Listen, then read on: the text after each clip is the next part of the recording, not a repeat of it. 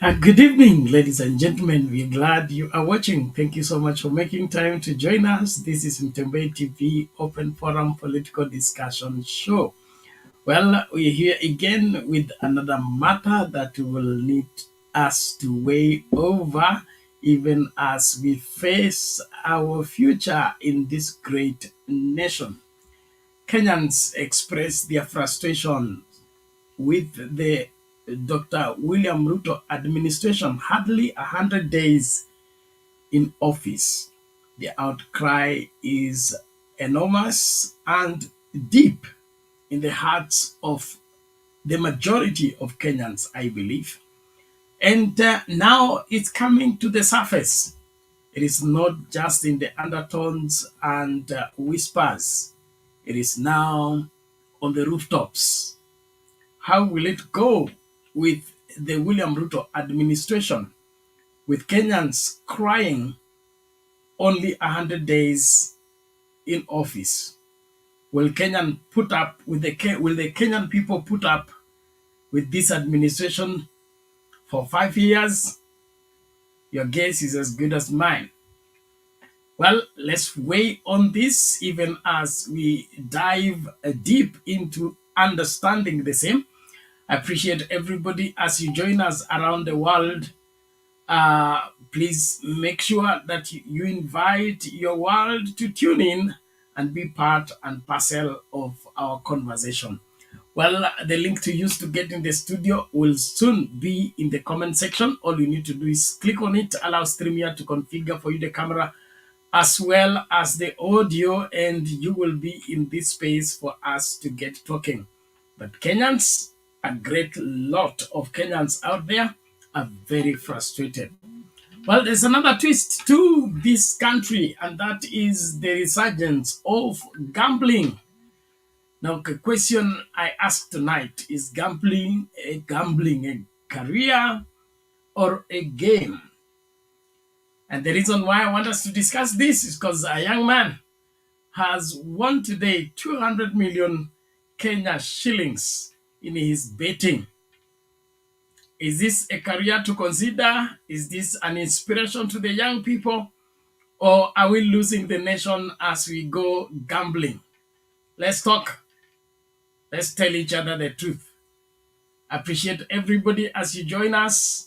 Please keep it at Mtembei TV, and as soon as you get us, let the whole world know we are on now, and we are ready to dive deep into understanding our Kenyan politics and safeguard the future of this great country.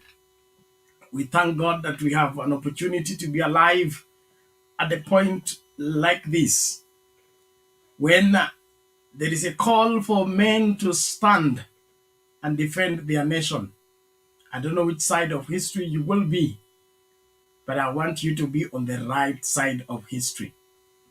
Thank you so much. We'll start out with this one frustrated Kenyan, just to sample out a segment of the country that is not feeling so happy and excited about the way Dr. William Ruto is leading and on his promises. Let's watch this and then talk further. Thank you so much.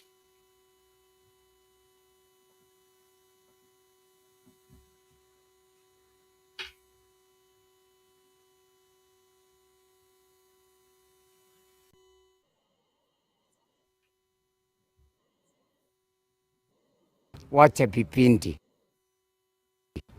Nataka kuambia Ruto hivi, wewe ni mzee na nasema kwamba umeokoka. Wache vipindi. Kuwa mtu mwerevu. Tumia akili, hata kama una akili tumia macho. Ni vibaya sana kudanganya watu kila wakati, unaona kama ni mafala waelewi. Nataka kusema hivi, 2013 ulituambia kwamba watoto wa class 1 watapata laptop. Si kwamba tumesahau ama tujakufa, tuko hai. 2017 umekuja vipindi vingine. Mambo ya stadium, kila county itakuwa na stadium. Stadium 47. Hata kwenu wazilingishi kwa wapi? Ile ambao ulijenga. Hii tena umekuja vipindi zingine ambazo hazieleweki. Imagine today umesababisha watu wakatoka reserve uko Turkana, Maralal, Ukambani huko Mtitwandei, wakikuja kwa sababu ya kwenda Arizona. Je, ukweli wewe mwenyewe kama unaabudu Mungu, ukweli kweli kuna Mungu? Kama unaabudu Mungu na hiyo staili yako, kweli kuna Mungu? Fikiria, wewe ni mtu mzima.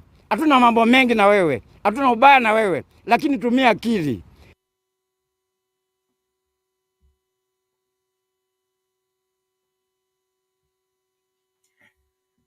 Mkenya mmoja ameamua kufungua roho na aseme yote yaliyoko ndani ya moyo wake kadri na vile anaona serikali ya William Ruto inaendeleza mambo. Sijui hapo wewe ukoje?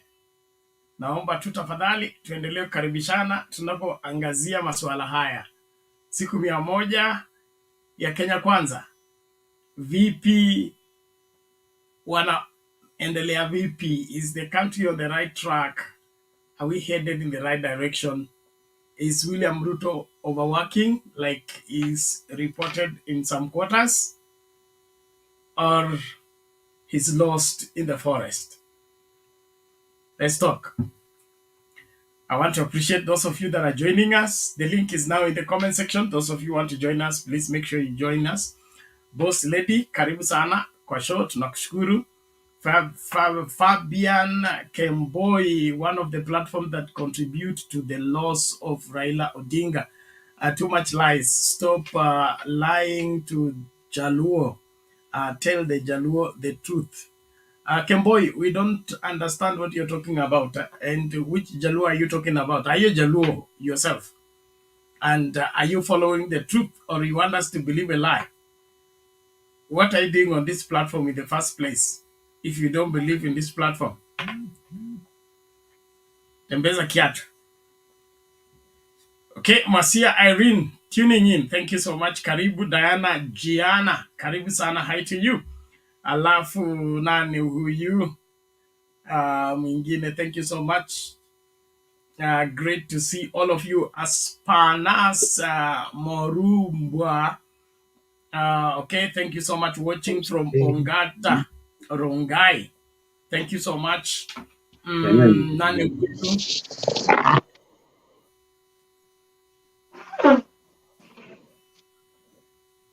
Oga Alex, you're breaking the law. Okay, thank you. Nani Mohamed Ege, karibu sana kwa show. Kuna Gitonga, karibu kwa show. Nani huyu mwingine? Tusifungie yeyote nje tunapofunga hicho kipindi cha hao watu wa kuchafua station, tafadhali. Matondi huwa anafagia, alafu ninyi mnaleta uchafu. Hao watu wana post vitu za pornography hapa, mshindwe. Kabla tuwalaani, tafadhali tembeza kiatu. Hapa sio mahali pa kuchafua. Nani huyu? Umar Ifude. I hope I'm getting that well. He say Omar from Uganda. Asante sana. Akengo Omwangu. Thank you so much watching from Columbus, Ohio, USA. Thank you so much. Nani mwingine? Gladys Mwenesi. Why do you normally talk negative about president every time? Kwani hakuna kitu mnaonanga positive kwake? Tuonyeshe hicho kitu positive, sisi tutakiongelea. Kitu positive, just give us one positive thing. We are not talking negative. We are looking at the frustration of Kenyans, and just played a video of a frustrated Kenyan who traveled to come and secure university space for his children, the people that were promised, and only for them to arrive in wherever Nyai Stadium, and all they found was hot air. How do you want that to be treated as positive? What's positive about lying to Kenyans? Let's not accept fooled. Right is always right everywhere, and the wrong thing is wrong no matter who does it. So let's not play games with this. Florence Akinyi, karibu kwa show.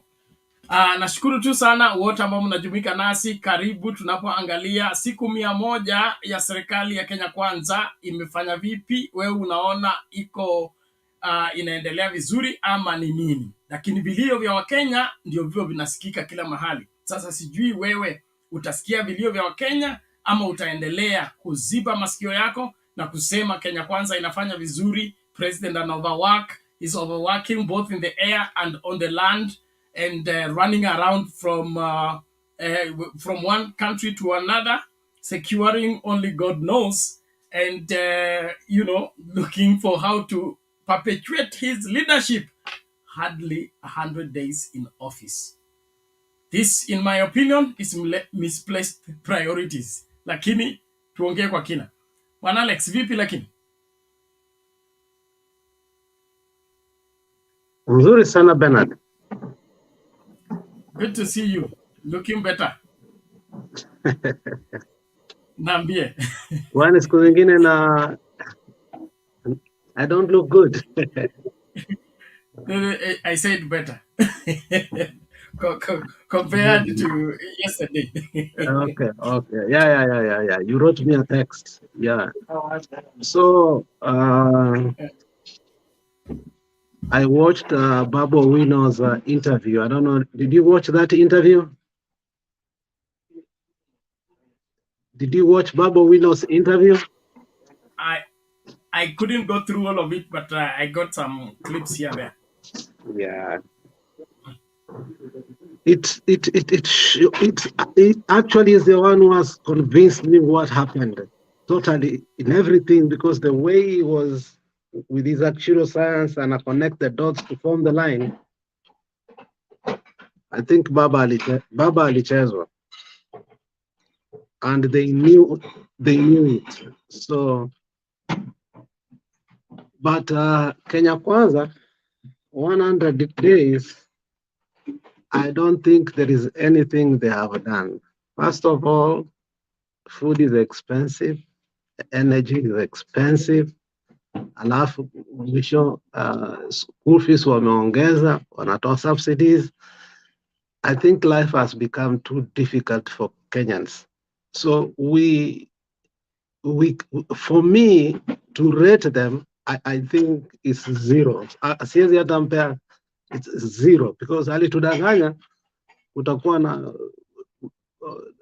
devolution office here in the Washington DC. He has not done that. Everything he has said, akasema atapeleka port wapi, ameirudisha Naivasha. So I'm just wondering, this guy, 100 days, what he has really achieved. But what he has achieved is the opulence and the extravagance ambayo ako nayo in this government. The kind of even vehicles that drive him, no president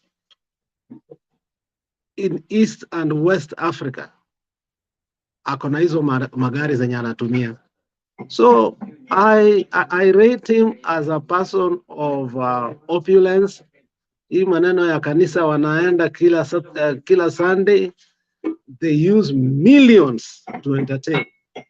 A friend of mine called Siego Frederick alinionyesha during Jamhuri through the video call the kind of extravagance, plates peke yake in State House. Ni kama one plate is 50,000. So I think this guy has forgotten. He lied to people that he's a hustler. He's not a hustler. He's a funny guy, and this government is not. So that's Ruto. Gachagua is another guy about namshangai in the last 3 months. Gachagua akona na utoto mwingi. Sometimes you wonder what he says. Mudavadi amechezwa. Mudavadi amechezwa kwa sababu Mudavadi juzi nimepata akisema 2027 anafanya nini? Ana support Wetangula is smart. Kama kuna mtu wako smart kwa wale watu wa Western ni Wetangula. So that is my view of this Kenya Kwanza government. But I was also disappointed on the way they allocated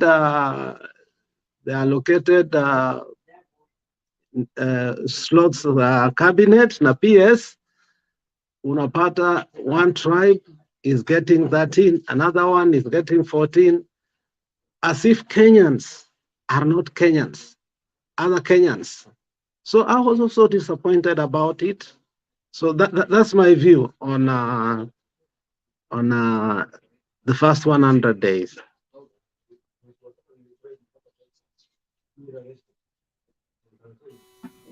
Thank you so much. And then history ya kuchezwa, ningependa tuiangazie kwa kina kwa sababu just mute your mic in the meantime. Hii story ya kuchezwa, kuna vile inachezwa saa hii kuliko vile ilichezwa then. There is some kind of a push to make people be exonerated for bungling an election. And then because they say they had the blessing of Uhuru Kenyatta, and that now makes it the right thing that was to be done.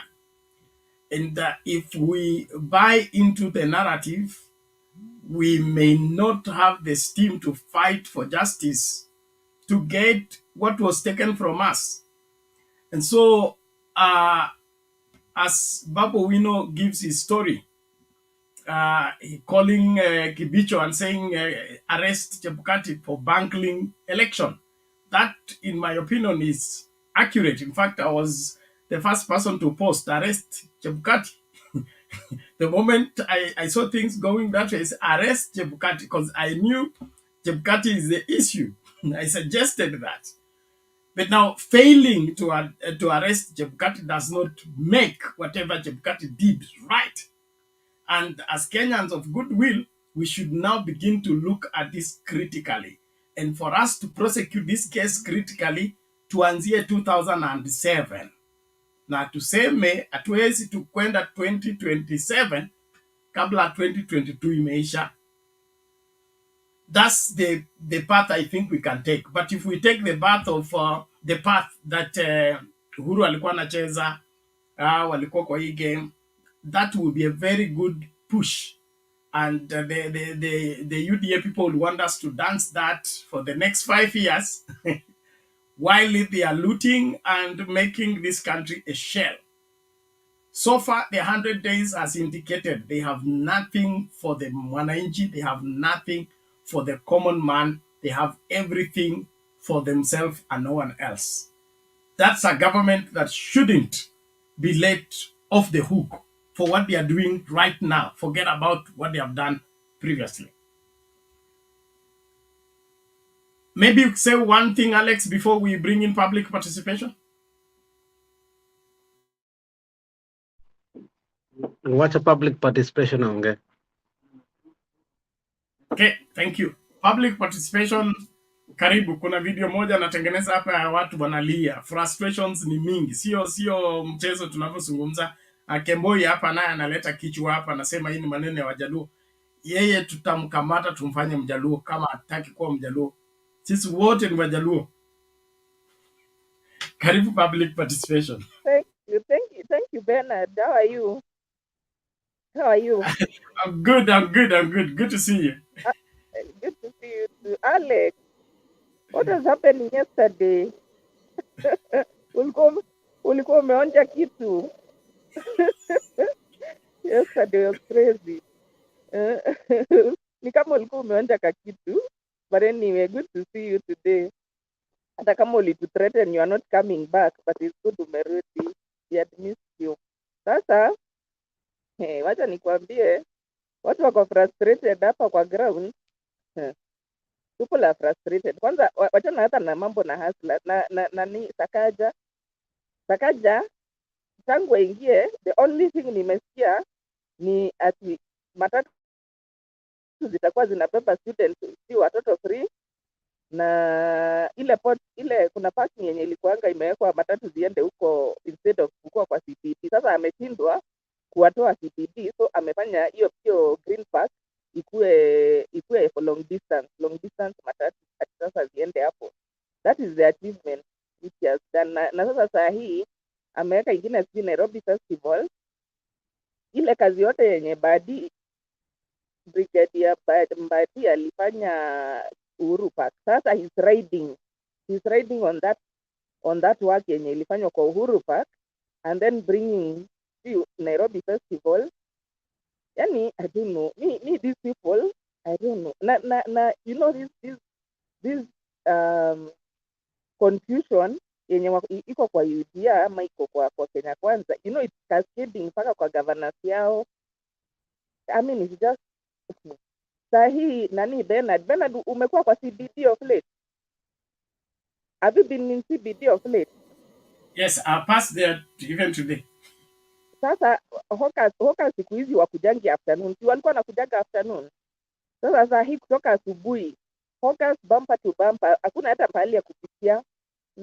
Yani it's just so chaotic, unashindwa. Sasa hata ninakumbuka siku yenye watu walikuwa na complain ati Sonko ameachilia hawkers, wamekuja wameingia. Sasa saa hii there is nothing nani amefanya, kwani Sonko Sakaja amefanya nini?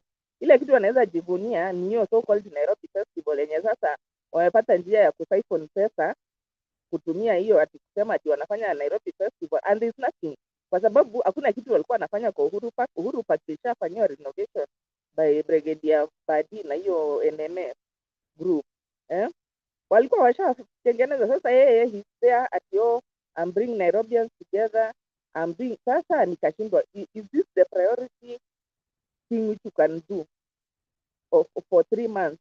Hakuna kitu. Me, I don't know whether anybody who is in Nairobi, can you tell me if there's something Sakaja has done? Mimi all I'm aware ati aliannounce students ati watoto watakuwa wanapanda matatu free, hiyo na nini ingine na hiyo Green Park sasa ikuwe for long distance because ameshindwa kutoa watu wa matatu kwa CBD. Sasa the CBD is in total disarray, confusion. Motorbikes ndio hizo zilirudi CBD, zinaenda opposite direction. I'm telling you, ile chaos yenye iko kwa hii government, Bernard, there's too much confusion mpaka unashindwa where are we going to start? Where do we start? You know, it's a mess. But all what I'm praying is that from all this which has happened to us, maybe Kenyans wataanza kufunguka macho, wachukulie hii mambo ya politics kukuwa serious. You know, I think Kenyans, nilikuwa nasikiza Herman Manyora anasema, you know, Kenyans, you are never serious about anything. Unachukulenga kila kitu kama mzaha, kama joke. Now that's how you ended up electing some people here who are just funny. Because kusema kweli hata kama hapo okay, Polycarp was not an orator like Sakaja. Sasa but angeingia angefanya kazi kwa sababu yeye ni mtu ametoka corporate, so yeye angefanya job kwa sababu yeye sio mwanasiasa. Lakini huyu sasa ni mambo ya party, tuende Nairobi Festival, sijui ana meet na yani vitu zingine, alafu mabarabara ndio hizo zimeachanishwa vyenye tu zilikuwa zimetengenezwa pali yenye iliachwa kwa hizo mabarabara zenye zilikuwa zinatengenezwa na Chinese. Yani totally nothing. The 3 months wachana venye unasema sasa nani Ruto ndio mwenye hajafanya kazi. Sonko ndio sasa has done totally nothing. All what we can talk about is Nairobi Festival. Is that now an achievement? Nairobi Festival is an achievement yenye unaweza sema for the first 100 days I was able to achieve nini kuleta Nairobi Festival, and then na hiyo Nairobi Festival ni kama tu ni kama tu show. Kuna vibanda, watu wanalipia vibanda, then mnakuja kuexhibit whatever you want na kutakuwa na music. Is that an achievement? Is that what you can call an achievement now? Ama Green Park already was there from NMS. The same Uhuru Park here, it was already renovated. So there's nothing the guy has done. Just the same way unasikia Hustler is riding on former things which have nothing to do with him. The same thing Sakaja is. So what I can tell you, this government and more so my MPs, I mean anybody who is elected under so-called UDA ticket or Kenya Kwanza ticket, just watch them. Hawana any mpango, hawana any kind of a roadmap for what they want for their counties or the constituencies. Kazi tu ni mdomo na kutafuta njia ya kuloot the public. That is all what it is. Saa hizi leo nimekutana na mtu mwingine mwenye alikuwa UDA sana supporter. Sasa nikamuuliza mbona mnatoa fees? Mbona nani yenu ametoa fees? Kwani kunaenda aje? Unajua venye aliniambia ati we are not subsidizing consumption. Nikamuuliza kwani fees imekuwa consumption sasa? Akanyamaza, akatoka, akaenda zake. I was like, yani unajua hata watu ya UDA yenyewe, the strong supporters, they now can't even defend the policies of their kinara because the guy is crazy bana. Sasa ametoa kila kitu January. I'm telling you, in fact this Christmas itakuwa very miserable for so many people because first of all hata kucelebrate anything hawawezi. Then now hiyo nini ya kufikiria that nitatoa wapi pesa yenye sikuwa nimepangia ya kupeleka mtoto shule. Subsidies zimetolewa zote from the university level, sasa at secondary level, you know. Then ukiuliza mtu ya UDA what he can tell you at you are not subsidizing consumption. Sasa kwenda shule imekuwa consumption siku hizi, ama it's you who is not understanding what is consumption.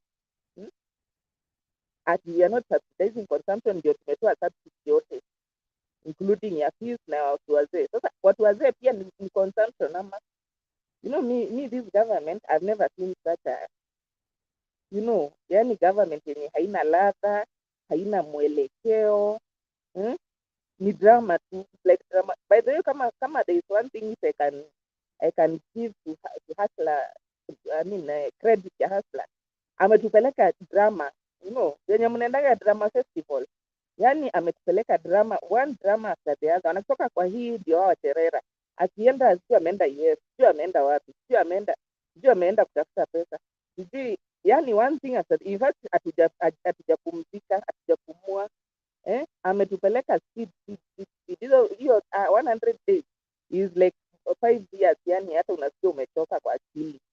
This guy, let me tell you, we are in for it, but I'm just praying to God something can just happen yenye hata kama ni impeachment or something, how this guy can be sacked, because this, me I've told you, and it's not only him, it's pia watu yake, his right hand people, wakina Sakaja and the others.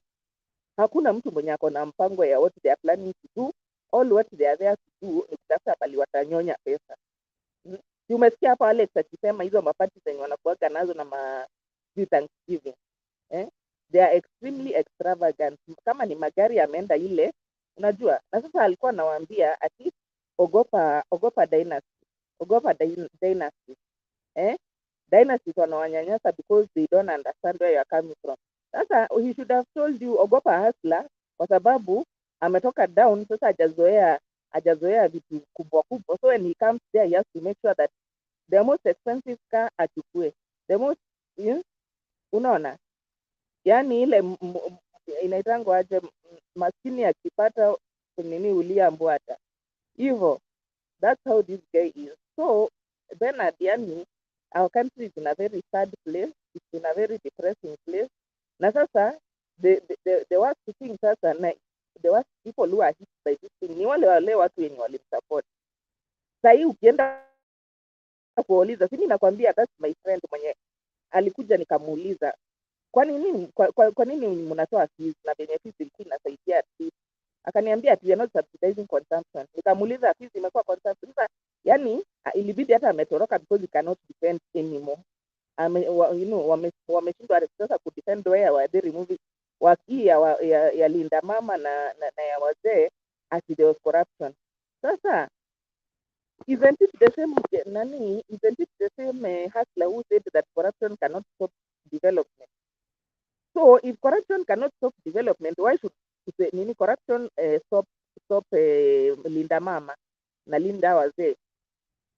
Ama sio hivyo alisema, sio mwenyewe ndio alisema ati corruption cannot stop development. So the same line, corruption cannot stop linda mama and linda wazee.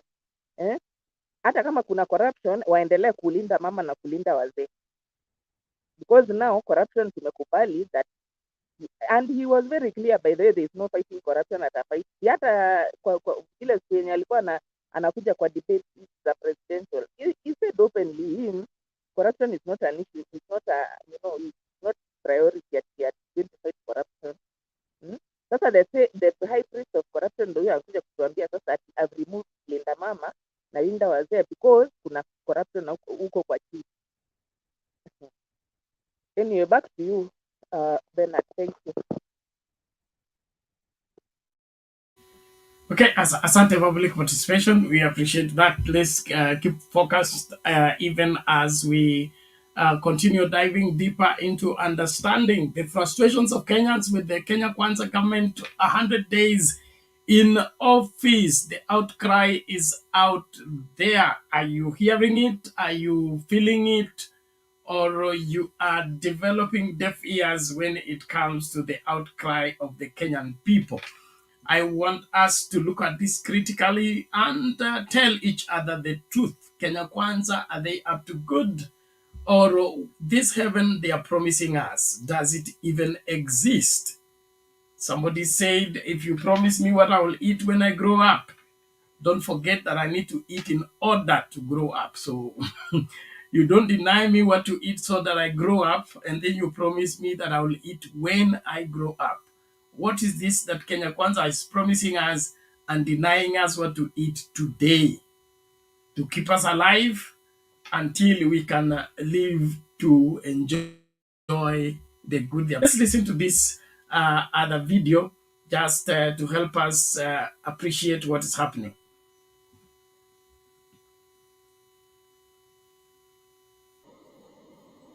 And Congress fire warnings to Kenyans for electing William Samoei Ruto. Welcome to Iran Media News and remember to subscribe. Wakati hali ya uchumi inapoendelea kudhoofika na kudorora humu nchini, huku Wakenya wakiendelea kutaabika na hali ngumu ya gharama ya maisha, KANU Women Congress wamejitokeza na kuelezea kutoridhishwa kwao na serikali ya Rais William Samoei Ruto hata kabla ya kumaliza siku 150 katika uongozi wao. Watu wamechanganyikiwa na kufadhaika kwani hawajui kinachoendelea katika nchi hii ya Kenya, kwani hawakutarajia maisha yangebadilika hivi kuwa magumu licha ya Rais William Samoei Ruto kuahidi kuwa serikali yake itakuwa ya mahasla wala si dynasties. Kulingana na Pauline Njoroge ambaye ni blogger, ameorodhesha baadhi ya mambo ambayo yamefanya Wakenya kupitia hali ngumu ya maisha katika utawala wa Rais William Samoei Ruto. Swala la kwanza ni university funding for Yaba students ambayo itaweza kukatwa hivi karibuni. Subsidy for secondary school has been removed. Subsidy on fuel was removed. No subsidy for unga, ruzuku ile. Subsidy on electricity was quietly removed, leading to an increase of 5% in the power cost.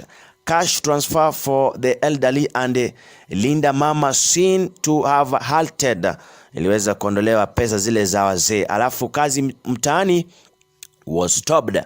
Wakenya wanatarajiwa kupitia wakati mgumu zaidi kupitia hatua ya hivi punde ya serikali ya hasla yake Nabii William Samoei Ruto kuchukua hatua hizo. Mtazamaji, wiki chache zilizopita waziri wa elimu Ezekiel Machogu alitangaza kuondolewa kwa ruzuku ya elimu ya sekondari kuanzia Januari, licha ya kwamba serikali ya Ruto ilikuwa imeahidi Wakenya wakati wa kampeni kuwapa wanafunzi wao elimu ya bure. Kulingana na Pauline Njoroge, kila kitu kilikuwa sawa hadi pale ambapo William Samoei Ruto na serikali yake ama utawala wake wa Kenya Kwanza ulipoingia madarakani na afisini. Hata hivyo, kundi la KANU Women Congress limeibua wasiwasi na maswali mengi juu ya kwa nini uhamishaji wa pesa kwa wazee ziliweza kuondolewa, vile zinaenda wapi. Hata hivyo, wamemlaani Rais William Samoei Ruto kwa kuondoa kazi mtaani ambayo ilikuwa inawapa vijana wengi ajira, kwa sababu huenda sasa vijana wakaanza kujihusisha na madawa ya kulevya. Pia wameshangaa pesa zote zilizotengwa kwa ajili ya ruzuku kwa unga na mafuta zimeelekezwa wapi, kwa sababu Wakenya bado wananunua unga kwa bei ya juu na mafuta bado imeweza kupanda. Hata hivyo, wamewaachia Wakenya ujumbe kwamba wao ndio waliweza kuamua na kumchagua William Samoei Ruto kuwaongoza. Sasa wacha maisha ya watandike. Mtazamaji, wazo lako ni lipi kuhusiana na swala hili la KANU Women kutuhumu serikali ya Kenya Kwanza yake Nabii Rais William Samoei Ruto dhidi ya kuondoa ruzuku ya vyakula, vilevile unga, mbolea na hata ruzuku ile ya school fees? Unaweza toa mchango wako hapo kwenye comment section. Hii ni Erran Media, kituo number 1 kote nchini kwa masuala ya habari na rejea na taarifa zingine, usikwende mbali.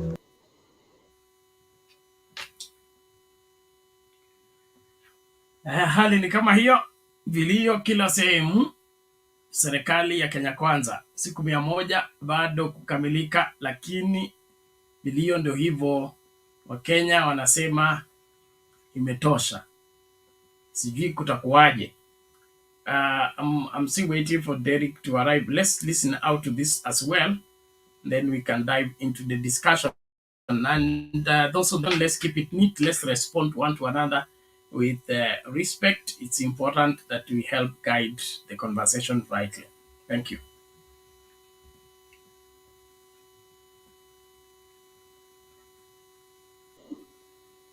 Had some enemy. Yet the truth is that the government has no money of its own. It's only our taxes. For every money stolen from the government will most likely raise more taxes or cut down on services provided to us. Then there are our institutions, the courts of law, the anti-corruption agencies, the police, etc. There's every indication that the thieves do not sleep as they look for ways to steal. They use the stolen money to hire the most crooked lawyers or buy judges and other officers in the chain. We are witnessing very clear cases of collusion in our courts, with investigators and prosecutors. Consequently, we are witnessing a trend where suspects rush to court to stop the DCI and the DPP from arresting and charging them with corruption. And then the courts are granting such suspects their wishes. This is curious and disturbing. I'm not sure whether a chicken thief out there can go to court and get such a favorable ruling. If the suspects feel that they should not be arrested and be taken to court, and the judges agree with them, what are we supposed to do with those suspects? When a man who has stolen money meant for drugs in a local hospital asks judges to stop his arrest, and the judges agree with him, what are the mothers whose children died for lack of drugs supposed to do? I'm equally not sure you can tame graft when you allow those charged with it to be out on bail and return to their workstations, cleanse or interfere with the records, then return to court a year later. What kind of thief, with his or her senses intact, would return to office and safely guard documents and contact they know will be used against them? I am not sure that we are keen to get to the bottom of the problem, or we are just going through the motions. Finally, there is the issue of time. How long should one corruption case take to start and to be dispensed with? Is it a year, a decade, or a generation? Societies have stemmed the tide against corruption, and those that have insisted on dispensing swift and severe punishment were kind of shock and awe. Such societies understand that the corrupt who go unpunished or who take too long to be punished become heroes of sorts and continue to undermine the values of society and pillars of the state. It is my hope that our experiences as shared here will lead us to a permanent solution and not another conference on how to deal with thieves in suits.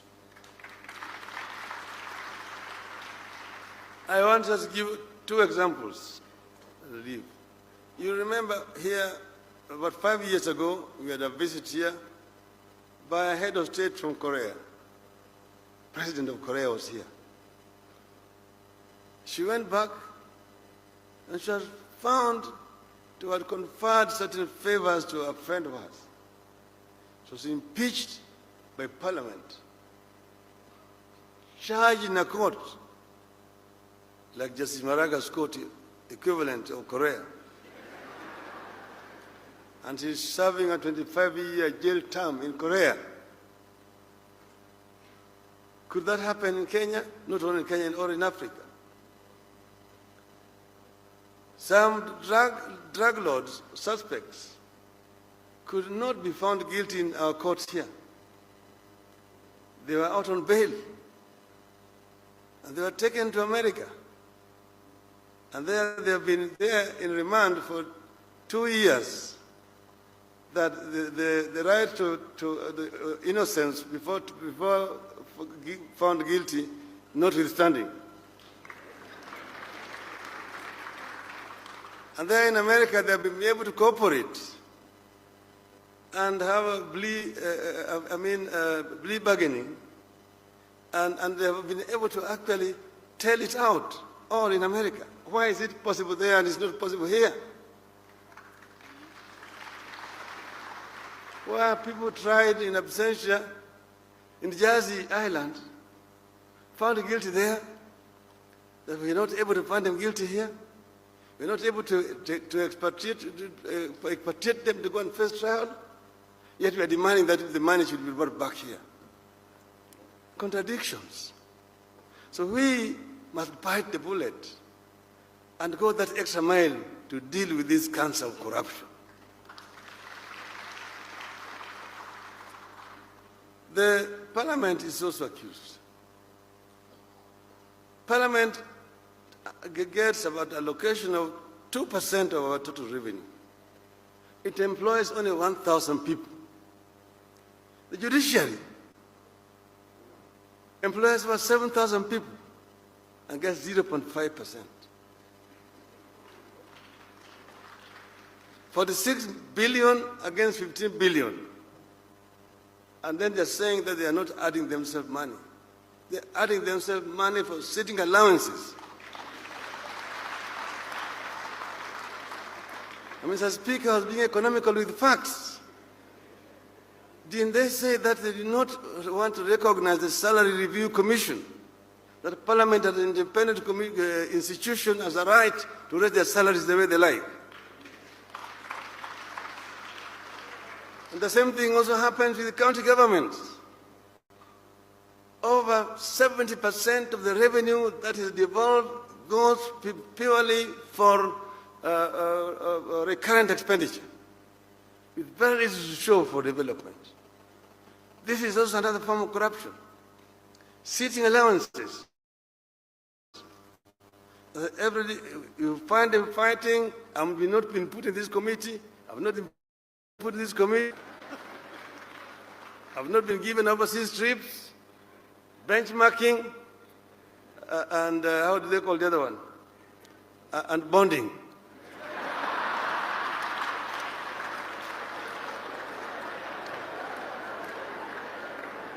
That's where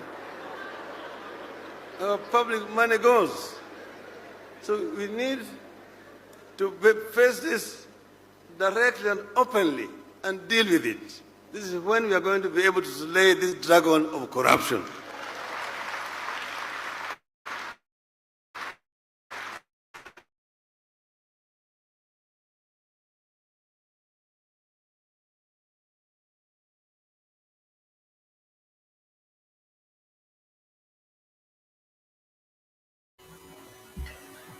Ladies and gentlemen, that is Baba addressing the summit. I'm sure you've gotten one or two things to be proud of, and probably some that are carried away. Before I bring in Derek to make his submission, kuna nani huyu alisema tulikutana naye jana. It is true. It is I. Although you called me Mtembei. You know, this Mtembei thing is becoming too much for me nowadays. Now I cannot walk on the street. I'll be stopped and be called Mtembei. Now I think I should add Mtembei on my names, or look for security. Thank you. It's Maulin Mirenja. Yes, thank you so much. God bless you. Let's listen to Derek. Sema mawili matatu. Yes, habari zenyu. Alex usipotee. Alex, I want to address you kidogo. Umeenda wapi? Bernard, I have a problem with my net. Sijui shida iko wapi. That's why I want to submit haraka niondoke. Sijui kama unanipata. Wewe endelea, uko sawa, endelea. Kwa moja endelea. Alex atarudi. Okay, sawa. Alex, you know, you are one guy that I'm really looking after, up to. And I really admire the way you always give your submission and everything. And I want to say, keep it up. You are a man. I'm still looking up to you. And I was not even imagining that you say that utatoka hapa. You are here and you are here for us and we are together. And you are a veteran. Know that. Sasa, let me go back to my submission. Anyway, hiyo koti imenibamba. Hiyo koti iko sawa. Now, Bernard, unajua kuna issue ina happen hapa na mimi siipendi. Yesterday ukienda kuna watu wa UDA sijui sahi wananyama. Let me respond a second. Let me respond for a second. Eric, one moment. Eric, niko kazi. Yes, Alex. Yeah. Unaona niko na nini? Niko kazi sahi. So wewe Alex, natoka narudi, usiogope. Asante.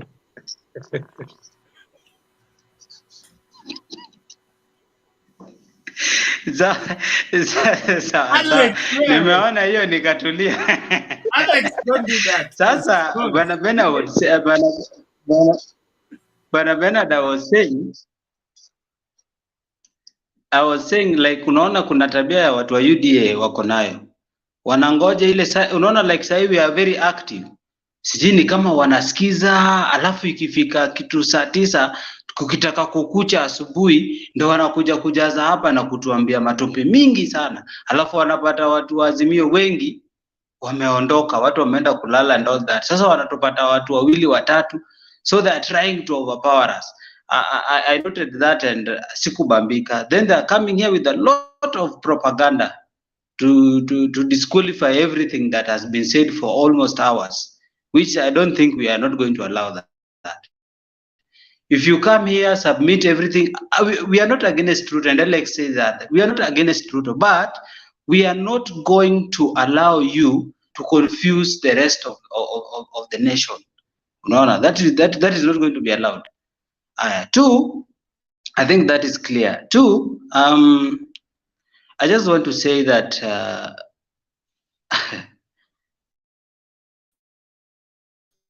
kuna watu wa UDA wako huko US, Britain and all that. Huko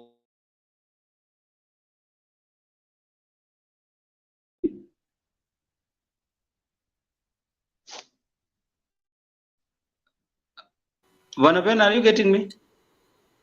Your free your data. Net is cutting.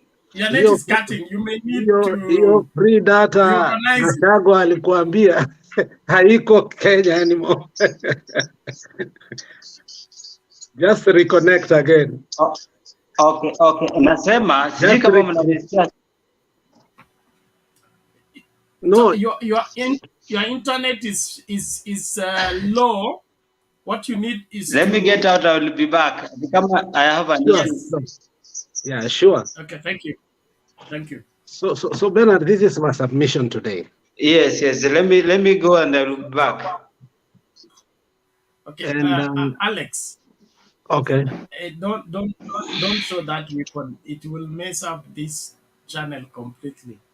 One of the things we sign on YouTube is not to I'm depict sorry. anything violence. So I'm sorry. please, I'm sorry. Niile, uh, I want to be a revolutionarist.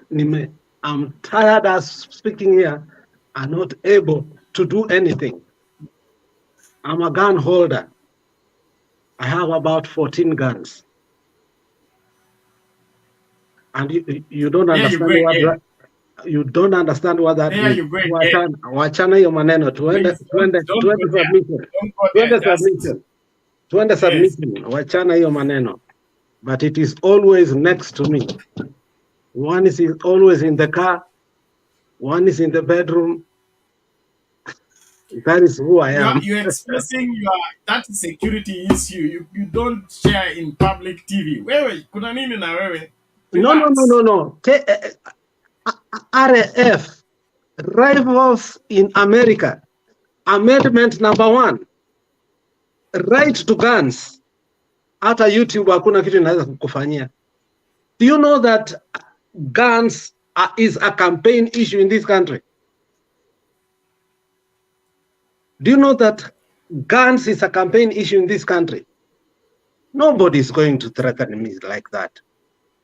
No, Alex, we are not threatening you. You are missing the point. I'm saying the YouTube community gives us the bylaws of how we exist as a channel. One of it, the children are not supposed to appear in adults program. Okay? If we want to depict anything violent, we are supposed first and foremost warn the people in advance. Okay? And with the right to keep or drop the video is reserved by YouTube. So I'm Okay, I'm just sorry. taking precautions based on the rules that we signed for YouTube. We don't make the rules, we just sign for. And since we want to use their space, we must behave the way they Okay. want us to behave. Thank Okay, you. I accept. Can I make my submission? Go ahead. I've been following the Falafala farm issue. When Zuma was taken out, I thought that Ramaphosa is going to be one of the best presidents Africa will have. But he has turned out to be a thug. I heard today Malema say something that I questioned. Kumbe, these things happen like this, the money laundering issue. This is what Malema said today. Malema cautioned us that the money that was stolen from Falafala farm is not for the buffalo business or the Ankoli cows, the way they want to call them. The money that was stolen there is money laundering, and mostly it's done through the airplane. But the reason I'm giving you that story is this. We have a party that is organized by youths. 5 people ambao yani wanapea ANC sleepless night. Malema, Floyd Shivambu, Ndozi, Gasher, and that lady. Only 5 people give sleepless nights to these people. Kenyans, we are failing. We are failing. We must come up and give Ruto'S sleepless nights. Today I heard Floyd Shivambu speak, and I cried. You know what Floyd told him? You like it or not, we are going to make sure you are going to be impeached. And it's starting. Paka Ramaphosa akatetemeka. We don't have that courage in Kenya. You know, sometimes you have to borrow examples from somewhere so that we can know, okay, you compare notes so that we can know where did we go wrong? Where did they go right? Where did they go wrong? Where did we get right? What is happening in South Africa right now gives me hope that we can get Ruto out. When Ramaphosa came with the money that he used to campaign, people thought it was a joke. Akadanganya watu, akawadanganya. So we need to borrow a leaf from another country on how we can come together and create a solution to the present problems that we have. This young man, Malema, Floyd Shivambu,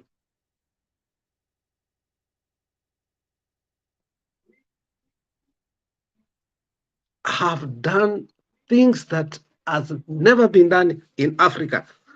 And we watch them, especially they're very courageous.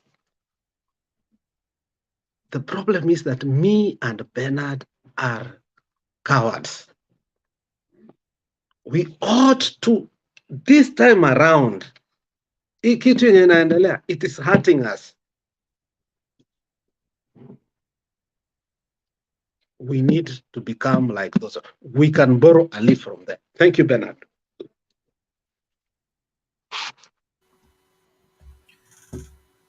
Thank you for drawing a parallel.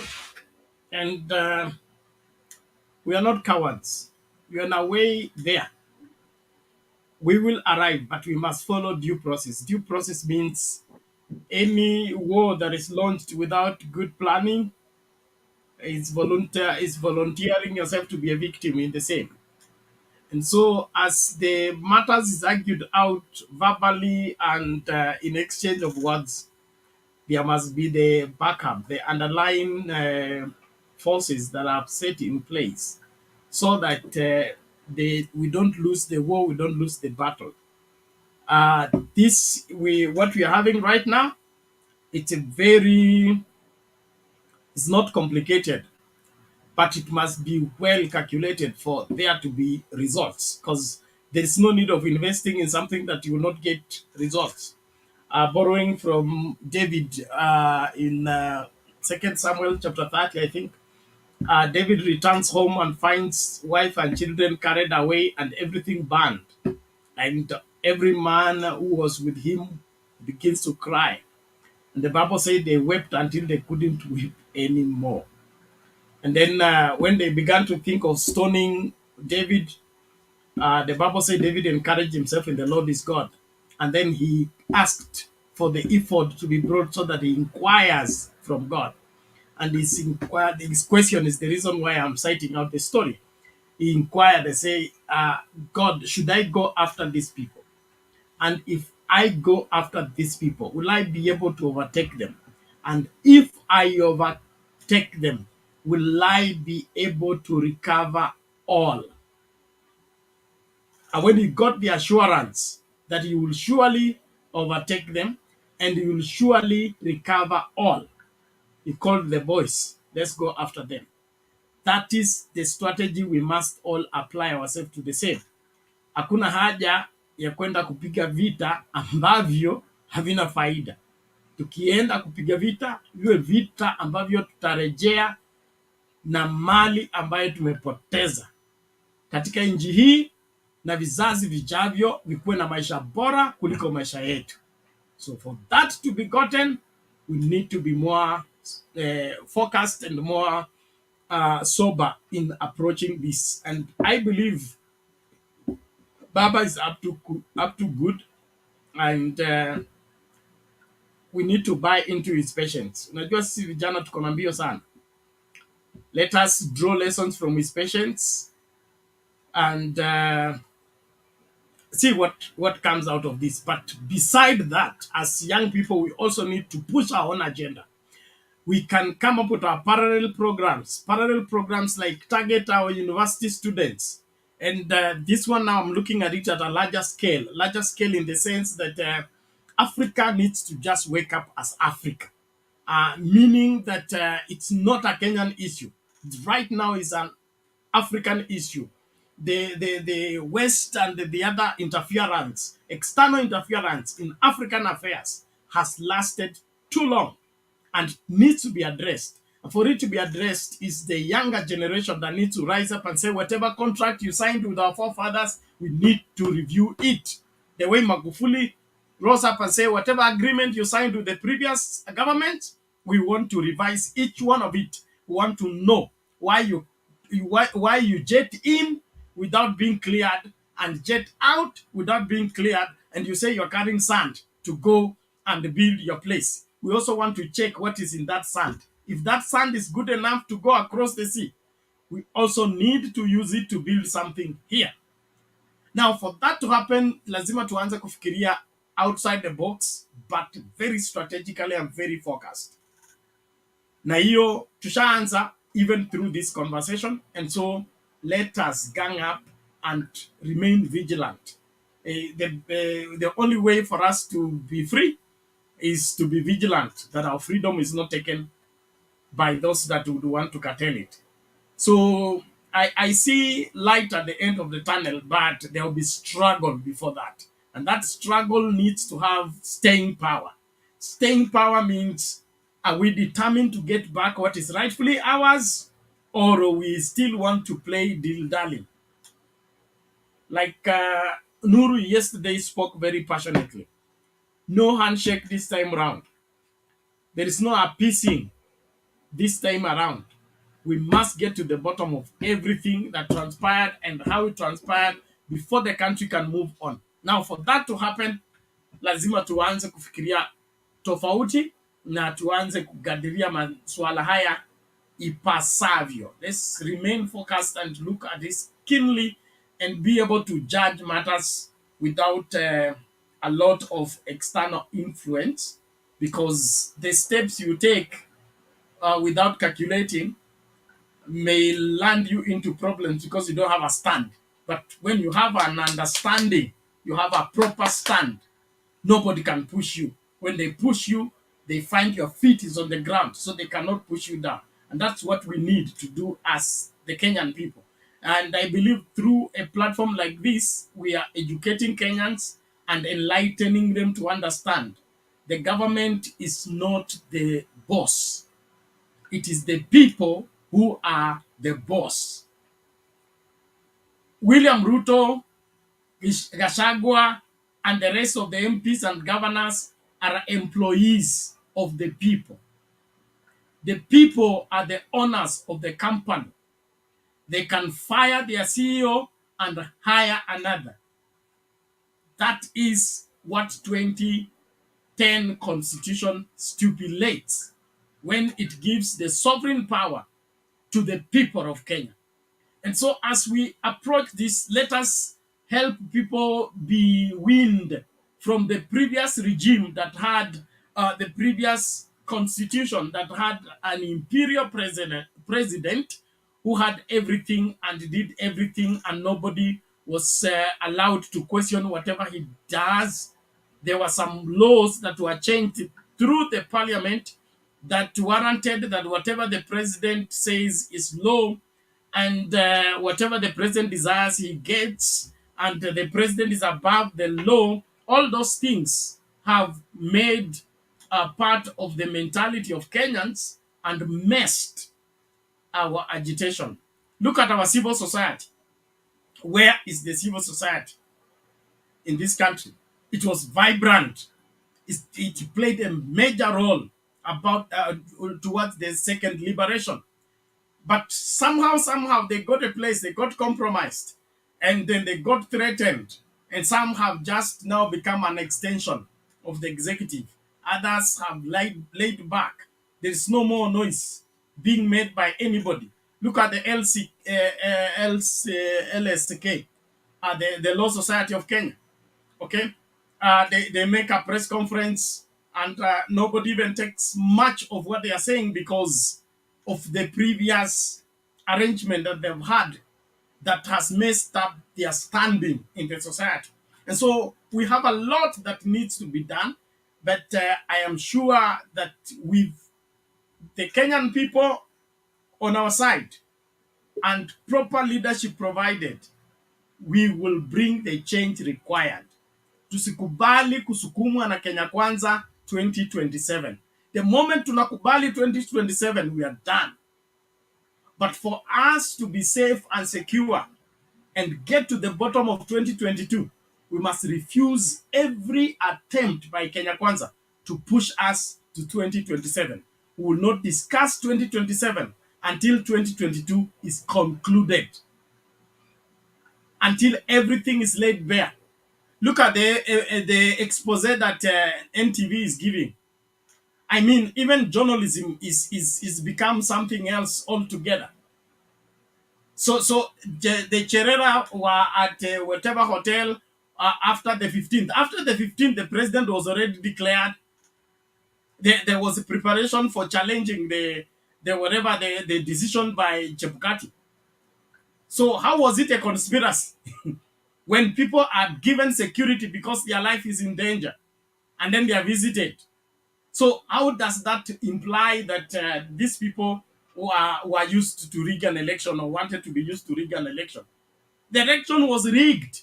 It had already been rigged. It had already been announced. The president-elect had already been declared. So there are some of the things that we are trying to be bought into which are not viable. And every energy of Kenya Kwanza is to push the country to 2027 ili wasahau 2022.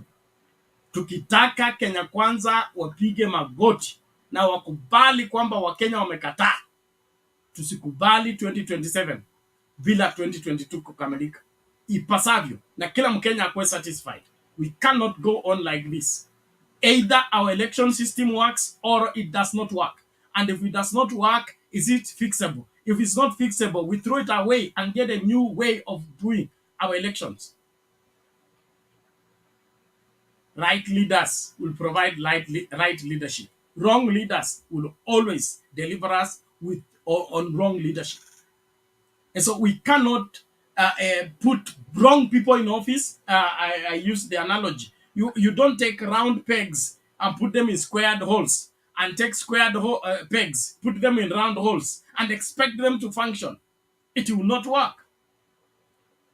And so let's, as Kenyans, sober up and be able to address this matter the way we ought to do so. Thank you so much. I think that forms the platform of the premise of our discussion. Naomba Derek amerudi. I hope his net sasa ime recover. Karibu Derek, endelea.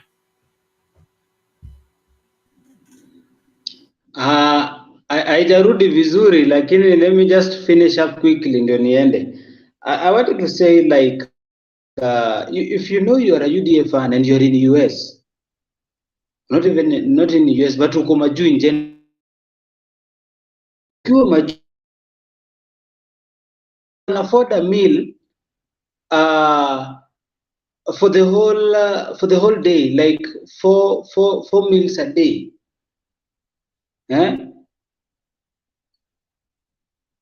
Ai, network yangu inanisumbua shwali. Kai.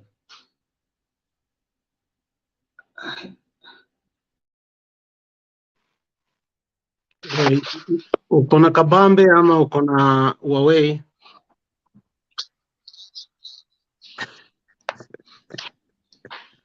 Watu leo wamenikataa. Uliza uko na kabambe ama uko na Huawei? Bwana, siwezi kuwa na kabambe, niko na simu niko na machine. Kitu iko ni I was saying No, I'm joking. I'm joking. Don't take me seriously.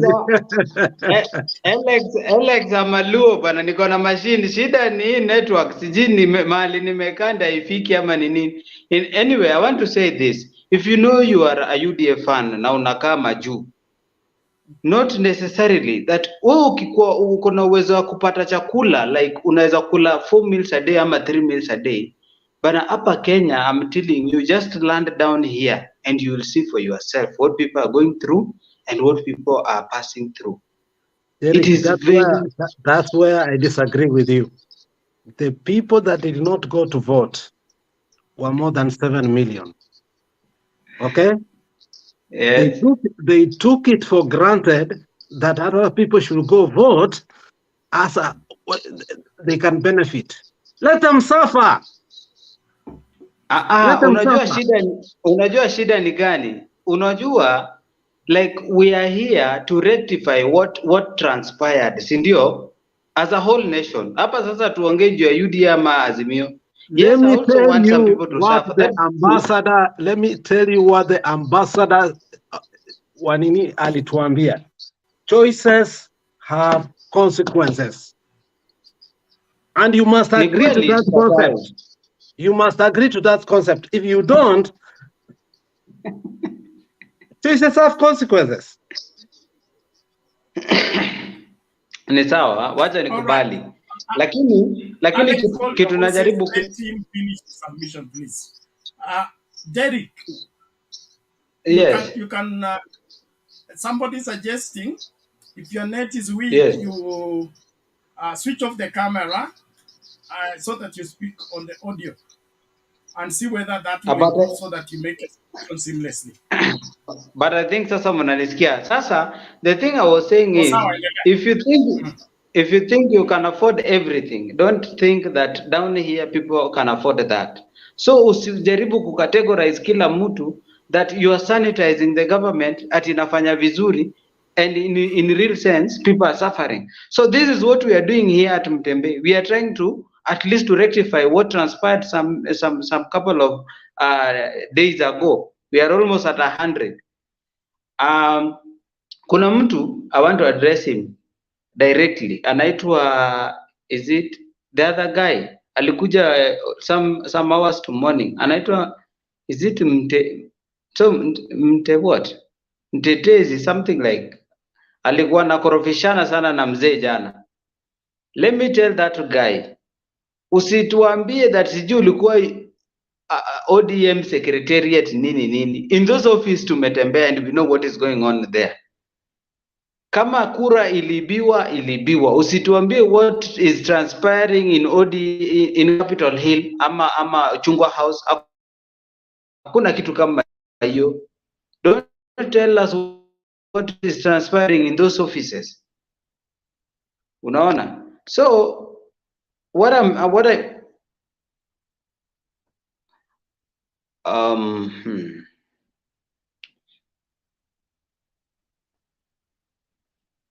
okay, what I'm saying is tell us what is transpiring in those offices. Apana. We are talking about election which was bungled, which Babu is saying the election was bungled. So usituambie mambo ya ofisi wachie ofisi. That is how we are going to put it. Mambo ya ofisi wachie ofisi. And two, I'm saying I'm so surprised Bwana Bernard that US is trying to bribe Africa.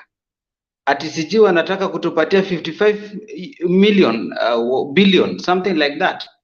Are you trying to bribe Africans ama ni nini mnatuambia? And this president who went there kupewa pesa, chukua pesa ndio, lakini letea wananchi, because we are not sure hizi pesa mkipewa mnapeleka wapi. Are you sure the president of Kenya akipewa hizi pesa tutaziona? Hatutaziona. So I know US is trying to bribe Africa because China imeingia Kenya and imeingia Africa and is overtaking them. But hizi pesa mkipeana, be it loan, be it grant or something, work, let this money be seen on the ground. Musipeane pesa na hatuzioni. That is like mtusaidi. And the next thing is our leaders are going there taking this money, alafu wanakuja hapa. Ndio sasa unaona wakisha kwa bribe vitu kama GMOs zinaingia. So I don't know where we are heading to. I don't understand what is going on, but I'm very sure something good is happening. It's going to happen. I was happy that ile kitu baba aliitwa US amekataa. Hiyo handshake ameikataa. And that is a sure bet. Nimeiona ameikataa.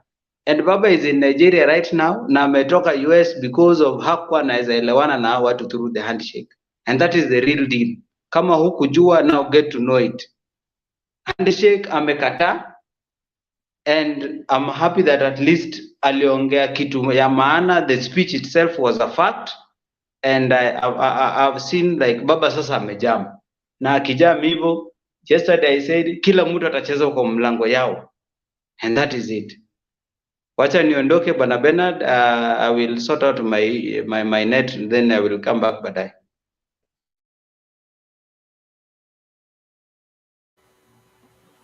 Okay, asante Bwana Derrick kwa mchango wako. Tunashukuru sana wote mnaojumuika nasi katika Mtembei TV. We are addressing issues Kenya and the politics thereof, the leadership thereof.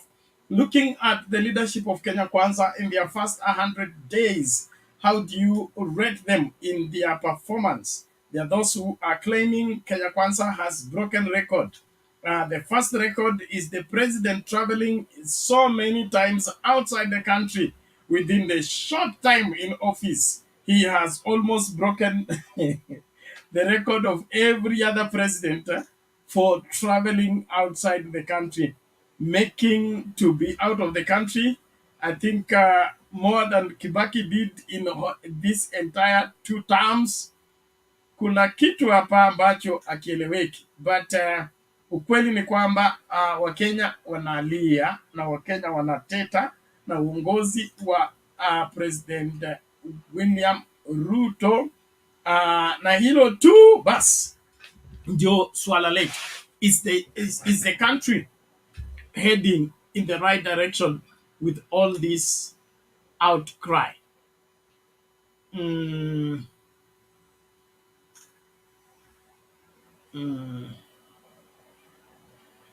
Coding, programming, physics, Okay, thank you. Let me look at this. Okay, hold on. Let's play a video in the meantime as we proceed with this concern.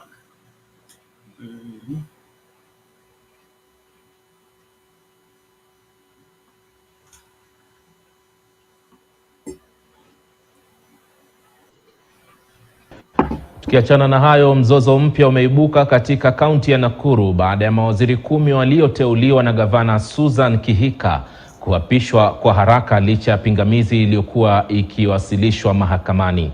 Mawaziri hao walipigwa msasa mapema hii leo na kisha kuapishwa kabla ya kesi ya pili kuwasilishwa kupinga uteuzi huo. Kesi hiyo ilikuwa imeratibiwa kusikizwa na kuamuliwa mwendo wa saa 8 mchana hii leo.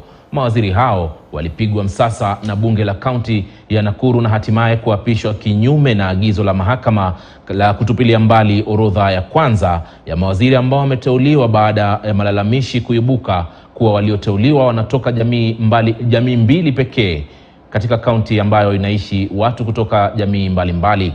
Mwanahabari Bramwell anaarifu zaidi. Nominee will be sworn in will be the nominee for trade, culture and... Vuta ni kuvute iliyoanza mwezi Oktoba baada ya gavana wa Nakuru Susan Kihika kuwateua watu 10 watakaohudumu katika baraza lake la mawaziri, huenda ikaendelea hata zaidi baada ya 10 hao kula kiapo leo asubuhi licha ya pingamizi kuwasilishwa mahakamani. I shall diligently discharge my duties and perform my functions in the said office to the best of my judgment. Walalamishi wawili Dr. Magare Gikenyi na mwenzake Daniel Bet walielekea mahakamani mwezi Oktoba na kuwasilisha kesi inayopinga uteuzi huo. Baada ya kusikilizwa, Jaji Helen Wasiliwa mnamo Oktoba 18 alitoa uamuzi ulioharamisha orodha iliyokuwa imewasilishwa na gavana Kihika kwa bunge la kaunti ya Nakuru. And my father even to commission our CCs into office. Gavana Kihika alilazimika kufanya marekebisho kwenye orodha yake ya watu 7 kutoka jamii moja, japo alibadilisha tu jina moja, huku minong'ono ikiendelea kuwa kitendo chake kilikuwa bado kinyume na sheria. Hapo tena Dr. Gikenyi akaelekea mahakamani kupinga orodha hiyo ya pili. na leo wakijitayarisha kusikiliza kesi hiyo ambayo ingeamuliwa baadaye. Bunge la kaunti ya Nakuru lilikongamana na kuwapiga msasa kumi hao kwa haraka na kisha kupitisha orodha hiyo, na kumi hao wakala kiapo faithfully and truly. Mara si moja Gavana Kihika amesikika akitetea uteuzi wake anaosema ulizingatia sheria na kuwa ni eneo bunge dogo moja tu ambalo halikuzingatiwa katika uteuzi huo. Of Nakuru County. Kinachosubiriwa kwa sasa ni iwapo Dr. Gikenyi ataelekea tena mahakamani kwa mara hii kupinga orodha ya mawaziri waliokwisha kula kiapo na uamuzi utakaotolewa na mahakama. Bramwell Bwire, KTN News. Na huku muungano wa madaktari nchini KMPDU ukitishia kuamuru wanachama wake waanze mgomo tarehe 28 mwezi huu wa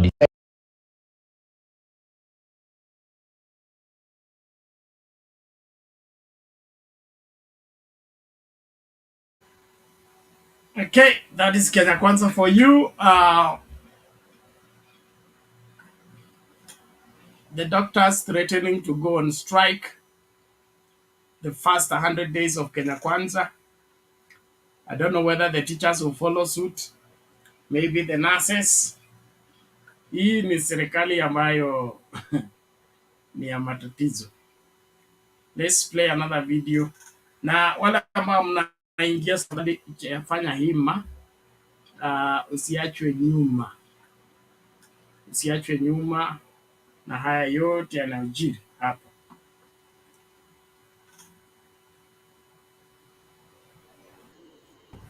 Na nasema kwamba umeokoka, wacha vipindi.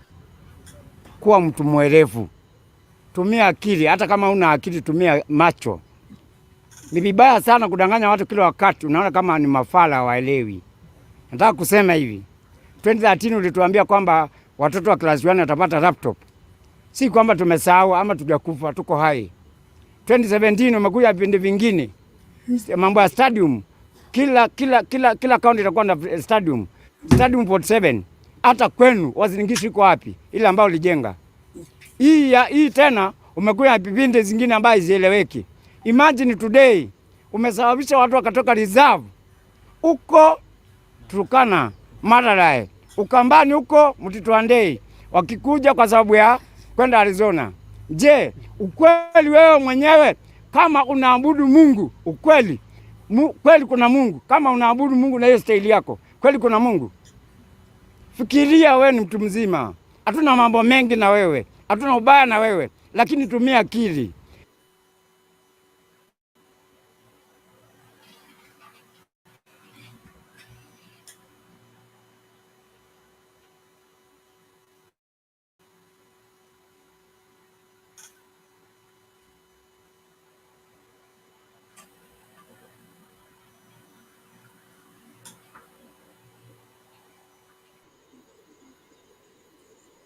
There are provisions for amendments which could have gone to Parliament directly. But Raila Amolo Odinga and Uhuru Kenyatta decided that Constitution is a major document. You must involve the people first. That is why you saw during the PBI process, there was a team that went all over the country. All over the country, even if Parliament can change it. And Parliament is the wrong body to change a constitution. Because over the years, we had a very good constitution from Lancaster, but it was messed up by Parliament. A constitution is something that must go to the people, for the people to decide before it is taken to Parliament. Now, Ruto is saying that for the creation of the leader opposition, all he needs to do is to write to Parliament. But we had that office created under BBI. At that time he said no. He should tell us why he was opposed when that provision was in the BBI document. The issue of gender should not worry us because it is in the Constitution. The Constitution has commanded that no more than 2/3 of Parliament should be from the same gender. The Constitution has said that already. It's not rocket science. It's not rocket science. But I think if you read between the lines, if you allow this constitution to be changed through a parliamentary process, then you'll be like that person in the desert who went camping and allowed the camel to come to put his head in the tent. If you allow this government to put his head in the constitutional tent, what they think about the constitution? Ruto has never been a man who has argued for reform for the constitution. When he is making those changes and proposals for those changes, you must make sure that you are doing the right thing. Read between the lines. And I promise you, if we stay with the people, if you stay with the people, you can never go wrong. If you stay with the people, God will be with you. If you stay with the people, you will continue to be strong.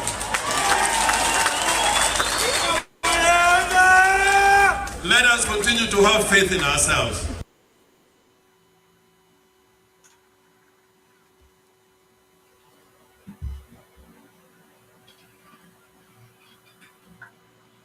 Bernard, there's a video you had put earlier. Which one was that? Earlier, I played several. About what? No, there was one I played. Okay, mzozo wa Nakuru. No. Susan Kihika and ministers. No, I don't want to talk about that. I have nothing to do with Nakuru. There's a video you put there, something, and I think I forgot a little bit. Let me see. Ama yule mzee wa kusema wacha vituko. Yeah. Wewe mzee. Put it. Unasema kwamba umeokoka. Wacha pipindi. Kuwa mtu mwerevu. Tumia akili, hata kama una akili tumia macho. Ni vibaya sana kudanganya watu kila wakati, unaona kama ni mafala hawaelewi. Nataka kusema hivi. 2013 ulituambia kwamba watoto wa class 1 watapata laptop. Si kwamba tumesahau ama tujakufa, tuko hai. 2017 umekuja vipindi vingine. Mambo ya stadium. Kila county itakuwa na stadium. Stadium 47. Hata kwenu wazilingishi kwa wapi? Ile ambayo ulijenga. Hii tena umekuja vipindi zingine ambazo hazieleweki. Imagine today umesababisha watu wakatoka reserve uko Turkana, Maralal, Ukambani huko Mtitwandei wakikuja kwa sababu ya kwenda Arizona. Je, ukweli wewe mwenyewe kama unaabudu Mungu, ukweli kweli kuna Mungu? Kama unaabudu Mungu na hiyo style yako, kweli kuna Mungu? Fikiria, wewe ni mtu mzima. Hatuna mambo mengi na wewe. Hatuna ubaya na wewe, lakini tumia akili.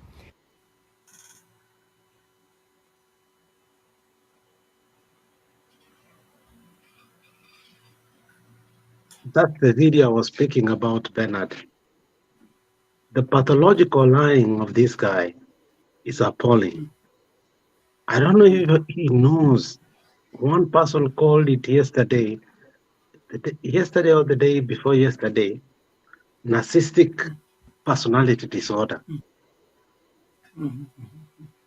You lie without blinking your eyes. And then the people you are lying to are sufferers, people who trust you. And that is the kind of president we have. And I will use again the example of South Africa. South Africa has set a precedence that is mark racing because they don't believe in ageism.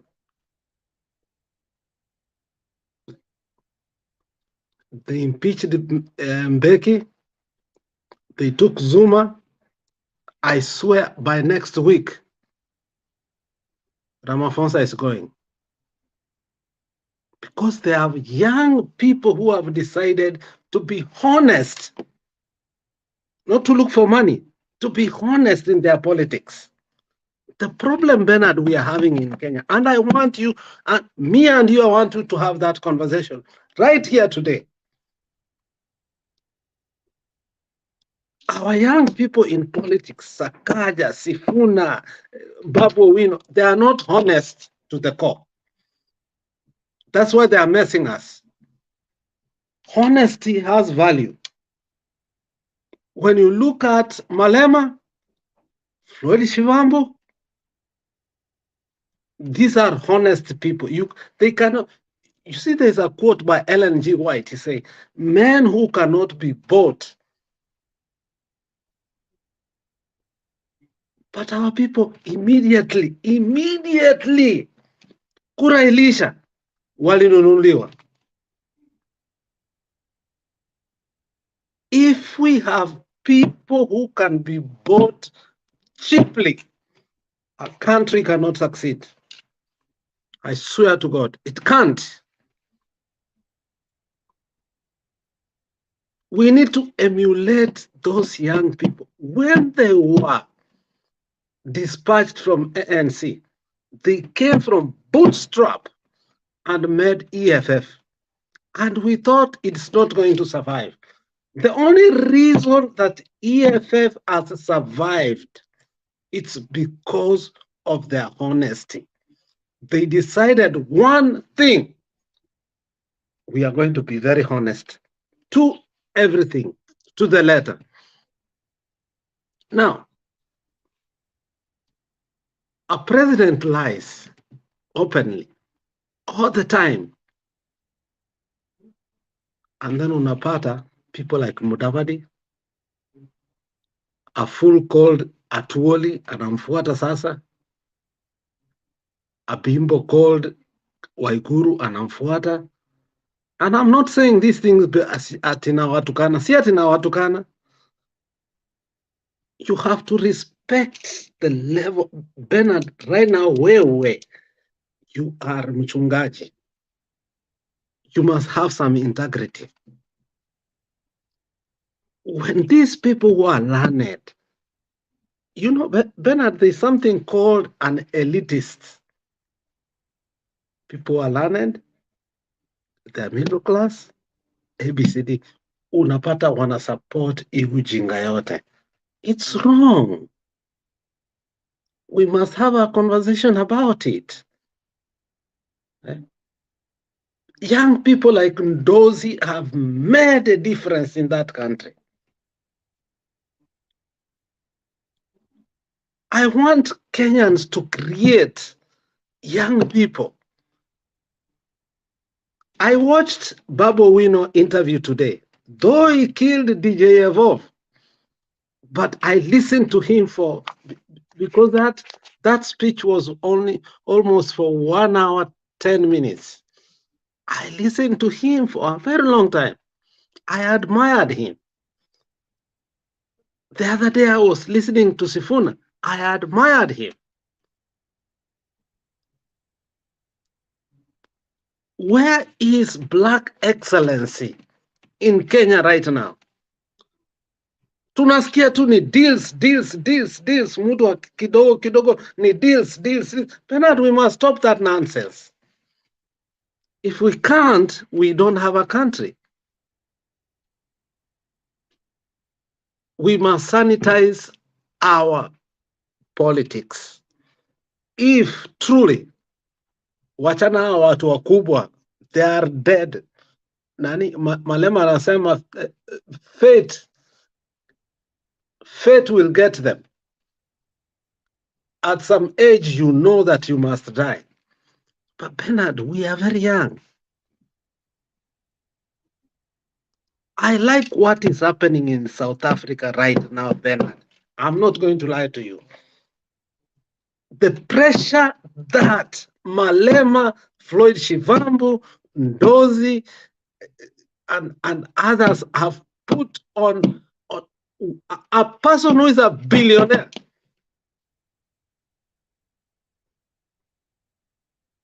is something that we need to emulate so that we can put pressure on Ruto. Kwani hawa watu, they are inevitable, infallible.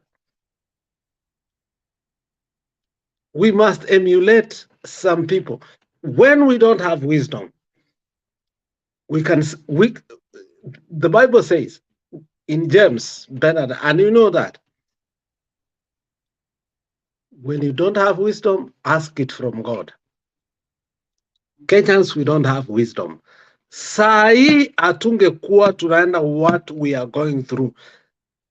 In 100 days, Bernard, in 100 days, Bernard, mafuta, school fees, maize, Kenyans are suffering. And we're just seated there, speaking here every day and doing nothing. Malema does not do that bullshit. What Malema does, he mobilizes people and say, the Red Army, come. And Bernard, imefika point, and I'm not going to lie to you. I'm not going to be a capitalist anymore. Looks like socialists perform better than the capitalists.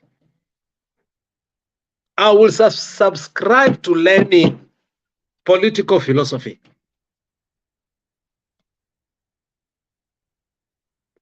Because socialism is important because we share, we help, and we move forward.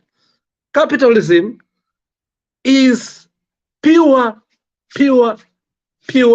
nonsense. So we need to start having a different philosophy on what we must do as Kenyans so that we can come. We can't come be here. Bernard, I'm tired. Sometimes I say, like yesterday I said, I will not come here anymore. Why? Because we just speak, but we are not getting solutions. If we are not going to the streets, let's forget about this shit. Hatuwezi kuja huko tunaongea kila siku as if we are massaging ourselves. This is not a therapeutic place. But I know there are people who are looking at us. Not everybody can speak, Bernard, the way you speak, the way I speak. People come here and say, Alex, Makiadi, Themba, ABCD, we speak better. We have leaders and we have followers. But tangu tukuja hapa Mtembei, we don't even have a channel to say where we are going forward. The other day I spoke to Gaucho. I sent Gaucho 100,000 during the Kamkunji meeting. And I was begging people, please, we need these things to succeed. People just talk, lakini ikifika wakati mobilization, they go back. If we are not going to find a solution like EFF found, those are very young people, less than 30. ANC is like 200 people.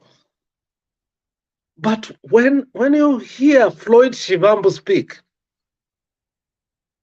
hata speaker ananyamaza, pin drop silence. Bernard, pin drop silence. Because they are smart and they have values and they love their country. I want us to create such kind of men. If I get 4 people like those, I'm coming back home. Na Ruto hawezi tushinda. Tutamtoa. Malema alitoa Mbeki. Malema akakuja akatoa nani? Zuma. Next week Malema tena anatoa nani? And he's a young man. Ukileta upuzi, get the hell out of here. It's because we don't want to use our intelligence. Ruto hawezi tushinda.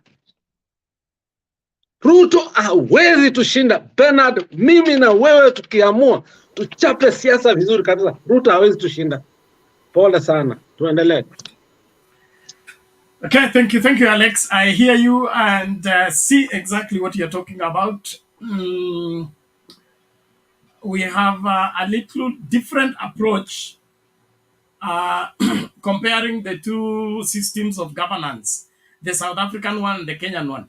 But faced with the same problems, we can sort them out whichever way that works. But as I have insisted, let's take it easy now. One of the things that we need to caucus around is the youthful leadership. The youthful leadership have been a source of disappointment, especially those who have succeeded to get into a position of whatever electoral position. Some of the young people who went to parliament, like the last parliament, they were total disappointment. Very few performed. And now we have the youthful governors. How are they featuring? When you are youthful and you are governor, you need to outshine the elderly. And so that it is seen the young people are strong, they are energetic, they are faster. Where is Maendeleo Chap with the young, youthful leaders? So some of these things need to be looked at keenly. But I think through Kina Sifuna and of course the Baba factor, we just need to brainstorm. And beside of course, this Mtembe's public channel, I believe we need to have a private Zoom conferencing where we dissect and arrange these things. Because if we arrange them in public like this, sioni tukiachwa na unaona Clint yako hapa na yeye ndio sikio la William Ruto. Akishasikia tu hivi anapigia simu anamwambia hapa wamepanga hivi na hivi na hivi, pangeni hivi na hivi na hivi. Lakini kwa vile yeye anakuanga saa nyingine rafiki yetu na yeye ndio chairman wa kipindi hiki, tunemsamea mapema. Clint, vipi? Niko vibaya kabisa. Siku 100 ndio hizo. Na hata nyinyi si mlikuwa na siku zenu 100, mmefanya nini? Sisi tuliwapatia siku 100. Baada ya hiyo hakuna kuongea. Baada ya hiyo tukutane. Siku 100 tulipewa na Wakenya, hiyo siku mlinyimwa siku 100. So atieni kuongelea siku zetu, mngoje zenyu. Kwanza Clint, before nikasirishe, wacha nikusalimia. Habari yako? Poa sana LX Media. LX kabla unisalimie. Yes. Nasikia ulikasirika ukapanga vitu, ukabidi utumie mtu apange watu wakakataa kushow up. That is missing. No, Gaucho, tulipanga. Kamkunji meeting was very successful. Bernard, embu mweke awache ujinga hapa wana. Aliona ndio anateta. Mpaka akapigia simu Biden, tunamalizwa, saidia. Unajua Clint kitu moja ananifurahishanga. Ako na reverse psychology. Usipomjua unaweza kasirika na yeye. Anakuwa na reverse psychology. Yeye ni mtu wa baba. Sasa Ben, mlitutishia na mtu wa baba aongee kuhusu Ruto. Endelea Clint. Mlitutishia na rallies eti zitakuwa 30. Si mlifanya moja, zimebaki 29. Hata hizo zitaisha tu. Sasa ubaya bana, mnazifanya pole pole. Sasa hizi zingekuwa zimebaki kama 19. Malizeni hizo vitu haraka bana. Fanyeni hata 3 kwa siku. Juu 30 days mkitupigia kelele kwa city, aibambi. So Alex, stop misusing resources. The government intelligence is answerable to one William Ruto. So hata muende mpange WhatsApp, mtakutana na mtu kama mimi pale, nitoboe hiyo si. Na hiyo mpango yenu itazambaratika. Hiyo siku mlikuwa mnaenda Kamkunji, nilienda Gaucho ako kwa nyumba nyingine peke serikali. Muko serikali lakini hamwezi kuwa na channel ambayo mnaenda muongee, mnakujanga hapa kwetu na mko serikali. Alex, Hatutaki kuacha mteseke opposition bana. Wajua mlianza hii channel kama watu mko kwa serikali na saizi mmebaki opposition, so we have to console you people. So we will be appearing once or twice in a week just to keep up. To spy on us, not to give us encouragement. Sema kweli. Whichever you call it, to spy on you.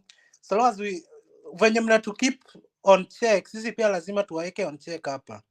Ben, mimi nimekasirika sana. Rais wangu sijui ameona mbele. Wajua wanasemanga ni mtu mjanja sana. Mbona rais anataka official opposition leaders office? Kwani kuna kitu 2027 hatujui?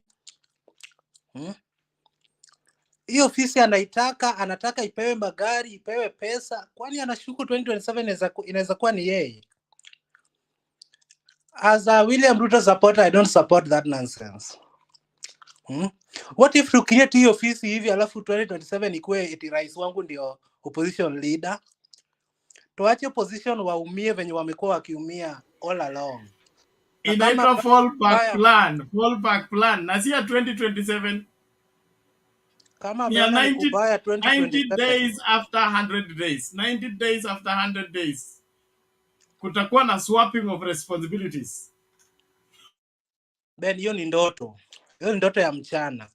Kama mlishindwa kuchukua hii kitu mkiwa na kila kitu. Saizi bwana William Ruto alifanya kazi kwa bidii, akachukua.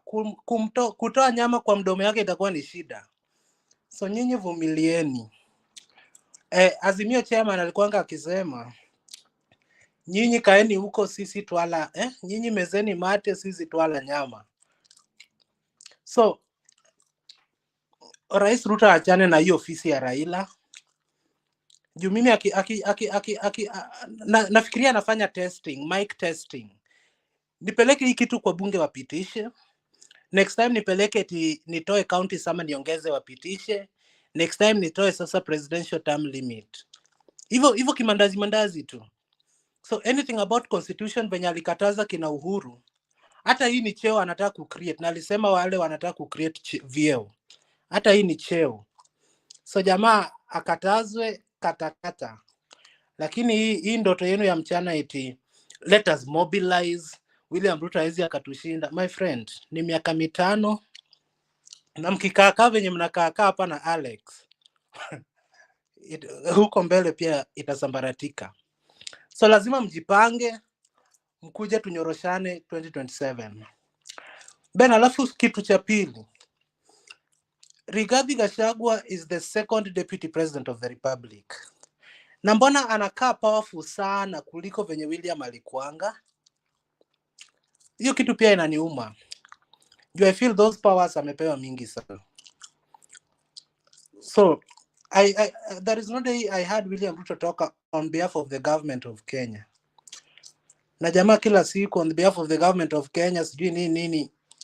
I don't support that. So mimi naomba William Ruto akitoka out angalie hizo powers za Gachagua vizuri. Alafu apunguze penye inatakikana, aongeze penye inatakikana. Finally, Ben, 100 days in office za Mheshimiwa William, tumefanya kazi kwa bidii. Uliona siku ya pili tulianza na judges, Judiciary tumewapa pesa, corruption tuwapigana nayo. Kila kitu tunafanya vizuri. Na kila Mkenya nafikiria ameshuhudia. La muhimu pia ni kwamba Wakenya tuliwapa hii kitu inaitwaje? Ben, hii kitu mliscan kwa madaraka kwa Mashujaa Day ilikuwa inaitwaje? Kuna QR code tuliwapa free scholarship to Arizona University. Yes, hizo vitu nzuri hamwezi ongelea. Nyinyi mnaona tu kamkunji. RQ code. Code to free training. Free training or scholarship. Ben, I know even you scanned that thing. Na uko hapa kwa opposition. Ben, if you Of saw course, I the had first, to confirm whether it's working or not, or whether the Arizona University is involved. I only discovered some link where people are offering free courses. Kama zile za Google Africa. There where is no anything there like a scholarship. It's not scholarship. so ukiangalia Mashujaa Day ile ya kwanza tuliongelesha viti, lakini ingine ilijaa mpaka space ikashindikana. So that shows you how. Hapana, wewe wacha nitakuchezea video. That shows you. Walileta watu kutoka Turkana, but the stadium was still empty. Hata Wasingishu chief akatetesha machief. Mmekuja peke yenu hapa kufanya nini? So that shows you how Kenyans are confident in our government. They came in Nyayo Stadium wakafurika furifuri.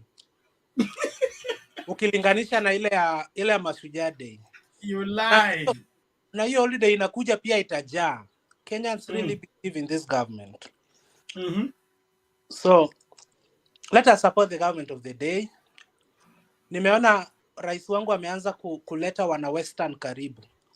Kujeni bana, kujeni muingie kwa serikali juu 2032 hujui itakuwaje. So just come kwa government nyinyi kama wana Western. Ben, sijui mbona mnapingaje William? Kama Atuoli, your elder, alisema Ruto alipita kwao kama shamba la mahindi. Na wewe bado umeketi hapa eti Kamkunji itawapa uongozi. Bana haitawapa Ben. Hii lazima tujue mbivu na mbichi. I'll be playing 2 videos right after you finished conversing. Okay. Ya kudhibitisha kwamba serikali ya wizi, serikali ya uongo haifai kwa nchi hii. Finally, acha nizungumzie Cherera na watatu wake. Ben, from the revelations zenye zimetokea mpaka sasa hivi, si mnaona mlikuwa mnataka kuiba uchaguzi? Ben, how on earth the enigma Raila himself was now depending on a stolen election? Ben, kumbe watu huisha. Mpaka baba, hiyo pesa yote alibukia nayo Cherera lodging ya siku 4. Yaani pesa mingi sana bana. We Clint, hapo ndio tutaanza kukosania. Ninyi mnataka kuua mama wa watu ati kwa sababu amewapata mkiiba kwa nyungu, akasema anaenda kusema. Alafu mtaki alindwe. Nani huyo tumemnyang'anya security? Ndio tunawajua. You wanted to msando her. Sasa atembee kwa street, you msando her and then you say it is Raila. We know you guys. Unapochimba kaburi pia inafaa ujiangalie na wewe. Huyu mama Masit amekataa kuondoka bwana, juzi alitutishia eti atamwaga mtama. So tusipochunga bwana tumpeleke kwa tribunal, itabidi tutoe majournalist nje akianza kumwaga mtama. So huyu afinywe tu mpaka resign kama wenzake. Juu hapo kwa kumwaga mtama nilisikia baridi fulani. Anaweza wapa topic ya kuongelea kwa Kamkunji number 29. Sisi zimebaki 29. So hapo huyo mama angaliwe vizuri. La sivyo hatutapenda hii process tunaendelea nayo. So hiyo ndio jikaanga na mafuta yake. Nguruwe ujikaanga na mafuta yake. Ninyi ndio mlianzisha. Sisi hatujaitisha tribunal. We never constituted a tribunal. But hamna nguvu mkubali mmechinjwa. Ben, but hamna nguvu ya kuconstitute tribunal. Kama shadow cabinet tuko na nguvu ya constitute Kamkunji, Jacaranda, Kisumu Stadium, Tononoka. By the time tunarudi Masinde Muliro, mtakuwa mmeng'atuka. Maana hiyo ni ngumu, lakini kina Cherera waende tu nyumbani. No. Bernard. Sangine unachezanga na huyu Clint. Vitu zingine anaongeanga. Clint, are you psychologically having a problem? I'm very okay, man. You see. Okay, I have agreed you are okay, but Clint, sangine usiongee kitu just because you have a mouth. Use the mind. Ni kitu gani mbaya nimesema? Rekebisha. No, umeongea ujinga nyingi sana hapa Clint. By the way, mpaka nikatoroka, sikuwa nataka nikwambie. Clint, wacha nikwambie kitu kimoja. Be intelligent. Just be intelligent. Vitu zingine unaongeanga are not right. Kuna vitu mbili tatu umeongea nimekubali kabisa as a friend. But kuna zingine umeongea yani ni kama uko Mudhurwa, hauko German.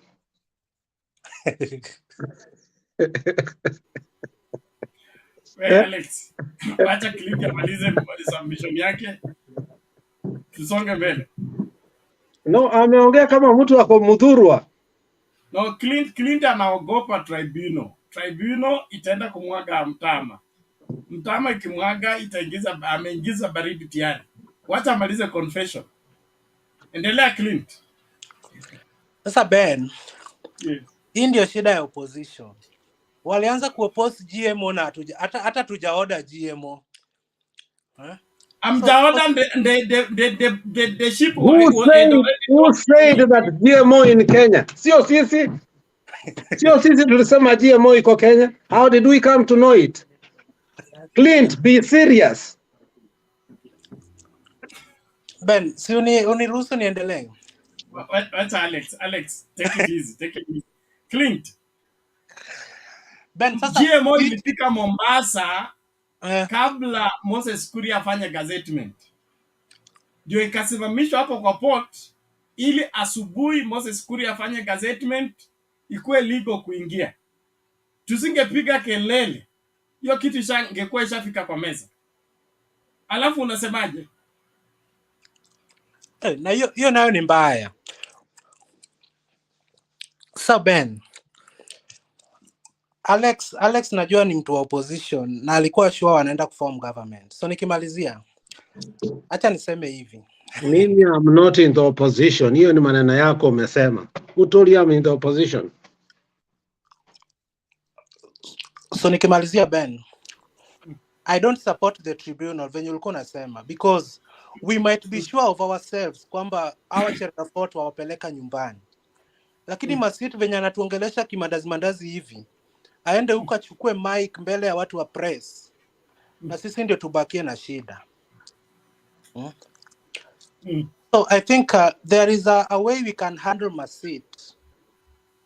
Aondoke ama tusimpeleke kwa tribunal. Ama tribunal ikuwe secret. Huko niambiwe huku nje. Kwa sababu mimi since huyo mama andike kwa gazeti eti ako na jambo la kusema hata tribunal linamchelewesha. Wallahi nilipigwa na baridi. Even walls have ears. Even walls have ears. We might not like it, the outcome of the tribunal on that Masit's day. Lakini wale wameondoka kama kina Wanderi, wale wafike salama. Kama ni kuulizwa maswali na DCI waende waulizwe, lakini waende tu because we don't know their mission. And there are some friends of mine I really miss and they were my role models. People like Charity Ngilu, Raphael Tuju na wengine wengi. Wewe kama kiongozi wao walienda wapi? Ni swali tu. Hiyo ni kiulizo. Where are they? Now, Clint, just before you ask that, what are you eating? And why are you eating while talking? Kumbe mnanisikia, poleni bana. You don't have table manners. Ni hiyo kitu nakula haina table manners bana. Ona isikike. Pole. Everybody's complaining about your chewing while talking. So please, go and finish chewing, then you will come back. I'm very sorry to the comment section. I'm very sorry for that. So Ben, walienda wapi? Hiyo kiulizo yao. Wapo, wewe hujaona? Wewe ngoja meli yanze. Wewe mnaogopa nini? Meli inang'oa nanga. Kuna meli ingine inakuja kabla ya 2027. Si madaktari washasema tarehe 28 wako strike. Followed by nurses, then teachers, then Kenyans. Kenya Kwanza is on its way out. But huyo mwenye anakuja kuchukua si atakuwa the 6th, sio the 5th. History ya the 5th itabaki yetu. Kweli nyinyi na watoto wa nabii. You always find where to land. Baba saizi wako kofia imeandikwa the 5th. Maybe the 6th ama the 7th. The 5th iko na mwenyewe. If the 5th ends up in jail, jail gani? Kama huyu mwenye alienda nyumbani na kila kitu hayuko kwa jail. William kazi chini ya siku 100 ndiye aende jail. Hakuna bene. Aiding to rig an election is a crime against humanity. Hapana Ben, hii election iliwafundisha kitu, lazima mpige kura. Msipopiga tena 2027 haina kutopiga kura. Sasa kama turnout mnatuambia hapa eti baba anataka tu 10%. Na 10% strongholds zake zimefuliwa. Okay. Inaonekana wewe hujaona matokeo. Hata nikuchezee matokeo ndio uone.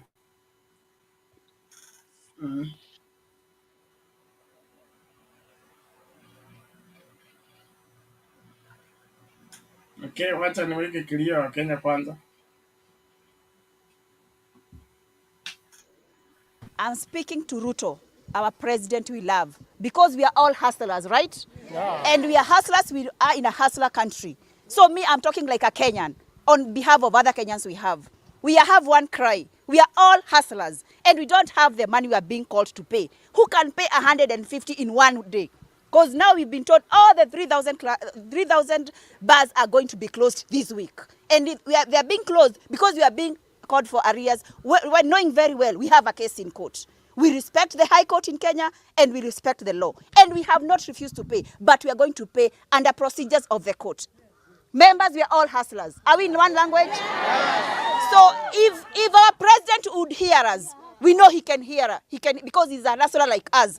That is if our governor is not hearing us.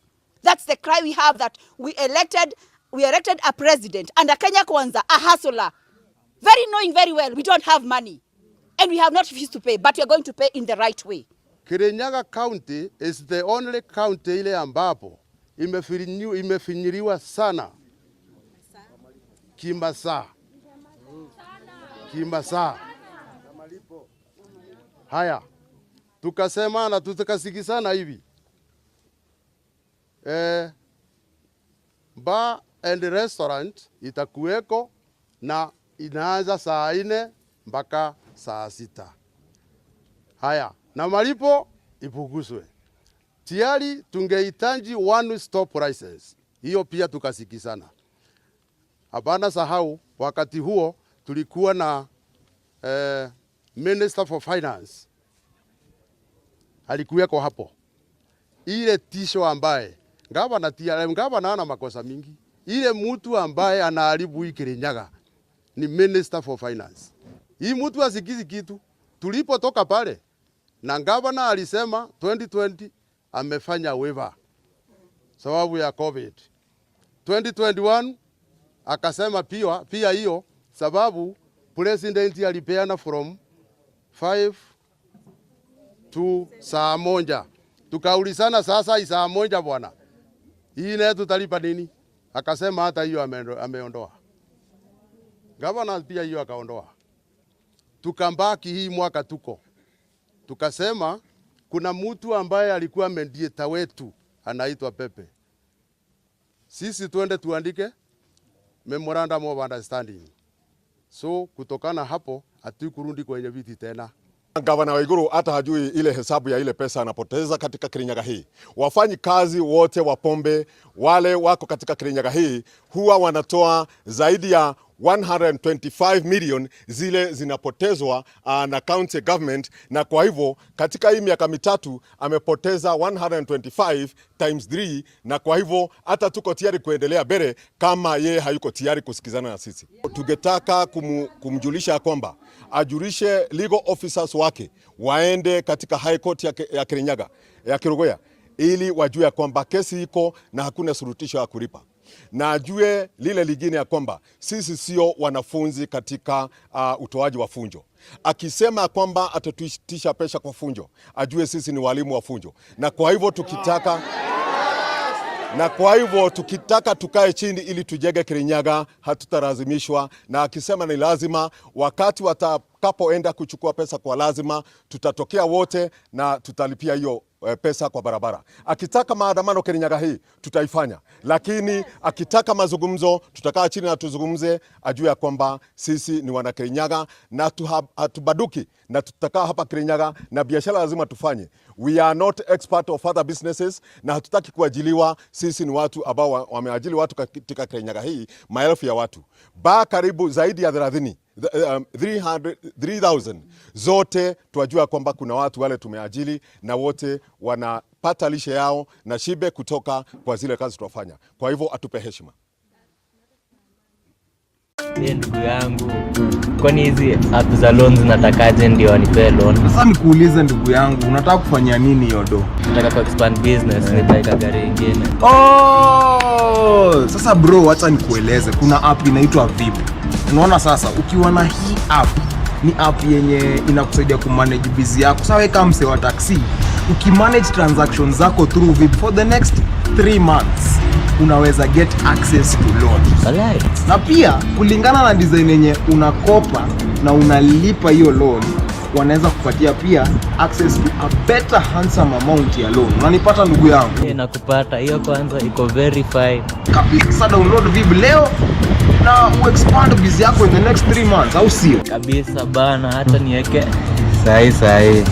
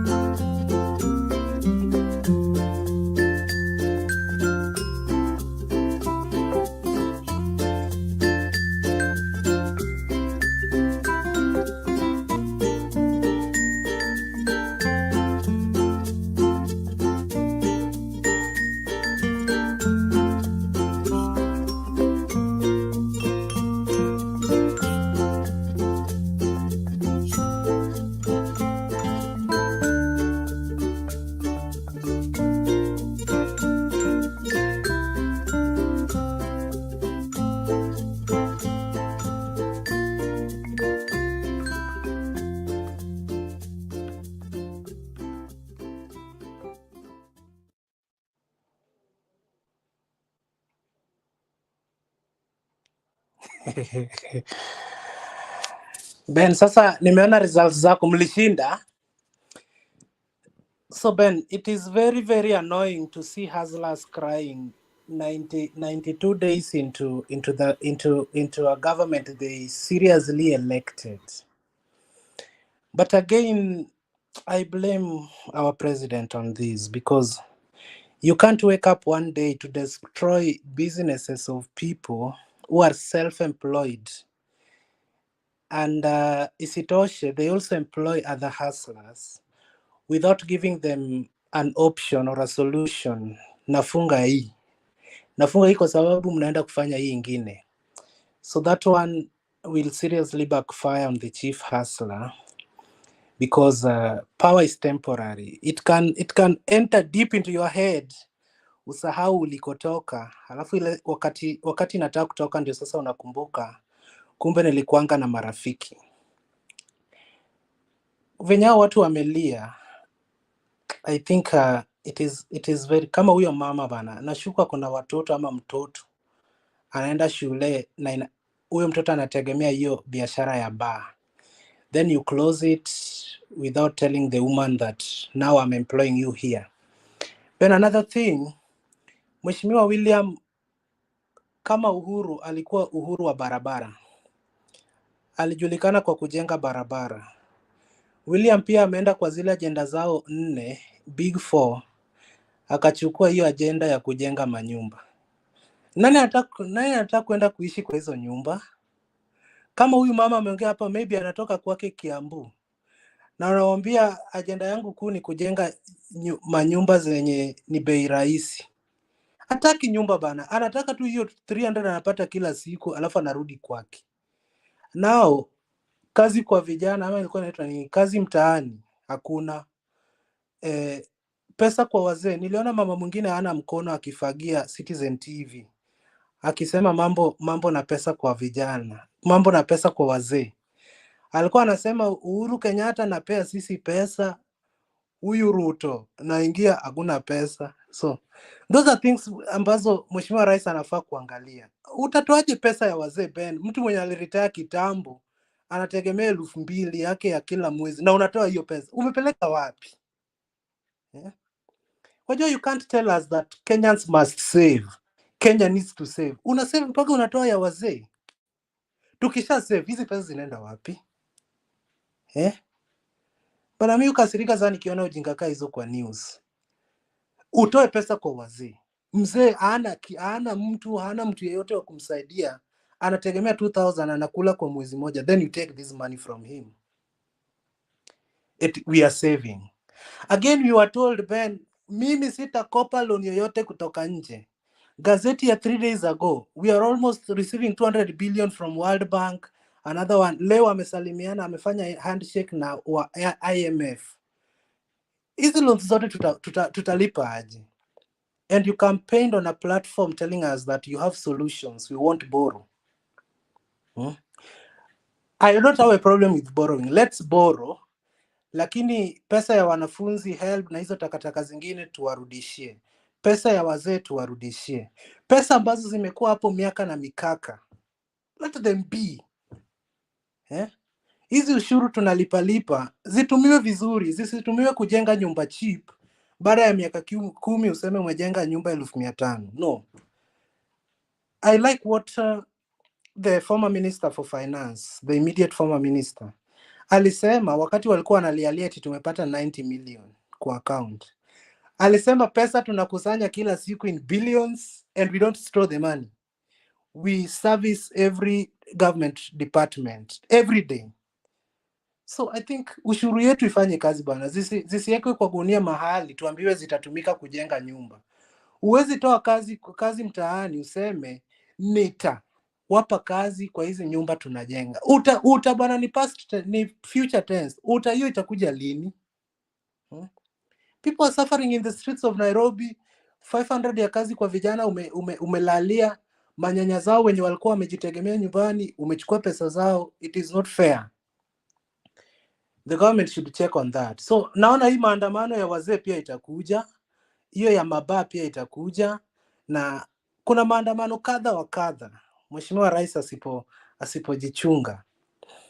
Pili, the problem with the bus in Nairobi maybe ni the city planner hakufanya kazi yake, kwa sababu we can't have a bar within the CBD. Watu huenda kurukaruka huko usiku dance. No. So before you destroy all these businesses that have been existing, find a place for them. Tell them tunawatoa hapa, tunawapeleka pale. If they agree, fine. If they don't, give them time to move themselves. But nilishtuka ni kuona Sakaja ameshika watu. Kesho yake rais siku hizi anapia kwa every function. Akienda kwa hiyo function nyingine next day, ndio hiyo Mheshimiwa Sakaja, I support you fully on whatever you are doing. So hapo napo Mheshimiwa William is not scoring a lot. Na akumbushwe tu, he will need these hustlers in 5 years time. But if he mistreats us, we might decide to mistreat him in 2027 August. Good night, bye.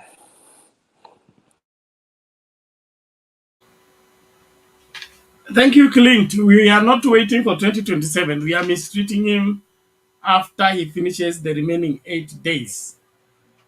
If he's driving and we are in that vehicle, kazi yetu ni kuzusha mpaka dereva afanye ile anapaswa kufanya ili tufike salama. Lakini akihatarisha maisha yetu, yeye ndio tutashukisha. We must secure the future of this country. And that means the driver of the person in the driving seat must be competent. If it's not, ateremke chini, we get a competent driver who will take us to where we're going. But you can stabilize the driver by making a lot of noise, not necessarily removing him from the steering wheel. 100 days. You can make a lot days is enough for you to know where you're coming from or where you're going. Alafu Ben, what about the priorities? Can you build a house to be rented when there is no food? Hata kuna siku William alipunguza bana bei ya petroli na shilingi 1. 1 bob, Ben. Kama niliona nini kwa gazeti? Wallahi. Alafu sasa hivi amekuja na tabia ya kuattend every function. Hata kama una launch mobile line yako, anakuja atoe hapo speed. So I think this thing should stop bana. Tupewe chakula kwanza. I cannot sasa unakubali atukulangi barabara, tunakula chakula. Yeah, William alituuliza siku za uhuru. Amejenga mabarabara, mtakula barabara. Sasa hizi tutakula nyumba bana Ben. I don't feel good nikitaka kununulia nyanyangu unga, ananiambia unga ni 210. Unga ni 250. So I have to dig deep ndio akule kwa mwezi moja. Lakini president alichagua na wajengea manyumba. Then I hate a president going out in every function to sijui kusema kwa kizungu, to remove a speech. What is kwa kizungu? Every function anarauka sana. Wacha tumlete Shiko. Hiyo kitu ni udhi bana, hata kama nataka amalize miaka yake 5. William ataanza kuambiwa in the 3rd year, maliza uende. Uhuru at least aliambiwa in 6 months. Kama amebakisha 6 months. Huyu akianza kutoa speech kwa kila mahali, in 3 years time amalize aende. There's no 3 years time Clinton, wacha kujitia moyo. Ben, hii miaka 5 tunamaliza. But rais lazima ishaanza kuingiza maji. Na tuko katikati ya bahari. Those things should change bana. Mimi siku hizi nikiona William ameenda live natoka Facebook. Juu unajua tu ako mahali afai kuwa hapo, lakini ako na speech ya hapo. So I feel bad. Aya, nilishasema good night, acha niende. Asante bwana Clint. Keep it up and let's do what is right for Kenya. Tuache mchezo. Shiko?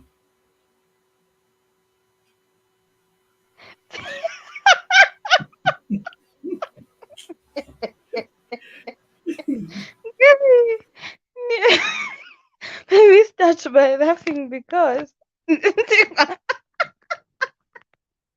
I think we are not even bitter. Us who are in opposition, we are in a better place that those people who voted in this government. Now, I would want to correct Clinton before before apotee. Hao wenye uliona hao wanyanya wanasema inakupa, kwanza ni wasapele wa huko Kieni, walikataa kuchagua ule anaitwa Kanini Kega. Walisema sisi inakupa ja, wakati Uhuru alikuwa nafata pesa, lakini wakati Uhuru Ruto amekuja hakuna pesa, inakupa na ja. They're the one who advised their grandchildren that there was an oath taken that they will never vote in Aruo, na Mjaruo shikana na Mkikuyu because of what happened between Jaramogi and Kenyatta. So hapo sina huruma. Imefika sasa kwa hii siasa, mzungu alisema as you make your bed jijazie hapo pengine. So wao waliambia their grandchildren, ungewasikia akisema tupige dhura Jaruo, tunataka kurudisha Karaji, ndio hii kiti irudi kwetu. They said they took an oath. Was it in 1959 or 19 what? They took an oath that they will never vote in Aruo, and that the Ruos will never get the presidency. So they're the same people who are arguing now. Kwanza anasema tunakupa ja. So I don't see the need of me feeling.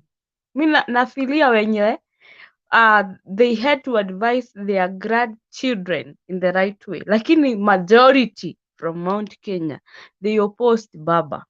They didn't want to hear anything from president akuwe ni mjaka. So wacha vile wanasema wanakupa na ja, hiyo ni yao. Okay?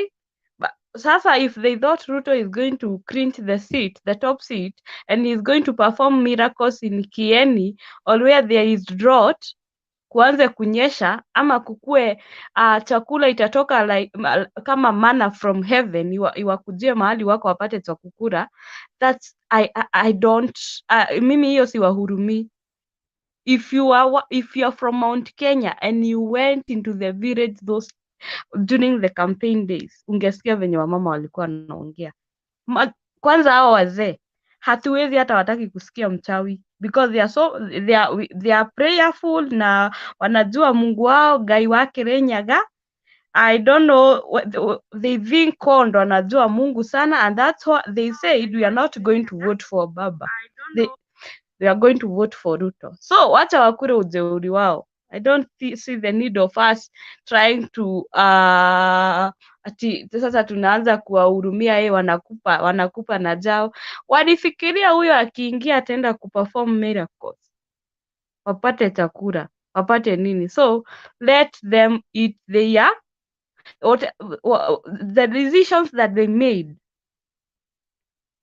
Let them stick to them. Let them support the government they voted in with their families, with their extended families, and that should be hiyo sasa sisi wasituambie. Let them tell him venye walikuwa namuita Harambee. I'm telling you, Ruto, you will see him doing harambees in Mount Kenya after ukiona 2027 imekaribia. Not now. He got what he wanted. He poisoned their mind, and they believed in his rise. But I'm telling you, he might be the first-term president in Kenya. Let him be very careful. But for those grannies you are seeing there, if you'd hear the insults they were hiring at people, kuwatusi, just because they are supporting Baba, I'm telling you, even some had to disown some of their grandchildren, because you are exposed. You are not living in the village. So when you go and try to explain to them and tell them this person is doing reverse psychology to the Mount Kenya people, we should think twice. Where are we heading? Where is our politics? Where will be our politics be in the next 5 years? They will tell you about they will tell you about the oath they took to never vote for Aruo. So Mimi siwezi sasa, I cannot change. Me, I'm true to the cause and I'm very loyal. Not even to my friends. And any decision that I make, there's something I always say. I don't want to say I wish I knew. I'm in opposition to stay. Okay? Shiku, Even if, wait, venye even ulisikia if William Uhuru Kenyatta, listen, if I'm a Jubilee Party member, okay? I'm in Azimio coalition. Uhuru might resign juu constitution inamkubalisha after 6 months afai kukuwa amehold any seat. But then, hata Uhuru akajiunga na Ruto, I will never support that. Okay? So, these grants you are saying about, they were saying, tunakupa na ja. They are the same who are telling us and they're usiseme hivyo. You will be cast. Ukipigia baba kura. Wanakuona sasa wewe upi umeanza, wewe ni tukaitwa ma Freemason, tumeitwa ma witch and all sort of insults. So don't tell me Clinton about those grannies. Wacha wakure ujauri wao, wacha let them wait for Nabii to go to Kieni, to go to Meru and perform miracles. Food will come from heaven like manna, okay? Na kutaanza kunyesha. So there is no other shortcut. Tell them stay true to the cause. They voted for him. You saw another woman when Rigathi Gachagua kulikuwa na mazishi ya brother yake. Mama anajiangusha hapo akiwa amevaa yellow, thinking that Ruto will mind her business, ati apatiwe pesa kijana wake ajaribu sijui alipe green card aende Ulaya. I mean, Kenyans are gullible. Most of the Kenyans are gullible. Sijui tuko na shida ya tuko na shida ya watu wenye hawafikiri, not even about stomach. People who cannot think for themselves, people who just make decisions for the sake of. Like, when Baba did handshake Clinton with Uhuru Kenyatta, I've told you I'm a Jubilee Party member. I had to think, okay, Uhuru amesema, so let me weigh between Raila and Ruto. But because I believed na system yenye ningetaka ni yenye baba alikuwa nayo, those were my interests. Zilikuwa na Raila mingi. So I supported Raila. I didn't support Raila because Uhuru Kenyatta is there. Okay? It's because my interest na vile vitu ningetaka Kenya ifanyiwe, baba ndiye anaendanisha na interest zangu. So hata Uhuru akaresign from Azimio, I will still be in Azimio. Okay? Shiku, wakati itaisha, goja nitakuwa Jubilee Party member but I'm still in opposition. Okay? Okay, sasa unaona venye unasema you supported baba because of maybe his manifesto. Sisi wengine pia tulitoka kwa baba tukaenda kwa William kwa sababu ya his manifesto. They were very sweet. Hata iko inaitwa manifesto. Tuliambiwa inaitwa the plan. Clinton, I have a question. We are talking, utachaguaje manifesto uache plan? Ukishaambiwa the plan. Goja Clinton, goja. Tuliambiwa Goja. Shiko one moment, please. Let the conversation be such that people can make sense of what is happening. So let Clint finish his sentence and then you can intercept so that wasikilizaji waelewe nini kinaendelea. Mkienda hivi mtachanganya wasikilizaji. Ben, mimi nimesikia Shiku akiongea. Na Shiku akiongea ni kama anatublame sisi wenye tulikuwa kwa hii kanisa ingine, akifikiria ni kwa kupenda kwetu. Ben, we had two strong candidates. One had the manifesto, the other one had the plan. It is my responsibility as a voter to look into the two, and I chose the plan. Ben, the plan ilikuwa nzuri. Unga kupungua baada ya siku 70 ama ikuwe shilingi 70, si siku 70. Utachaguaje manifesto wache plan yenye iko na unga ya 70? Utafanyaje? Utachaguaje hiyo ingine? Uache yenye watu wenye wako TVETs wanapewa utatokaje huko ukuje huku uambiwe we don't need to change the constitution to add money to the counties? Bado utaenda kwa manifesto ama the plan with those three? Exactly. Where your mistake is, you would have said promises. Which plan? Plan is the roadmap on how to Bernard. arrive on what you are saying. Was there any roadmap on how to arrive on giving money to TVET, giving money to counties, and giving Wunga to 50, 70 shillings? Was there any plan towards that? It was just an empty promise. That's why it is not working. 100 days, Wunga sasa imekuwa doubled. But it was It's made my to look turn, like it was Bernard. possible Ni mimi nilikuwa within. naongea. I need to answer Clinton. Okay, thank you. I know that. I know that. Clint. Wacha Clinton. Umeuliza maswali tatu. Nataka nikujibu Ngoja tu before nimalize nisahau. in 2 minutes. Okay. Alafu nijibu. So Ben, the promises we were given were very nice with those 3 mentioned for you.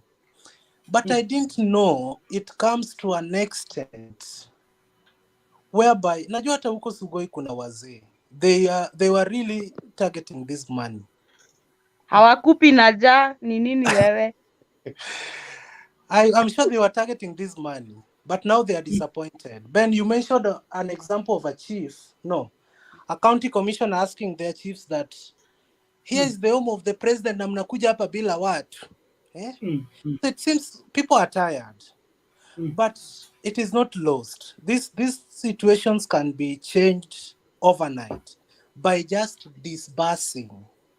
Wajua hata wabunge hawajawahi tishia mgomo. Wewe Clinton, now Bernard, sasa you had your time to do your submission.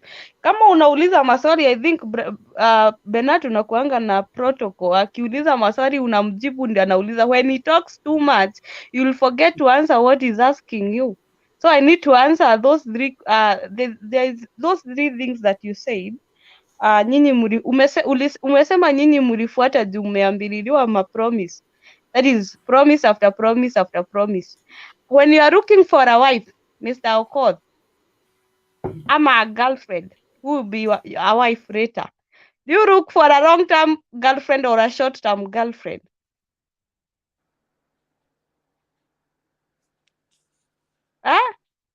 Clinton, I'm asking you.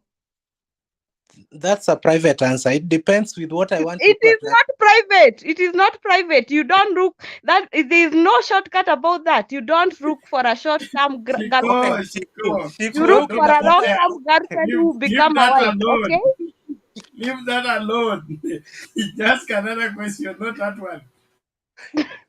Okay, and so you people mlifikiria in 100 days maisha itabadilika. Huku Kenya tuanze kupiga kukuwe na mamiujiza. Ruto akona do he owns any of akona nini yake ya maize millers? Hata akona shamba Sugoi. If he really meant what he said. Nilikuwa nataka nione imeandikwa Sugoi maize flour. Ya imetoka kwa shamba ya Ruto. Na unga irudi 70 bob. For me, nimekwambia nilichagua baba interest zangu zinaendanisha na nini ya baba. Tena ujue, mimi sikuwa naangalia short term, naangalia long term. Juu mtu yoyote anakuja nakwambia na kupromise hii, mara tunaambiwa ati tutatengenezewa ati sijui 10,000 sijui dams kama zile za Zifa dam. Moja iko na almost 50 billion. This person hajaingia kwa serikali, alikuwa kwa serikali na Uhuru Kenyatta. Alafu anawaambia this is what I'm going to do. Akona pesa yake mwenyewe. Mara anasema hatutakopa pesa. Umesikia wewe mwenyewe umesema pesa yenye tumekopa saizi. Mafuta ikaambiwa kuna wakati Dende Nyoro Kiharo MP alisema serikali imeangusha mafuta na 2 shillings. Waende wanunue sweet na hiyo 2 bob. Juzi wameangusha na 1 bob. Last month ilianguka na 1 bob. Was it 1 bob or 2 bob? Hii ya juzi imesimama tu penye iko. Okay? Lakini waliwaambia Uhuru waende wanunue peremende. So we were not for me, mimi sikuwa naangalia kitu ya short term. You unaangalia long term. Juu kama unachukua shortcut, then uta expect wa mtu utachukua mwenye anapeana promises because you want a short term thing that will not last. Mnaondoa subsidies ya education, school fees ndio hiyo imepanda. Wait and see January wenye kutakuwa wenye wanaingiza watoto shule. Haya, Rida mama hakuna, na tuliletewa na Margaret Kenyatta beyond zero na hizo vitu zote. So wenye watu walimchagua, they thought yeye atakuja, akona plan because he was in the government. Okay, you forgot those guys, wao walisahau huyu mtu alikuwa kwa serikali for 10 years. Let me tell you, wanasemanga nini, different monkeys same forest. Okay, hakuna tofauti, hakuwa na miujiza ama hakuwa na vitu zake ati anakuja kutufanyia. So you guys, hakuna kitu yenye haingefanywa kwa those 100 days. Ulisikia naenda mahali anasema our competitors. Who are our competitors? We are not in an election year period. Iliisha. Bado mnatuambia our competitors. What is that? What is he going to do after these 100 days? What do you think is going to change? Let me tell you, even in 3 years to come, there's nothing that will change. And we are not there to criticize him and tell him this is what you are supposed to do. We are there to fight for the interests of Mwananchi and to have a good governance in Kenya. And that's why we must tackle whatever the problems we had in 2022 as an Azimio coalition. We need to go back to factory settings, tujue shida yetu ilikuwa hapa. Na tena shida yetu kubwa, tutapiga kura tena tufanyiwe kichebukati. Chebukati, tupate a chairman who will do the same in the name of Chebukati. Hatutaki Chebukati mwingine wa Kenya. So we must ask ourselves, what are we going to do in the basis of if we have another person, another chairman who will be pocketed and turn the wheel of Kenyans who voted, watu wenye walienda kupigia baba kura. Hakuna kitu wengine mna expect Ruto ati afanye. Nakwambia saizi, if you are a UDA supporter, you have Gachagwa's number. Those guys were giving you their numbers, their telephone numbers when they were doing campaign. Call them now. Call Didi Nyoro. Wapigie uambie una unga. Wapigie uambie una hii. Hata I kind of wonder watu wenye mnaanza kuteka, most of these people are from Mount Kenya. Mnaanza kusema ile serikali itakuwa wata sisi together. What are you telling us? You guys, you told us this is the best guy. Yeye ni young, hamtaki mzee, hamtaki mchawi, sijui ataka nini. So there is no shortcut. Hakuna kitu watafanya even after 100 days. We will still be in the same press. God, Clinton. Please let me finish talking so that you can ask whatever you want to ask. After even next year, wacha sahi unga itakuwa hata 200, wacha ifike 200, tukure shida sisi wote. Okay, hakuna kadi. I'm waiting to see those UDA supporters. Ninyi mnasema serikali ni yenu, sikuwaona Jamhuri Day mkienda kufanya mapoe mama, mkienda kufanya entertainment. Mkuwe na kadi yenu yenye imeandikwa Hasora card. Ukienda supermarket unalipa nayo. Wewe ulichagua Ruto. Na mimi niko na Azimio opposition. Ile unga unanunua kama ni 150, mimi napigwa times 2 nanunua 300. Then I'll believe you guys and I'll follow you. Juu serikali ni yenu. Any other shortcut is not for me. And that's why I've told you, when you are looking for a solution or you are looking for a treatment, you don't look for a short-term treatment. Unless you want shortcut, you look for a long term. And Baba had the plan. So kuja hapa mtu anawaambia goja ati nitafanya hivi, tumetenga, tunatega ama tumetenga. There's a difference. Ni tumetega. Because I think you guys misunderstood the person. Maybe he said nitatega. He didn't say nitatenga. Sasa hiyo kitu ya kukua a leader is reasoning on your behalf. Ati ndiye anakufikiria wewe, sasa wewe ni kupitisha tu. You cannot think for yourself. We have to have people who are critical thinkers and an independent thinker. Sio mtu akikuja tu just because he's a leader anakuja na wave anawaambia chagueni mtu fulani. Now because of frustration unafikiria that guy, that leader will. It's not only Ruto. Even those MPs, some of you voted. You've seen them. It's very sad that the third president of Kenya kutoka Othaya, the MP wa Othaya saizi alienda parliament akashindwa kusoma speech, a written speech. Very sad, a written speech haizi soma. Another Waitito, another Waititu that I once voted for in Kiambu County. So what are you telling me? Hii kitu si ati ni shida tu na presidency. It's because there was a wave, and because we wanted to punish Uhuru and to punish Baba and to show the rules that we never vote for a Ruo president. Now we have to vote for incompetent leaders to punish so and so. Umeona Uhuru Kenyatta kuna wakati hata ulimuona na Air Force. Baba ako huko US. They are eating life with a big spoon. Where are you? We are buying unga, hata ikikuja ni 230 tutanunua. Mafuta ipande, tunaenda kwa petrol station unaekewa mafuta ya benye naekewa, hakuna shortcut. So our wenye tunataka kukomboa hii nchi, let us look for a long term solution, not a short term.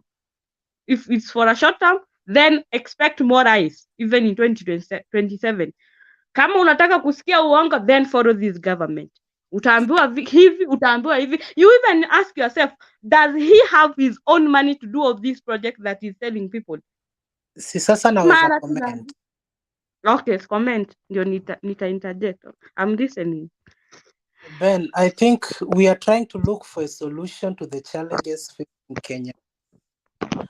Lakini ukituambia kwamba saizi si tunakula shida wote. Yes, shida tunakula wote, hatujapewa kadi ya hustlers ya kununua vitu cheap. Lakini let's find a solution because it is a challenge facing all Kenyans. So tukipata solution itakuwa ya Wakenya wote. Tukizidi kupata shida ama kula shida, venye unasema, shida pia tutakula wote kama Wakenya. Iwe ulipiga kura ama hukupiga, ama ulipiga kule kwingine. But again, Ben, I think the problem of the government within these first 100 days is missed priorities or the miscalculations. They came into office at a time when there was high cost of living. Yani ukijaribu tu kupunguza unga, ama not necessarily kupunguza unga, creating an environment where somebody can hustle, aenda nunue hiyo unga peke yake. I think that one could have been a very, very great solution than going to Kibra and launching 200 houses and promising 15,000 more. I think that is not a solution that is needed as at now. And again, Ben, Uhuru Kenyatta used to subsidize almost everything, and Kenya was still moving. Kenya had pending bills. We don't atukatai. But the president told us that let us cut our expenditure by 300 billion. The current expenditure. Hiyo yenye Uhuru Kenyatta aliacha, si yenye Ruto ametengeza budget. Na tukakata na hiyo 300 billion. Meaning barabara yenye ilifaa kujengwa, subsidy ya unga yenye iliekwa, zote tutoe, tupate hii 300 billion. Pesa ikaenda wapi? Na sisi ingie kwa serikali, tumekuwa tukikusanya ushuru. Mbona tutoe hadi subsidy ya mtoto wa primary school, Ben? I think hata kama tunamuuliza maswali, alafu every Sunday, kama najua atatoka US leo ndio Sunday apatikane kanisani na huyo naibu wake. Hata kama tunamuuliza maswali, akienda kanisani kutu encourage the opposition tufanya kazi yetu, I think there are some serious questions that he needs to answer. Kwa sababu there are things that Mheshimiwa Kibaki mwenye anajaribu kumuiga aliacha kama free primary education. Hii ibaki kwa heshima ya Kibaki. Ukiingia ofisini, endeleza bana. So I think Mr. President just needs to act. We can't have a country that is saving. Why do we save na tunakufa njaa bana? Pesa zitolewe ziwekwe mahali zinafaa kufanya kazi. La sivyo, we might be in for a very serious scandal. Ikwe scandal kwa health, scandal ya mahindi, scandal ya barabara, yani scandal kwa kila ministry very soon. Kwa sababu hii pesa inatunzwa ni mingi sana.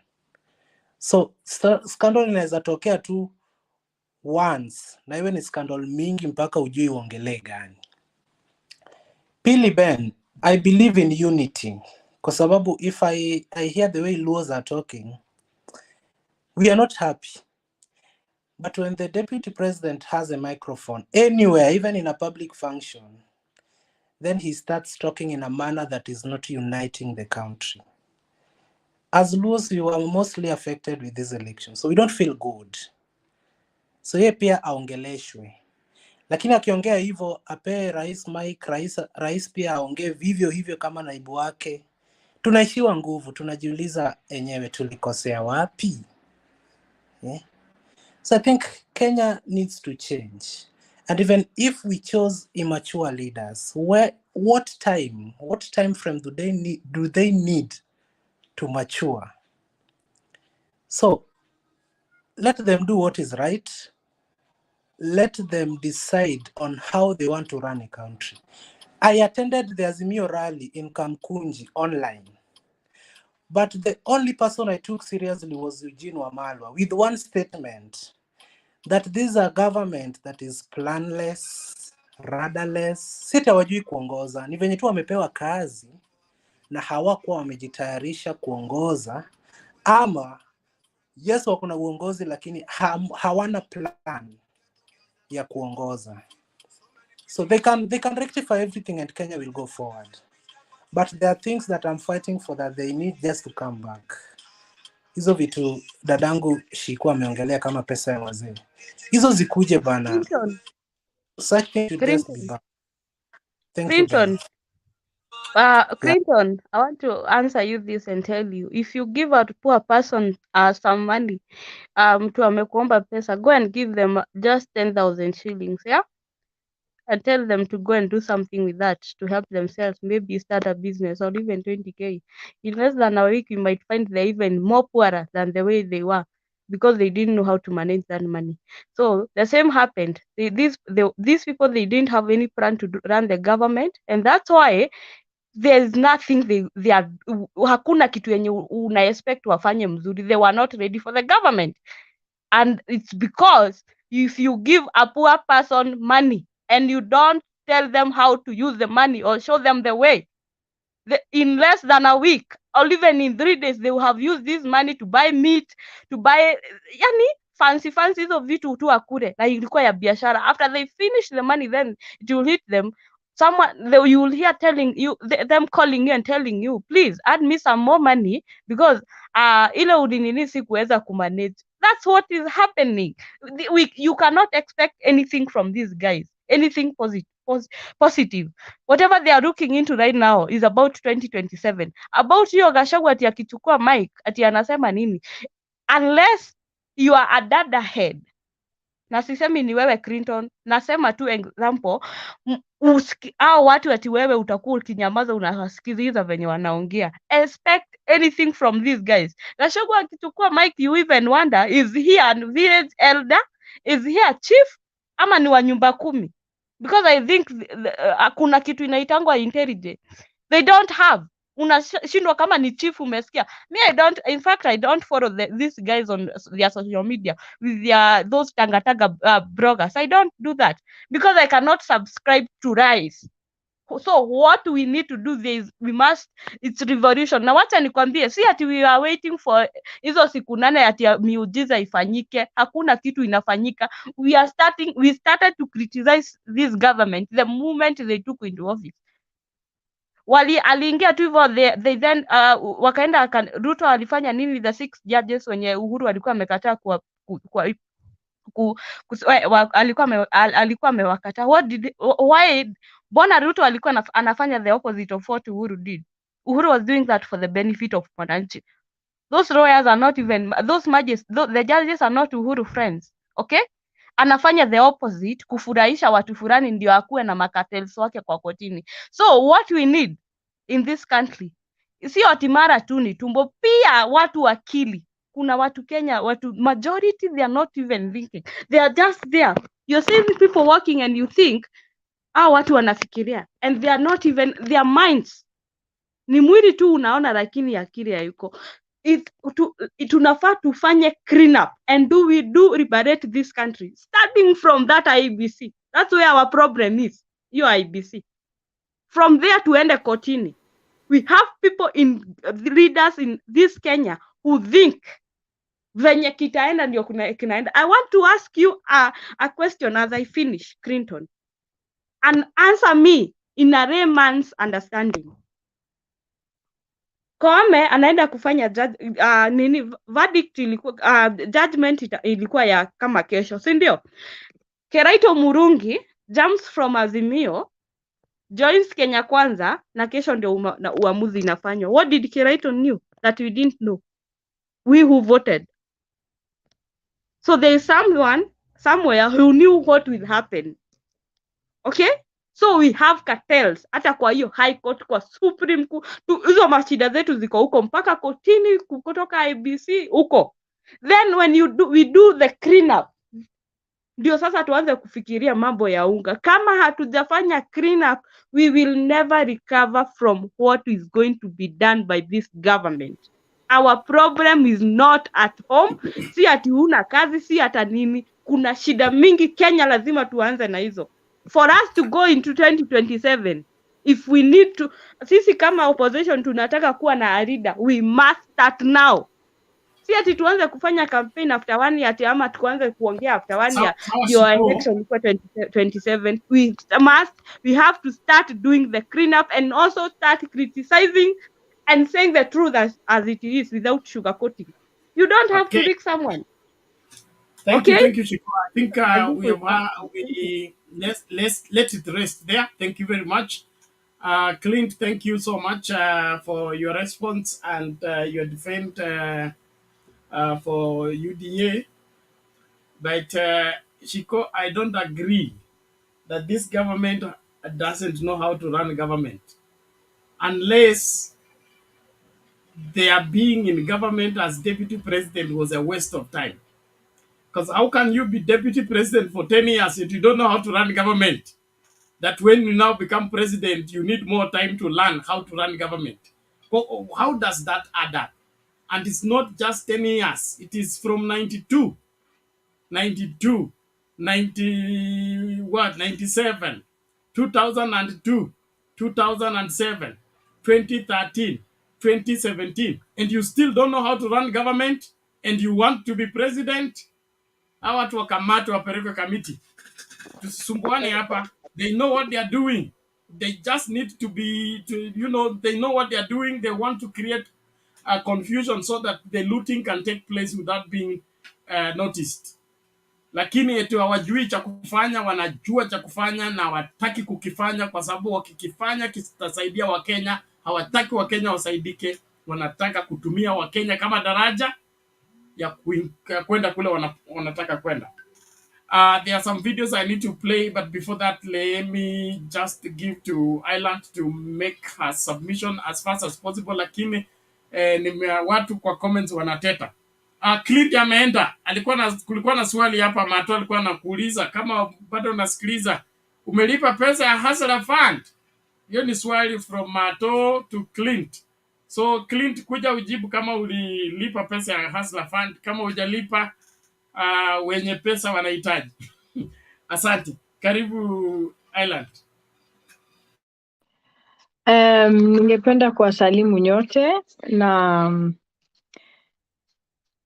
ningesema kabla sijasema yangu, nilikuwa nataka kusema yale ambayo Shiko pia alisema. Habari yako Shiko?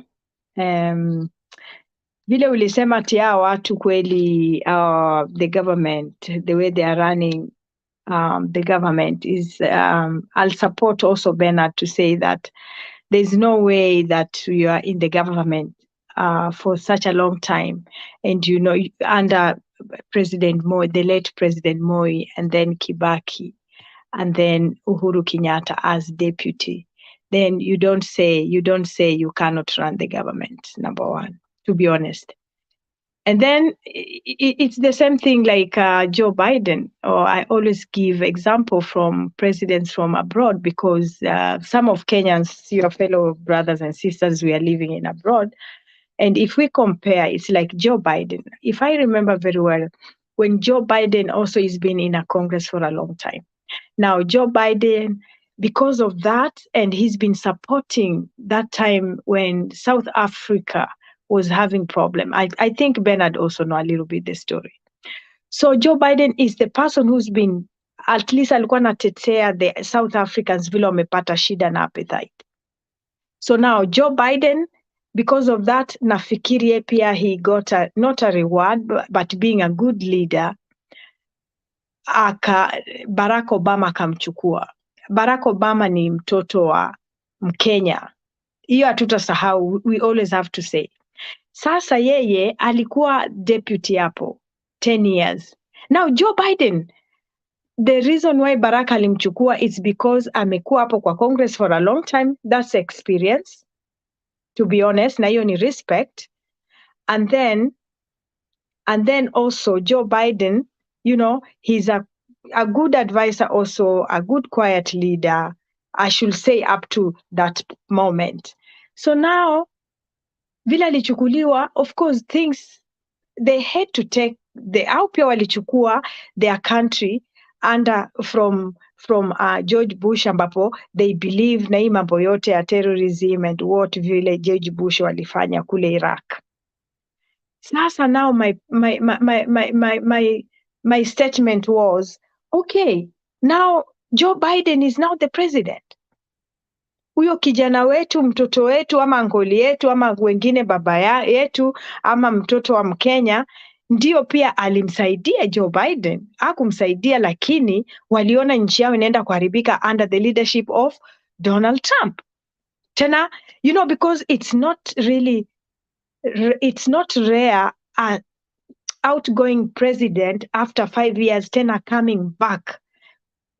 Kwenda tena kunini, because of course Democrats, they had to, walikaa na wakaona, na hata dunia mzima iliona pana Donald Trump la Donald Trump right, paka tufanye ni, because Donald Trump is the same way alikuwa na chase Trump, anasema oh I have money and America first, na hata yeye pia alikuwa na attack Kenyans who are there, hata the relatives of Barack Obama, wengine wanaishi kule, Barack Obama alizaliwa Kenya, which was not true. So now I just wanted to say, there's no way that umekaa kwa governments for such a long time and then ujui uongozi. Of course unajua kila mtu. Ulikuwa pia minister under the leadership of huyo the serikali hiyo nusu mkate, the way they call it. Umekuwa pia under Moi, alikukuza, and then umekuwa kwa Kibaki, umekuwa kwa Uhuru Kenyatta. How comes you don't know? Sasa hiyo sitakubaliana nayo. Na kama ujui uongozi, then you should have, then hata ungesimama, because you're still young.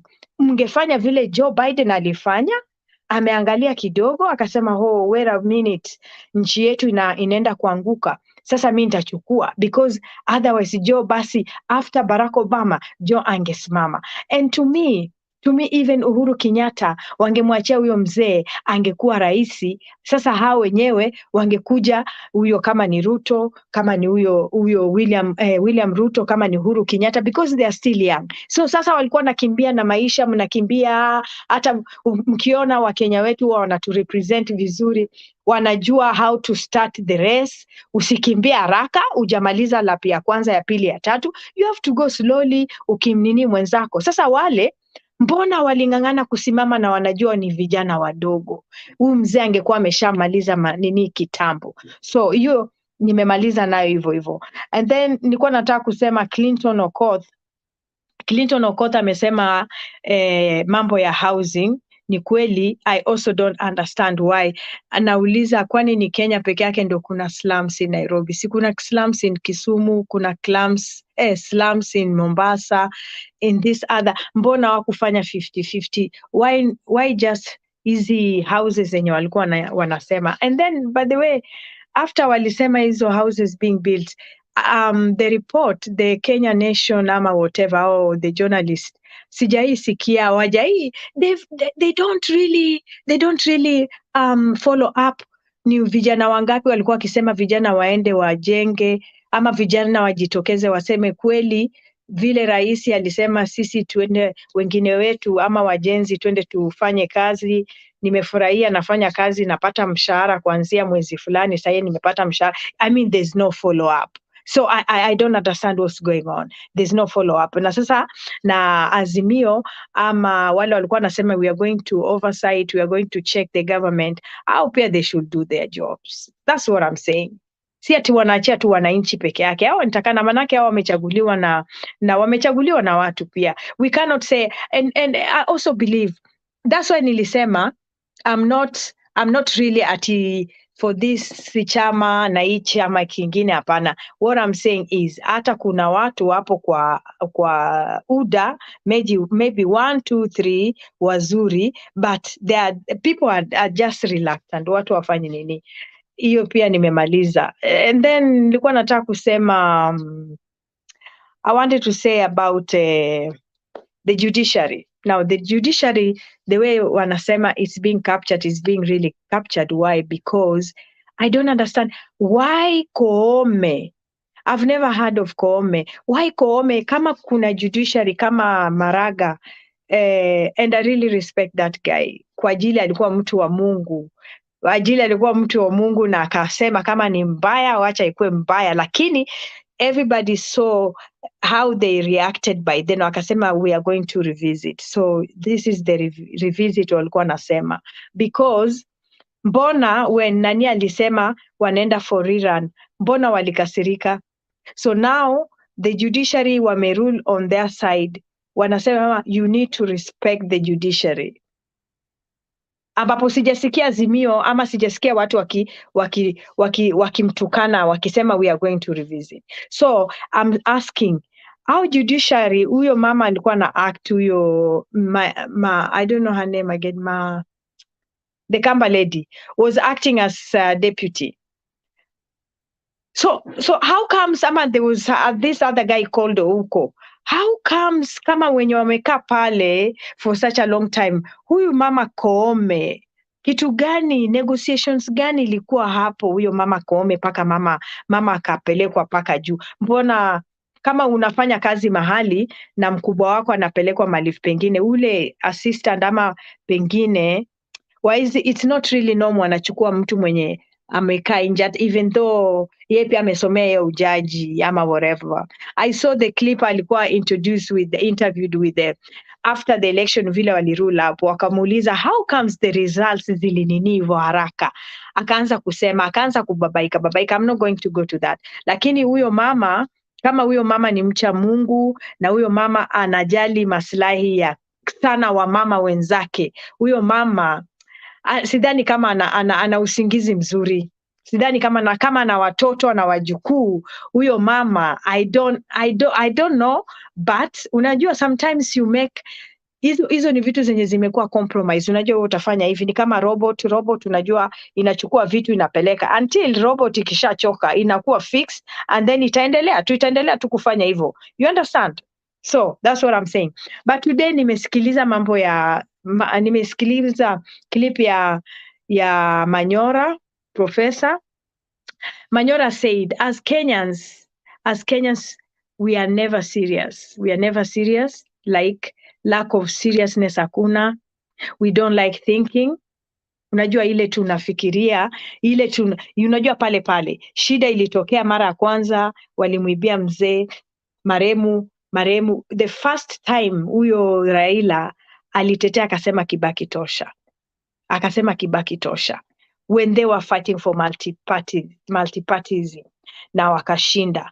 After things changed, after 5 years, and then when they went for election again, I don't want to repeat, you know the story, wakafanya hivyo. Walipofanya hivyo, wakamsworn in at the State House. Wakamsoni na State House haraka because wanajua under Kenya's constitution mtu president akikuwa once ule chairman akisha declare and then wamesema huyu ndiye ameshinda, hata kama akushinda and then anakuwa sworn in, ndio inafanya nini, hakuna mtu mwenye anaweza kuchange. Now what I was coming to this ninio, sasa now imekuwa ni mchezo and Kenyans they are always there. Hii mara ya pili tena hii nini ambayo imetoka hiyo government, it was never to be honest. Hata ile ya kwanza wakushinda, ya pili wakushinda, to be honest, kwa jina la mwenye, unajua saa zingine mwenye haki paka pewe haki yake. So now sasa huyu, it's been going on and on. Sasa what are they going to do?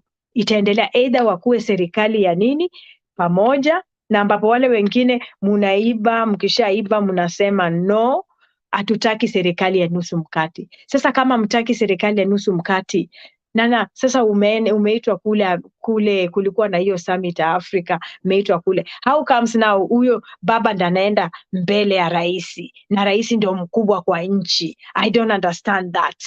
Mbona baba ndo anaambiwa aende kwanza, waende waongee, wakishaongea. So like I said yesterday, Bernard, I'm eager to hear what Raila is going to say after ametoka kule.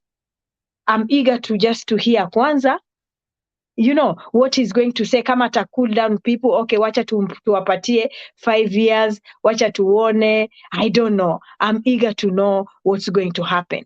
And then also, because the other day when we met here, my first submission, Bernard, we talked about innovation. Vile alikuwa anasema wanaenda kupatia wenye watakuja kwa sherehe ya Jamhuri. Now I'm eager to know. Now he made the statement. Leo nimesikiliza, sometimes I'm ahead of you. Nilisikiliza nini yote na ile utupe alisema kule. So kule Washington. So now I'm inviting all the tech companies to come and help our young people, our youngster. I'm inviting all the tech companies. Hivyo ndo alisema vile alikuwa kwa Jamhuri. So the speech you make kwa Jamhuri, mambo ya independence, vile Kenya walipata uhuru, and then unaenda tena kule, tena una repeat the same speech. You understand? And now you are not invited yourself. Karibu siju 49 countries from Africa, because now US wamejifundisha walipowacha Waafrika nyuma after independence. Sasa Wachina wakakuja, wameona Wachina wamefaidi in African countries, but it's not because of Uhuru, it's not because of Ruto. I remember the first time when they started this China partnering with Africans. I remember waliwaita kule China. I don't know the town. Kina Kibaki went, even Robert Mugabe. I remember, I don't know kama one of you guys mliona the time Robert Mugabe had to fall down, karibu anguke chini. So that's the time they'd already started. Sasa walisema the estimation enye China wamepata all that hizo nini zote hizo the projects, it's like 5 times American. 5 times, inaingia billions. Sasa sasa ndio Amerika wameamuka, ndio wanataka tena kurudisha hiyo the wagon again. So I don't know Americans again if they are going to manage all these African countries, ama wamechagua tu baadhi za countries like Kenya, wamechagua. So that's my submission, and nitaka kidogo na nyinyi nisikilize wenzangu, but tuombeni tu Mungu. We don't know. Okay, sawa Nifa, we appreciate that. Na tunashukuru kwamba mambo itarekebika wakati tunakubali jukumu la kuyarekebisha. Kama vile yule mzee amesema, Kenya Kwanza wako kwa acting, naona tu hii ni drama, kwa sababu uongozi hauendi bila mpango. Na huwezi kusema wewe peke yako ndio uko na plan. Every other person can be able to tell whether this person prepared for this or not. Does he know what he's talking about? We can discern and be able to tell. And the 100 days is enough time to determine this person knows what he's doing or he doesn't know what he's doing. And so for Kenyans, tusikubali kuhadaliwa, kuchukuliwa hivi na kubebwa ujinga. Tukubali kuuliza maswali yanayofaa kuulizwa, to demand majibu yale tunapaswa kuyapata, na kama serikali imeshindwa basi itimuliwe. Mato anasema nasikia watu hawaendi CRB siku hizi, wanatafutwa na chief 80 hawajalipa hustler fund. Is this true? Chief atakayefika kwa nyumba ya mtu eti anauliza hustler fund atachapwa, kwa sababu mobile banking, mobile transactions are supposed to remain mobile transaction. Unitafute kwa simu. Kuja kunibishia mlango, bisha simu kama vile ulituma pesa kwa simu, tumalizane kwa simu. Ukikuja kwa nyumba yangu, hiyo inaitwa trespass. Eli, karibu. Nauliza ngoja 14 days imefika ile sasa hustlers fund warudishe kuanzia. Yeah, I think this is the 3rd week now. So they are supposed to give us a verdict, watu wangapi wamerudisha, watu wangapi wamekosa kurudisha.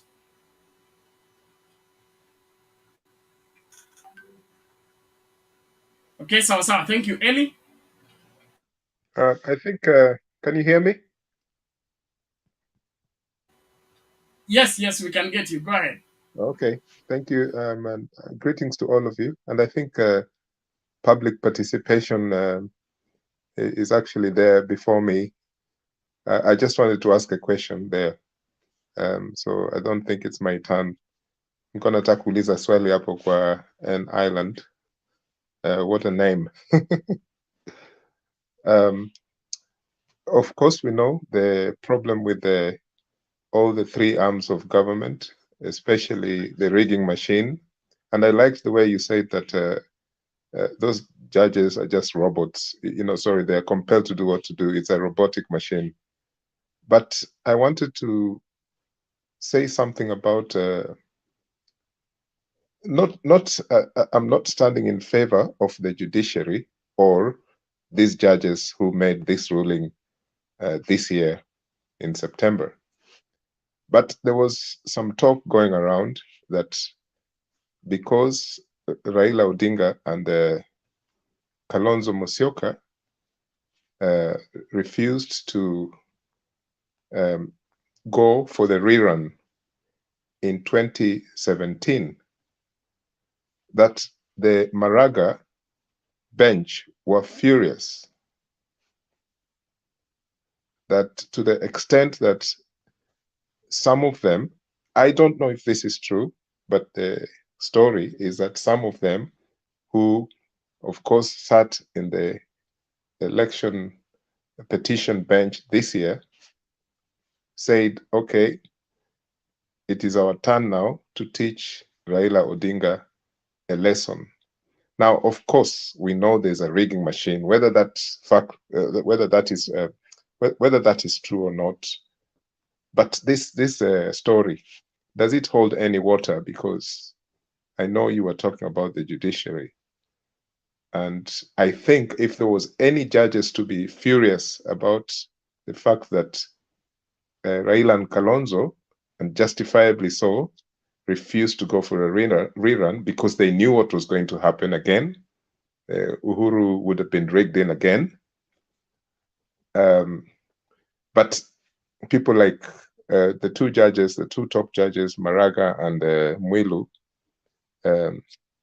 would have been probably the ones who were most furious. And then Mwilu carried herself into this particular bench this year. And so there is a rumor that that might have been one of the issues. I don't know about Koome and all those other judges. Okay. That's the comment. I wanted you to clarify whether this holds any water or not. Thank you. Okay, I will try. And then maybe Bernard. I'm trying as somebody from abroad, because of course we were also watching and we are interested because it's our country.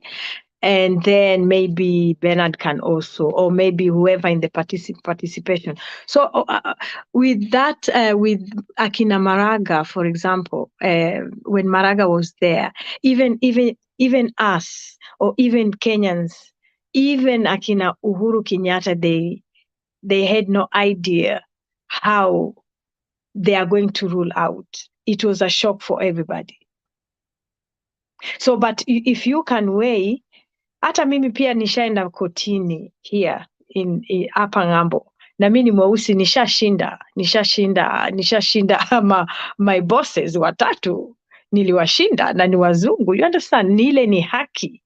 Unaona, kama ukienda kwa koti wako maybe 7 ama wako 4, for example, ni wazungu, but first of all nasema haki, na yeye pia huyo mwenye umemni pia anasema it doesn't matter ni mweusi ni muhindi, it doesn't matter ana pesa hana pesa. You understand? But nchi za Kiafrika ama nchi zetu, once you are a leader ama you are on power ama ulikuwa raisi, kuna zile vitu, kuna zile vidokezi bado utatumia.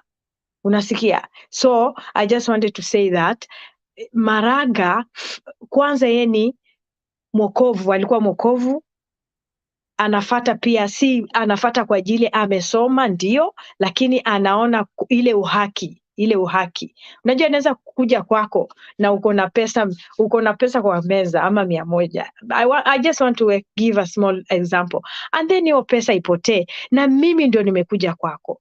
Sasa utaniambia dada yangu, nilikuwa na pesa hapa na sioni tena pesa, na tulikuwa na mimi na wewe na ulikuwa na pesa kwa meza, so maybe mimi ndio nimekuibia hiyo pesa, manake there's nobody mwenye alikuwa hapo. Naweza nikasema si kuchukua, maybe nilichukua lakini naogopa.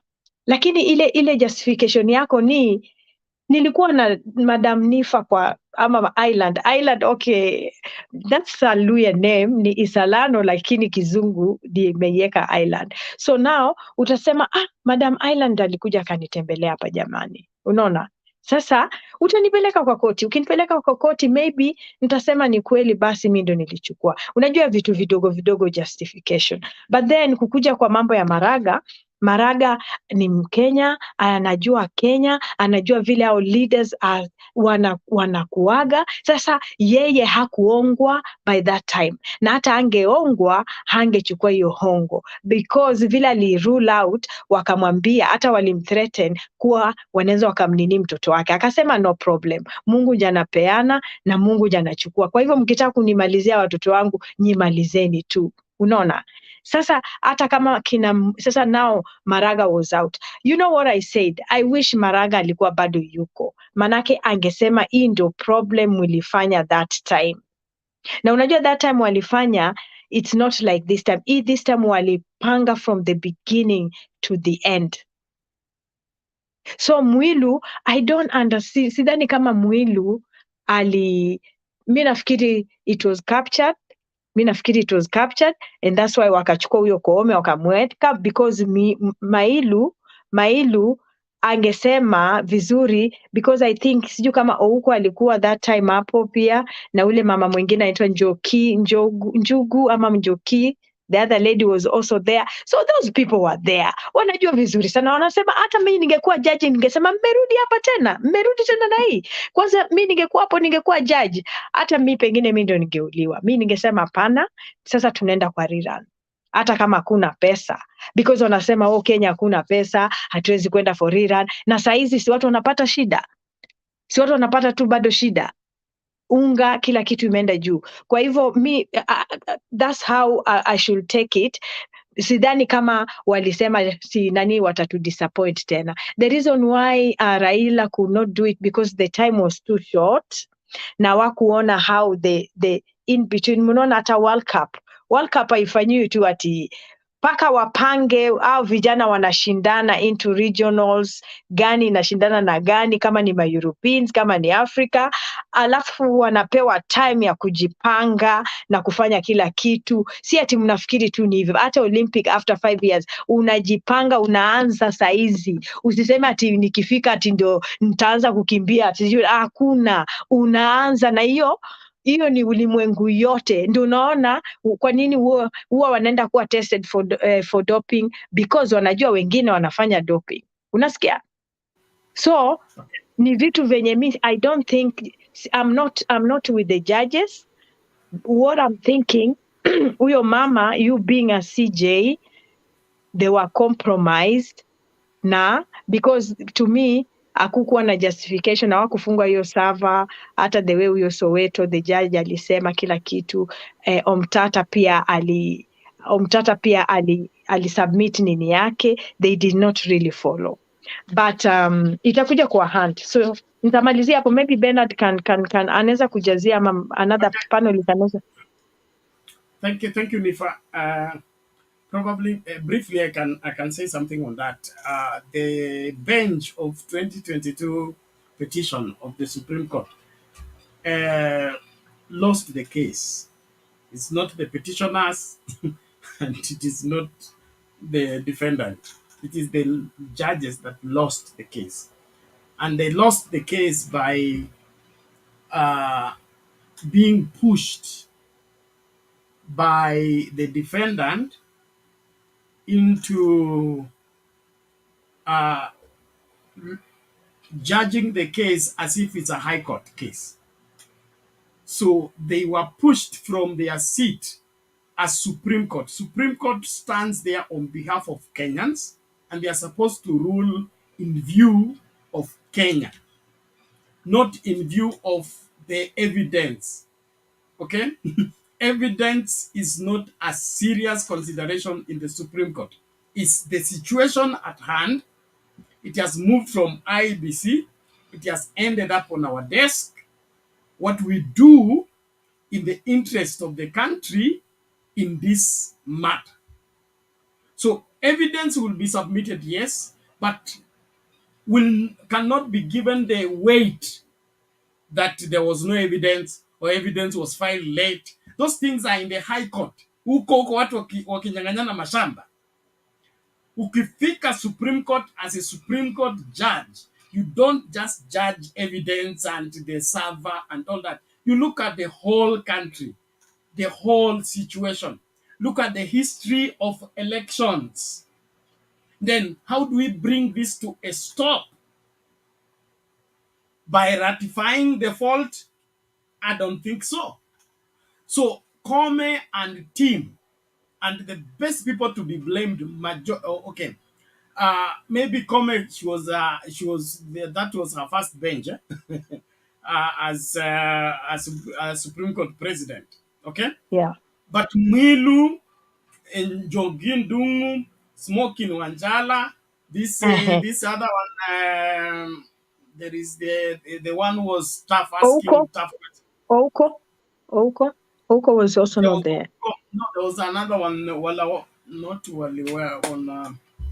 Well, he has a name there. The one who threatened Omtata. Yeah.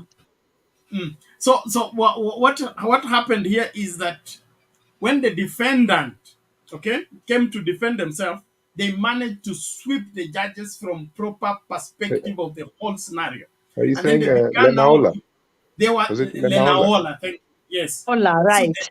So they began now to do the wild goose chase. The same thing they said, that's exactly what they were doing. They began now to look for anything that they can use, either to ratify the case.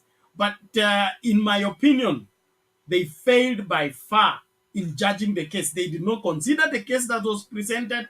They did not look at the history of the country and its elections, and then the behavior of the chairman of IEBC. That was the matter at hand, including time when Mwilu said, here we have president, but although she's president, she's just president. But when it comes to working, we work in harmony, we respect each other. Nobody holds whatever claims to be superior in our operation. How come Chebukati was doing things in this manner? Now, when I saw that line of asking questions, I thought these people are now going to catch where the issue is.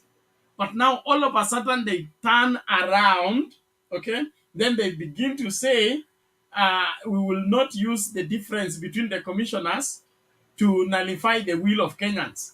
But it's the will of Kenyans that is in question here. Is this the will of Kenyans or the will of the chairman?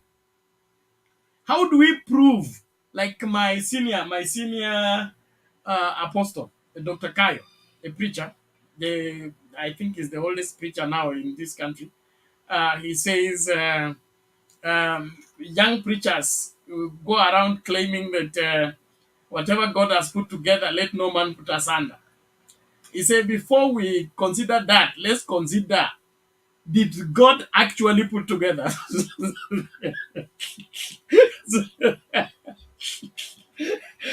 So, because you people are just shouting whatever God has put together. Did you see God put these people together?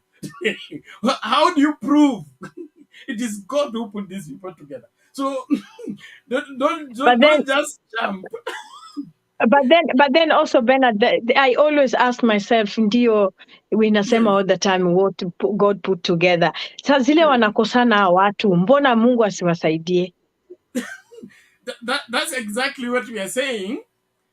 We should not judge a situation shallowly with that mentality of whatever God has put together.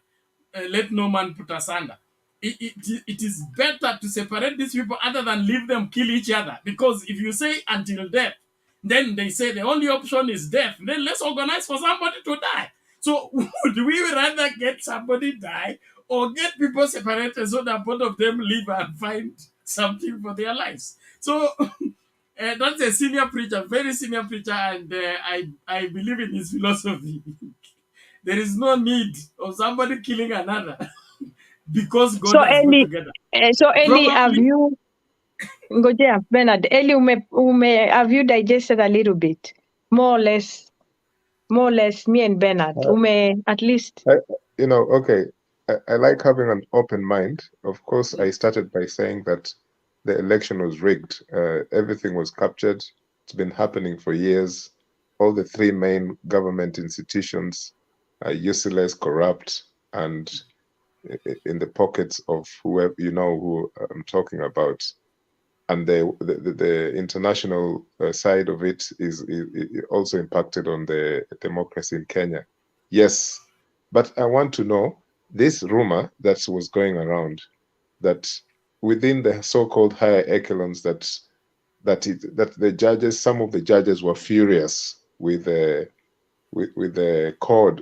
At the time it was CORD, I think, coalition. It was NASA. NASA.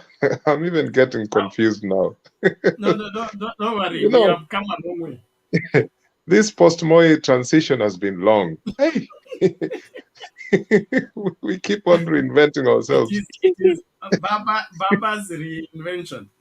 Yeah. Yeah, so, and also, can I just finish my point? Then okay.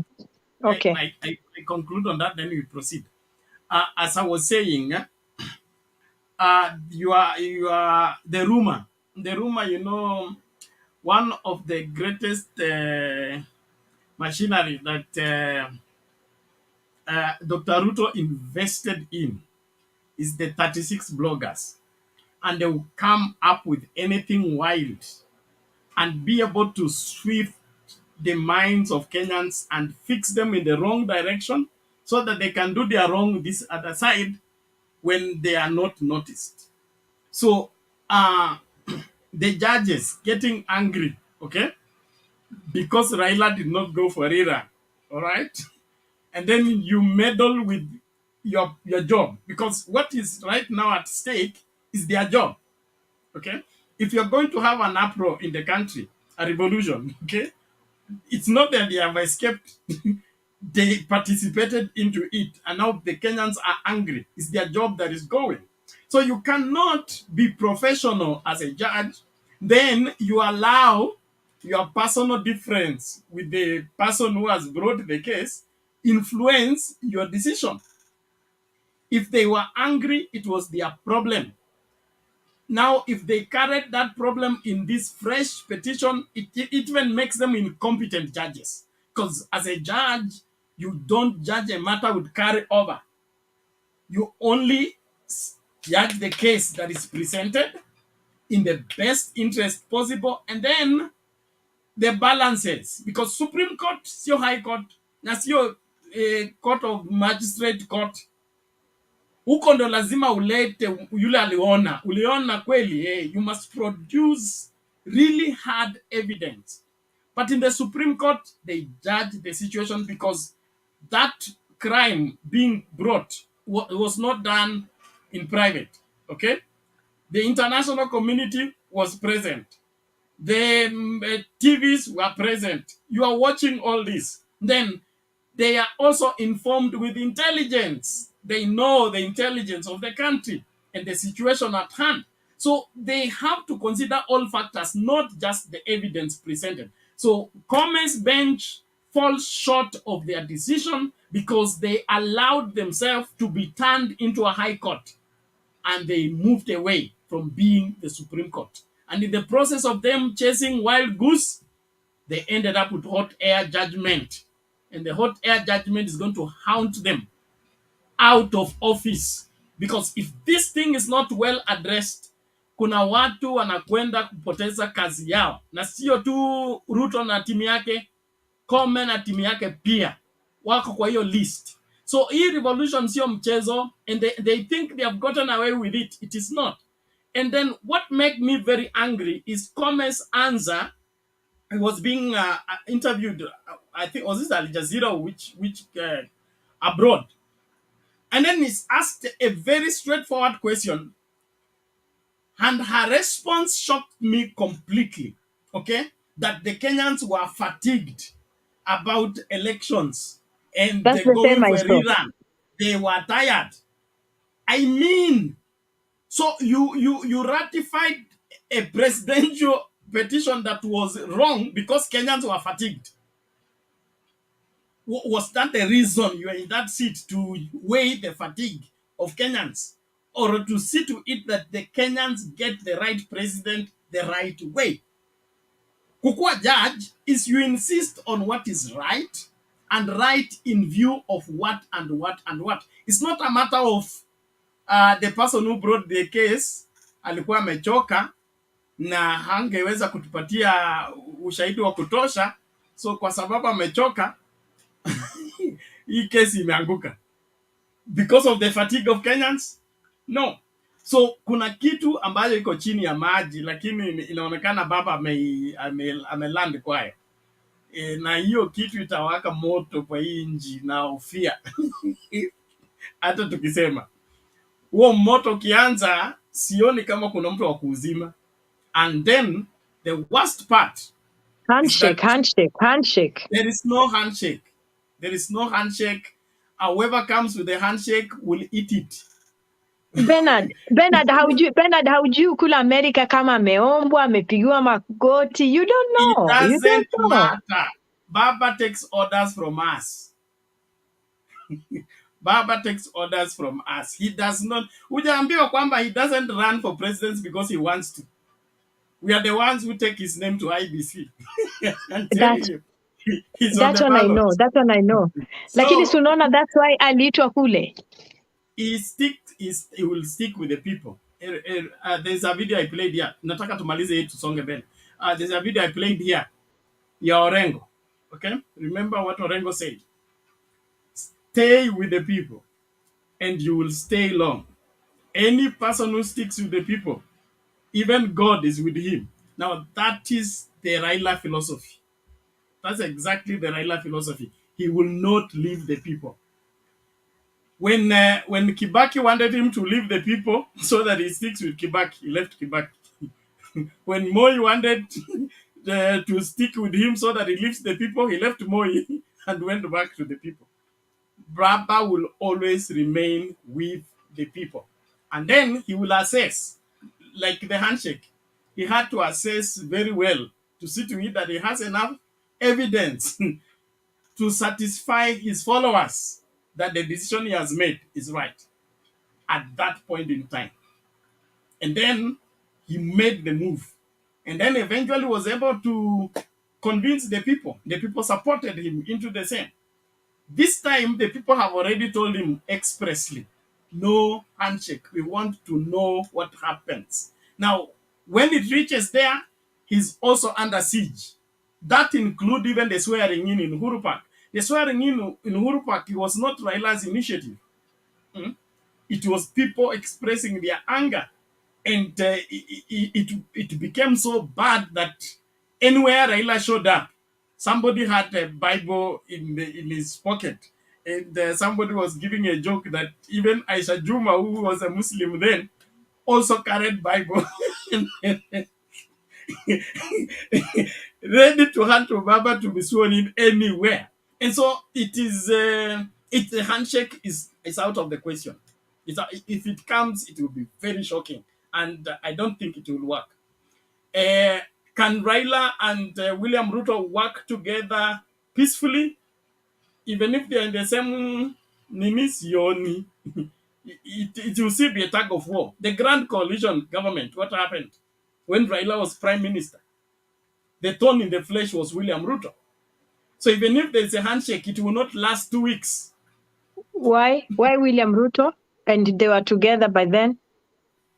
It is William Ruto's office that had the first scandal of maize. And then Baba sacked him. And then from there, he said he's going to lead the Rift Valley MPs out of ODM. Then ODM will become the minority. And then Raila will cease being prime minister. Because prime minister should have the seat, or the party that has the majority in parliament. So the harmony between the two of them has never existed in terms of even in governance. When they are in government, cabinets, I don't think they agree. And so it will be very difficult to organize for handshake. Biden hata kijaribu hawezi toboa. Hapa mbivu na mbichi. And then Baba also doesn't have much time. But he wants to make right what is wrong before his time run out. So he's not going to give away this easily. No, because for Uhuru Kenyatta, there was a hope of 2022. Right now, the consideration of 2027 is no longer a factor in consideration in his vocabulary. So a revolution is an easy way for him, and he may just pull it. All he needs is to, but you know, the goodness with Raila is that he's believed. Kenyans trust him. Kenyans believe him. So akikuja na hizo result nimecheza hapa, okay? Aseme hizi ndio result kutoka kwa server. So that's the end of the story. But let's wait and see. All the same. Okay. Thank you very much. The people in the comments, asante sana. Okay. Naomba sasa at Big J amekuja. Public participation, are you still there? Hii anointing ya kukaa nyuma ya curtain mmeirudisha kwa mlango ya nyuma, nataka itoke. Everybody should show their faces because it is darkening the video, and then the viewers will complain when they come to watch the video after we are done. Okay, public participation seems not to be present. Big J, vipi lakini? Safi sana Bernard, habari yenu? Habari ya Island. Naona Eli na ameingia kwa kwa curtain. I was watching behind and it's terrible. You know, when the studio is dark, it doesn't motivate anyone. It looks like so dull, you know. And I think Bernard, you need to work on that so that we can at least change kidogo. Many people are interested. Many people love this TV station. They are always watching it many times. So we don't have to spoil it, you know, by making it so dark. Anyway, nawasalimia sana, asante sana. I'm always watching. You know, just sometimes you know my zone timing inakuwaga very difficult during the week because studio mnafungua ndio naingia job. Anyway, I'm very happy. I'm always listening, even though Azimio supporters, I think we are some of us, some who have been in this panel, they are fatigued. They are fatigued because there is some who have been contributing a lot, but kusikiza maoni yao yale waliosema kuanzia jana juzi, the last of this. I mean, it seems that people are really completely fatigued. And unajua Bernard, changes kuja, lazima watu wanajitolea, and we stand for what we believe in. Bernard, for me, I've been a supporter of Raila Odinga kutoka Ford. Wacha sasa naitwagaje naitwagaje ilimezwa na KANU, naitwaje the NDP. NDP. That was NDP, that was LDP, then then ODM. At the time of sasa mimi I started supporting Raila Odinga since wakati wa Ford, akatoka Ford akaform LDP na nikakuja LDP, and before that nilikuwa mtu wa KANU. So I know all these things.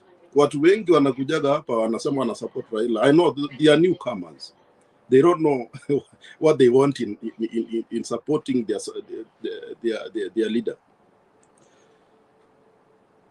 Bernard, there is one thing I always wanted to say to Azimio leaders, mostly because obviously unaona Jubilee wametoka, they are fatigued, wametoka.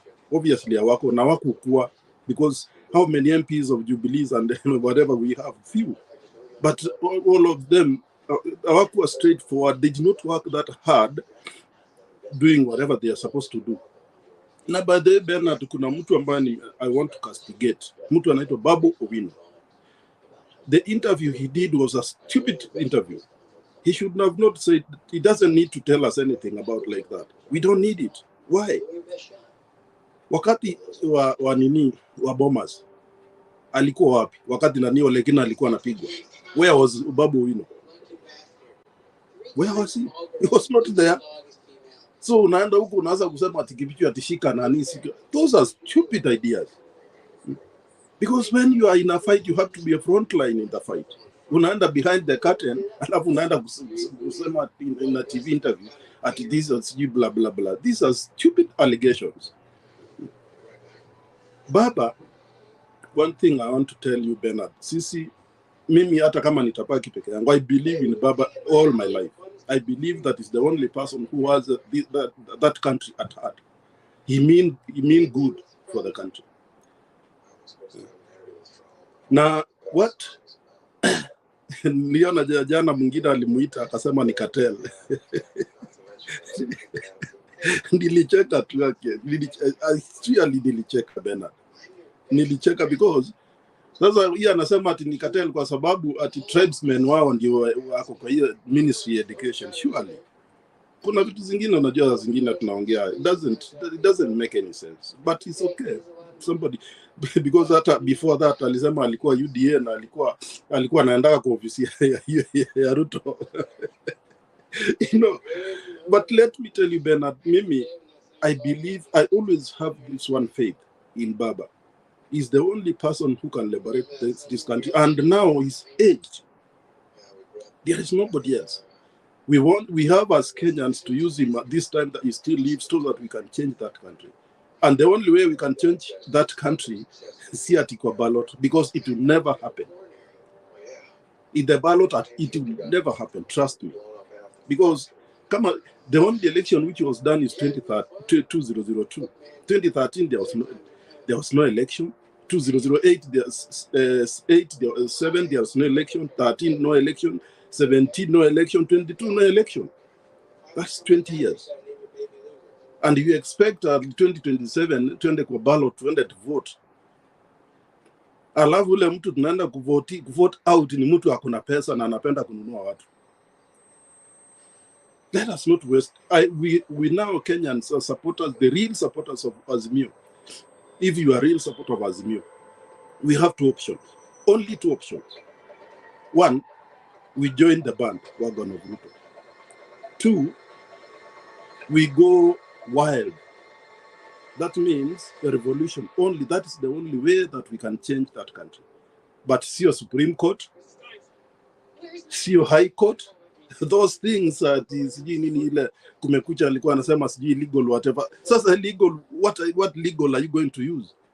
There is nothing, because everything is captured by him. He has captured everything, completely everything. So we don't have even to think about going to the court. We have, and Raila is huyu mzee yake yako na shida, because you know, even the elected leaders, almost all of them ni tumbocrats, and they are just there for their re-election. They don't care about the revelation, to rebalate the country. So ile kitu Baba, let Baba count on us, like me. Let me call myself as me. Let him call me, count me. I'm in, and I will support him to the end. Let him count Bernard as Bernard himself, as if it's Ireland herself. But politicians, elected politicians, we don't have them. We don't have them. Because politicians, for example, saizi vile CDF ilitolewa, I'm telling you, they are begging like something else. Unajua alikuwa nakula pesa CDF. That's why definitely hiyo motion ingekuja parliament wangeipitisha tu, because they want to actually the main point wanataka ni CDF irudi, so that they will control it. They will control it. But we said in BBI, we said we wanted hata MCAs wawe na CDF. Now pia our control. But things did not go that way. But now they are introducing the same thing. I mean, the only advice that I want to give, because saizi Baba amebaki na Kalonzo na Martha Karua, because I know now things are different. Those are very strong people that who are remaining. The only way wakama wanatuambia ati they talk about 2027, then let us just support Ruto.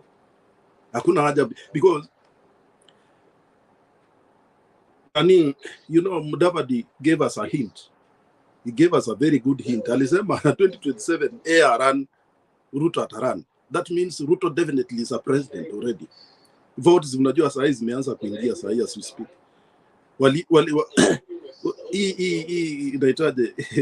Inaitwa pesa ya inaitwa hustler whatever. Watu wanadanganywa ati unawekewa pesa namna gani? How did you register to get hiyo pesa unapatiwa ati ya NSSF ama whatever? Kitu una register kwa simu. How can you register something they don't know your details? How are you going to follow up? Where are you going to follow up that money? Na hiyo ni miaka ngapi? Ni miaka ngapi utasave? Surely. Sasa mtu kama mimi sasa hii niko 53. Nitasave miaka mangapi ndio nini? Mwingine alituambia tuchukue pesa ya hustler fund. Hustler fund sasa mimi nafuga ng'ombe. Ng'ombe moja siku hizi ile the cheapest ni around 25k. The cheapest. Nikipata kale kadogo. Niko upande wa ufugaji wa ng'ombe na pia niko real estate. Real estate sasa nikitaka kuongeza floor nyingine moja 50,000 itatosha kununua simiti ngapi? You know, sometimes people don't think, because we are not all in that level. We are in different levels. But you see, one thing that I don't know why people are lying to Kenyans, ati unachukua pesa unaekewa na pesa registration yenyewe umefanya na you have done it in a cell phone. Alafu do you think that money you are going to follow? Unasikia Jamhuri Day alisema 1.5 alisema 1.5 something. Wamechukua, that means wamechukua hiyo pesa. So hata kama ni like for example 1.5 akiweka 200 times 1.5, they are making money. They are making good money, and there is no. Ebu niambie saa hizi Bernard, wewe utaenda for example for 5 years hauko kazini, utaenda kufuata 1000, upande matatu kutoka Kilgoris ama kutoka Kakamega matatu kuenda Nairobi, sijui ni wapi, which you don't know where to follow that money. Uenda kufuata 1000 sure. That means na hiyo pesa obviously sitarudi kwa serikali. That means watachukua unclaimed assets. You know, we are being lied openly. Na sisi ujinga yetu tunaingia tu. Lakini unajua naye mjinga akirefuka mwerefu atakuwa mashakani, because definitely these young people who are taking those loans, because kama I've never seen a government that does business, microfinance business. Government, surely microfinance. Badala unajua ungekuwa anatengeneza laws ile microfinance wako wapeane pesa in interest zinasaidia Mkenya, not themselves. Hapa mahali niko wakati wa COVID juzi, kazi iliharibika, so that you like COVID village in 2020 I think, 2021. Sasa ulikuwa unafanya kazi per week, unafanya maybe 3 days or more less because of COVID. Vitu hazikuwa zinaenda out of the country, nini manufacturing. So the serikali ilitoa pesa ikapea everybody who is living, hata kama ni foreigner, kila mtu alikuwa anapea 100,000 everybody.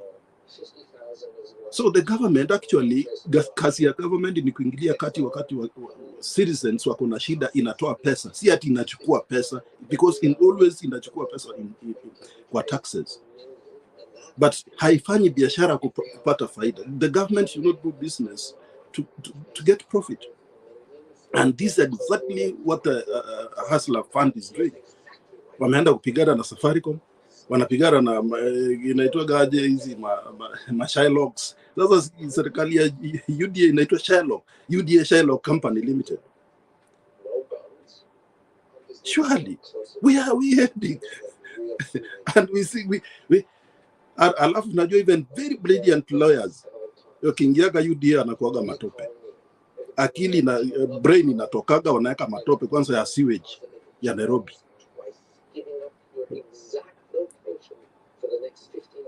It doesn't make any sense. Where we are heading is not the right path. We are not in the right path. I'm telling you, we are not in the right path. So hizi by the way, Bernard, sijini nilikuambia story. You know, my elder sister ameolewa na Wakale. Our elder sister. So ameolewa mahali inaitwa Sotik. So my nephews na my nieces, like before election nikawaambia fanyeni hivi, because some of them wako shule colleges, mwingine anaingia secondary, you know, they are doing education. Nikawaambia fanya hivi, mpatie huyu mzee, because mama yao, that is my sister, she passed away, na baba yao passed away, so they are orphans. Nikawaambia fanyeni hivi, baba akiingia, you will not have any problem with your education. Your education will be covered. Because for me, okay, I do help you, but you see, hata mimi niko na familia, niko na watoto, so I cannot do that much. Hii yangu haitakusaidia sana kuliko ya serikali. Wakaniambia hapana, sisi lazima tupatie Ruto. Haya, nikaambia sawa, that's your decision, but I recommend to change the way we think. Tukakaa kitu juzi, mmoja alikuwa anaingia college, akanitumia message, akaniambia uncle, unajua sina pesa ya hata kulipa ya rent. Nikamuuliza umechukua Hustler Fund? Akaniambia sasa Hustler Fund nikichukua 500 hata sijui itanisaidia nini, siwezi rent hata nyumba ya mabati. Nikamwambia nakumbuka vile niliwaambia, akasema data tunalia because we did a mistake. But again, Bernard, saa zingine najua unaangalia vitu zingine, things, not everybody who voted for them. This government was not voted in. It voted itself in. Na kina Biden, na British, they did what they did. But Bernard, my major point here is that tusijaribu, mtu asijaribu kuniambia at 2027. Mkiniambia 2027, mimi tunakosana na wewe. Tunakosana na wewe because there is no need. Hatuwezi kaa 20 years bila elections, alafu unaniambia 2027. For what? There is no election which will be there. Even if we are going to do election, which we of course imitation of having elections. Just routine, the way it happens in Uganda. Yeah, so it will just go on, but there is nothing different will come out. So the only way that I'm requesting to Baba, and he's lucky, because his supporters wale wako naye bado wako naye, and they would never leave him because you have them. Let him listen to them. Asituambie story ya handshake, because maybe sitakubali handshake. As a person, I will not accept for handshake. Either to go our way, ama we support Ruto. We have only two options. Anyway, kwa sababu naona wengine wameingia, wacha nisichukue nafasi mrefu pia hao wachangia. Asante sana Bernard.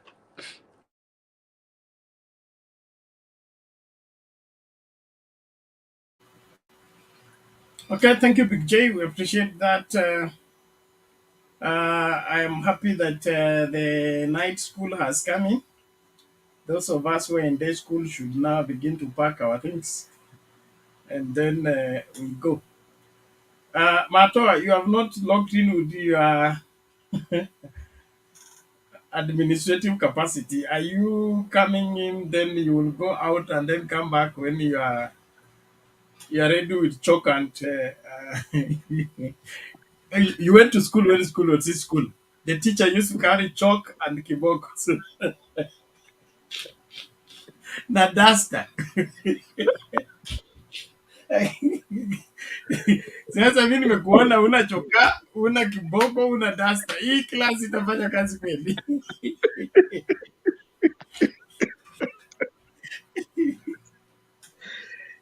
Bado sikuwa nimekuja. Unajua kulikuwa na, we used to do this Mr. Bernard. We used to do this unajua kulikuwa na class ya math ya evening ya jioni. And then before math kulikuwa na geography. Sasa unakuja unaambiwa geography of how, you know, where kila equator iko wapi na kila kitu. Alafu hapo mkienda kumaliza mwalimu wa math anakuja sasa na umetoka kukula. Na kuambia utalala yote mzima, hata ujui Pythagoras theorem.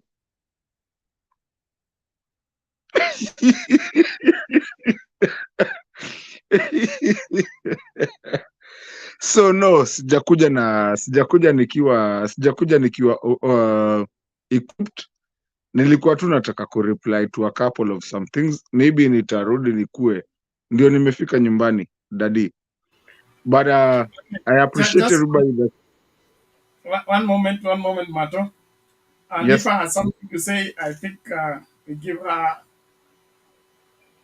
Then you come in as you make your submission and you do your response. Island, unasemaje?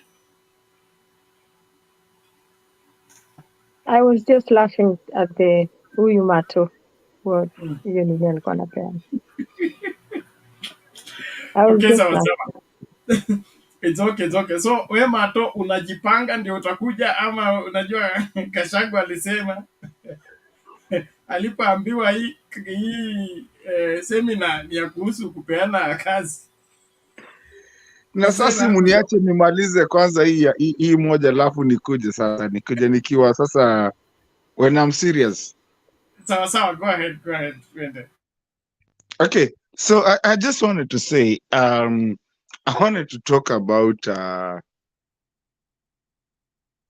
hii mchezo yenye tunachezeana, and especially I don't want to attack anyone. Nataka kuongea na mtu. And this is going to be Eli na wale wanafikiria kama Eli kidogo. I have a problem that maybe tutaendelea after Bernard umeenda. Tutaongea tu nikirudi. There's an issue. There's an issue that we need to actually talk about our country. na sijui kwa nini tuko na shida na kuongea hiyo country. We need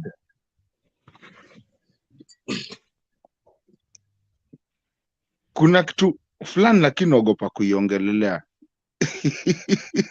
isikuje Sema ikatuguza tusikize. sana. Sema tusikize sote.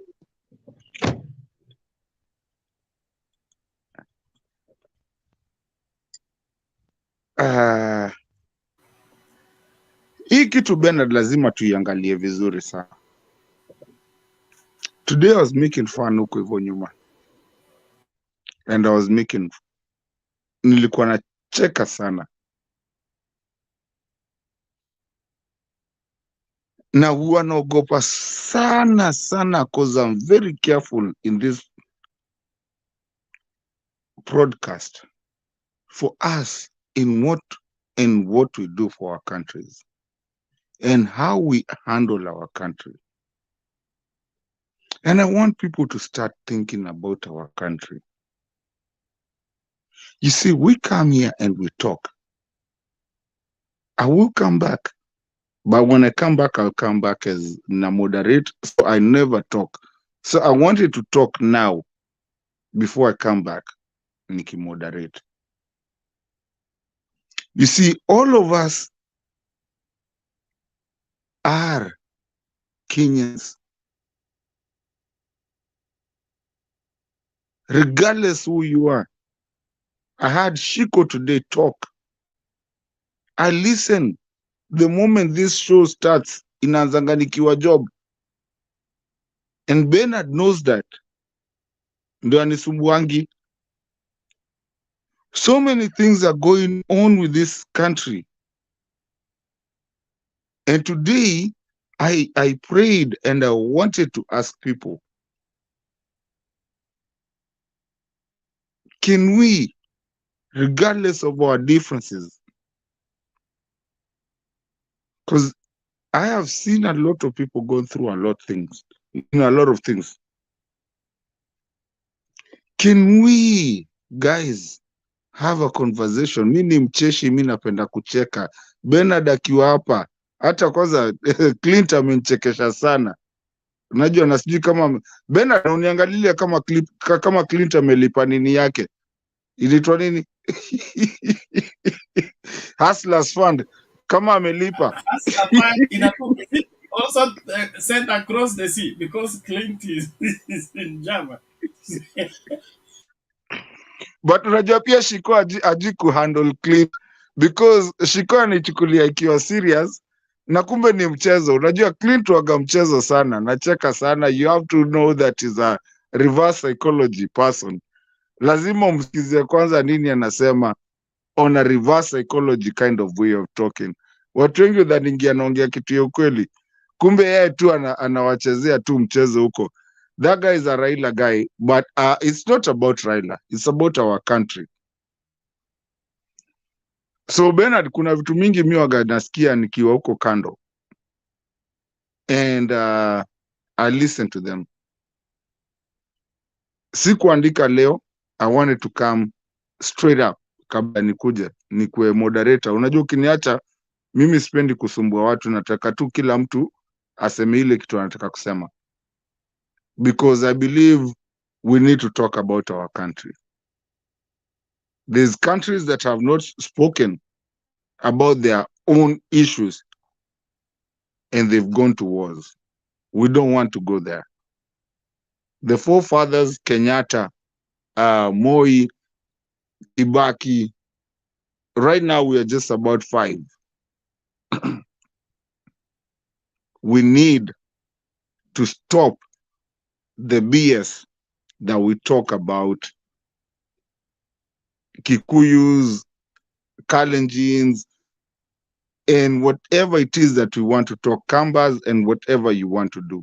You are a Kenyan just that, just the same way I am. It doesn't matter. You be a pastor, be mkora, be whatever you do, boro hui mtu na uibi watu vitu, we need to keep our country together.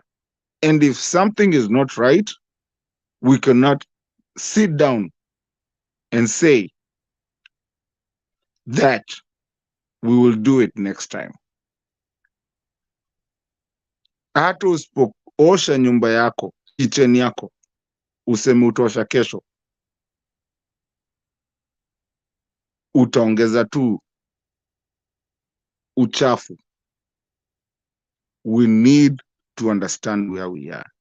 And the people is us. I am a political person, but I'm also a very social person.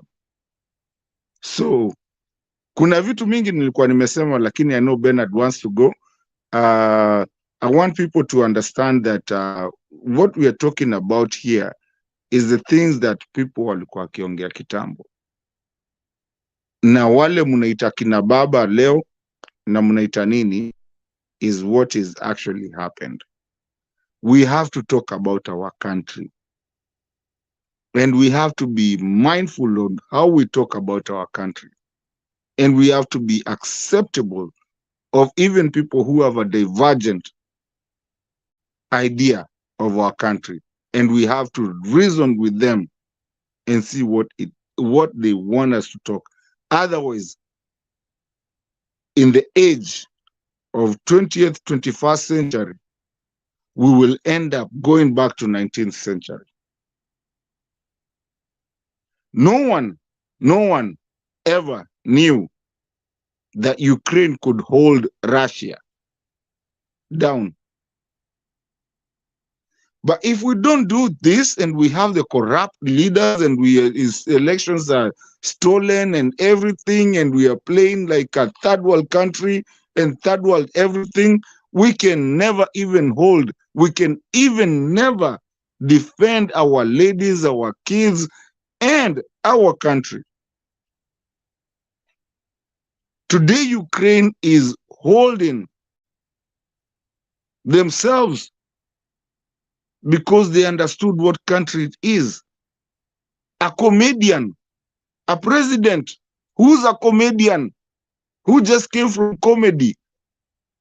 Ni kama chipukizi, ama Eric Omondi, ama Churchill, akuwe president na ashikilie country against the United States. Because I'm against Idi Amin. You know, ladies and gentlemen, we need to understand this. Unajua, the good thing that is that the presidents that we've had since independence, actually not independence,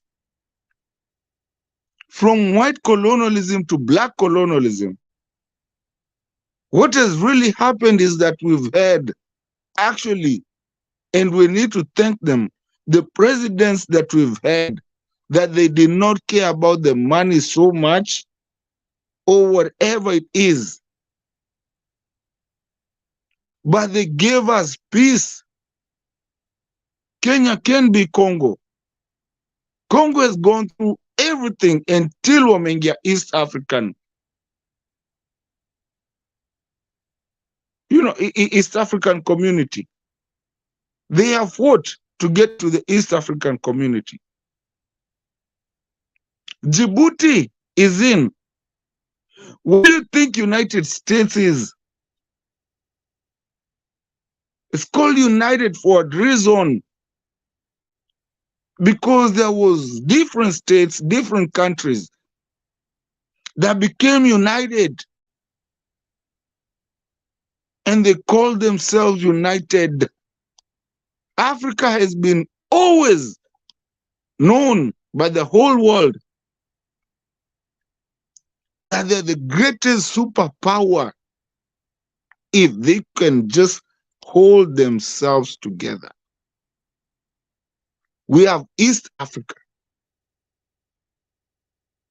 And the biggest thing that Kenyans are going through right now is because Uganda wants to be the capital, yet we do have the United Nations in Gigiri. We are starting to see the first overpasses, bypasses, and everything in Africa. The Tanzanians wants to come to Kenya to see that. And New York in Nairobi. Toka hapo Sarit, Sarit Capital Center. You're going on an overpass. You can either pass juu, uko chini unaangalia matatu zikipita. You'll be in Daystar within 2 minutes. Depending on kama unatumia machine. Hiyo machine unajua ni ya Wajaluo.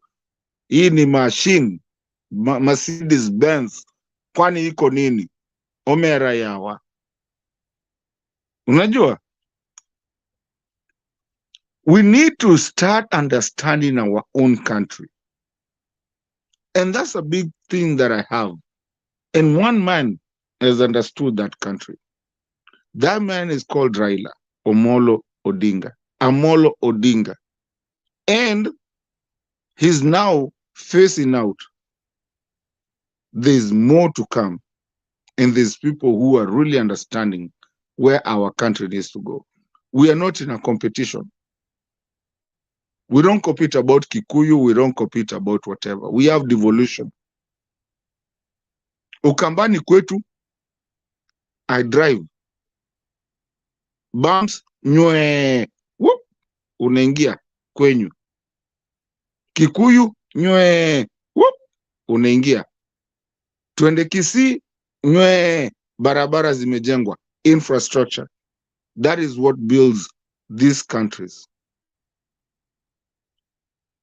It doesn't matter who you are, what tribe you are, and whatever it is. And I'm asking Kenyans.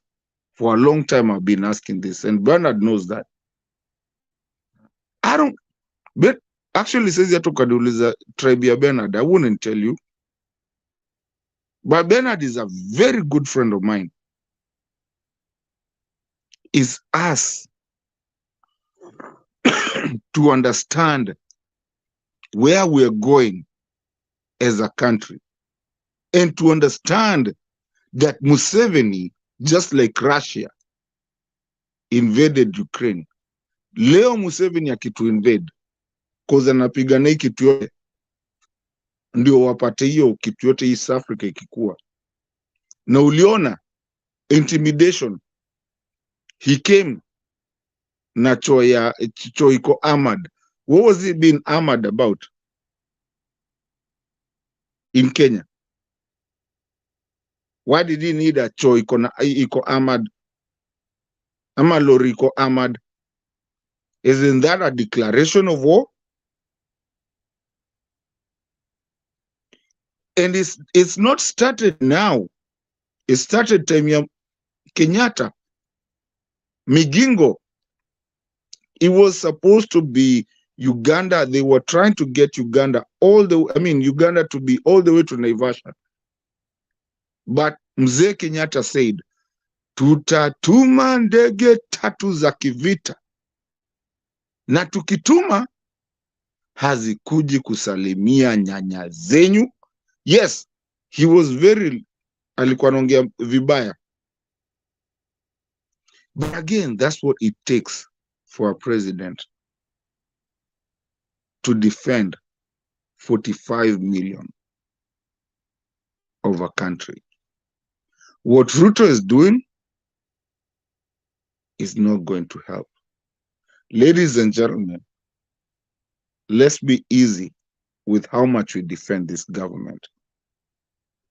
The government, we are supposed to all feel comfortable.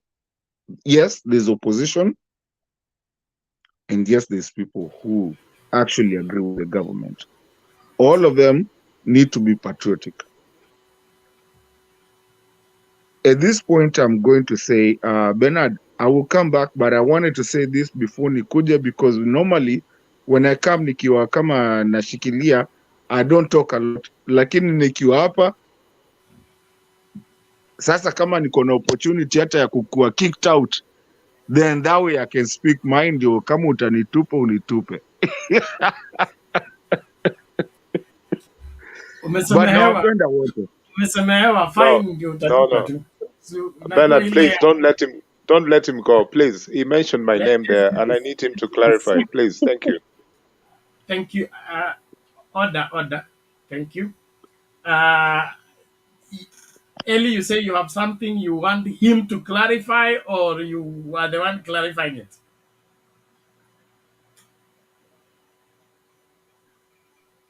Basically, in Mato's long speech there, he started by mentioning my name, and he said that I can't remember the exact words.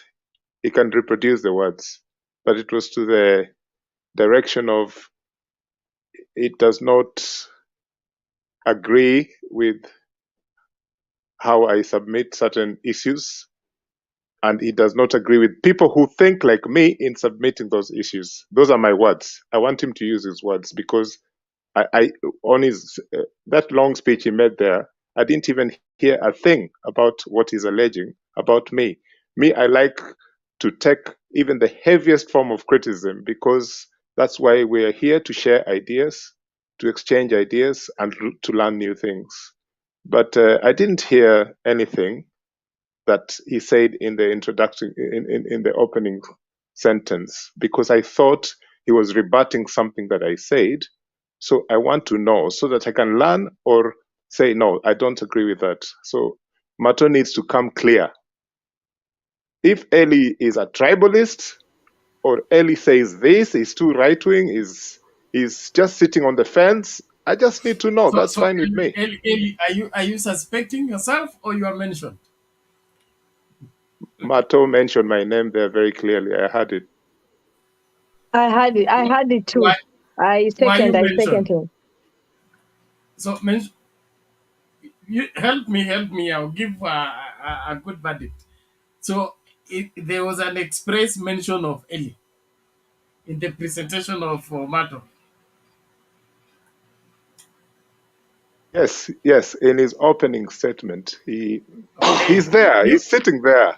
So it's just So simple. Mato. It's simple. I just need to know. Actually, Yeah. actually, In less Mato than mentioned Ellie's name. order, everybody, to keep your mic mute Right. until it's your turn to speak. You only speak when you get authority from the speaker.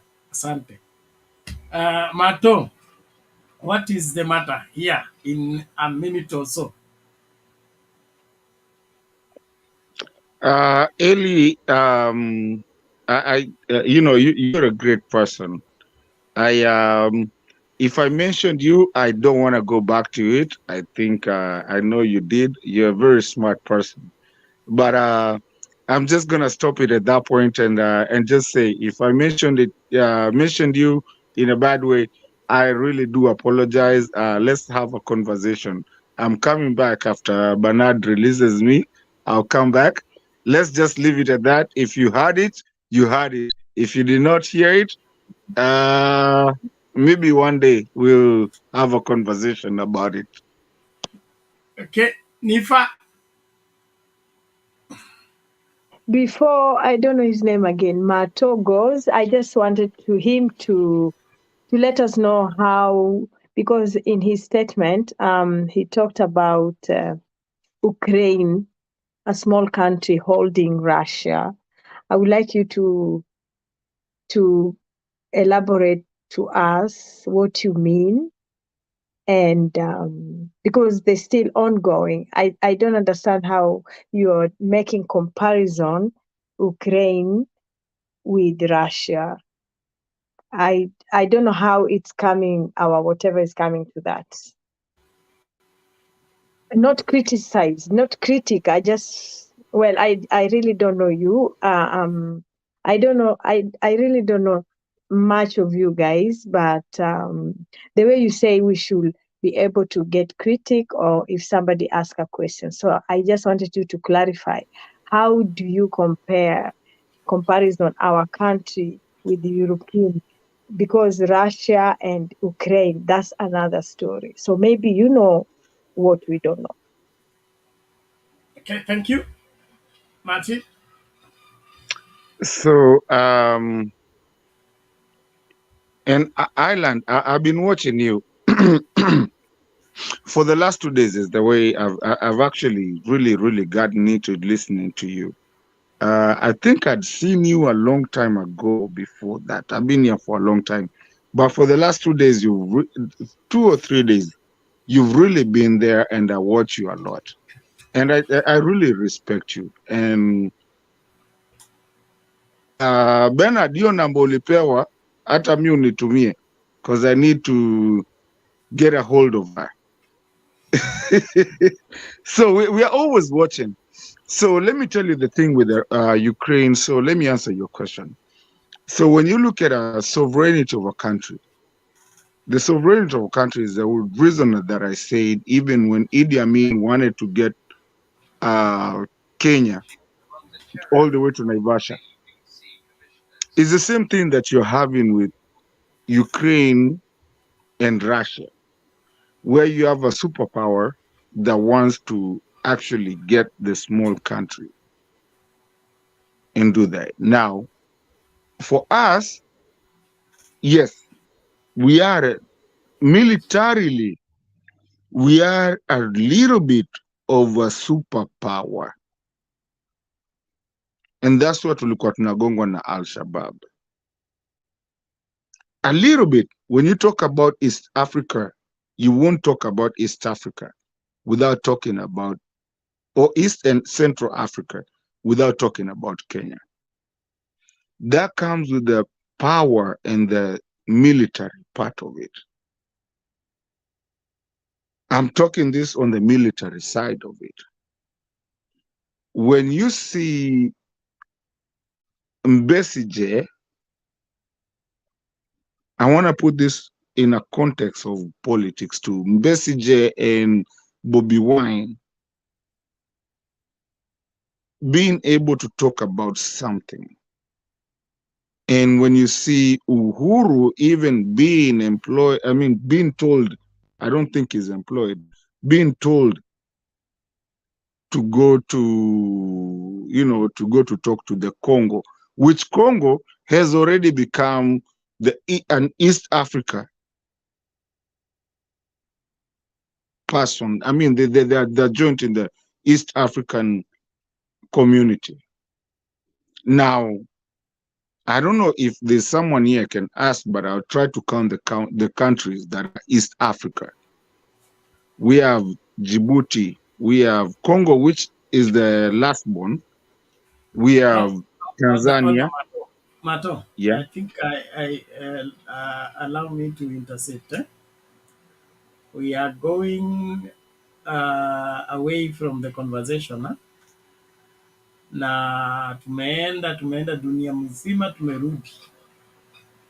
We are losing our audience. Simply because we are biting what is too big to be digested. I think we should just do a show that addresses that, the boundary respect and then the high-handedness of neighborhood. What are the dangers? What do we risk to do? But if we introduce that into the conversation we're having right now, tunaanza kuchanganya watu badala ya kuwaelekeza. Sijui kama unapata point. So what you're talking about is serious matter, yes, important, yes, but not for tonight, not for this show.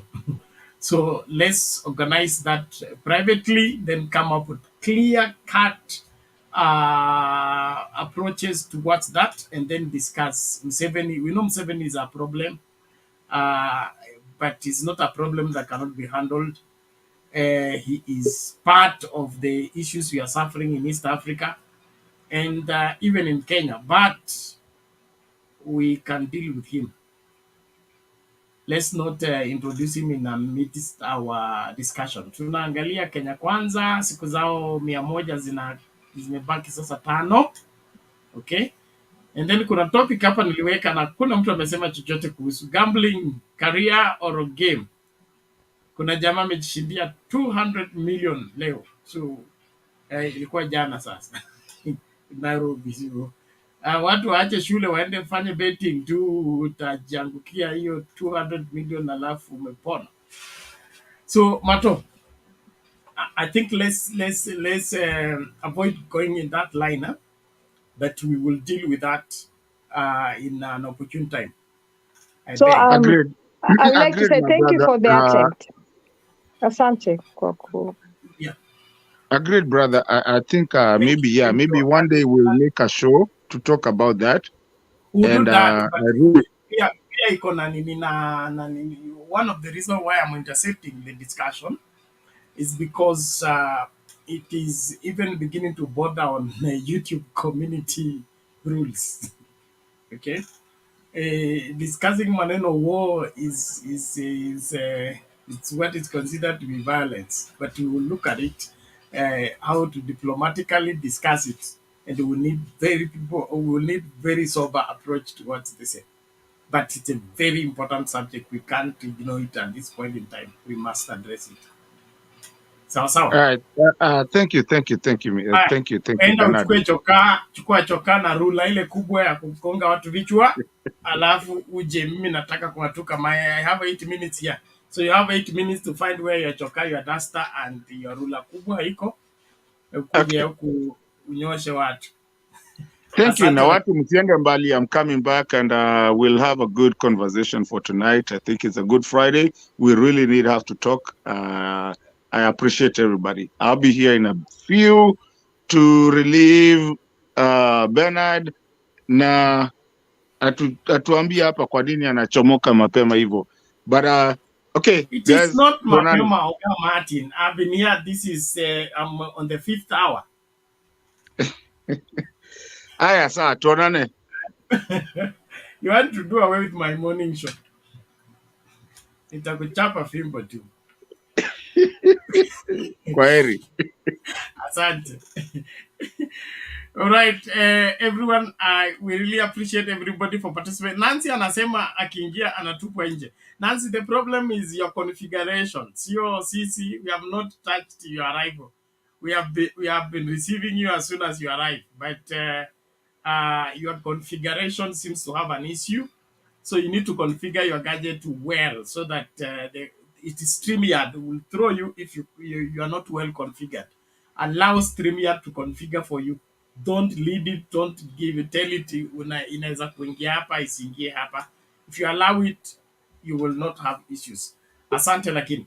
So I need to establish order here na twende mbio mbio tafadhali. Maneno ya masaa matatu mtu mmoja kuongea ikome.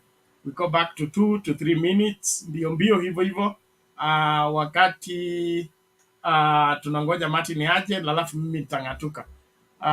Tony Maina anasema Bernard, where is Themba? Themba is around. Is around. We chat with him in our admin group. It's fine. You want him on the show? We'll take a vote. Atakuja, yuko around. Unajua kuna Yohana Mbatizaji, alafu akimaliza ndio Yesu mwenyewe aonekane. Yesu akikuja mapema atauawa kabla Yohana Mbatizaji. So Yohana Mbatizaji atengeneze njia, alafu Themba and the team will come. Wekesa and all those people wako kwa bench.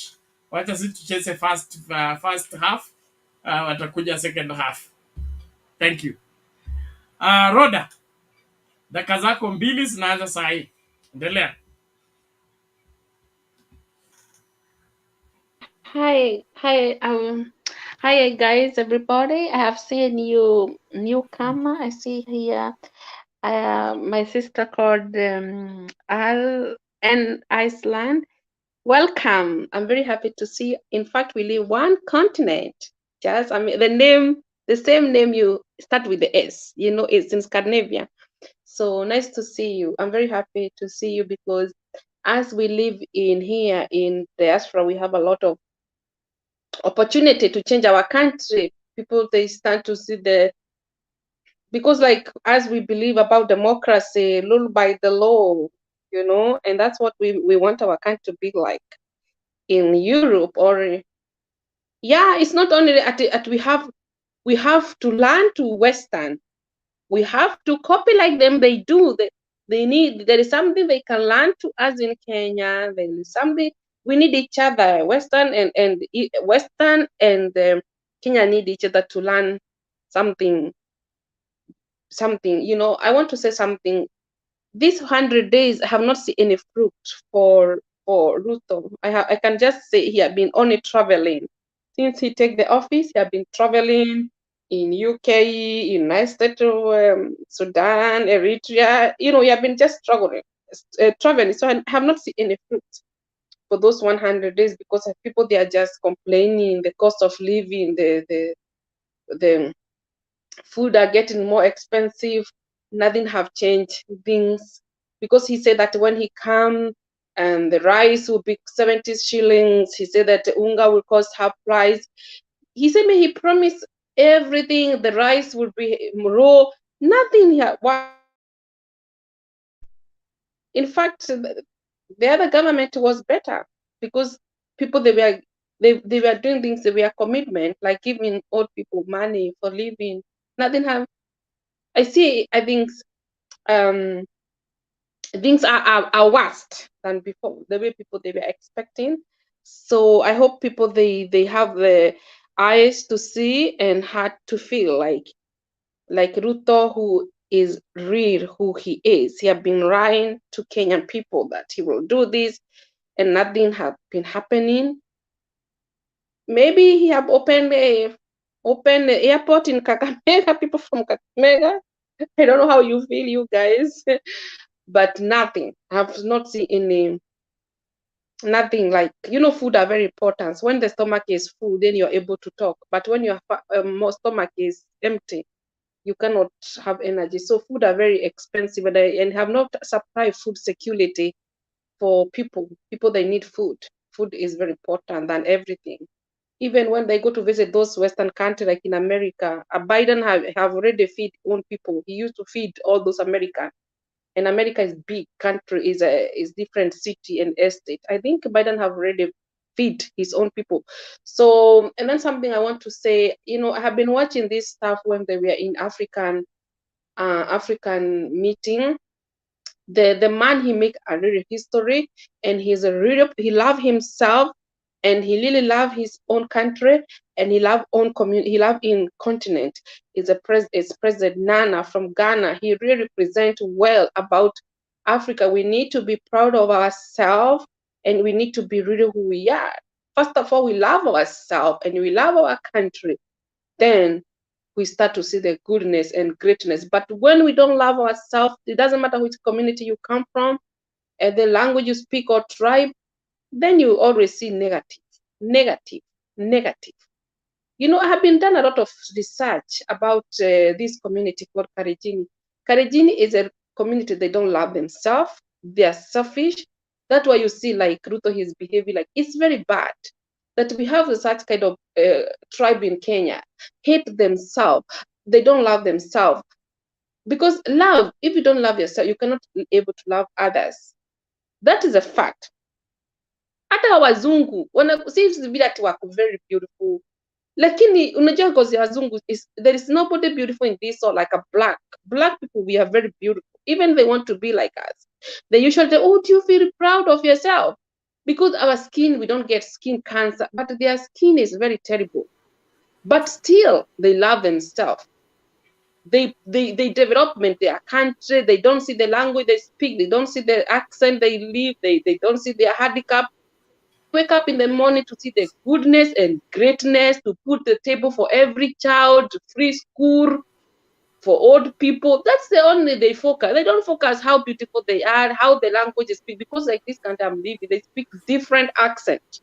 Even sometimes you don't understand, because people, they come from different accents, and every city they have their own culture.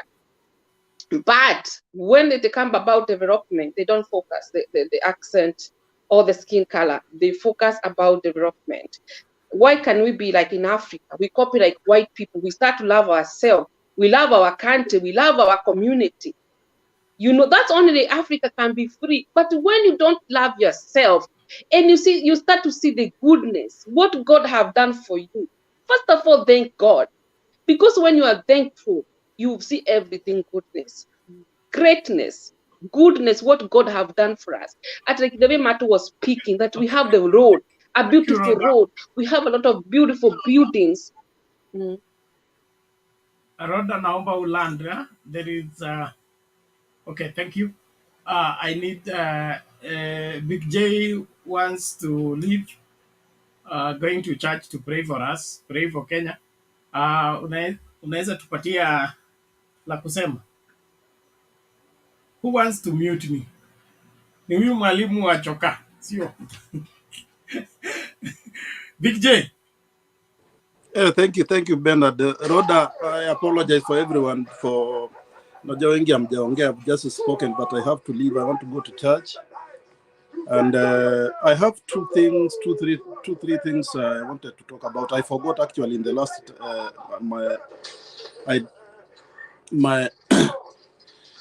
in my first speech. You know, Bernard, siji Waluya. Now Ruto is working very hard to unite the Luya. Kuna kitu kimoja ambayo imenishangaza. How is Ruto going to unite the Luyas, and the Luyas themselves, they have leaders, they have hiyo Bernard utanijibu baadaye. Who told him that Luyas are not together? No, because CM mwenyewe alisema kwa wakati alikuwa alisema he want to unite the Luyas. You know, by the Bernard, let me tell you know, kuna watu wengi hawajagundua after the ELA nominees, the central MPs, they went for Kanini Kega, right? And before that, actually the governor of Nyeri, you know, there are many small things muna assume.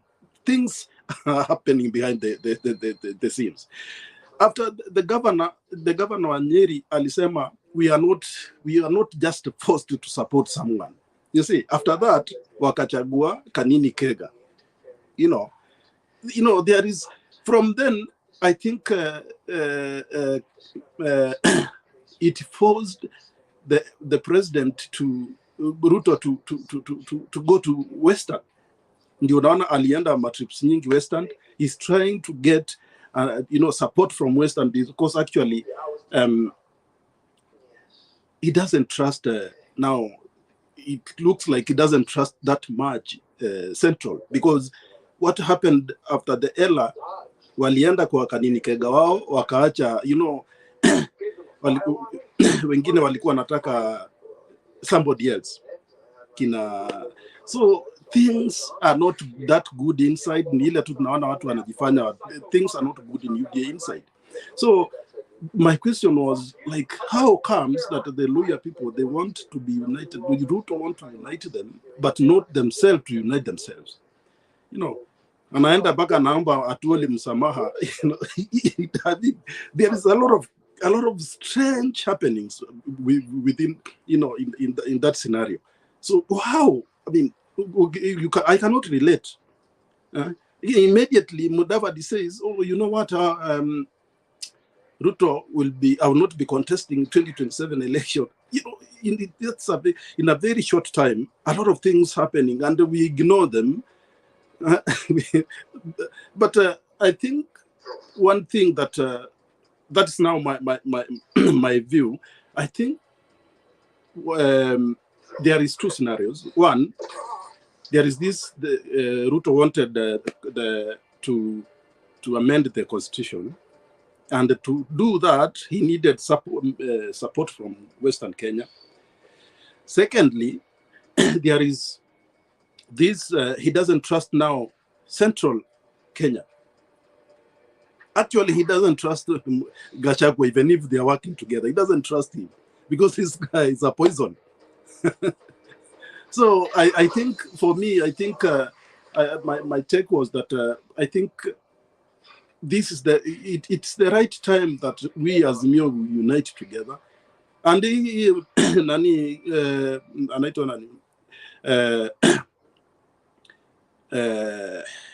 Ndeto don't sugarcoat. Earlier naongea, he talks like a man and we talk like men, and we mean it, and because that's what we believe in. Island, everybody's that's what we speak, what we want, what we feel it's good for our country. our country. That's my last comment, Bernard. I'm sorry. My last comment is that Kenya doesn't need election. Kenya needs a revolution, not 2027 election. Thank you so much. Okay, thank you, Big J. A very interesting angle to look at things. But Kenya Kwanza house is not as peaceful as they look. They hold their hands walking on the street, but inside the house they are fighting. The quick realization that the Luya vote is needed is because the mountain vote has left. You are right. It has left. Not is leaving. It has left. And they have vowed they will vote together and they will vote for their own. And so the threat is in the chaotic arrangement of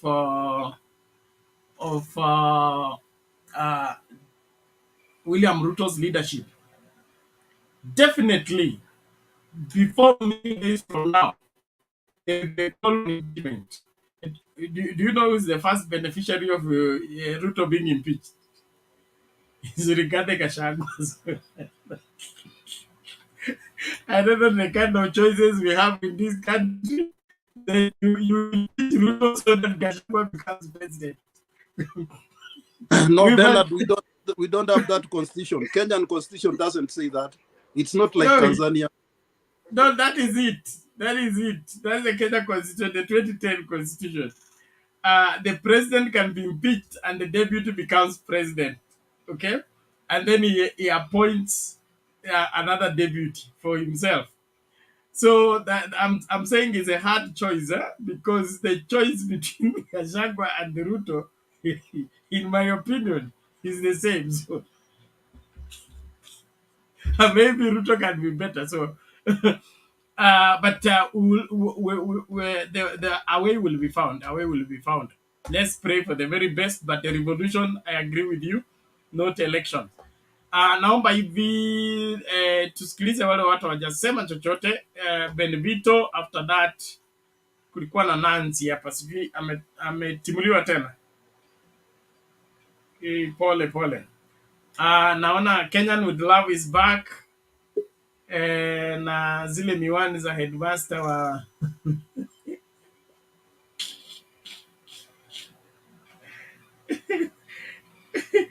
Katoloni, is it Katulani Primary School?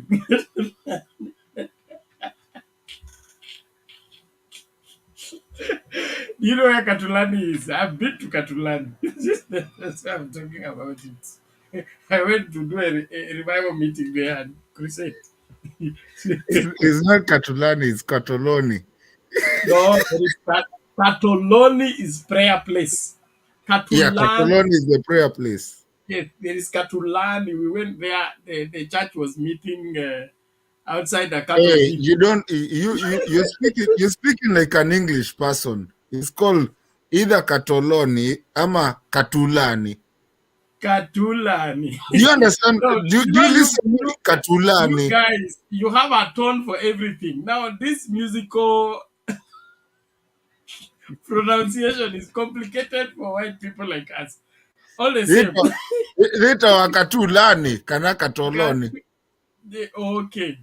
Bernard,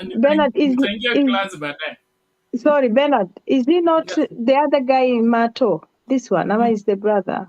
Yes, it's the same person. Mato is his name. Kenyan with Love, it is his camouflage name. So he's Fanya nishikwe. Nashikwa na nani? Wewe ndio serikali. Sasa serikali ikishika ingine zinaachilia tu. Wewe ushaona nini? Nizo tuma ni kwa trova. Na kwa nimo kama kinyo. Kuachia hapo. Kuna siku nilienda na KDF kufanya mkutano Meru. So tuko na private vehicle, tunasimamishwa na traffic police. So kuna ile lugha huyu KDF akiongea tu anambia nenda. Tulifika Meru mara moja tu. Hakuna kusumbuliwa. So they have their coded language that only the two of them know. Sasa wewe ni serikali, wewe shiko na serikali nyingine, utawaambia guru. Mimi ni guru. na umeenda. So Nifa, don't mix the two. It's one and the same person. Don't worry. No, I'm not one Asante. and the same person. Asikudanganye huyu. I'm a very two different people. Let's let's have Benvito and then hiyo ndio lineup Benvito Mulumbu. Nanzi akikuja apewe first priority, alikuwa hapa akitupwa nje. Msamee yeye, mpatie yeye. Alafu Nabii Isaya nimefuta wale watu wa kunyuma ya curtain kwa sababu video zangu zimeanza kuharibika na sitaki kazi yangu iharibike. So put on light. Sawa sawa Nabii. We hapana, usimwite Nabii tena. Hapana kununa. Uoni Nabii ameshika mwanga wa hela. Hiyo jina ni I forfeit. Huyu Nabii wa kweli alisema tumuite Nabii wa kweli. Nabii wa kweli. So Nabii wa kweli. Wacha nitoke mahali iko kitu mbaya alafu nitaingia. Sawa. Asante. Background. Thank you. Okay, Bernard. Bernard, by the time you're leaving, again, I want to appreciate you, sana. For you opening up this channel at the time, tunajua ile masaa huko saizi. We really do appreciate you so much for bringing us to be able to talk. I will never sitajasahau kukushukuru. Si watu wengi wanaweza fanya ile kazi unafanyanga.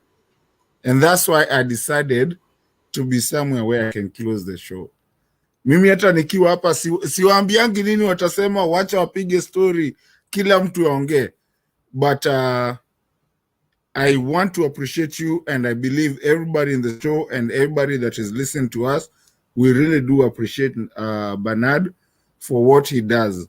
Because at the end of the day, he has his day job, he has his day, what he has to do. He has to go kuongea na yeye ndio nabii mkubwa. He has to go to talk to people and kuombea watu and everything. He's a pastor. He does everything that he has to do, and then again he has to come and deal with us vichwa ngumu hapa. So we really do appreciate you, Bernard. I believe that is something that shared across the board, that we do appreciate you. And guys, Bernard waga naomba sadaka ya kuweka tu internet ndio aweze kumeki show kwe able. Ladies and gentlemen, apparently I am going to ask for everybody. We've had a good year, and Bernard has been here less than at least less than 14 days that he's 14 days no ametukimbia. Guys, Bernard waga anafanya, anaambia watu wasaidie, watupe sadaka na nini. I am asking people today for us, and Bernard ningefanya kama huko, lakini hata kama huko sikuogopi. I want us, guys, to thank Bernard for what he has done for the whole year.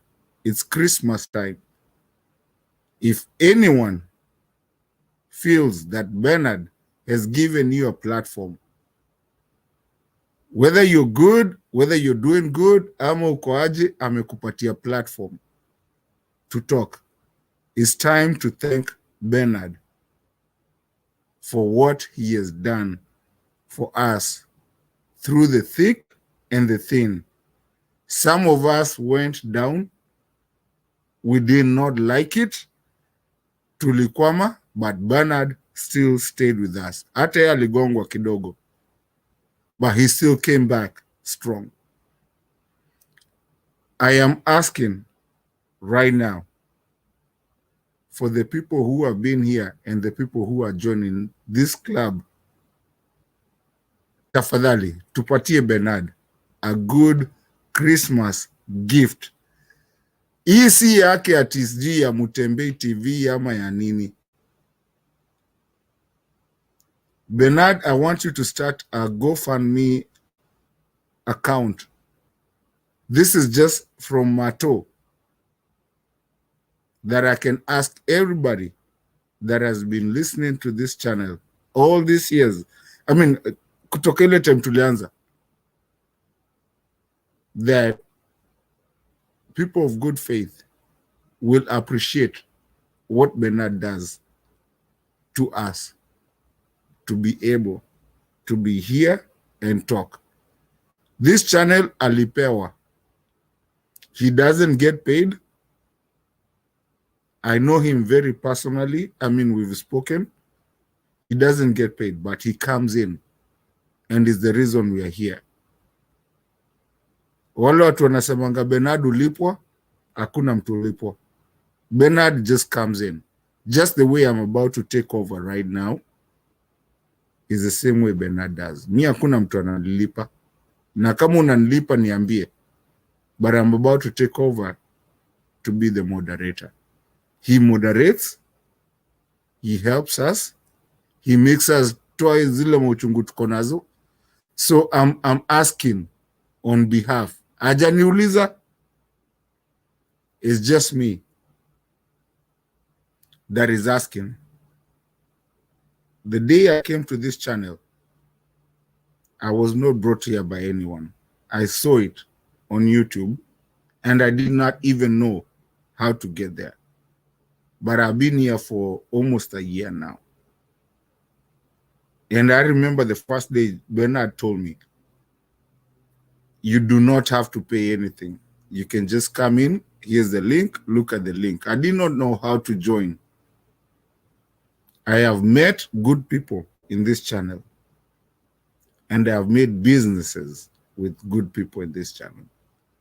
Ladies and gentlemen, this man has worked hard, relentless, and he's a pastor. He has a lot to do. This is not about the channel. I'm asking, can we, whoever is listening, just give Bernard a good Christmas? Forget about the channel. Hizo zingine tuongea baadaye. But give Bernard a good Christmas. I wanted to go home nipatane naye, lakini Bernard tutapatana na wewe baadaye. I won't be home in Christmas, but tutapatana hapo baadaye and we'll do a show in the same studio. That is a promise from me. So guys, I'm asking, let's give Bernard a kudos of what is done, because most of us here, hata watu wa comment section, tunapatanaga because of Bernard. If he doesn't open, tunaanza kulia. So guys, tafadhali, Bernard, put, I don't know how you normally do it, the M-Pesa thing. Put tukutumia yako ya Christmas na watoto wako. And by the way, don't forget, Bernard has kids, 2 of them. I've seen them. Very nice kids. So if you can buy a gift for Bernard, and if you don't like Bernard, kama ni mtu wa UDA na upendi Bernard, nunulia hata watoto bwana. Just send something for Bernard. Let's appreciate the whole year that he's been here, helping us to be here in this conversation. Sasa mbona unasema mambo ya UDA? No, unajua kuna watu wa UDA hapo wapendi Bernard sana, wanamwambianga yeye anaingiliaga watu. We're Kenyan with love. You're forgetting your new name now. It's Kenyan with love. Let brotherly love continue. But I'm very grateful and greatly humbled by the gesture, and this is my new family. I would say that we've been here. This should be the 13th month or so, and we trust that our working together will continue. And so let's just face it, because what we project in the coming few days In this country, mambo itapamba moto, so we'll need to catch up and be able to converse and chat the way forward. So thank you, Kenyan would love, and the rest of you for your goodwill, and let the goodwill continue. You can count on my availability and my service, and because I believe whatever we are doing here is divine. It's divine. It's not just normal. Like watu wawili walikutana na conversation like this. There are very few channels, because not that there are no channels. There are channels. There are, in fact, some are started, but they never stay this long. So to stay this long is by the grace of God and by the commitment that only God makes able to happen. Hata ukijitolea mwenyewe utachoka tu. But we thank God for everything. So asanteni sana. I will leave the number, and then you can do whatever you want to do. That is my urge, okay? Usilazimishwe kufanya chochote, fanya kile unapenda, okay? Because hata Mungu hataki kupendwa kwa lazima. Ndio aliambia Adam, miti ndio hii kula, lakini hii usiguze. Hakumfungia so that he can choose. So you are at liberty. Don't run away. Kuna wale watakimbia ambia, hey, sasa hao wameanza Christmas, wakimaliza Christmas wanaanza Januari, kianza Januari watatumaliza. Don't run away. It's, if you want to do it. You don't want to do, you're free to do that. Will not feel bad. Bernard, you're using the wrong. You're using the wrong word. It's called don't murife. Don't murife. Oh, sorry. You know the latest. Mnajua kizazi hiki mnimechanganya sana. Mnatuandikia dictionary mpya, kamusi mpya, aliye juu mpanda huko mkutane. Sasa sijui.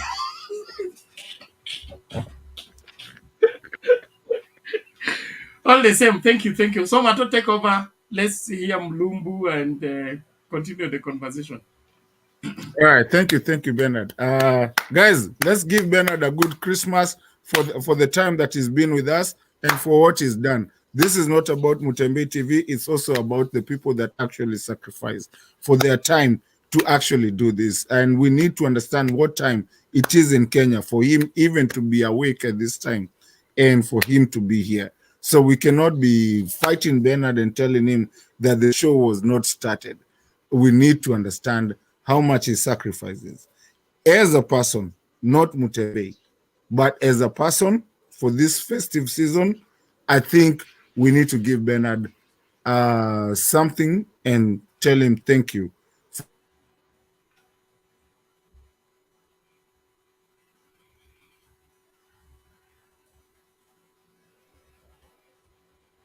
Are we supposed to talk? Is it Mulumbu? See, it was nani anaitwa nani? The other guy.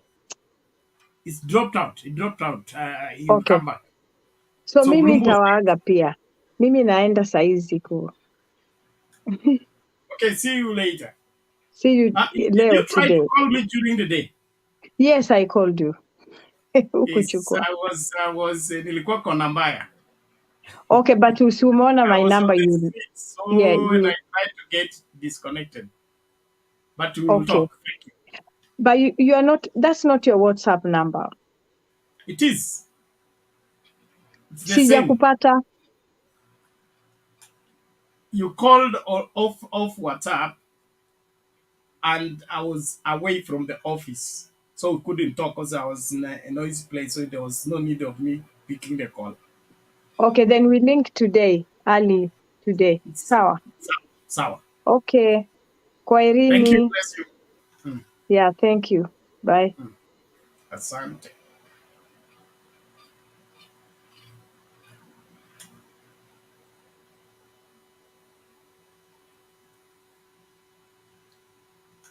Bwana Mulumbu, go ahead. Okay, good evening, good morning. Na wale wanaoenda kwa kazi, wale wanatoka. Na washukuru kwa siku ya leo. Mwenyezi Mungu ametuwezesha kufika hapa tena kwa hii platform. Bernard, we thank you so much, man. You make people understand we are those people who can learn. We have those people who are adamant. Hata wakiona ukweli hawaoni. They'll never change. Wanakaa tu kama nini, kama chura kwa maji. Hata kama maji inaisha haitoki, inangojea mpaka iisha. Nini mawe sisi kwetu tunaita Luanda, inakuwa moto mpaka inakauka huko ndani. So today I have only one word, and this one I'm going to talk to my all Kenyans.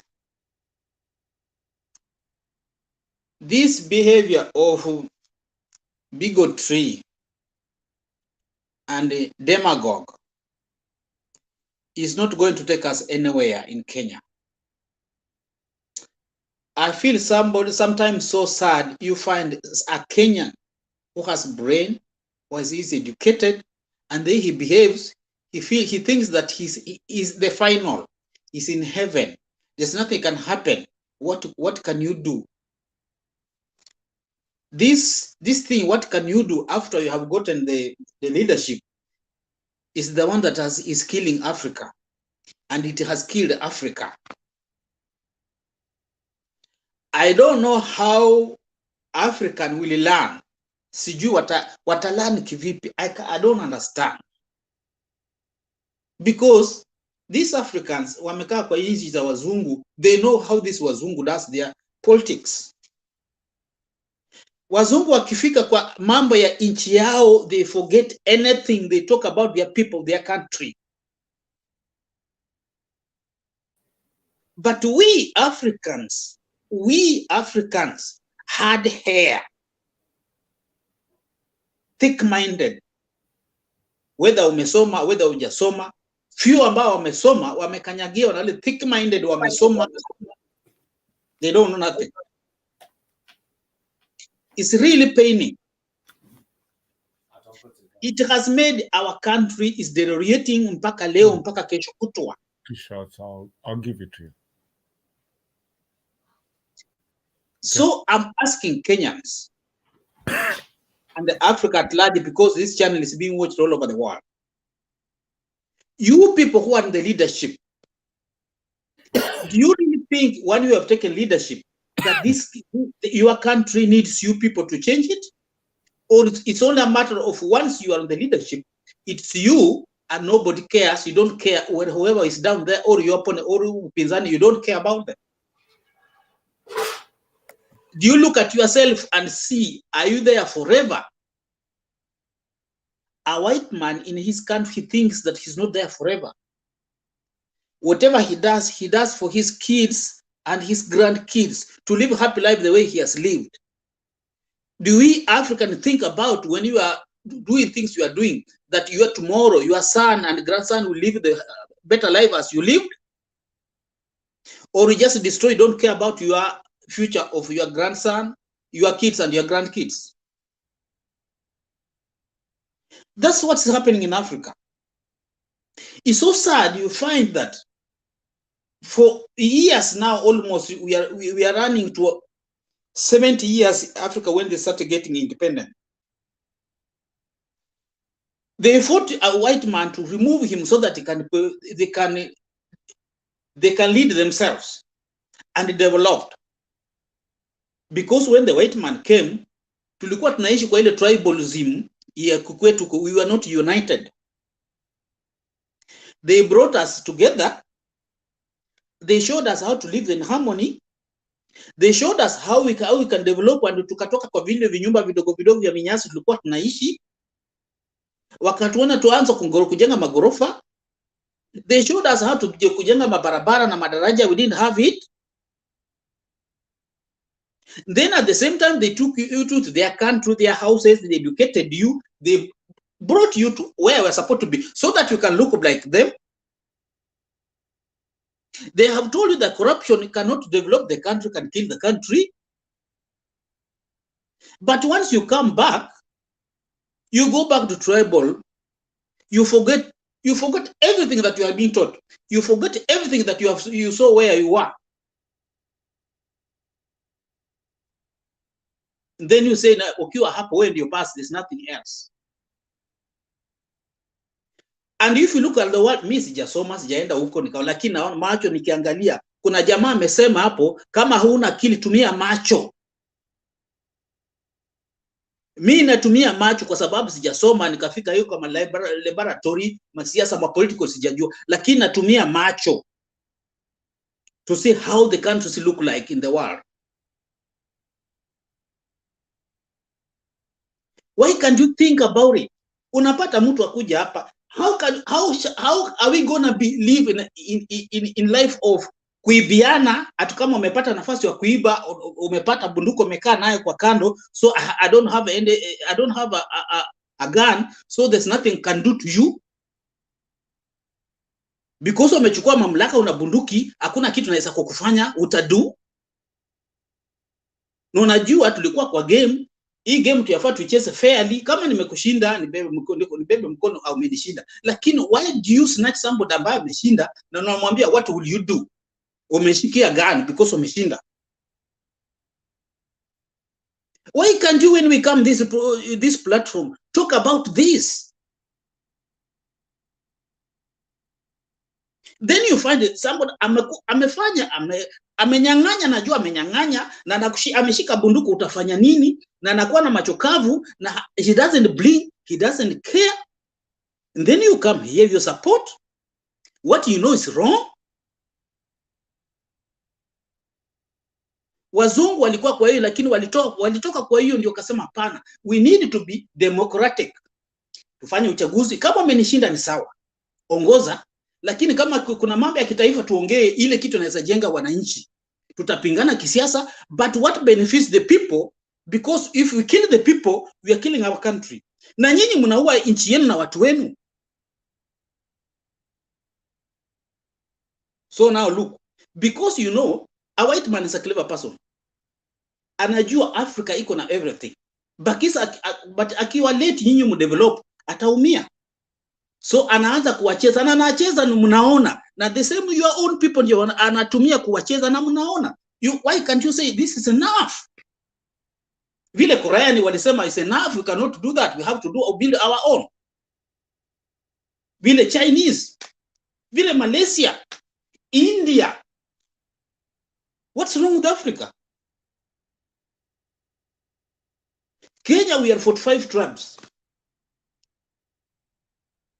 Do you think you two tribes mtatu lead mpaka the end of the world? Because once muko pale, nyinyi ndio mmesimama pale, mmeshika minis kubwa, mmeshika makasi kubwa, nyinyi ndio mnabunduki kwa wingi, so there's nothing can happen to you guys. Why are you putting your fellow guys that who has a brain, who understand we are supposed to be together in a limbo? Then somebody comes here, supports what he knows is wrong. Na nakaa nakauka, haangalii mbele, hajiangali. Ni ule mwenye anasema akili imemkosa na macho pia haioni. Where are we going?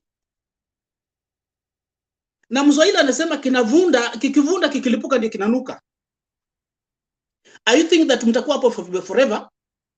Mtakuwa mnanyang'anya, mnasema what will you do, and then forever? There's a day, one day, this kabla kidogo dogo mmefinya hizi kwa sababu Mrendile hana nafasi, Muluya hana nafasi, Mkaramoja ni Msomali hana nafasi, Taita hana nafasi, Mbere hana Mbere hao ndio wenyeji. Mjaluo hana nafasi. Nyinyi ndio mko pale kwa sababu mko kwa chungu cha hani, mmesurrounded na mabunduki, so other people they hawana nafasi. Do you look in yourself? Do you look in the mirror? The day is coming. Inakuja. And I'm telling the brothers, nyinyi ambapo mmejiona there's nothing we can do. The day is coming. Mtajua ndikumbe haikuwa rahisi. Hii kitu imeumiza Uganda mpaka leo. Angalia Rwanda walichinjana wenyewe. The same problem. Hii kitu imezuia Kongo hata kudevelop mpaka today. Hii kiti sasa hii Guinea inapinduliwa kila siku. Kenyans mumesoma na kila dunia mnapoenda mnasifiwa. Nyinyi ndio maengineer, nyinyi ndio mampolitiko, mumelead America, ndio yule sasa Uingereza muko Australia, your name is everywhere. The best politician, the best engineer. Na yani province Kenya just a province to America, a province imewashinda ku manage. Then mkipanda ndege mkienda kwa nchi za wazungu hizo mnajipiga kifua, mnaongea, yaani mnaonekana it just look like a cartoon, hata cartoon ya afadhali.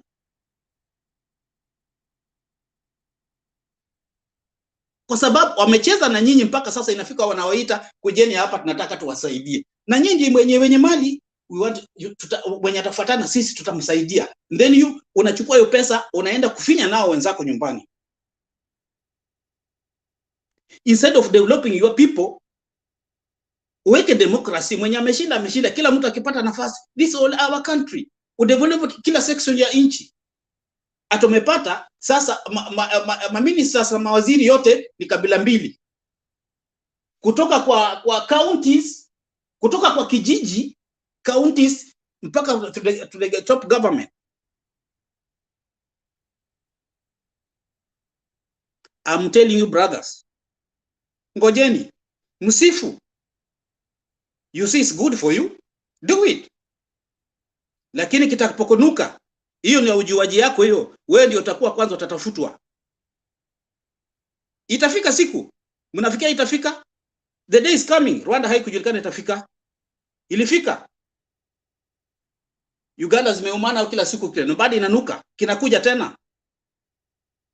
Rwanda imeshindwa kwa nini? Somalia imeshindwa kujisimamia mpaka leo. This kind of behavior. So when somebody comes here, anaona ni makosa, jaji wamefanya makosa, IBC imefanya makosa, sijui polisi wamefanya, watu wamefanya makosa, you come here with support what you know is wrong. Na waombea siku moja mbingi ifunguke. Watu kabla ndogo mnadharau wa siku moja waungane pamoja. Asijui kama mahali mtajificha, ndio mtajua ya kwamba hamjui. Revolution is coming. Just speak the way you want. Tukanyage tu. Step on your head. Kill us. Bribe us.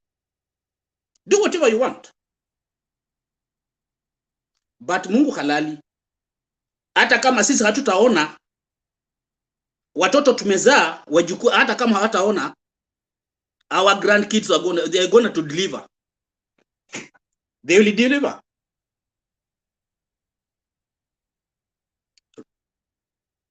They will deliver. Mato, they are going to deliver. The time is coming. Bernard, what we are talking here, they are going to deliver. Wacha wafurahie. Wanasema nguruwe kujikaanga na mafuta yake. Wacha watengeneze mafuta. Hiyo bunduka hao wanaona ni wajinga, watakapoishika, na unajua mtu aina hiyo akishika kama umemnyanyasa for those years, ndugu yangu hana msamaha. Ndiye mtu alisema hapana habari about Ukraine. Russia imenyanyasa Ukraine for years. For years. And the superpower in the whole world. But wanaona vile wanamchezea. Is going to the drain. Asante sana Bernard, Mato, whatever, na wale wengine mlioko. Hiyo ndio yangu tu peke yake. Thank you so much. Okay, thank you, Mr. Mlumbu. That's great and awesome. I just picked up from Mato to intersect something here. Rhoda seems to have issues with Linet. Rhoda, please, let us take it easy. Misrepresentation and misunderstandings are part and parcel of conversations. Don't take it personal. And we gather here to listen to each other, learn from each other, and you can learn from anyone with proper English, broken English, mixed English. You know, now this is not very polite, but I use it in my teaching classes. knowing English doesn't make you more intelligent than others. English is just a language, it's a mode of communication. The person who understands Kinyala and I understand English, I'm not better than that person. Our intelligence is still the same. It's only that he cannot speak the language I would prefer him to speak. But it is not a mark of intelligence. So let nobody intimidate another because they know English and others don't know English. Tafadhali tuheshimiane, tukajifunze kutoka kwa wengine. Kuna wale ambao utashika kile wanasema haraka, kuna wengine itabidi usikilize mara 5 ndio upate kile wamesema, lakini cha muhimu ni umepata kile wamesema. That's why we're here. So tafadhali tusiingie katika hiyo maneno ya classification na kugawa watu kwa misingi ya nani anajua nini, nani anasema nini. Hiyo tafadhali, let's respect each other, do what is right, and that as a people. So Rhoda, take it easy. Lynette, take it easy. Tafadhali, let's all be brothers and sisters keeper. Hiyo ndio sababu tuko hapa. God bless you all. Mimi na sign out. Kenyan would love na kuacha na Eli hapa mkipambana. Alafu, see, you are not adding the link.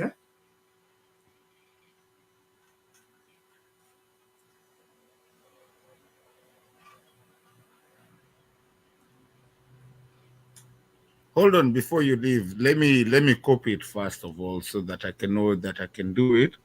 Kabla uniache hapa, but I'm learning, you know. I see you're learning very well.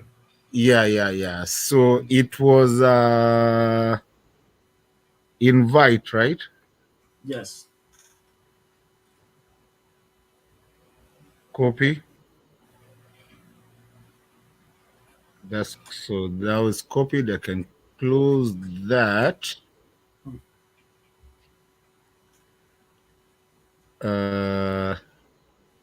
Just give me I'm learning this, Pole. Pole daddy. It's okay. All right. Paste. Good. Is it there? It is done. So you do that occasionally, just to keep people the opportunity not to, because the more they chat, the more it gets pushed down. So you share it at intervals so that it doesn't disappear. Okay. So you don't wait for somebody to ask for it. You just calculate. You see it imepotea. All right. Thank you, Mr. Bernard. We really appreciate you. Nitajaribu kule tutaenda. Guys, hata kama Bernard ameenda, please come into the show. Now I'm on my side yangu ya kwa moderator. I will not be, unajua, Bernard akiwa hapa ndio naletanga ujinga. Naruka kabisa. Lakini when you guys come in, it's your time to talk. That is called holy gossip.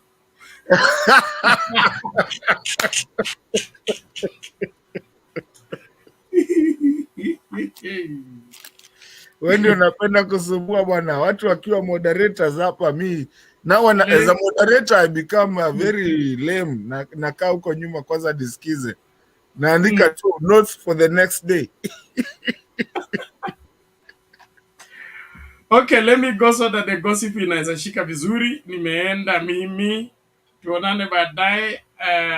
Thank you so much for taking over and pushing the work further. See you when you see me. All right. Ladies and gentlemen, okay, sasa tumebaki hapa na Mr. Eli. Guys, please, the link is there. Kujeni tupige story, leo ni Friday. Tuchape, angalia, link is there. Come in, let's have a conversation. If you're listening to us, you're watching us, click on the link and come in. Let's have a conversation. It's not gonna, you know, it's a way to talk to all Kenyans. People are listening to us, people are watching us, and people are going to watch us. Tafadhalini, kujeni sasa tupige gumzo ya evening class. All right. Eli, tupatie endelea. Hello, Mato. Yes, sir. As they say, the last man standing. Yeah, but there's more will come in, and women, of course. Yeah. Yeah. Lily is I here. was hoping. Oh, good. They're all streaming in like 10 buses at the same time. Wakuje evening class.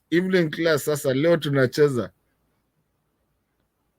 Yeah, I was thinking about Mulumbu's speech, and then he just ran away. Ay.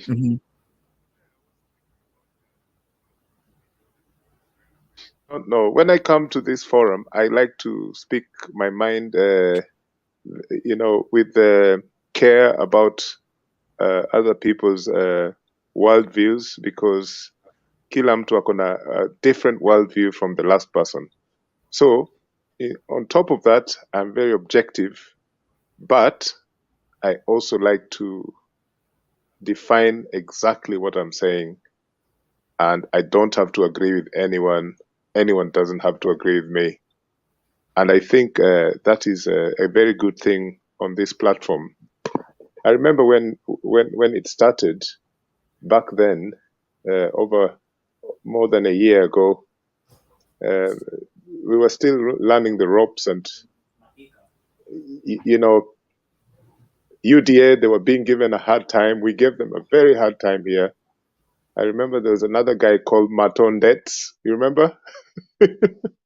So people like there was another Nancy, not the Nancy I see in the chat there. Actually, what was his name? Matondets. I don't know where. Not you.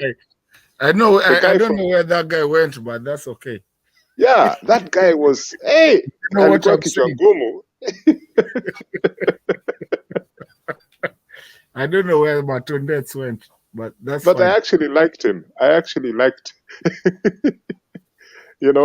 So what I'm saying is, sometimes our views can clash with other views, and then it looks bad. But no, it's not bad. That's the way it should be. There is a repeated conversation about Wazungu as opposed to us black people, and this conversation is usually always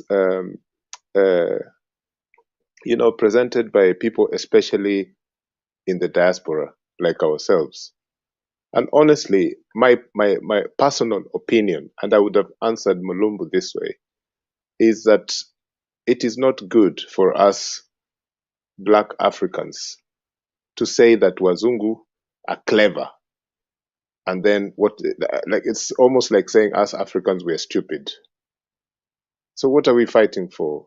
Because I believe that even here in Uzunguni, but some of the things they do, as you know, Mato, even in Kenya, you can sometimes think Kenya is much better, And I'm thinking about the Western world, which in the Western world, there's never been a decimation of a population as large as what happened during the Second and the First World War. These people completely slaughtered each other, right?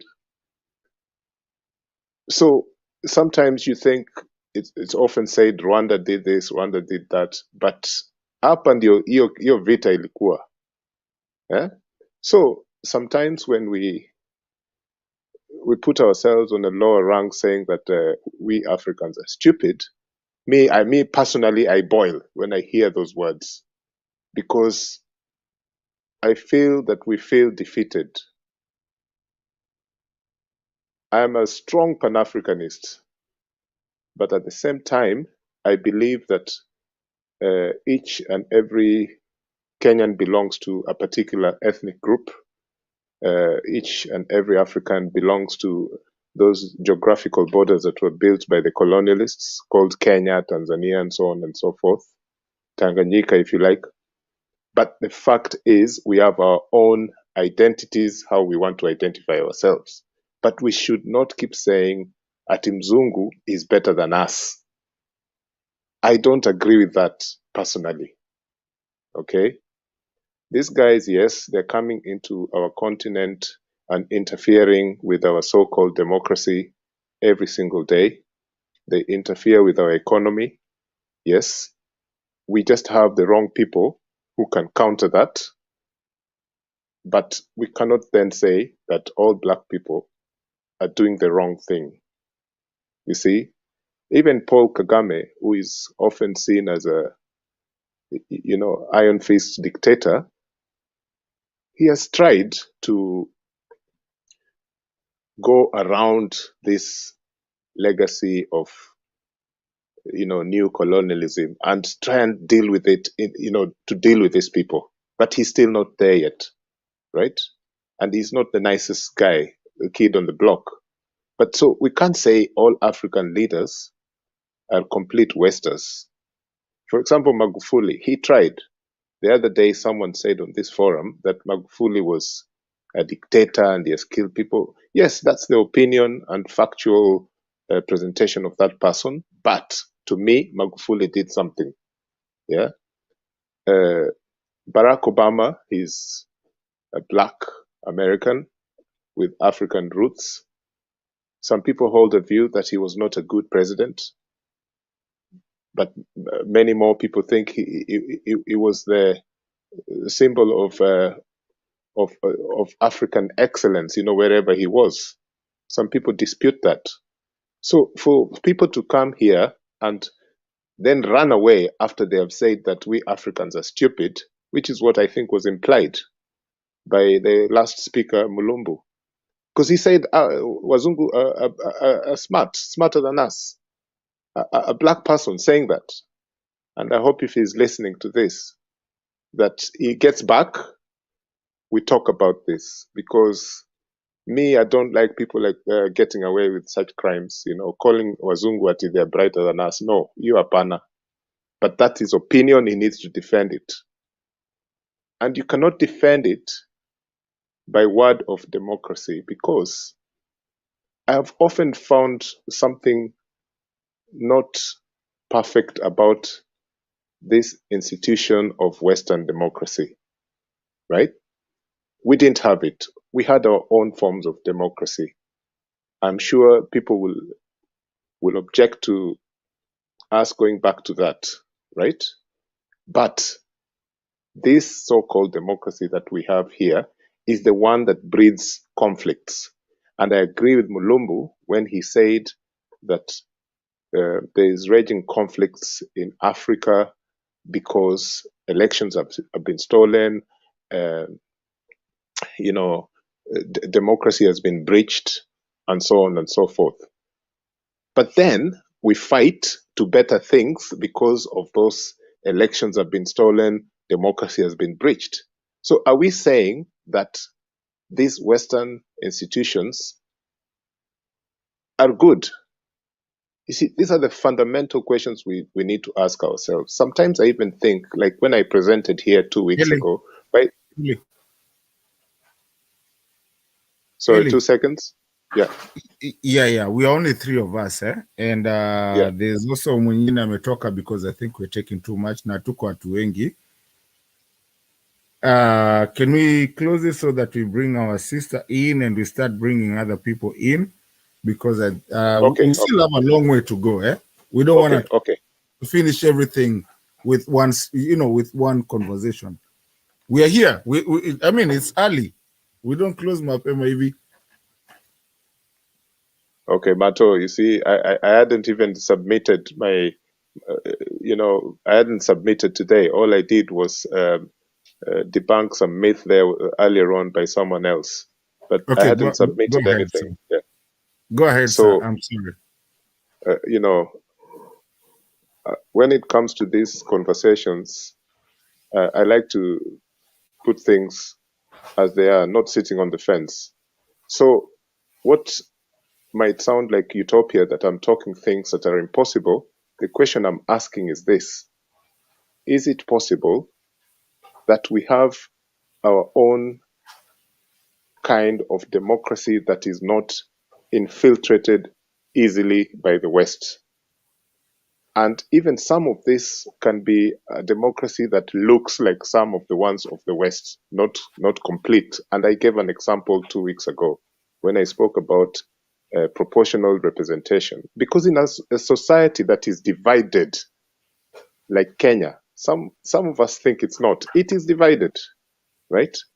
You need a system where the political party that wins the election becomes number one, even if they didn't win it, they rigged whatever, but the one that becomes number two is the sitting deputy president, and so on and so forth, even the way government arrangements will be done.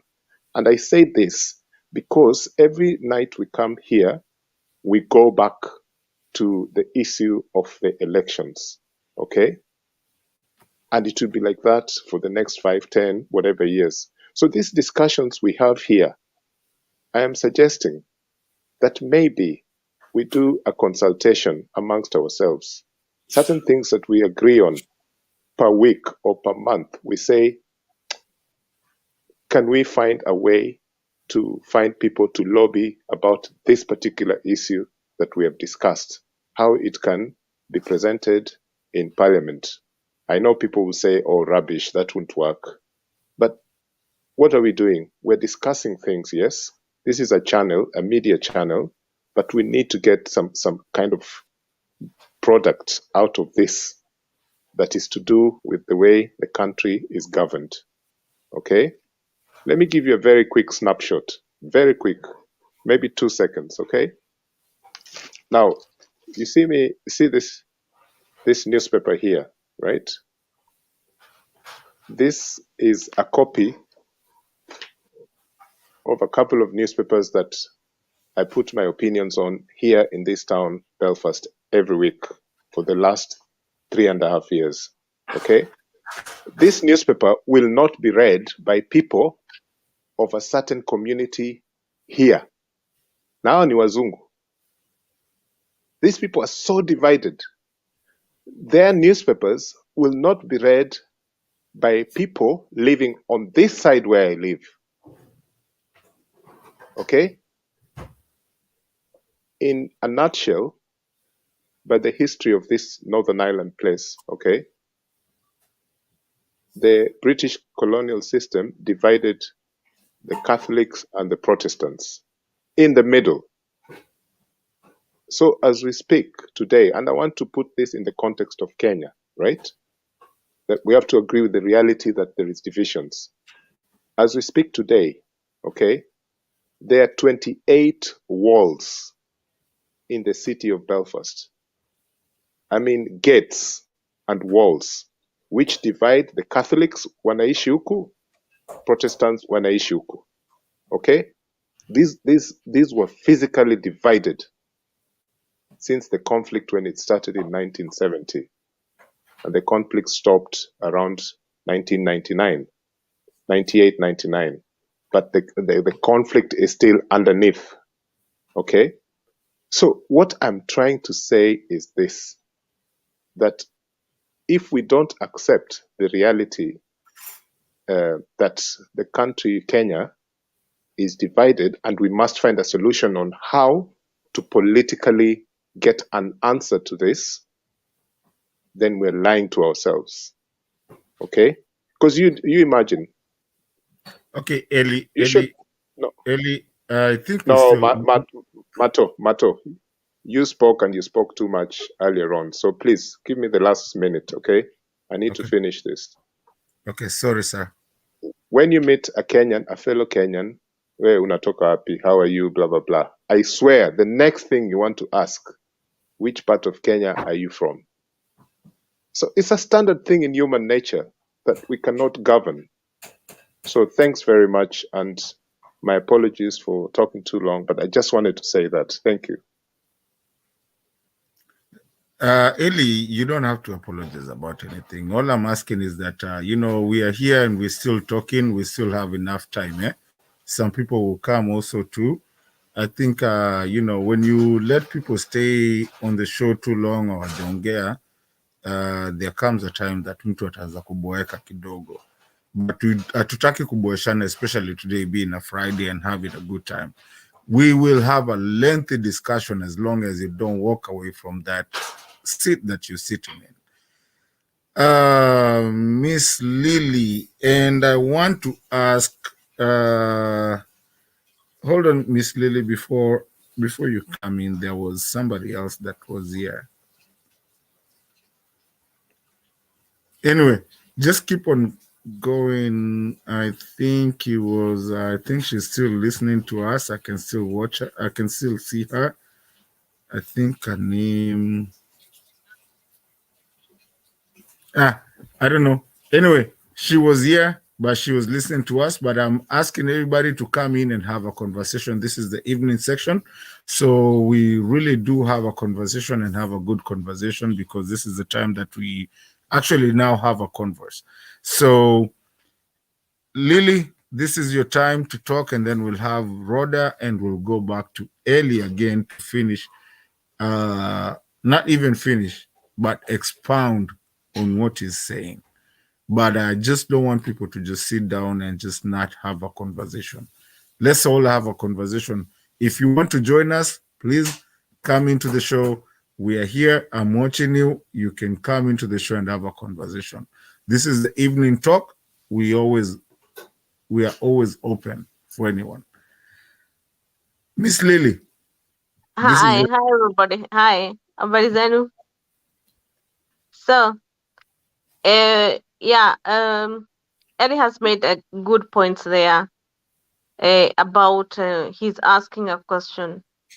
Every night we are come here to discuss and to do everything whatever you have been discussing. But what are we really doing, or what action are we going to take just for something to mean about this show, or to, because we are airing about election, it has been stolen, it has been done this. So how are we going to move forward and take actions? As you're suggesting, can we do something like we discuss issues, then we can forward it, I don't know to who, and for it to be discussed in parliament or something, or how are we going to air out about all these things? So because there's no good for us be coming to a show, discuss all this airtime time. What are we going? What is our goal? What are we going to achieve, and how? Because most of us, we are far from home. How are we going to achieve those our message or our frustration to be heard? Because I know they were creating diaspora office, or I don't know what they were creating. They are creating for diaspora. Who is going to listen to us? Can we go to the embassy, or what is it? So coming to the topic for today about Kenyan frustration for this administration 100 days. I think myself thinking about it is about everybody's confused, to be quite honest, because no one knows what is going anywhere, or what is going on leading. Because like this hustler fund they have launched, no one knows these savings. They're saying somebody you are saving, where is it going to? All these things, nothing is clear. Now watoto wanarudi shule January, nasikia ati the fee will go high, will have increased, and people hawana chakula, economy ni mbaya. Wale watu walikuwa naitwa hustler, they still going to struggle more. Nalikuwa nini, so there's no hope. People they don't have hope. He's killing hope. So I don't know what people should do, or they should go out and complain, like strikes, things like that, just to hear their view. Because I don't know how parents they're gonna afford school fees. You have 3 kids going to secondary, and others are primary. How are you going to afford food, uniforms? There's shopping to go to school. How are people going to maintain that? And this Christmas, you want your kids to enjoy Christmas. So a lot of things they're going to be sacrificing, and hakuna mvua. So I don't know. I really feel for those people who have children at school. I think I'll leave it there for now, and I'll let somebody else to discuss or to hear their view. Asante.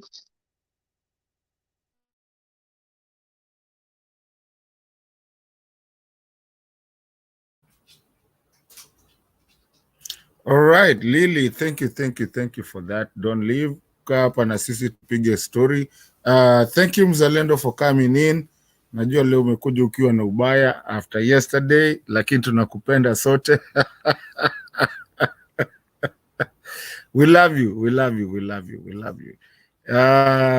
Lily ameongea, so I guess this time I'm gonna pass it on to Rhoda, and then we'll come back to Mzalendo.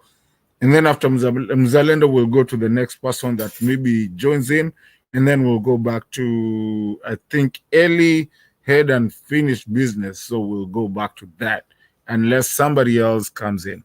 But yeah, at this time, Rhoda and then Mzalendo. Hi everyone. I come back again now. I had some problem. Sometimes I can feel, I work for my feelings. My feelings always make me keep moving and keep going. There's some years I was struggling with this service stream, so I have to go to therapy, help me, psychology, in fact, to help me.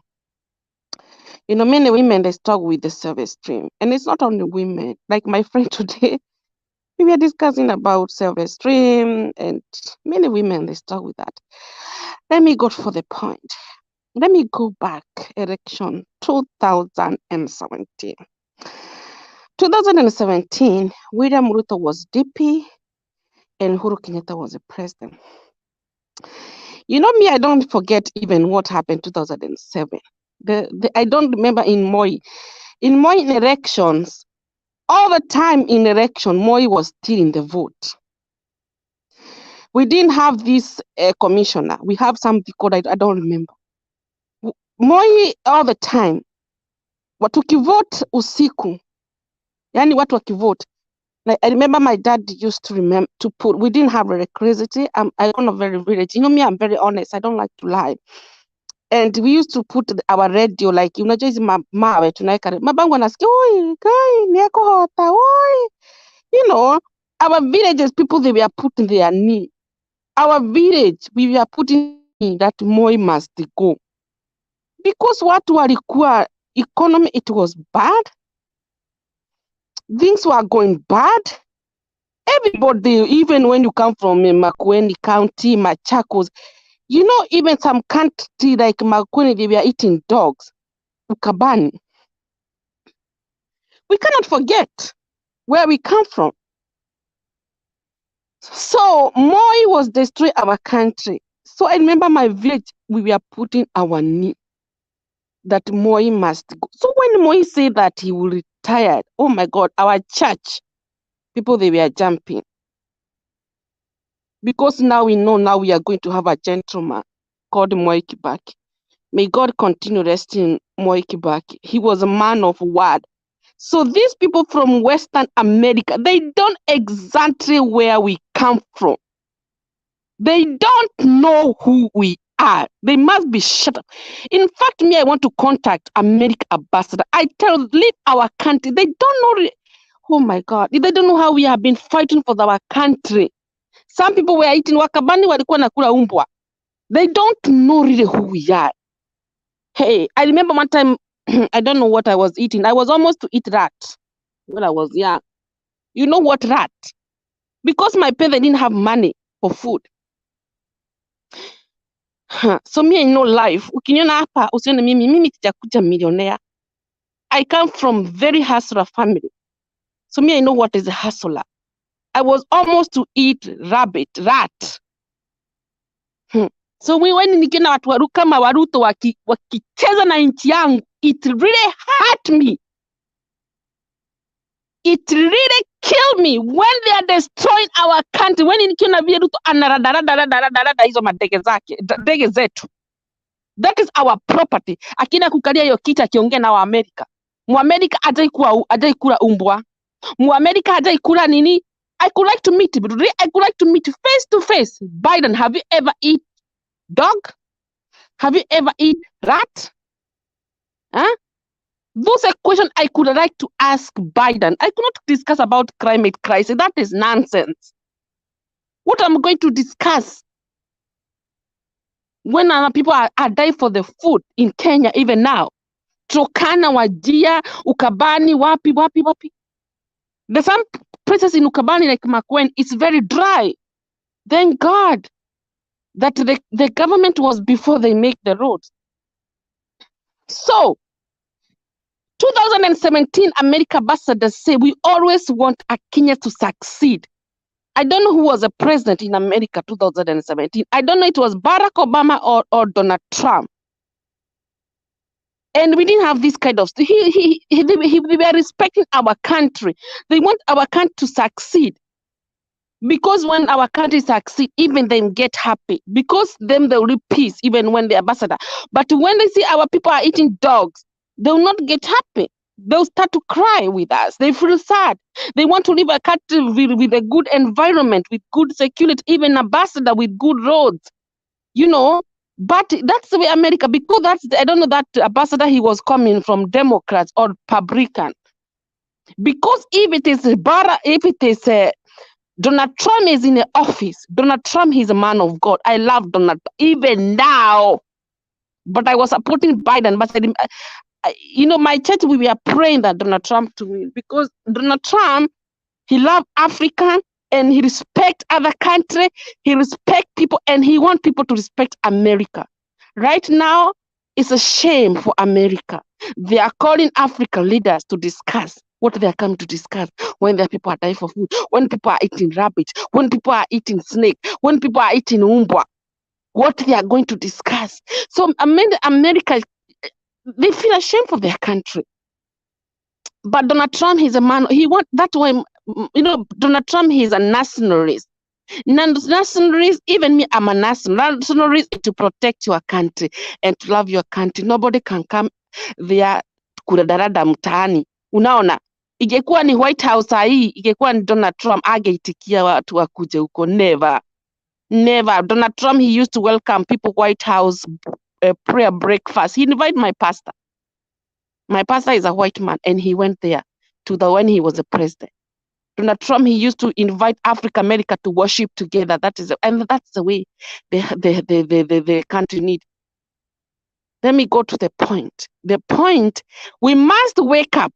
We must do something. We cannot accept Ruto to do whatever he wants to do. He pretend like he's a dictator. Like he want to pretend like the way he was Moi. Moi, he was doing whatever he want to do in our country. But Moi, he was not bringing these white people. But Moi he could go to the Kabarak in the church. But when, today we change this and this. Akibeba hiyo kamkwaju kake. Sorry, my Swahili is not good.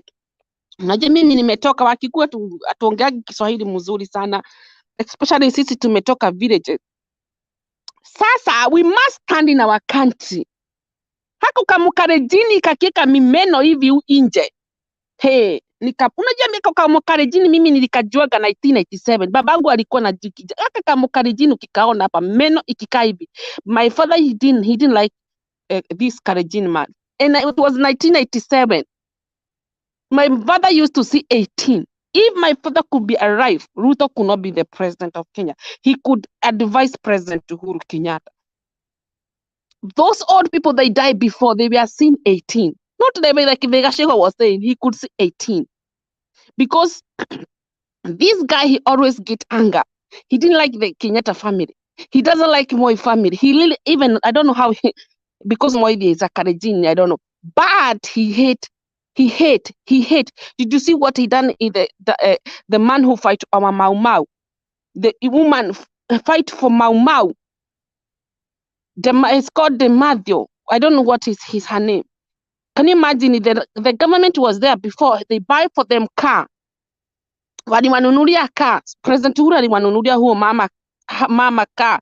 Kwa sababu bwanaki alipigania nini Maumau, lakini Ruto akachukua hiyo gari. Na alafu imagine anachukua gari ya mama mzee, mama hawezi enda, handicap, ako blind, wakachukua gari. Sasa hayo family wanalia, wanasema wanataka maiti ya huyo baba alikufa. Sijui ya ni nani. Unaona? Sio ni mtu mbaya sana. Huyo ni mtu mbaya kabisa. I don't know what you guys are doing. Mtu anachukua kitu, mtu alikuwa amepata present. Alafu naeka mika, alafu naita Bwana asifiwe, cheka hiyo meno yake inakaa takataka yeye. Bwana asifiwe, asifiwe Mungu wangu. Ni kanisa hiyo, huo Mungu ni nani? Mungu wangu ni wa mapenzi. Mungu hawezi kuambia revenge, huwezi fanya tabia hizo anafanya. Ruto, he is not a Christian, he is not a we know that, we know with their behavior and their actions. So this, and huyo bibi yake alikuwa nasema kanisa, my husband, oh we have great, wanaona kana state house ni ya, tutawatoa huko hii state house. Mimi naambia majeshi, chukueni serikali huo tuwatoe tuwapeleke nini kamiti wakiwa na hiyo bibi yako. Tupeleke hiyo familia Ruto yote kamiti. Na makarejini wote wale wanacheza na chetu tuwapeleke kamiti. Military, I give you power. Go and take power. Na msiogope, mchukue. Hata Mugabe alikatilia kachukuliwa huko. We can take the power. Power is belong to us. They steal our vote. They steal our power. Na huyo mzee aka manipulate our country. Wakatuma majeshi. Na huyo Martha Koome, and he knew that guy was not good. If Martha Koome was nice person, she could bring peace. She could say, if you are getting the president, we must bring peace in our country, because he had the one who have a responsibility. But she want our country to be like, and she knew this guy was not good. Ruto was not good person. Ni mtu mbaya sana. Anachukia nchi yetu. Anajichukia yeye, he is a selfish. He think about himself. He hate himself. He hate us. He hate his community. He hate my community. He hate almost everybody. Me, I don't care about this. What unasema sijua Kikuyu na Kalenjin. I don't see that kind of stupid. Me, I don't care. But mimi nasema wa Kalenjin, better tukue na war na Rwanda. Tutue na war Kenya. We have a war like the way we had in Rwanda. 2 tribes. We can fight. Why not? Nchi yetu iishe. Tukae hatuna serikali na nani. It's better we go back in Rwanda than mtu kufinyilia watu na kufanya vile anataka. Mchukueni serikali. Jeshi, I give you power. Go and take power. Mfukuze huko tulete Raila akuwe president wetu. Ama ama jeshi wakuwe serikali until 5 years. We can stay jeshi ndio wanatachukua serikali. Tukue hatuna serikali. Yes, of course. Why not? Ama tugane nini? Uguvu tukaane kila community wakuwe na president wao. That's a fact. Wakaba wako na president wao. Waruya wako na president wao. Wakisii wako na president wao. Kila community tukue na president wetu. Yeah. Na tuone hawa Amerika kama watakuja. Watapotea wote. Hawa mabasada wote watapotea. Hawezi kaa nchi haina amani. And that is the way I want. Sasa, we must stand in our country. We stand still in our country. There's not the time to pray for the game. We must stay. My military take over tomorrow. Thank you.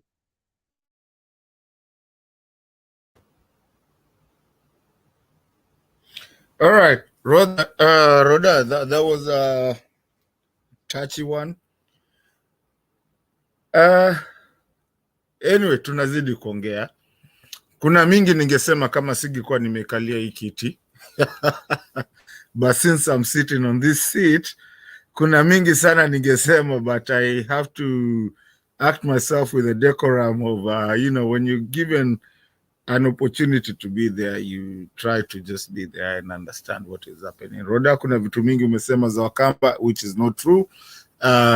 Kuna vitu mingi pia umesema za Wakamba, which is true. Na kuna vitu zenye umesema which is just a social way of living in life, which is also very true, and everything. So we do really appreciate you, and we appreciate your frustration, we appreciate your happiness, and we appreciate your way of viewing everything that we are talking. Ladies and gentlemen, again, I'm gonna put the link there so you can come and talk and have a conversation. Today is a weekend. I mean, it's a Friday. If you want to come, I think we're going to be here at least for another 2 hours. I think that is what it's going to be, unless Makiadi or Julia or anybody else wants to come in the evening section. But at this time, I think we are who we are right now, and I want people to start coming in. Please, kujeni. I'm going to put the link again. Hapo mkuje tupige gumzo.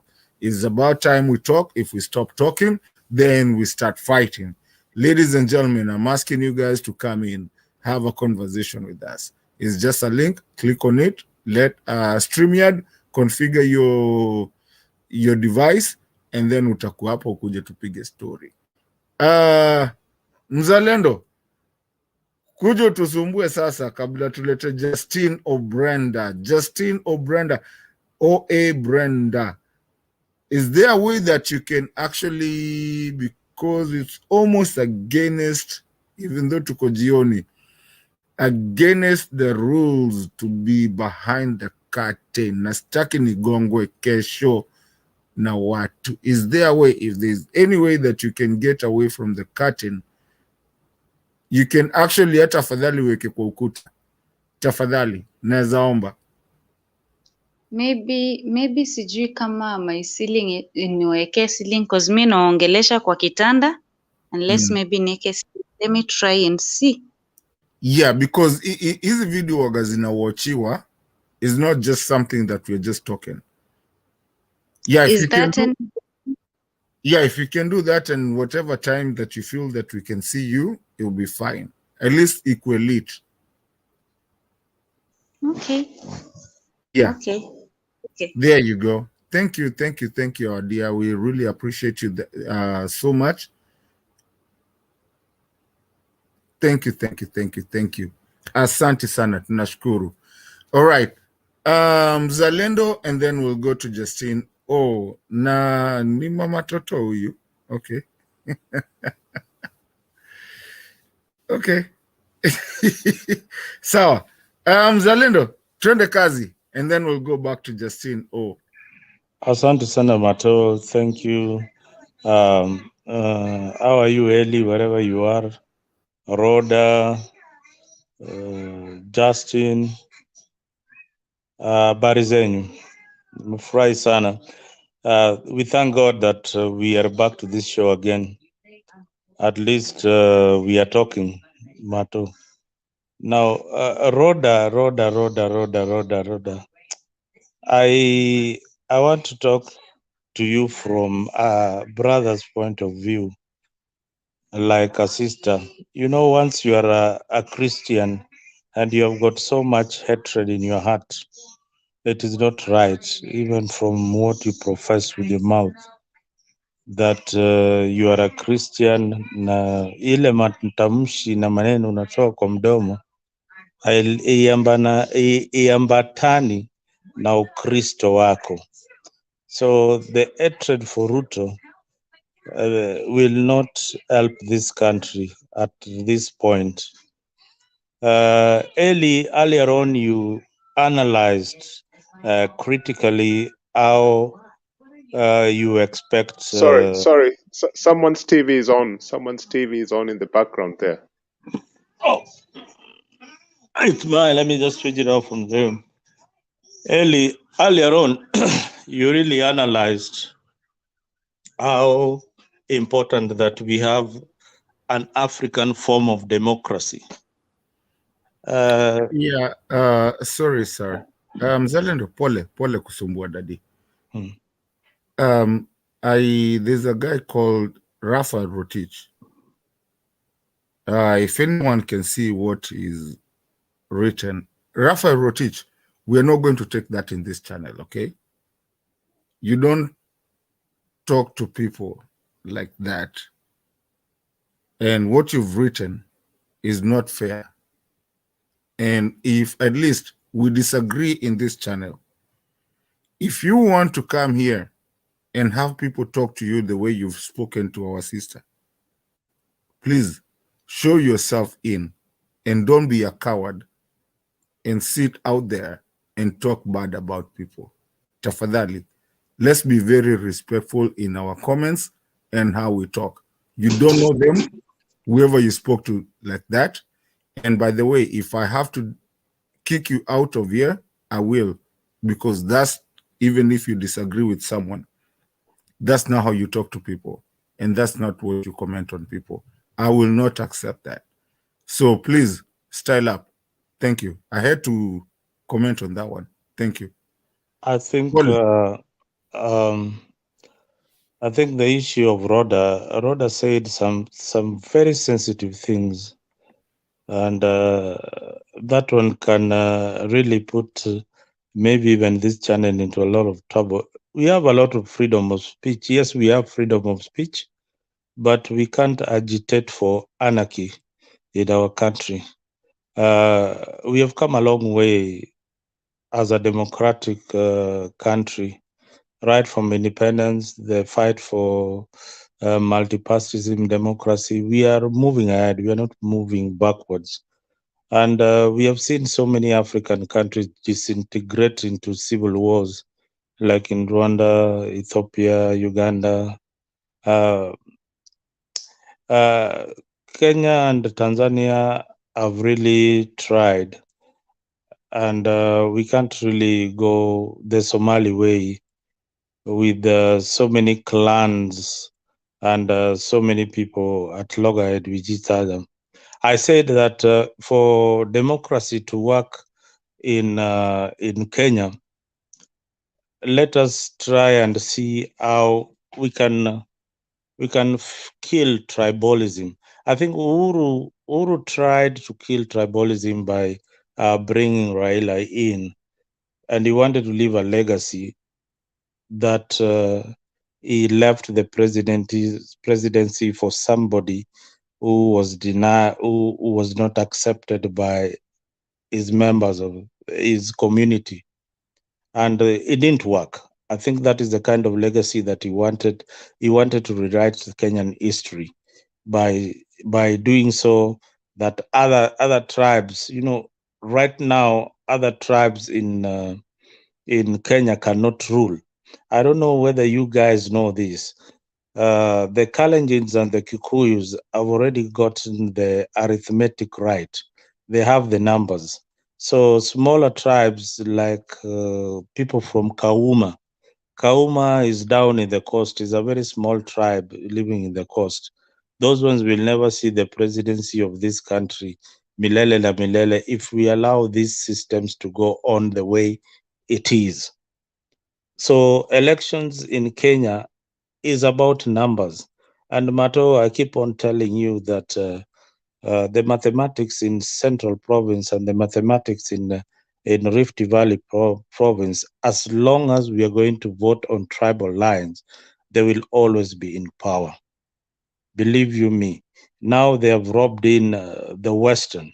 So Ruto is finishing the Western with the Western people and bringing them into UDA and having the mathematics going on like that. So the next person in that lineage, the next president in the Republic of Kenya would be probably Wetangula. Believe you me, that is the next guy who might be the president after Gachagua. So this thing is really working. These other tribes have not known. The Kambas are still sticking by their unit. They know it, but they want a tribe that they can work with.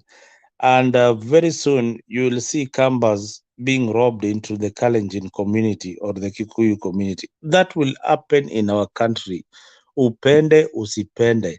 Whether you'll call it democracy, whether you'll call it aristocracy, I don't know. But that one will happen. If you want power, you have to align yourself with the big tribes. Kenya has not reached a point whereby they will elect a leader according to their policies and according to his capacity to lead the country. That merit, we have not reached that merit whereby we will fetch somebody from somewhere who we think that is a very good leader and become the president of our country, the way Singapore did, the way Kina Malaysia are doing. So there are countries wale, they look at the best brains and they bring them into leadership and tell them, you know, this is your country, ongoza hii nchi. But so long as we are still stuck with our political tribal kings, that Raila must be president, kama si Raila hakuna mtu mwingine, that Kalonzo must be president, kama si Kalonzo hakuna mtu mwingine. Na ukiulizwa leo, what are Kalonzo's policies? Those who support Kalonzo even here in this challenge, hebu niambie manifesto ya Kalonzo hata 5 peke yake. You don't have. You're just following these people. They're just herding you like sheep. Wajaluo huko, they being herded by Raila, twende hivi na hivi na wanaenda. Haya, wengine Wakamba huko wakipepo, ingieni hivi kwa hii kizizi, wanaingia. So we must think beyond these tribal cocoons that tuko ndani, beyond these cages. You know, back in my village, they are calling them cages. Get out of that cage that we are in. Kama uko kwa hii keji ya Raila, uko kwa hii keji ya Uhuru, uko kwa hii keji ya Kalonzo, wake up and say, you know, smell the coffee. These guys are after power. They have not really after developing this country. Hakuna. These guys are after their selfish interests. Hakuna politician sahi hapa Kenya ule naweza sema is really going to fight for us. Mzalendo, acha nikuulize swali. You know, this is my second or third day being not competitive and not, I mean, on another day, if I wasn't trying to be like, unajua, trying to moderate na nini, on a normal day, unajua, tungekuwa tumepigana hapa mpaka tumeangushana, tungekuwa tumetupwa nje, because the things that people are trying to say. Let me ask you, what are you talking about, Kambas, and all these things that you're trying to talk about? Sijui watu wanafanya nini. Are you a Kenyan? Are you talking about Kenya?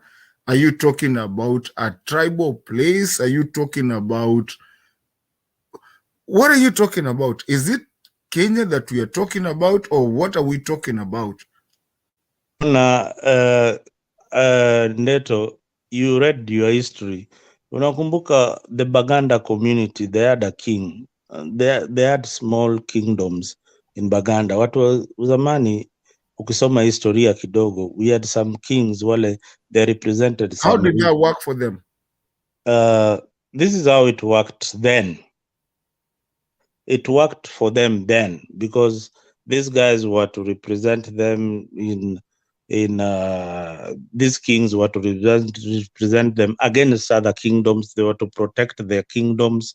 They were to have their own armies and stuff like that. Now, devolution, we have devolution. There is one guy that you have never celebrated in this channel. But let me just ask you a question. Before, wacha tunakurudia tu pale how devolution was coined and how it should serve the purpose of and satisfy these tribal leaders. We have county governments, and the reason why county governments, although it was heavily borrowed from the US here, the reason why we have those county governments is because Kenyans wanted devolved units, a devolved government closer to the people. And Dr. Odhiambo Bai, who wrote the chapter of devolution, Raila did not write the chapter of devolution. It was written by Dr. Odhiambo Bai, and it costed his life because people did not understand. And why Mbai was killed is because Kikuyus thought that this will take away powers from Kibaki. Yeah, with this kind of chapter in the constitution This will take away the presidential powers, that is the presidency, itakata powers za president kidogo. A governor should not be answerable to the president of the Republic of Kenya, but So, it should be so let me answerable. ask you a Please question. let me just finish.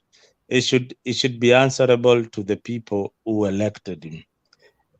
He should come up with the laws that govern his particular county, away from the national laws that govern the whole country. Like tukisema, in Nyanza where I come from, or in Homa Bay where I come from, sisi tutauza bangi. That is a law that should be drafted by the MCAs, because the people have decided that that's what they want to do. And the national government should not interfere with that, because that is an economic activity that will help my people in Homa Bay. You understand? Now, Homa Bay, where I come from, should have its own police force. This whole police force that is governed, that is as its own laws, and with its own jurisdiction. Jurisdiction yake ni hapo Homa Bay County, or kama ni Kisumu County. If you go beyond Kisii, you have another police controlled by the Kisii governor, Simbarati, with this police force. And sheria zake. Isn't that devolution? That is how devolved government should work. Schools. What do you mean it should work? I mean, you have a devolution, it's already done. We have not implemented even a third of devolution. Let me tell you, even a third, bado.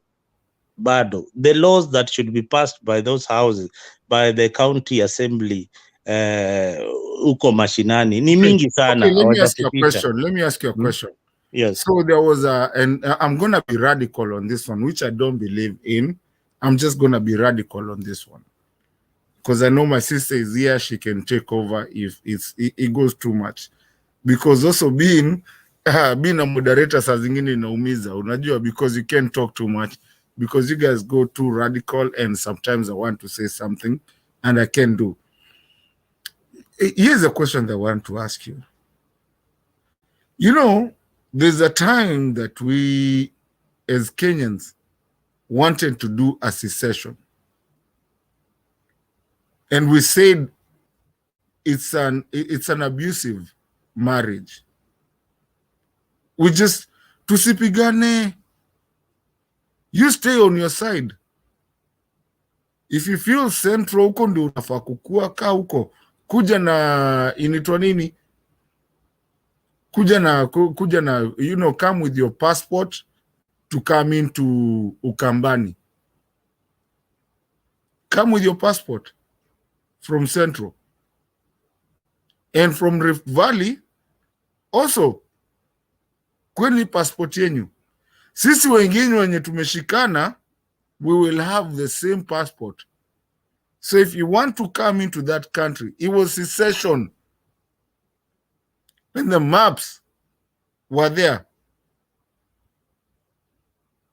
It was done. And I think people think it's a joke, but it was never a joke.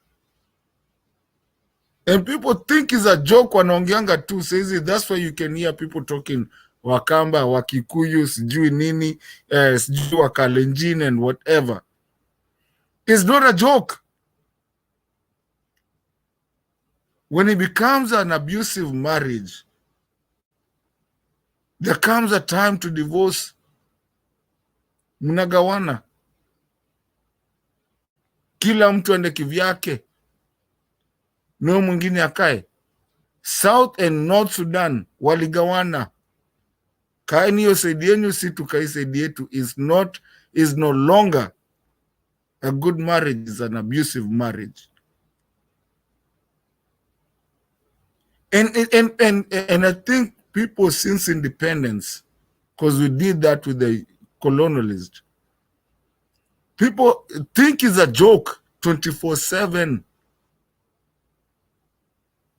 And it's not a joke. There's communities in this country that are tired. And they don't care if they're in Kenya or they're not in Kenya. They don't care. They don't care at all. And I'm telling you guys, even Ukraine and Russia was one, but today they don't accept to be one. That's what Russia is fighting. Ladies and gentlemen, we've had so much peace in our country, but I'm telling you, we already tuliponea moja ya secession. Maps, enda kwa internet tuangalie Google. Utaona venye maps zilikuwa zimejengwa. Wakalenjin na Wakikuyu walikuwa wametolewa na kila mtu. Hata Mijikenda. Mkuje mtembee nyinyi kuingia country yetu, na tulikuwa tunashangaa wale wengine wako ile side nyingine watarukagaje, but watakuwa na hiyo passport. Secession. When you start thinking, when your country start inaenda mahali inaanza kufikiria secession,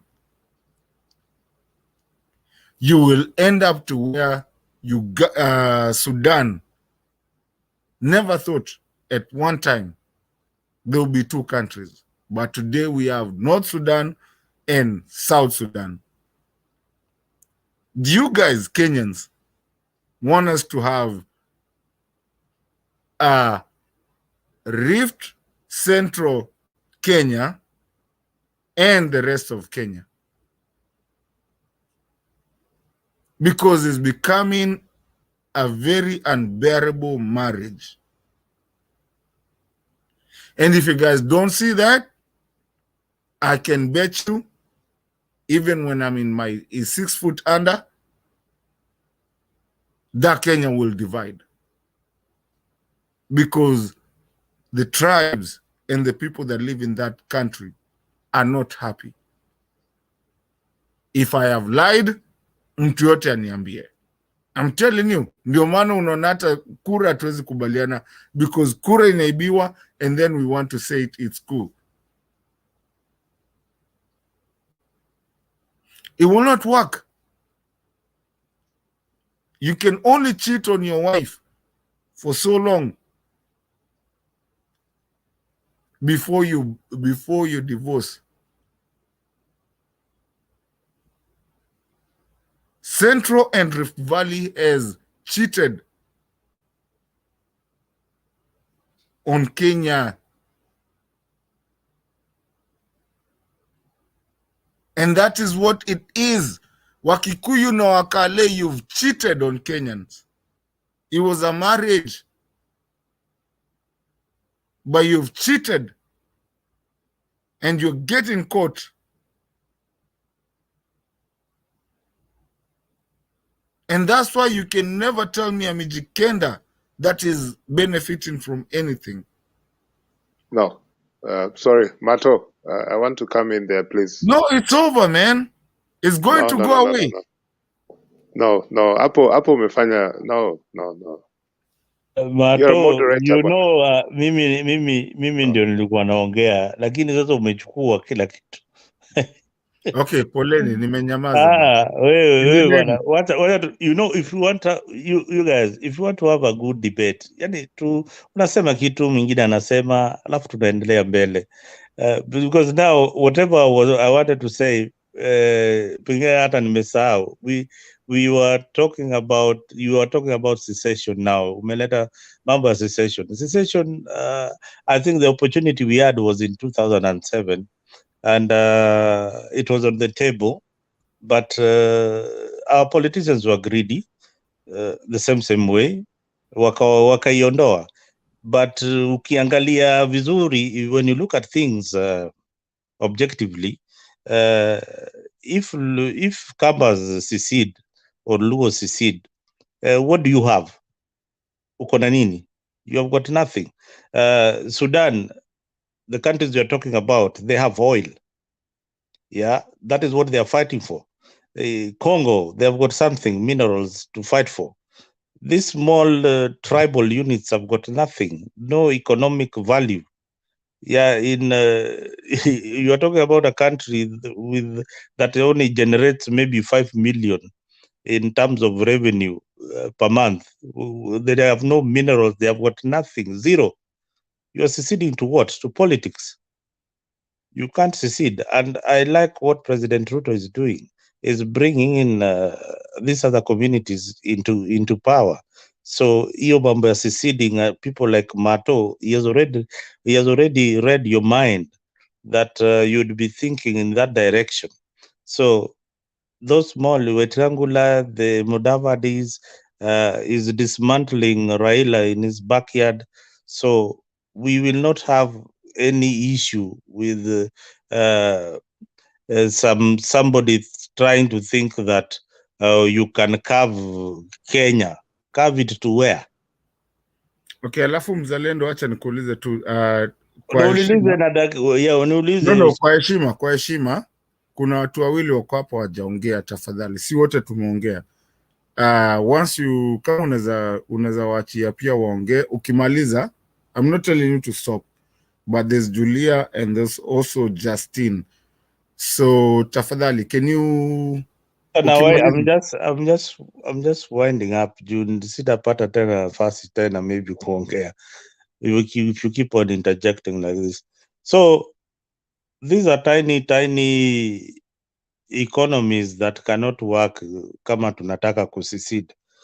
My last point to the panel is that we had in 2007 we had the Kriegler report, and we had the National Accord. The Kriegler report, I think it had 8 pointers that Kenyans needed to have done, and the electoral issues were also there. The land issue was there. There were so many things that we needed to have done before we went to any other election. So I don't think that we have done halfway with the Kriegler report. And if it was not implemented in full, Kriegler made it very, very clear we might go to war because of those issues. So those are the main issues that were analyzed and the main issues that are bringing problems in Kenya. It is not rocket science. It is not the Electoral Commission that we have here. Go back to the Kriegler report, look at what they have done, the politicians have done, because they're the ones who come up with these laws. Look at what they have done, look at what they have implemented. If they have implemented the Kriegler report in full and we still have a problem, then we need to look for a way forward. Thank you.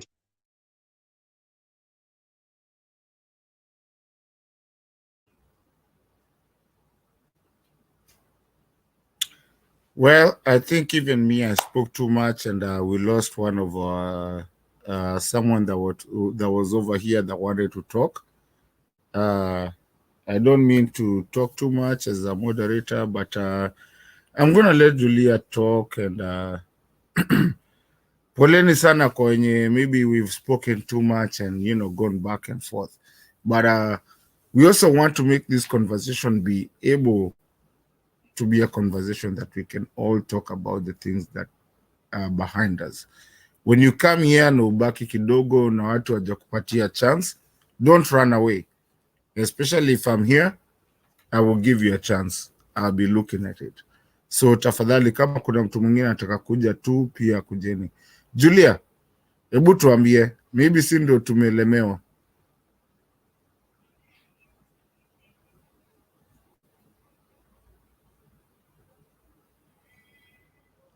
Julia.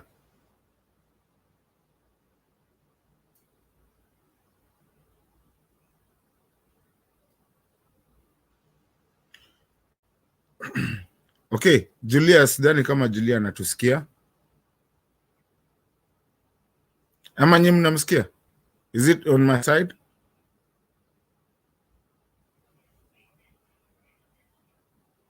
All right, I guess next we're going to go to Ellie. I want to ask people that wenye wanaweza to join tafadhali kujeni, we just have a conversation. It's okay. Sometimes we disagree on the policies, on what we do in our lives, and everything in the, the politics of the day. It might not be what you want to hear, but again, is what we do with our country. So tafadhali kila mtu just join in, come in, have your conversation. You will have your time to talk.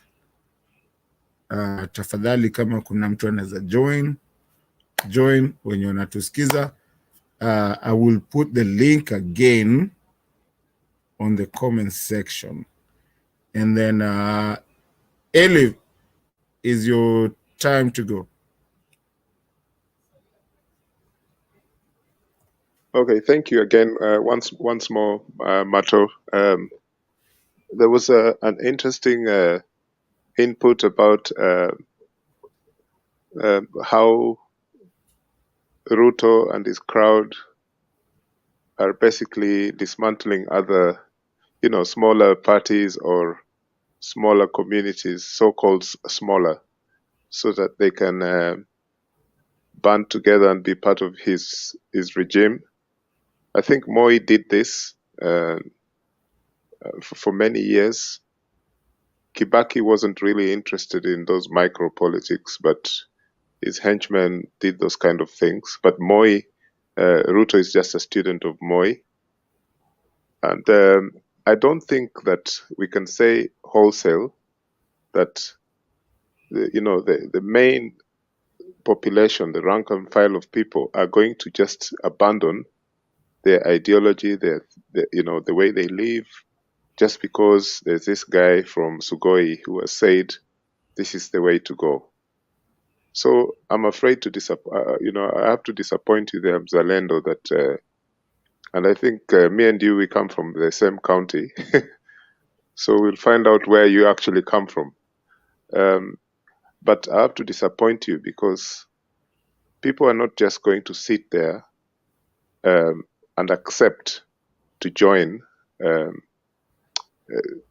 this crowd that Ruto is trying to craft.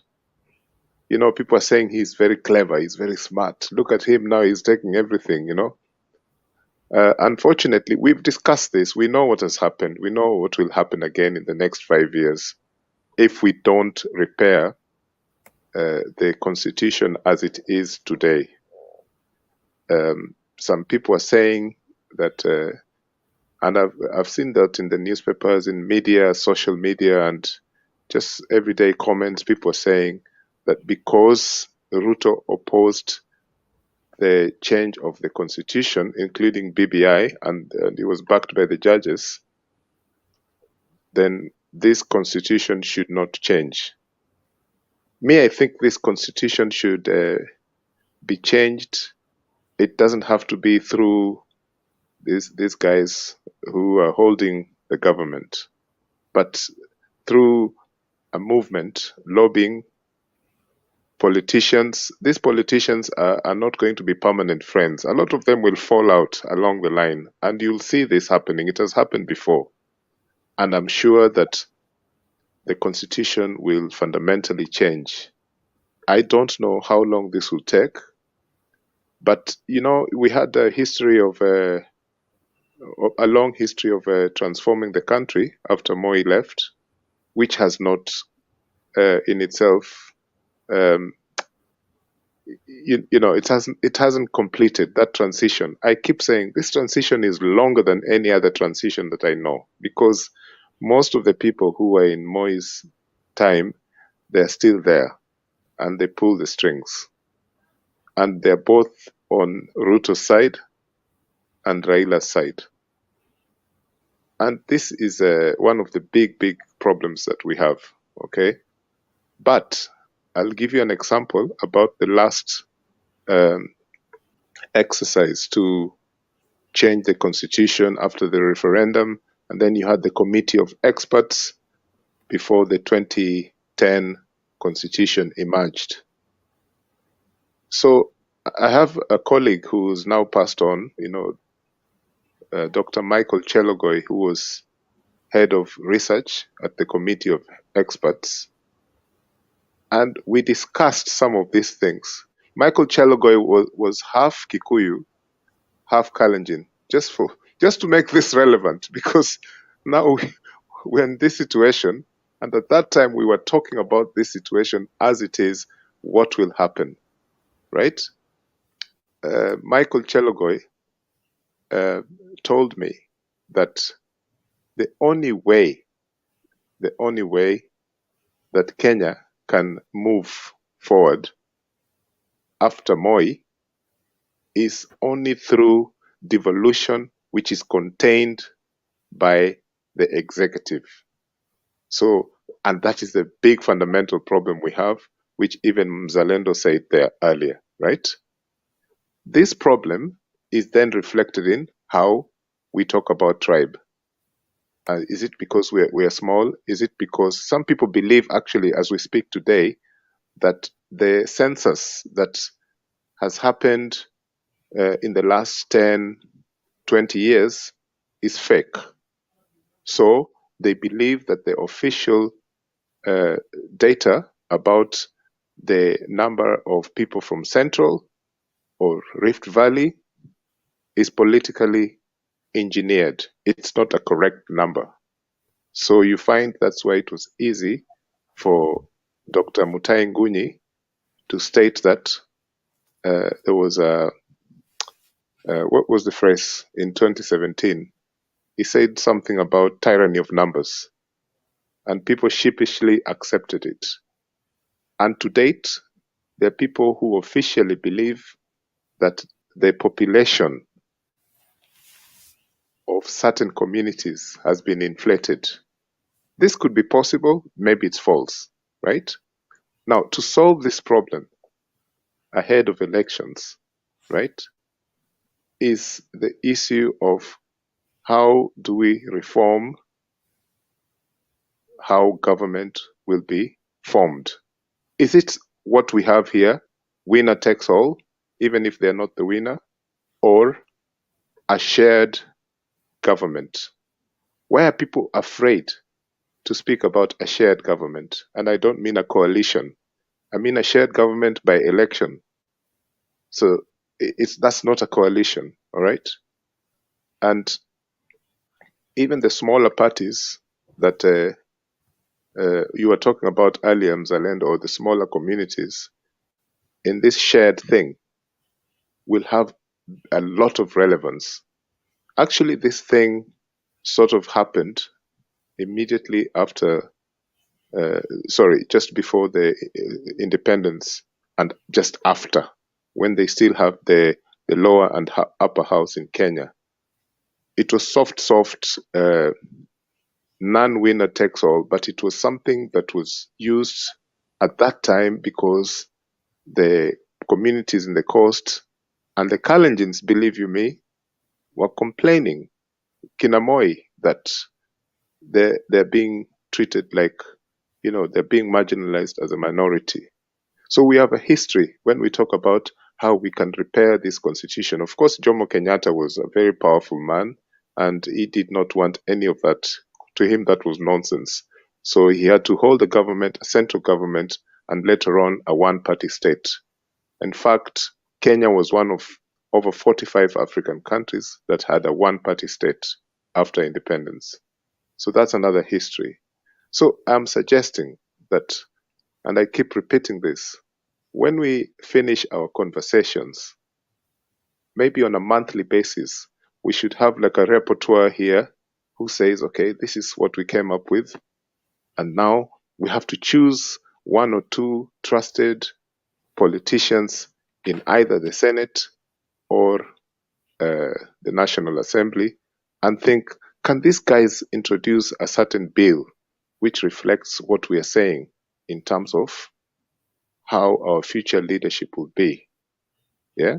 And if there is a referendum or there is a thing crafted in Parliament, we'll see how it goes.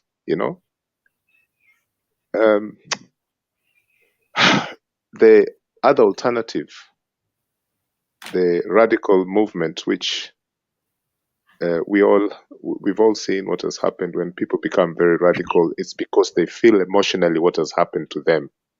Me, I was very, very tense when this election happened because it was my first time to vote. I had never, ever, ever voted in Kenya or on any Kenyan elections. So when I went to London and did that vote, I was even thinking, why am I doing this? I don't trust this thing, right? And I was right.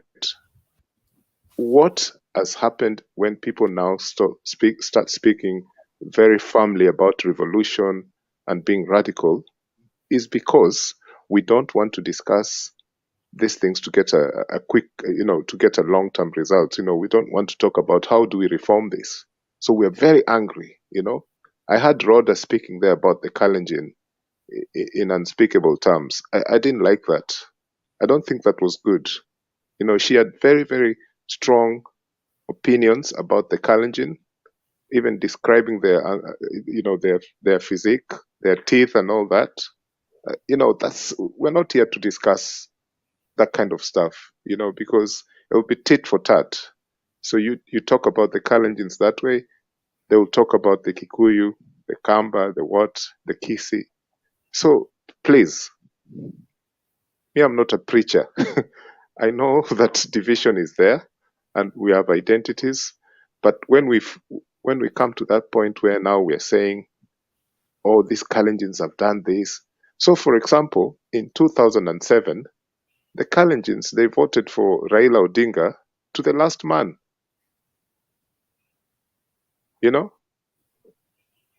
They mostly voted for Raila Odinga, not Mwai Kibaki. That's a fact, the Kalenjins. So why are we suddenly thinking that the whole mass of Kalenjin people are this way or that way? And the same applies to the Kikuyu. So we are taking our time obsessed with these two communities. During the election campaign and the lead up to the elections, we had these groupings here. I think there was the channel, this one, and the sub channel. And the sub channel was about Mount Kenya. And I think that was one of the worst things that we did during the run up to the election as the Mutembei TV. I think that was very, very wrong because it made the people from central Kenya look more important than the rest of Kenya. Right here on this channel. So can you imagine? So when we are... Don't you think that's a little bit of extreme to say? No, it's not extreme because that's what happened. That's what happened on this channel. We had a Mount Kenya session. There was no other county sessions of other counties. It was only Mount Kenya, as far as I can remember. And then Bernard or others would, Kinathemba, they would present later the so-called national theme. And I think we have to accept that those kind of things, and people are watching Mutembei. There's no other channel like this on YouTube about Kenya. So it gives people, it feeds off to other parts of the country, what is going on, right? So, and I think that those were some of the obsessions we have, which it is true that the two communities are leading the national seat in such a way that it belongs to them according to the power metrics of this country, okay? Not according to all their people, right? This is how I see it. But I think we made those mistakes and we should learn from those mistakes because it went into how these discussions here, and I think some of the discussions still in this forum still have those kind of things that we had about that's the Mount Kenya session and this is the rest of Kenya. And I think that should just stop, yeah? We should just, have a sensible way of looking at this. And again, without fearing to mention tribe. But if we mention tribe or ethnicity, we're doing it with respect. With respect, because it's a fact. That's the way it is, you know. So in my submission, I just want to say, if we're being honest, okay, no one knows what will happen in the next 5 years in terms of the power metrics of this country. It is very shaky. A lot of people think that William Ruto will not see 3-4 years because of the total chaos that will be within this power, this kitchen cabinet of his, right? I don't know what to say about that, but what I'm hoping is that the county system, the county government, the people of our counties start to realize how important our counties are in order for us not to think about the importance of the national government. Our counties first, our counties. That's just what I'm begging for, because this obsession with the national seat is very dangerous. So I don't know how we're going to come out of this to believing that our counties is the main thing. I just don't know how we're going to come out of this, especially for me or for us who are out here in the diaspora. My last point. You see, these guys, all of us, the men and women in the diaspora, but when we're talking about revolution, all this radical stuff, right? As we're here and people are back home, we need to be careful. It's not fair, you know. People throw words here that, oh, why are we afraid of revolution? And you are sitting in some flat in London. You're not in Kenya. That's just boggles. It's mind-boggling. I don't get it. I want you to say that like Okanga, that guy of Bunge la Mwananchi in Nairobi. You say it quite openly. And we have discussed this thing right here before. Don't believe that all those people in Bunge la Mwananchi are genuine. Some of them are part of the government. Thank you.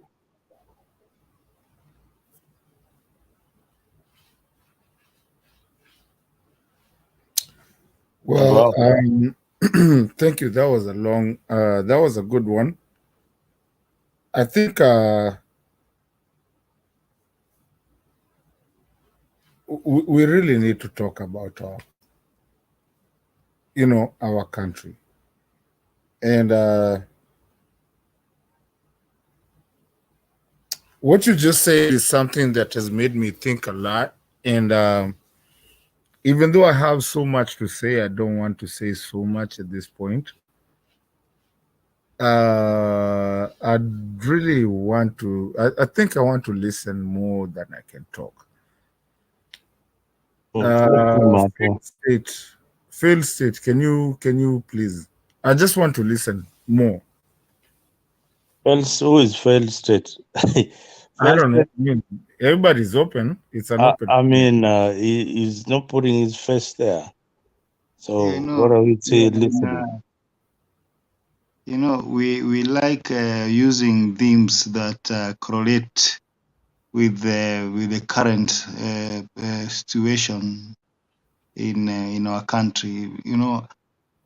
By and large, we are talking about the 100 days of the William Ruto government, which is. Can we see your face? Can we see your face, Mister? Yeah, I can't. The phone is not in a position to show a face at the moment. We know him, Nani. Zalendo, we know him. We know who he is. We know what is going on. He's been here. He's an alumni here, so we know him.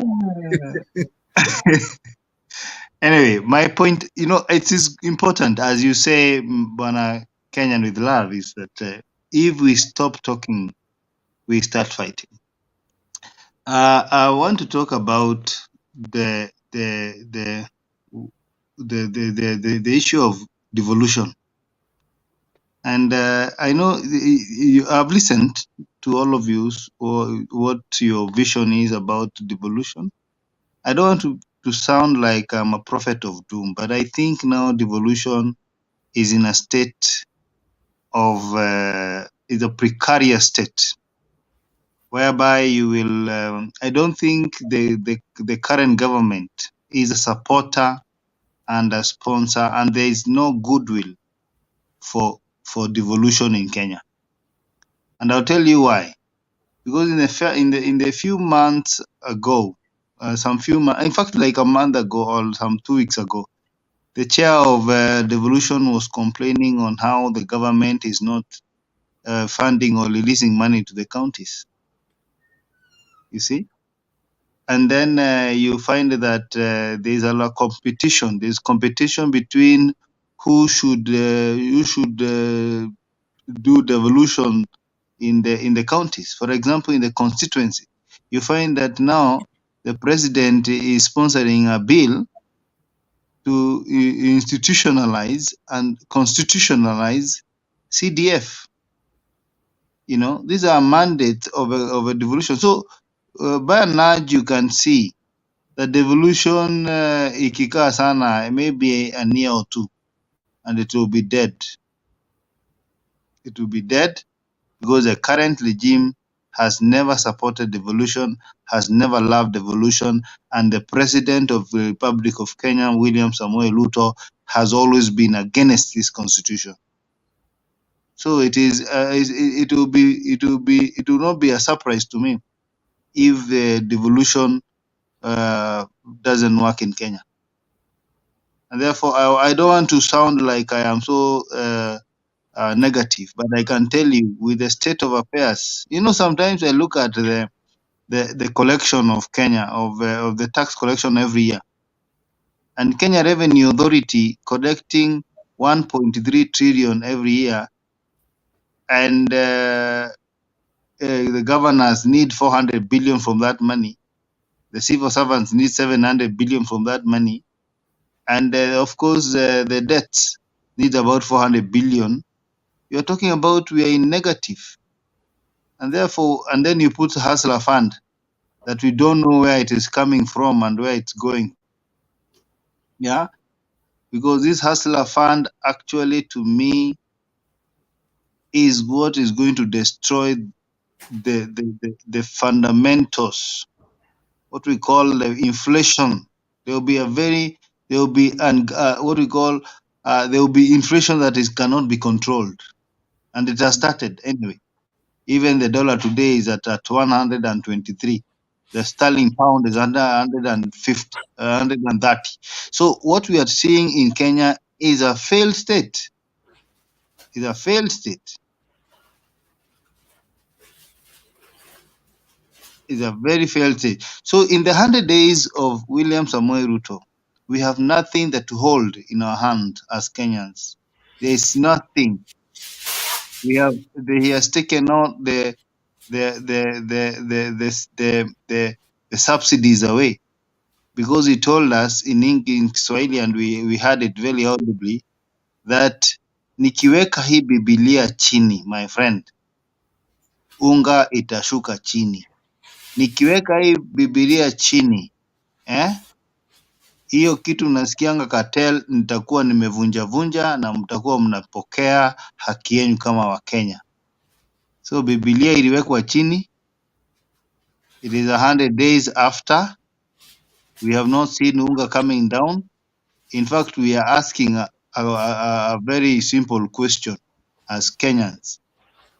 If indeed you have stopped the cartel from gaining from the fuel subsidy, why are the people not gaining? Where is the money going? Because all these subsidies have gone. We are not seeing the benefit to the people of Kenya. The elderly are crying. The schools are the subsidy of schools has been removed. So it is a failed state by and large, and I don't think it's going to recover, because you cannot plant mangoes and harvest bananas. So for me, where I sit and how I am analyzing things in this country, And lucky you who are not in this country, don't come back, because this is not, the trajectory is not going up, it's going down. There will be more unemployed people today, because Nairobi, as we speak, even the clubs have been closed without giving. Sometimes I ask myself, why do you have to do arbitrary decisions, like people who are not going to school? Sakaja is giving us festivals while sewage is spilling everywhere in Nairobi. What happened to our thinking as Kenyans? Because Badu was doing a very good job, but now we said we need somebody with dimples. I was there today. I went to see the festival today. On it, like 30 people went. There was nothing. People have boycotted because he is hurting more the people than helping them. The clubs that he is closing down, he could have given them a solution. A place like Uganda and a place like South Africa and Bangkok, they are what we call festival districts. Yeah, like industry area, lakini si za nini, si za kujenga vitu. Hizo industry area za mtu anataka umalaya, mtu anataka muziki, mtu anataka bangi, mtu anataka nini, wanaenda huko. They have been segregated in our own district. So if you're not providing solutions as the governor of Nairobi, and then you're crossing up the hustlers, they are suffering. Because, for example, one club I know in called Loft, in I think it's in Thika Road. This employs 200 people, plus the boarders there and the Uber people. And arbitrarily, your dad is telling him, go home. Why don't you give them solutions first? Tell these Loft people, because they have money. We have allocated cabanas and above for clubs only. You invest there so that we don't lose jobs, we don't lose taxes, and we also don't lose activities.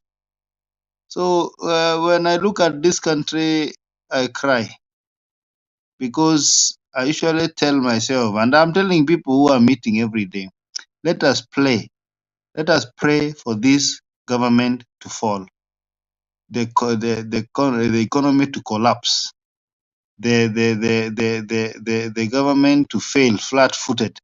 Because if we do not pray that God to do that, then we are going to have a situation where we are going to be telling our kids, you can still be a thief, you can still forge your documents of education and succeed. Our children don't need to see such an example of a government. We need to say, one day we made a mistake, we elected thugs, and this is the result of thuggery. Period. So, kwa haya machache na mengi, Mungu awabariki. Thank you. Wewe na hizi majina bana utanichanganya. Unajua sauti tu ndio inanikumbusha ni nani anaongea. We know you, we appreciate you, tunakujua kabisa. Siwezi sema wewe ni nani, lakini tunakushukuru. But pia hata leo umenikumbusha kitu moja. Umenifanya nikakumbuka kitu moja. And I appreciate guys that are listening to us na wenye pia mko kwa show. Umefanya nikakumbuka kitu moja. Sometimes it's not even up kuanza kuongea who did that, who did not do that. It's about our country. Vile umeongea failed state. Good name. Ni ukweli. Tuache kuangalia nani amesema nini, nani hajasema nini. Tuanze kuangalia country yetu. Because at the end of the day, country yetu ndio country yetu. Na hii country, mzalendo, ukirani country, tukikupea, we run the way you want to run it. Na hata kama sisi hatukubaliani na wewe, hiyo country lazima utakuwa utuchunge pia sisi. Hata kama hatukubaliani na wewe, na wewe ndio tumekupatia ukarani. You're the one in power. You have to run that country as a country that is going to take care of every single human being in that country. Be it that we agree with you, be it that we don't agree with you.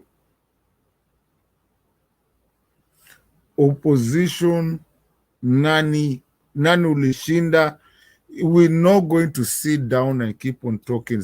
Oh, si tulishinda wale. Now sijui nini. We cannot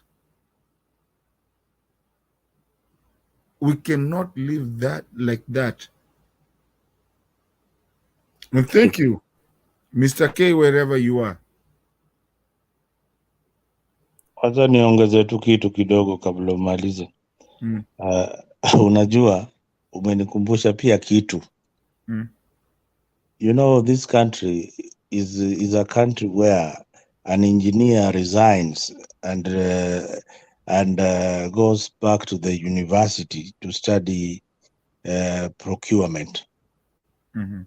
A doctor anawacha kazi yake udaktari, anatafuta kazi kama procurement officer. That is where we are. And we are glorifying people who are corrupt.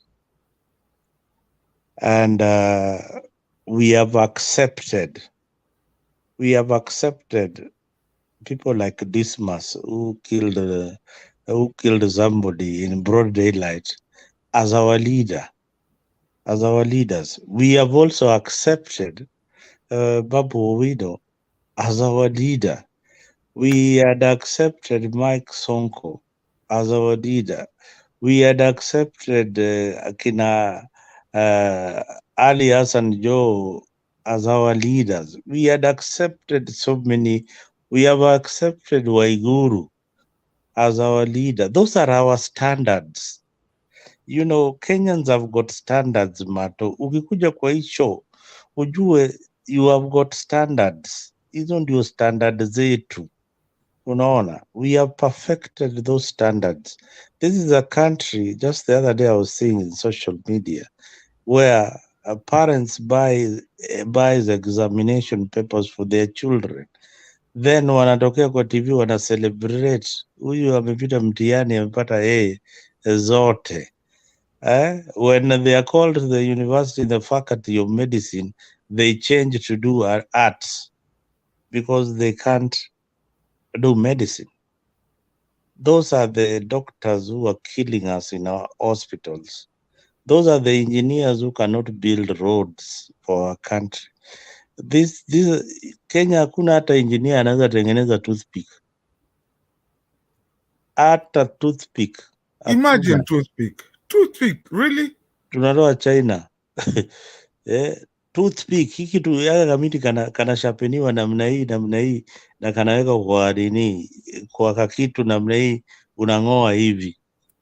Hata kale kakitu ka chumvi, ile kitu ya chumvi ile inaitwaje? Ya kuweka salt. Yeah, we don't have engineers anymore.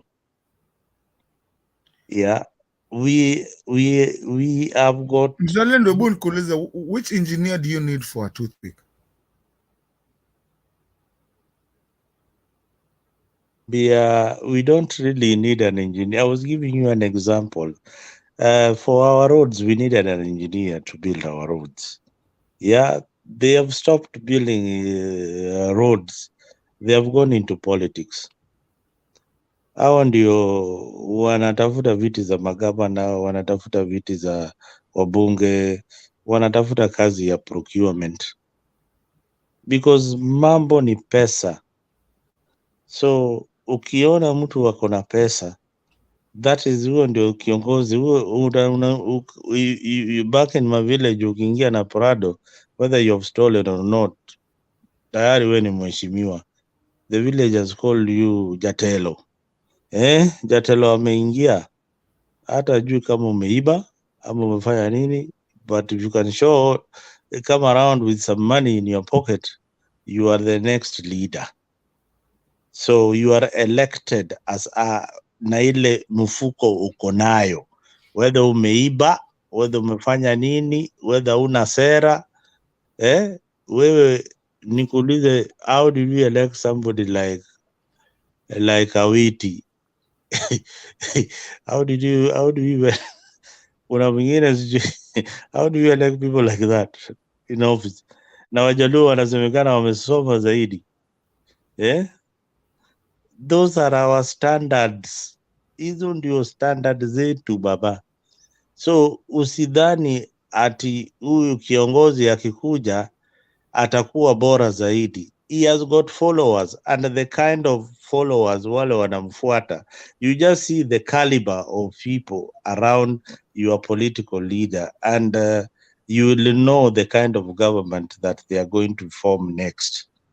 That is why tukiweka hao viongozi kwenye ratili, tuwapime, tuangalie ni nini wanaweza. Forget about holding big rallies. Those rallies I've told muliambiwa, they don't result into votes. So Kenya, niwaulizeni nyote wawili, niwaulizeni wewe na Eli, niwaulizeni tu, nyinyi mnaona Kenya ikienda wapi, na mnaona ukweli iko wapi, na mnaona nini inaendelea ndio Kenya ibaki kitu moja? That's the only one thing I'm going to ask you guys. Wacha nimalize tu wewe nikujibu kwa hapo kabla nisahau ndio Eli aingie. This is how I see our country. You see the former colonial boundaries: Nyanza province, Rift Valley province, Central province, Coast province, Eastern province. Those boundaries should go back. Tuachane na hizi small county governments like I'll give example to Kisii, Homa Bay, Migori. They are neighbors. Those are very small counties. Tukuwe na gavana moja na awe anaitwa gavana wa Nyanza province. That way you will have a Nyanza leader, you will have an Eastern leader, you will have a Central leader, you will have a leader from Rift Valley ule ako na jurisdiction, and that way we will also stop this mediocrity. People who are coming and they cannot marshal a campaign around your jurisdiction. So if we have a bigger area, then I believe we will spend pesa kidogo, because you see a situation where in Kisii County we have minister of roads, minister of tourism, minister of onini. Then in just a few kilometers, we have another county with the same minister of roads, minister onini, then minister for water. That's a waste of public resources. And then you go to the national government, we have then the Ministry for Water, Ministry for What, doing a duplication of what the county government is also doing. So they are also saying that, these services, they should be devolved. If you have those larger boundaries, then the services will be devolved and there will be more money coming in. And that way, you can now start talking of, sisi kama watu wa Eastern, we want to secede. Sisi kama watu wa Nyanza, we want to be Nyanza, we want to have our own laws. Utaona, and then we have a rotational kind of leadership, like the Kuria. One day they need to have a governor. The way the structure is right now, with the popular vote, they can't, because they are the minority in a place predominantly led by majority ya Luos. So hakuna siku Mkuria atakuwa kiongozi pale Migori County. Now they are also fighting for their own county. au pia sasa wanataka kaunti yao na wawe wanajiongoza. That is the way things are going to work, yeah, in Kenya. So tuangalie how we can, the way Eliad said, sometimes we talk here, but we need to come up with points that are very, very important, that cut across both political parties. This is something Lakini that... unajua nini brother? Even though this is a discussion that no one wants to discuss, eh? You see, the people in power, the Ruto'S of the day, and the Kikuyu leaders or the central leaders of the day will not hear, will not even want to hear that discussion that you're bringing, that we are. I will not let you go with it by yourself. I'm part of it. Mato, They will not want to hear that because wanaogopa wakisikia Mato. Wanaogopa wanakimbia. This is something that they will, you know, you are in politics because of power. You know, if you want to read the mind of a politician, political parties are formed to grab power.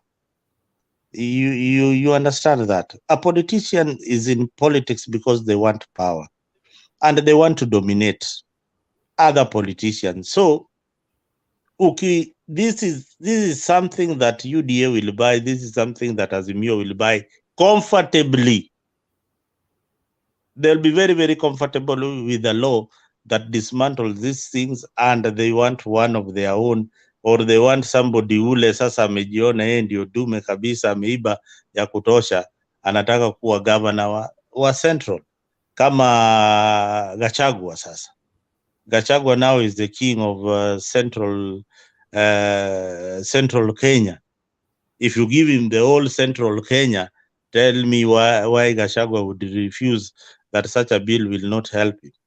Aya, ukienda pale Ukambani uambie Kalonzo, wewe you know hii Eastern yote ni yako.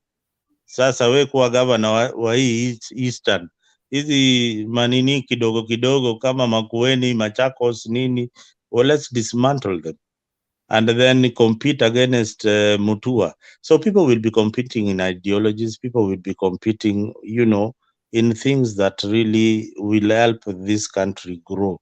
I mean, kukuwa na hizi small county governments hazisaidii. Kenya ni nchi ndogo kabisa. That guy who came in told you about our debt ratio. Hukunielewa kitu nilikuwa nasema. Umeenda off the topic. What I was trying to say is that these guys that are up there, wakisikia watu wengine wanataka tu kujipanga, and by the way we have devolution.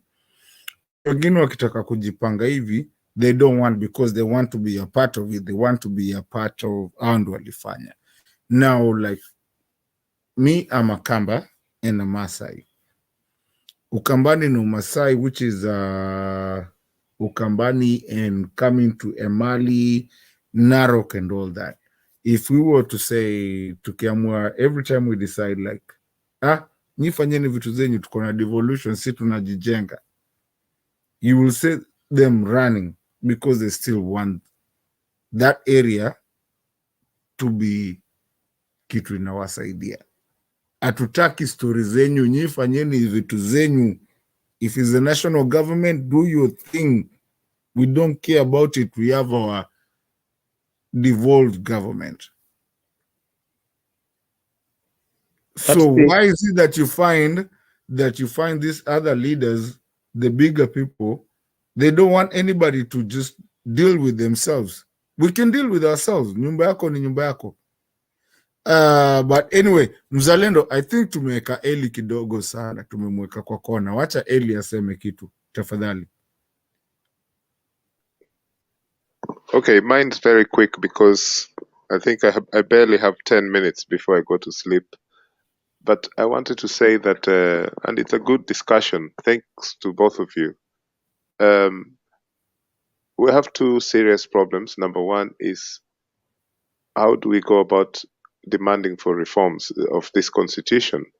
So that issue about how big or small the devolved governments are, is actually a very important question that Zalendo and many other people have raised. When I went to Kenya recently, I drove around different places. I hadn't been to Siaya for a long time, and I went there and I was just shocked. Is this Siaya as it is now? You know, I hadn't been to Siaya for many years, and I traveled up there, and I just thought, so we have a governor for this place, and this is how Siaya looks now. Honestly, this just doesn't work. If this thing does not improve, say for the next 10, 15, 20 years, the county government system, and as you know, there's not enough money. The other guy who was here earlier was putting all the facts and figures and stuff.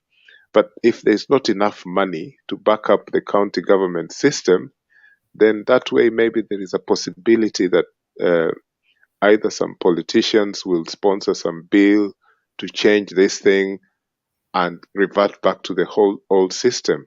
The problem with that is that the old system, which is actually creeping in now through the power that the chiefs are being given, and the central government looks like it's coming back in a huge way, that old system, if it comes back, then people will see, hey, our liberty is going to be taken again.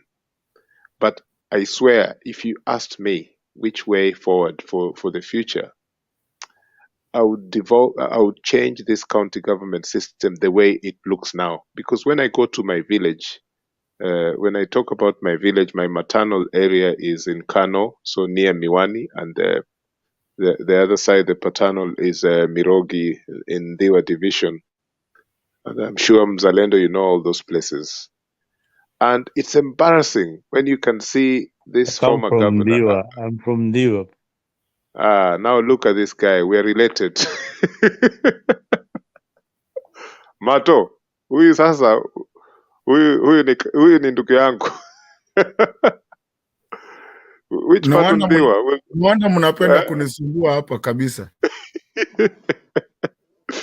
Diwa Well, ni kali. Mirogi Kanyo. Ya, Mirogi Kanyo. Nao wacha tuende leo pia, Wakikuyu wamekuwa wakiongea Kikuyu hapa. Anaya Kamoro ni Ratanga. Inge Ratanga. Gwengo Jode. Ojode sirikal. yawa. Bas. Omera. Ne, kata otendo Jode no ema nchadhi adake for a couple of days. Mano ni dake utendu wuonwa. Idake utendu wuonwa. Bas, okay, Mato. We're not planning. Onge min ngatoka hivi kanye. Onge min ngatoka. Kuna mama ya mtu hapa bwana. Onge min ngatoka. Kwani mnadhani sisikii? Mato, today is Friday, so we can say what we want. It's fine. It's an open forum now. We are on an open forum. This guy, me, I'm from Kanyamwa, so is actually is a few minutes drive from my home area. I'm from Kwabwai. In Jacobwai. Wow. Kanyekobwai. Ratanga City, Ratanga capital city. No. Yawa, Omera. Mato, I'll give you an example of devolution. And thanks very much. We'll talk more, Mzalendo. We'll exchange numbers. But I was going to say that I was seeing all these county government vehicles, these big SUVs, just being driven left, right, from Rodi to Sijindewa, Rodi to Dewa, Siji to where, for no reason. They're showing off to the villagers, these county government vehicles, right? And some of them are even junior ministers within the counties, yeah? But you think to yourself, honestly, maybe even more is time, minus the issue of democracy within devolved power. There was some running systems, yeah? But places like Oma Bay, Siaya that I mentioned earlier, they're just looking pathetic. You know, there is no movement in terms of economic growth. Okay, but our former MP Orwao Jode brought in the sugar industry. I'm giving you these examples to answer the question of devolution for the future. So this, what Orwao Jode did was he lobbied for a sugarcane factory complex in Dewa, and when that was built, every other person, I hope excluding you, Mzalendo, but every other person wanted to become a sugarcane farmer. You know, it became a fad to the point where there's food insecurity in terms of the grocery types of foods. And I'm not saying what Orwao Jode did was bad, but in terms of our Kenyan behavior, what happened to Mumias more or less happened to our villages there, you know. So sugar was being bought from Brazil in huge tons and being branded as Kenyan. Now, how do you solve all these problems? You know, this thing we call corruption. It's hard to solve these problems. And again, my point too about what do we do in the future to solve, you know, your question, Mato, is how do we solve these problems if we have a corrupt judiciary? And a corrupt judiciary which has allowed Chapter 6 of the Constitution to be bastardized completely. You know, one of the big problems we have is that Chapter 6, which talks about ethics, you cannot just allow someone like Sonko, Gideon Buvi. Kidero was thrown out to stand again in Homa Bay. You might have a different view, Mzalendo, but me, I think Kidero should not have stood. Even Waititu, somebody that has already been impeached. I mean, how do you give him back? You know, exactly. It doesn't make any sense. So why do we have laws? Yeah, and then now it's not even Chapter 6, but the fact that William Ruto has rubbished everything else in terms of the people who were supposed to face the law, and now they're all being freed. It's freedom, freedom, freedom. So Chapter 6 and the current judiciary. So if the current judiciary remains the way it is, honestly, I don't see any fundamental change.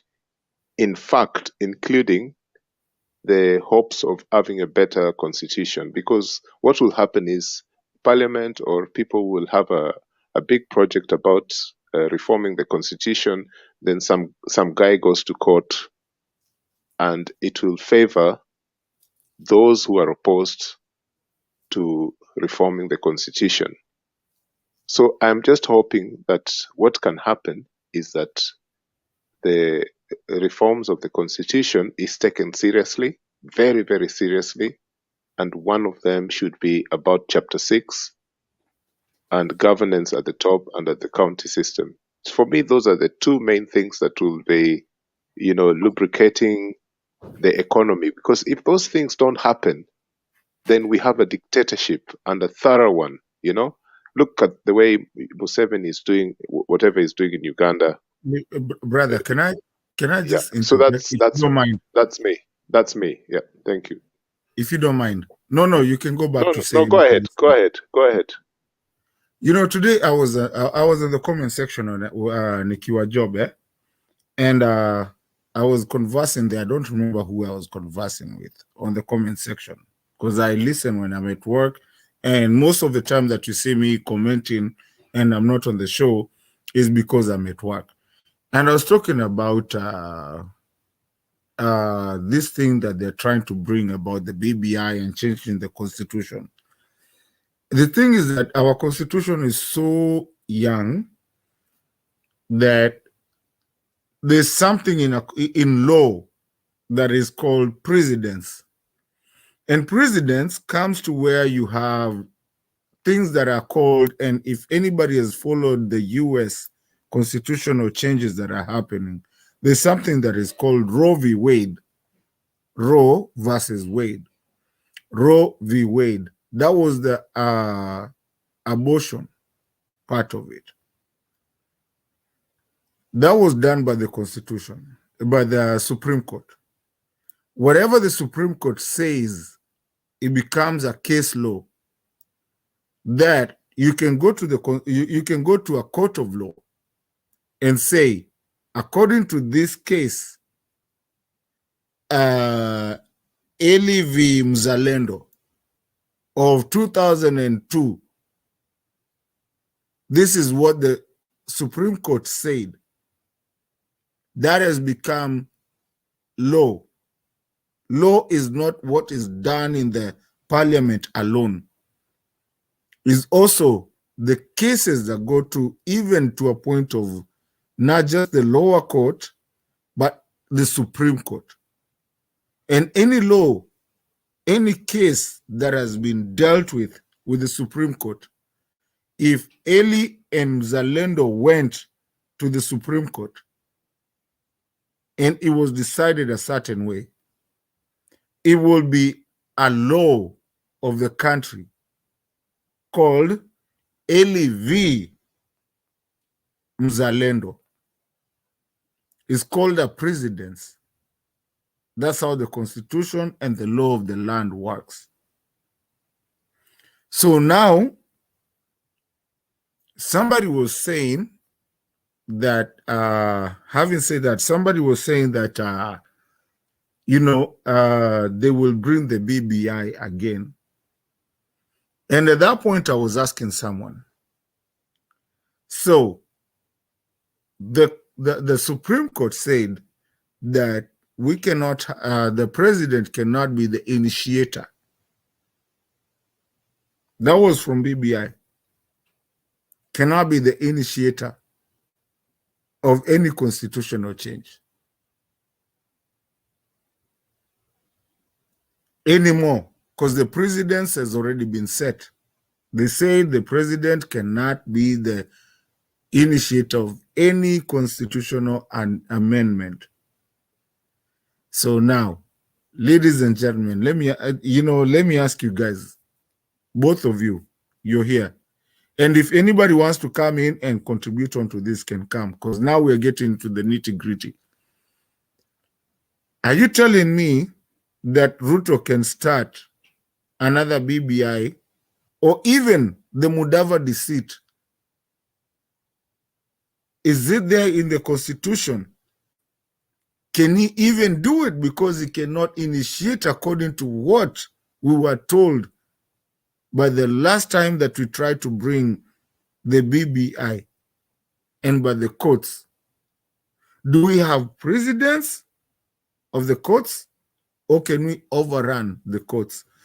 The person I asked that question aliniambia, sini Martha Koome tu ataruka hizo vitu zote and whatever. But again, we have a very young constitution. What are we doing to our constitution? If they can actually contradict themselves from last what they said and what they've said before, if they can contradict themselves and actually do it, then do we really have a constitution or do we not have a constitution? I'd like you both to jump into that and tell me if I'm wrong or what I'm thinking. Ama mali nimekosea. Because I believe constitution is not just what is written, it's also case laws. Case law number 1, Uhuru could not bring a constitutional change. Number 2, we already know hakuna kitu inaitagwa what do you call this? Hii kiti ya Mudavadi. Hakuna kitu kama hiyo kwa constitution, prime minister. We already know that. There's nothing. So what is it that we are doing? Are we really setting case laws, setting constitution, or is it just because I'm the president today, I can choose what is going to be? And just because I'm there, Mzalendo can go and fight it, come around, and tell me that cannot work at this time. And when they get there, then now it can work. Are we going to let chapter 6 go the way we have done it? Because we have so many people who are not supposed to be in office today, according to the chapter 6 of our constitution. So what is it that we are doing with our country? And that is my biggest part of it, because I don't know, you guys tell me. Mimi, Leo, Nico, I want to be educated. You guys tell me. Right. And if Right. anybody else in the Uko Nyuma is still early, if you want to join, the link is there. You can join and come and tell us and educate me and educate us and educate the Kenyans. Let me get educated here. Right. Mato, for me, it's very, very late here, so I need to retire. But I'll just add one thing.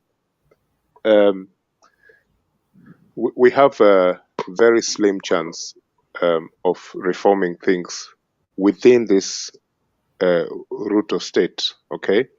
In fact, to the extent where I just gave myself some hope when I saw a new judge by the name of Sam Mohochi, who I spoke of here last week, the guy from Kuria. I know him very well, and I think he's going to be an activist justice. And I don't know where they've placed him, which jurisdiction, which district or whatever. But Sam Mohochi is someone to look out for in terms of a judge with ethics. This guy is standing tall, a human rights lawyer, and he is not going to be messed about with by the Ruto regime. This I know for sure. But the problem is, once you have gone into this statecraft that rules Kenya, even for the last 5, 10, 15 years, we've seen how judges have changed. But this Sam Mohochi, I hope that this is the guy that people can take cases to and say, look, this is Kenyans giving a petition about the constitution, and we want you to hear this case. And I believe that Judge Mohochi will be someone who Kenyans will approach in the near future. And I'm sure there are so many people in the human rights area, in different parts of thinking about democracy, who have already thought about Sam Mohochi as the person, the new judge who people will have confidence in. It's unfortunate that we're just thinking of this one person, right? Where it should be many judges who are able to do this. About the laws of precedence and how Kenyans can use that to change the system, I don't know. I'm not a lawyer, so I don't have an expert knowledge about this. But thanks, I have to go. Thank you, guys. Kwaheri. Asante sana Eli. Asante. A good night. Thank you. Wood County. Oriti Mato. One enore. Amera yawa. So now we are left with you here. I think you brought the issue of justice. You brought so many issues. One of the issue of justice. There's somebody I want to answer down there. It's called who? Asili TV. Asili TV. The guy you are talking about is actually my uncle. Asante sana kwa kunikumbusha. That is my uncle. So tunajuana. Now, Mato, you brought the issue of justice. You know, when we talk about people who are corrupt and are in government, if you've been charged in court and sentenced, and you have been charged in court, you have exhausted all your appeals, and you've been sentenced and convicted, then Chapter 6 kicks in. That one, you have to know that. So ukini accuse today like mzalendo wewe ni muizi, unipeleke kotini with some figures that niliiba, I have got the right to appeal.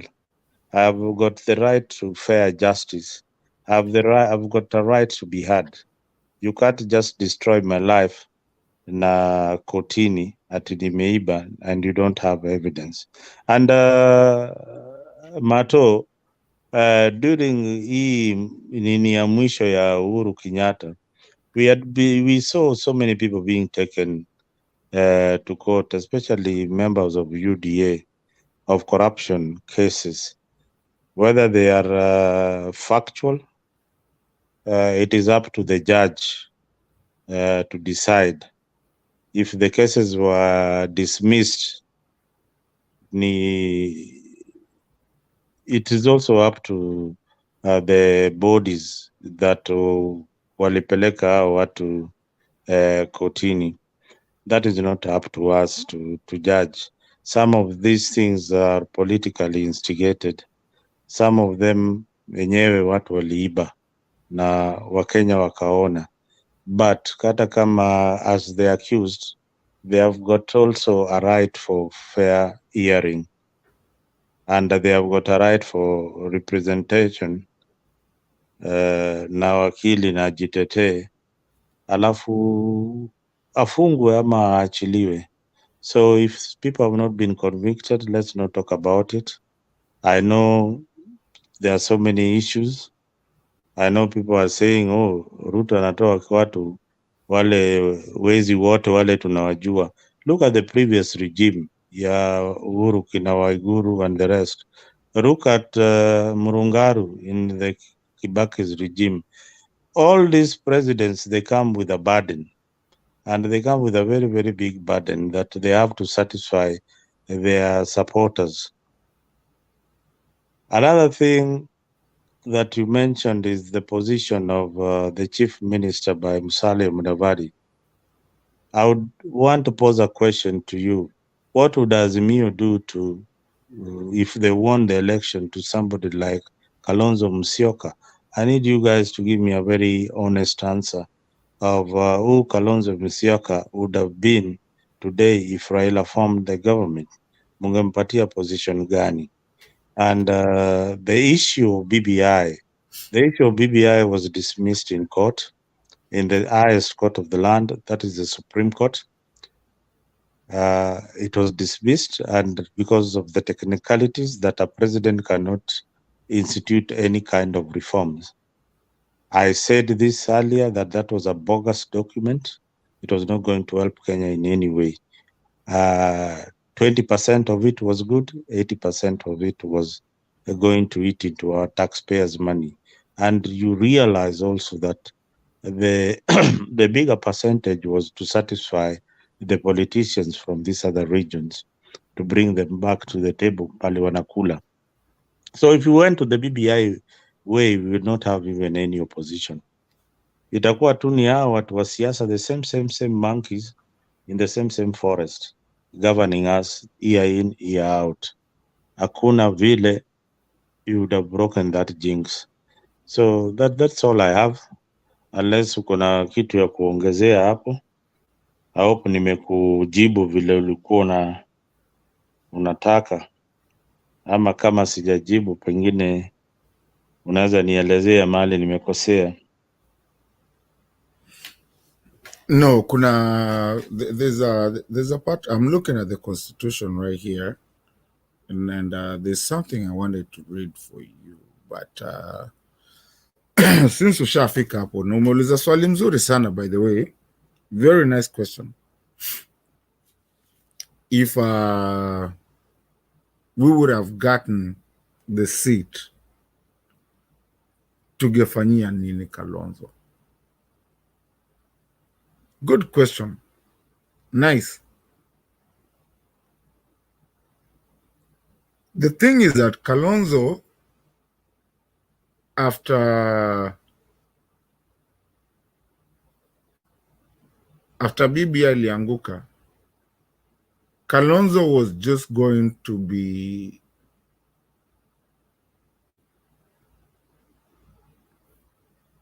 the third top. Just like Mudavadi. Yeah. But yes, we were going to come back and ask, like Matiang'i was, if Kalonzo can take that ministry. It's in the Constitution.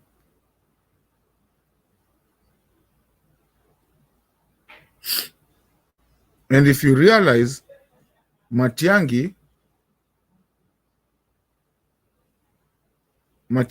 office was in the Constitution,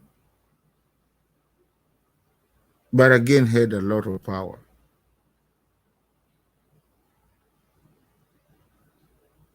He was not the prime minister.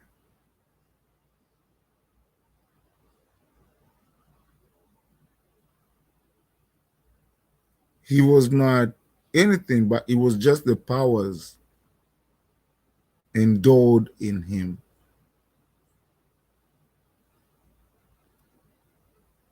He was the interior.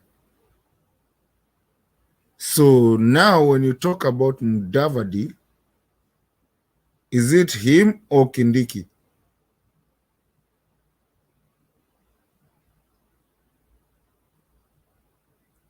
Who is it?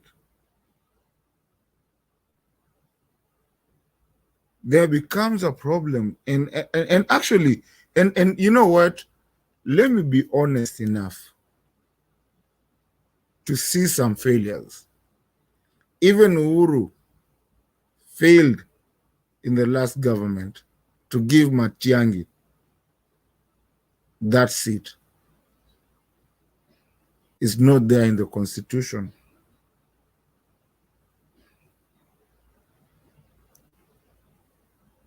I'll just be honest. And this is the country that we live in. But they knew a way to circumnavigate it to make it that, okay, it's not against the Constitution, but it's not in there and whatever. There, imeingia. Deal nayo. Unajua? I like being open. Where there's right, there's right. Where there's wrong, there's wrong. Hao wanasiasa ni wale wale, ndugu yangu. Ni wale. Yeah, lakini tunaharibu constitution yetu.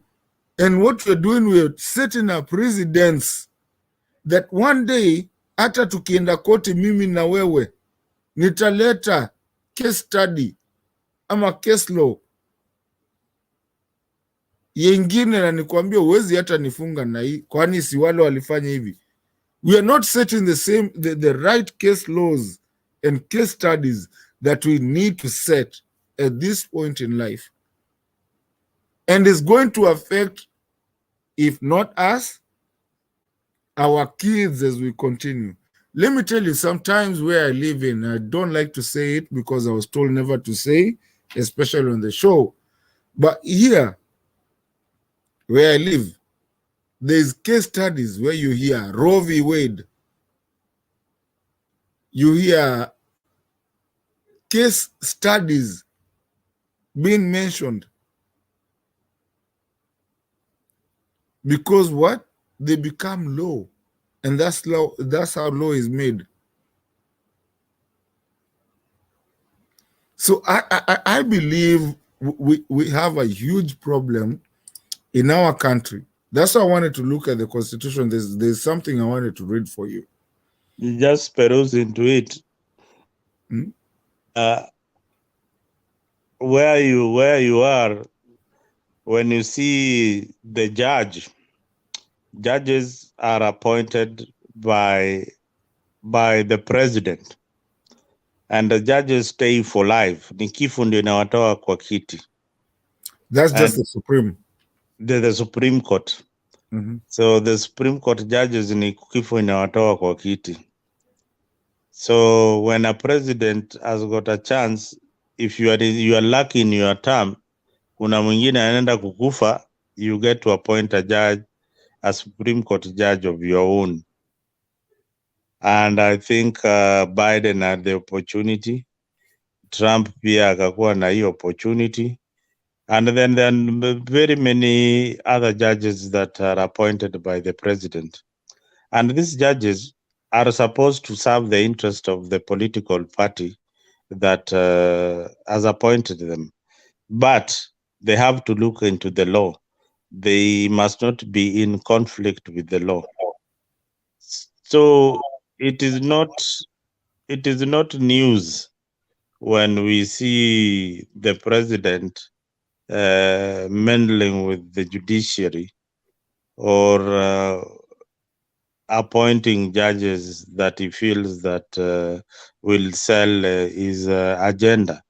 Remember, Mato, if you don't have judges on your side, some of these laws passed in parliament can be taken to court and zisaulike, zitupiliwe mbali kabisa, because the judge was simply on your side. You are the appointing authority.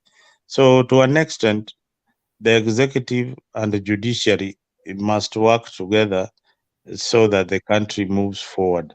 If you have a judiciary that is not working very well with the government, then you can run into problems as a president. Which is very true. But so let me ask you a question. We do have a constitution, Sindio?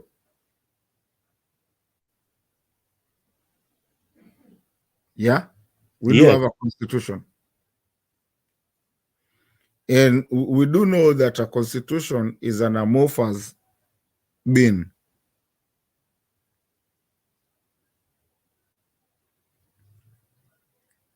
Do you agree with me for that? I mean, with that, the constitution is an amorphous being. It's a moving target. I agree with you. Okay. So if we have a moving target that is set by decisions of the courts, either the High Court or the Supreme Court, what are we setting ourselves up to?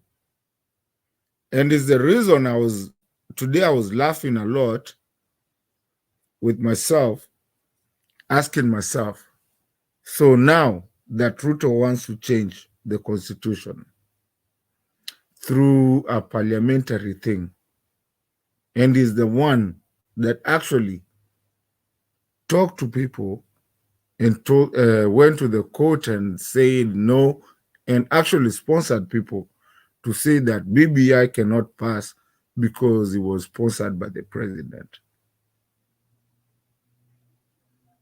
And the president cannot sponsor.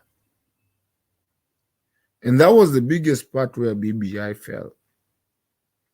Now, today he wants us to accept the things that he's bringing in through not BBI, but kind of a way of doing BBI without doing BBI. But he's the initiator. So the presidents of a year or 2 years ago that was done in the Constitution, I mean in the Supreme Court, where is it going? Because we said, according to what they wanted, that the president cannot initiate any kind of constitutional amendment. But now he wants to come in. What makes us not to? And today I made a big fun. I mean, nilicheka sana kwa comment section. And I said, everything that Ruto has done will come to bite him. Because even his daughter, by the time the daughter comes to tell us that, oh, she wants to be an MP, or she wants to be whatever, we will tell her you are a dynasty.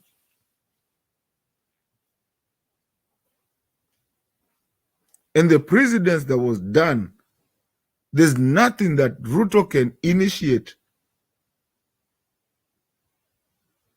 of changing anything on the constitution, because we will tell him, according to the ruling that was done by the Supreme Court, no president can initiate any constitutional amendment. That's the president's, they said, with him sponsoring it.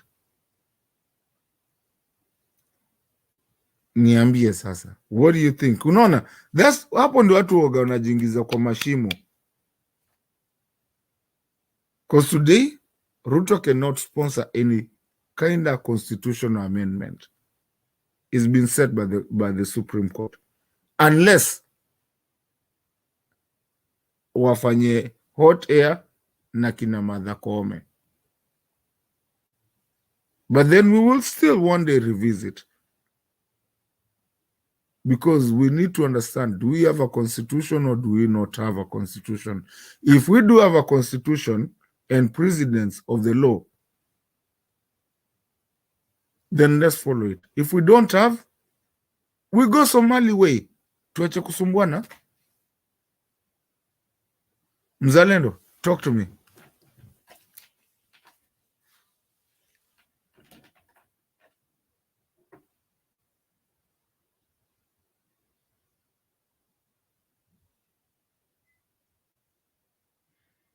Unmute.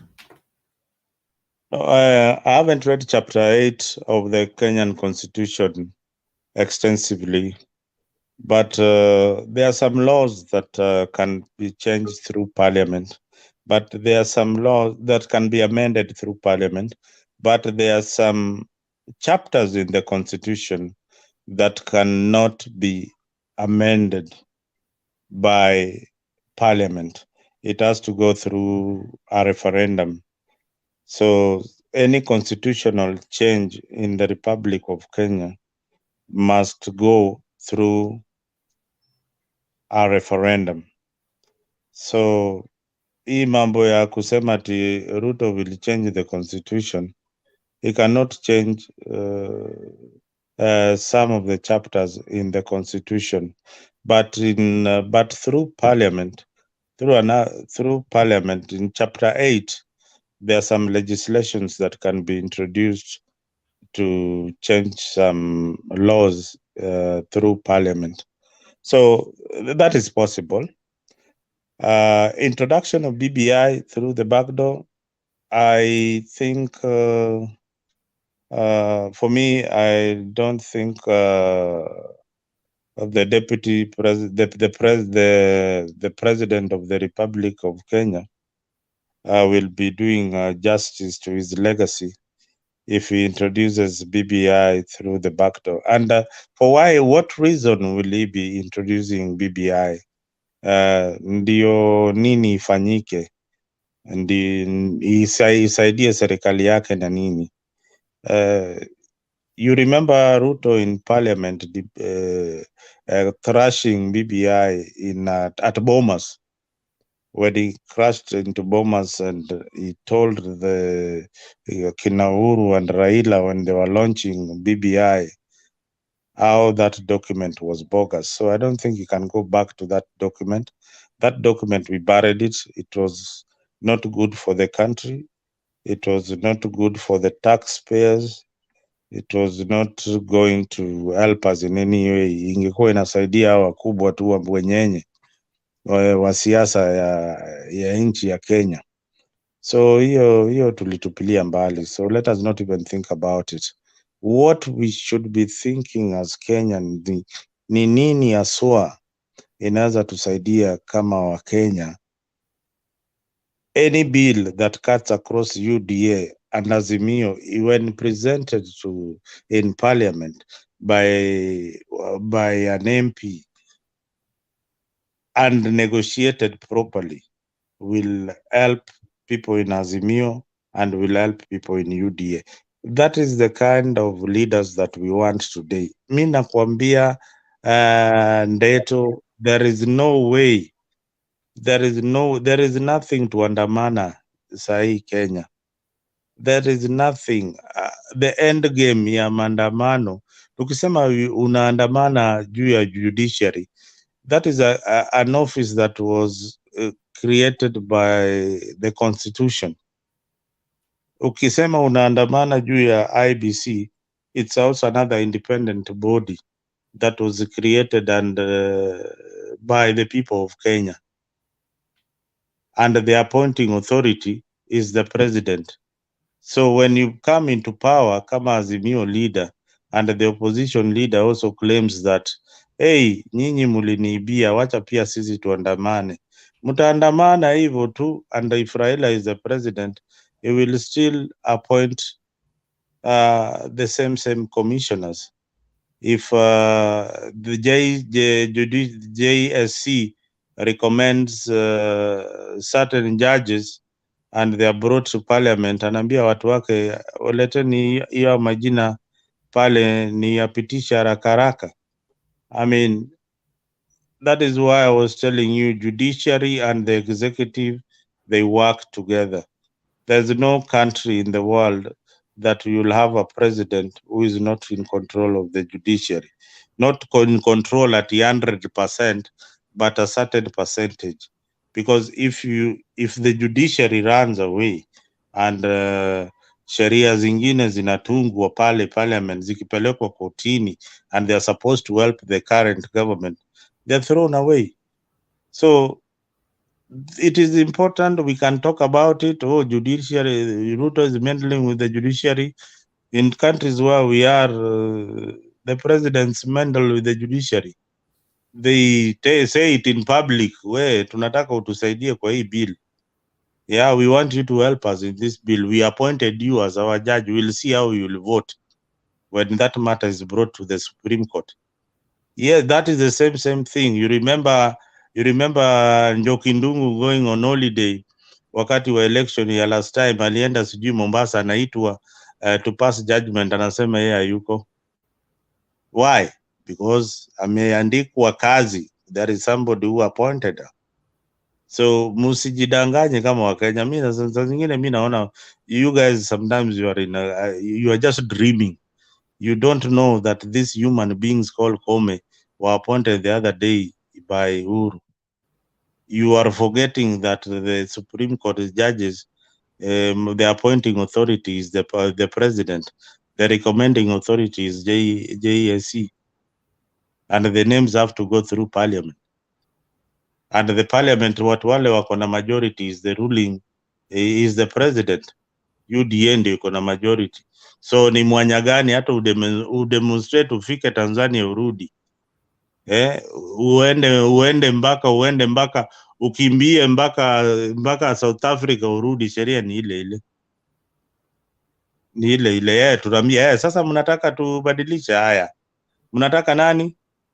That is why Ruto was telling you, even if you appoint Oburu as the head of IBC, bado kura ndawashinda.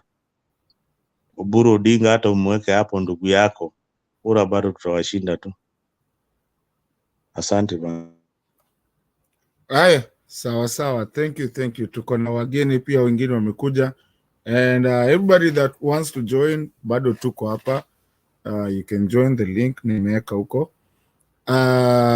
Chaka, kabla nikuje kwako, acha kwanza tuende kwa Mjerumani.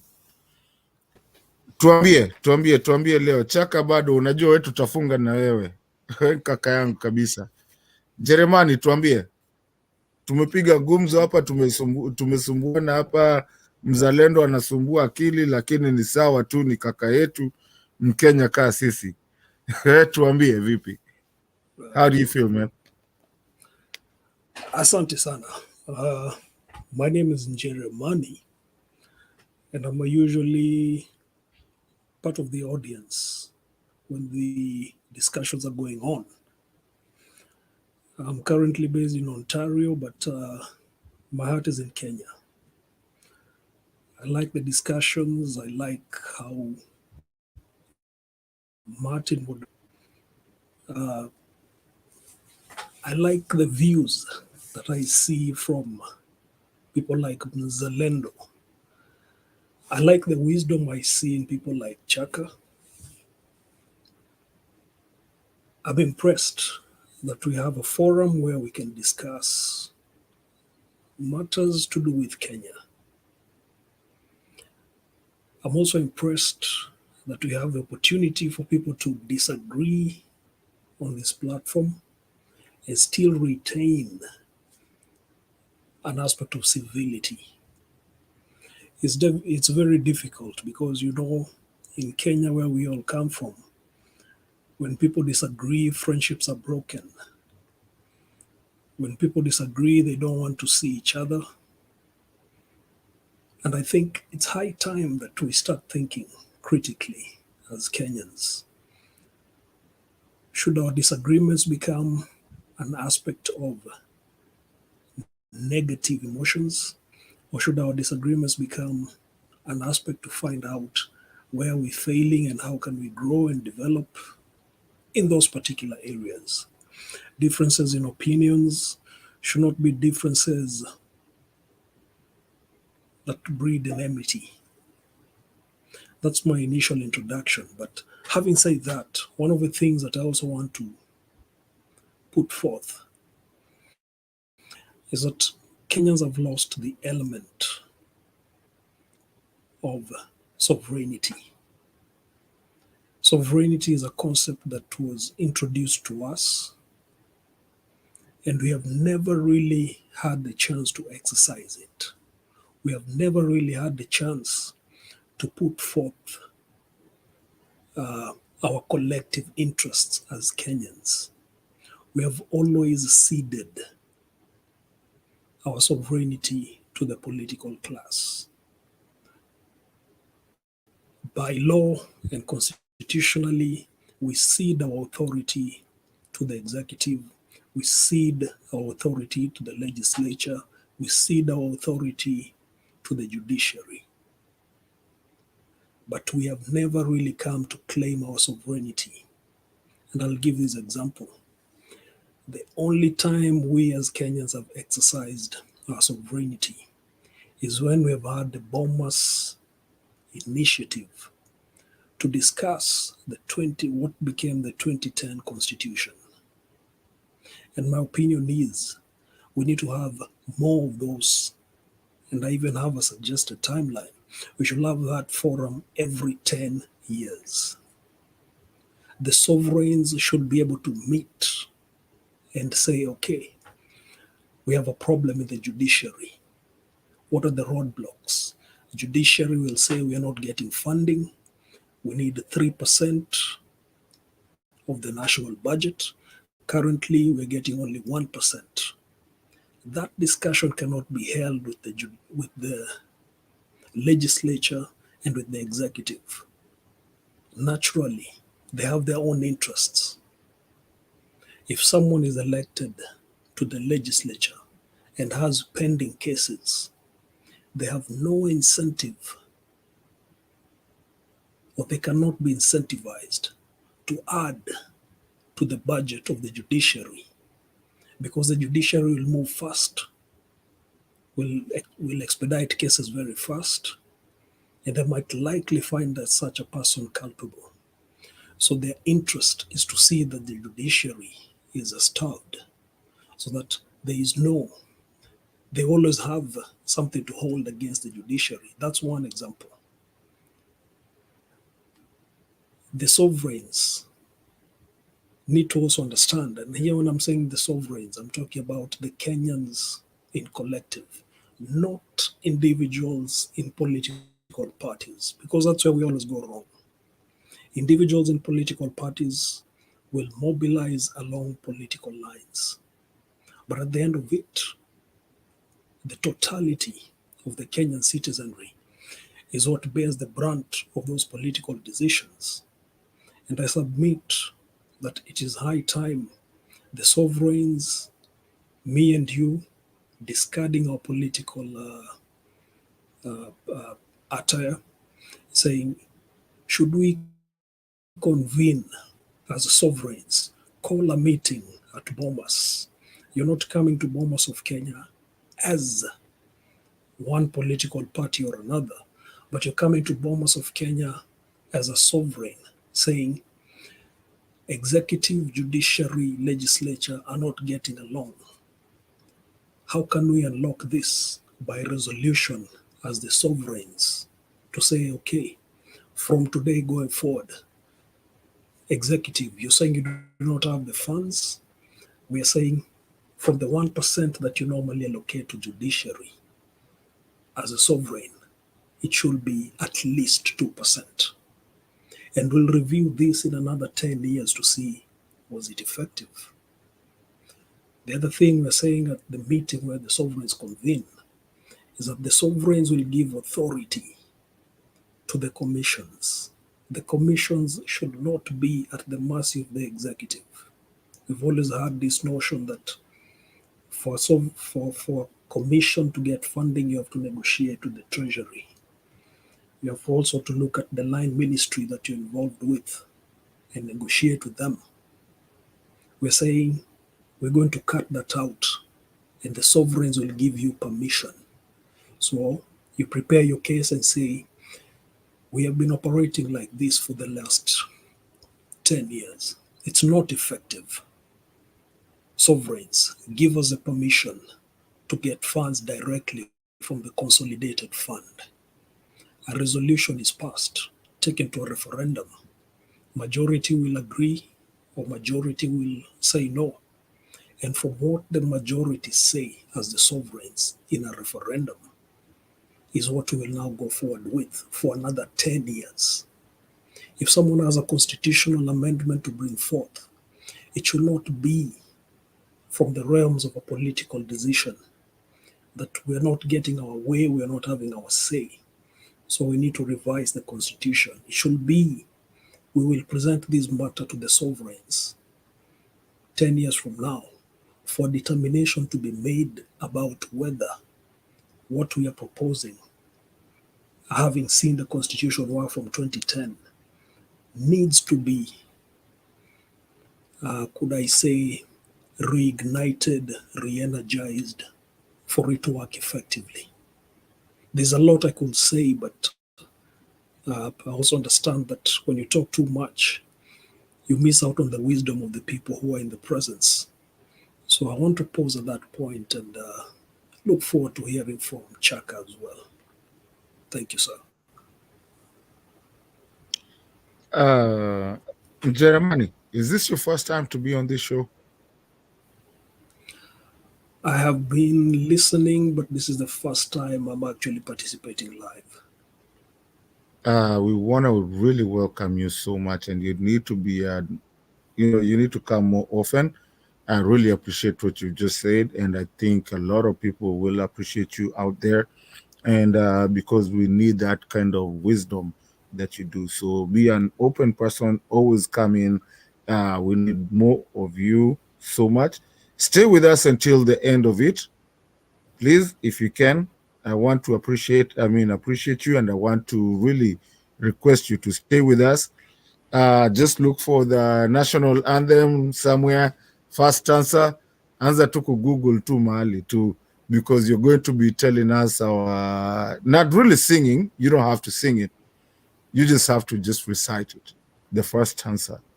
If you can stay with us until the end of it, we will not be staying long today unless other people come in. But I really do appreciate you. The channel appreciates you, and I believe everybody in the comment section, everybody watching us really appreciates you. And welcome to this channel.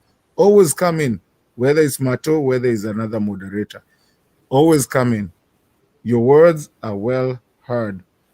You're a Kenyan, we are Kenyans, you know, Ontario, we're in the US, others are in wherever they are, but we have to speak matters Kenya. So we do appreciate. Thank you so much. Stay with us, hang out with us, listen to us, be able to talk to us, and let's keep this channel moving. Mr. Chaka, tuambie, Mombasa vipi? Mmenyeshewa leo? Kumenyesha au tumenyeshewa? Ndio nashangaa.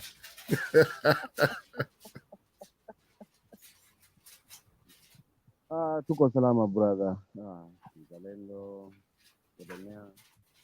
but ile tu naombi kidogo nani macho, naombi kidogo kwamba kuna ingefikia mahali ambapo kidogo anahitajika ni kama dakika 2 hivi, nitakuwa nimepeleka mzigo fulani hapo kwa barabara, ili kuna mtu anakuja kuchukua. Acha Kindly allow Kasimu, me. kafanya nini leo? Allow, unanipata? Sasa umekuja, sasa umefika. Ndio nasema naomba tu mniwe radhi kidogo, dakika kama 2 hivi nitakuwa niko hapo barabarani, nimeweka mzigo sasa, nimesettle, alafu tuzungumze vizuri. So ataka tukupatie wakati ama bado utaendelea kuongea? Ni tupeni tu muda, yani nifike tu hapo, then nitarudi tuzungumze vizuri, juu kuna mtu ananisubiria na kuna mzigo tayari nishafunga kwa pikipiki hapa. Aya, sawa sawa, basi weka tu hapo, usitoke tu, endelea tu, tuko sawa. Sawa sawa. Hata naona Mise kaja. Mise, ukijipanganga kidogo, acha basi tuendelee. So I think it's a good discussion that, guys, we have. This is a channel that we really have a conversation, and I do really appreciate what we talk. Mise, it's good to see you, brother. Kama kawa, weni wetu kabisa. And actually, with no bila kusumbuana, let me just give you the opportunity to say what you want to say. Acha ni kuanzia. Na usinijaribu leo tafadhali. Tulimaliza. We're good. I'm just going to say hi to all of you. And I'd like to sit back and listen.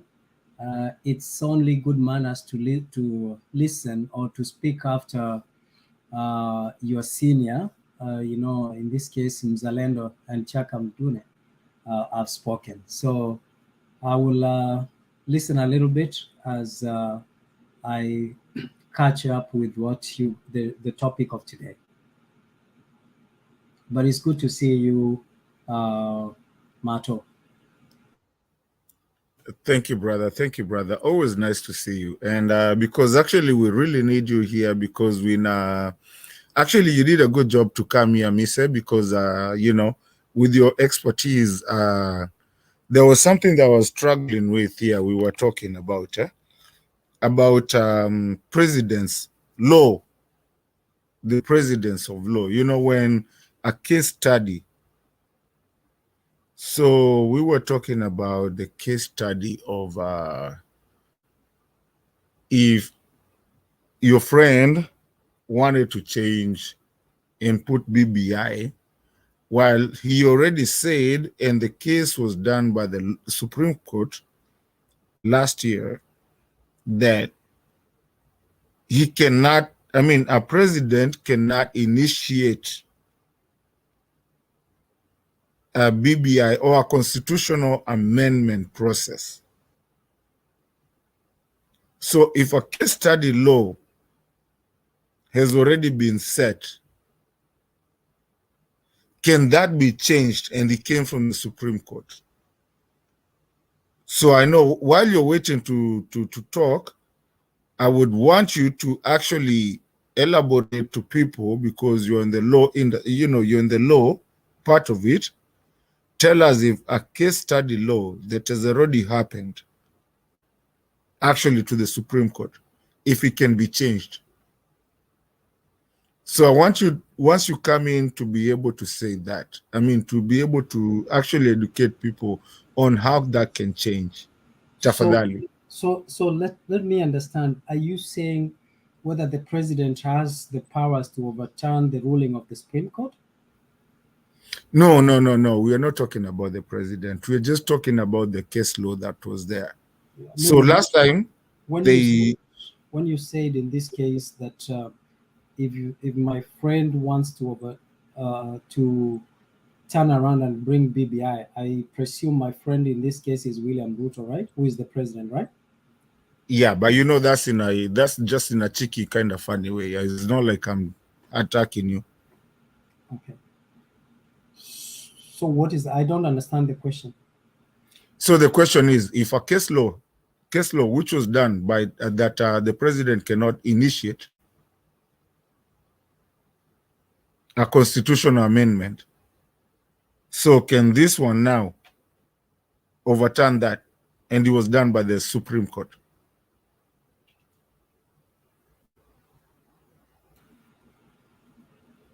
Mzalendo, why don't you put this to me in a UDA way that I can understand? Connie, there's another language. You know, this guy and Deto is not a lawyer, so I think I'm trying to read his mind. I want to go back to my Azimio days to try and read the mind of an Azimio supporter. Maybe this is what he's trying to say. And Deto, chapter 6, is it chapter 16? Talks about the amendment of the Kenyan Constitution. So you are talking about the amendment, how the Kenyan Constitution can be amended. I believe that is what you are talking about. And the Kenyan Constitution can be amended. And there are some articles there, I think there are Article 256, something to do with that. I read it somewhere, nimesahau kidogo, but the Kenyan Constitution can be amended if it affects you, if it is talking about the Bill of Rights. Like there are some rights, the Bill of Rights, the sovereignty of the people, things like that. The term of office of the president, what parliament should do, you know. Those are the things that are outlaid there. But again, it must also meet the threshold. It must gain like 20% support in at least I don't know how many counties.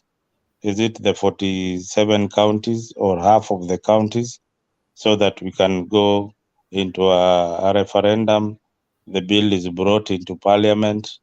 It is again taken to the president. It is a process to change the constitution of Kenya. Especially when you read chapter 16, you will see the procedure of amending the constitution. The people of Kenya have to be involved. It will not just be involved. It will not just involve the parliamentarians alone. It is not an issue of the president. The president cannot initiate such changes. It must come from me and you, from the citizens. You know, that is why BBI failed, because BBI was initiated by the president and the prime minister, the former prime minister. So when the Supreme Court went through it and went through the law, they read the law is very, very clear. The president cannot initiate a change in the constitution of Kenya. And that is why we should protect our constitution through thick and thin. Because if you get a rogue president, anaweza jaribu kubadilisha hiyo katiba, lakini ni ngumu, because we will have to go back to the people na waweke referendum question na tupige kura. So it is something that it is not doable, and I don't think Ruto is going that direction. Although there are some quarters in Azimio, they've been peddling that kind of rumor that Ruto wants to change the constitution to be a life president of the Republic of Kenya. That is impossible with the current constitution. So if somebody is out there thinking that Ruto will be president for life, forget about it. Tamaliza tamu yake 10 na aende nyumbani. Yep. I hope I attempted. Yeah, I think that's okay. That's very in order. I think now I understand what you were asking. I was struggling to understand what you're asking. Mr.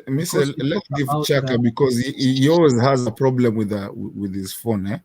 Let's give Chaka to. I mean, you I know will be here until the close. All right. Yeah, Let me please. say this quickly, so that as he comes, he can also continue. So basically, what my brother said from chapter 16 of the Kenyan Constitution, there are key things. The Constitution can be amended through the people and Parliament. So, and the people in this case, it means a referendum. So there is no way, in summary, just the way you've put it. So there is no precedence where you are talking about precedents or case laws. I don't know which case law you are referring to, because that's why I was trying to struggle and understand which precedence was set before that William Ruto is going to follow, or is going to use as a reference in his actions or quest to change the constitution, as you guys are what's the term? Miss, let's be realistic. Yeah. Please, I mean, kuna mtu hata amesema ni Friday. Let's not just fight about this one. Didn't we almost, I mean, have a constitutional change that came as BBI? No, because then that's what. Didn't you hear the conclusion of Mzalendo? Was it successful? Yeah. So is that a case study or not? Was it successful though? Was that a case law study that can be there referred that on this day, according to this case of 2000 something, you are a lawyer. On this case of 2000 something, you guys say that we can, I mean, the case said that the president cannot be the initiator of whatever.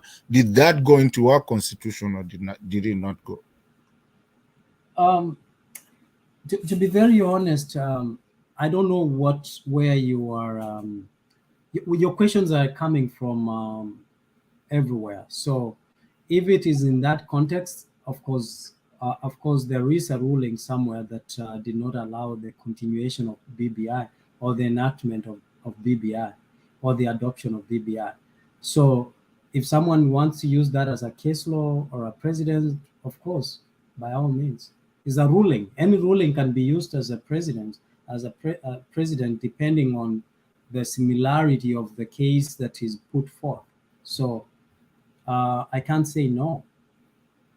Okay, thank you. That's all I wanted to hear, because me sitaki kusumbuana leo. Anyway, moving on. And maliza alafu tupatie Chaka kidogo, and then now we can continue knowing that Chaka ashapeana.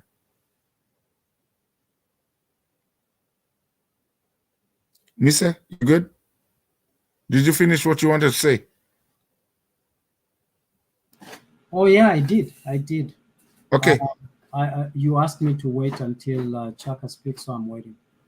All right, thank you, Mise. I really appreciate it. And anybody else that wants to join in, you can still join in. I think the link is out there. We're still going to be here for at least another 1 hour, 2 hours. Chaka, njoo tuambie.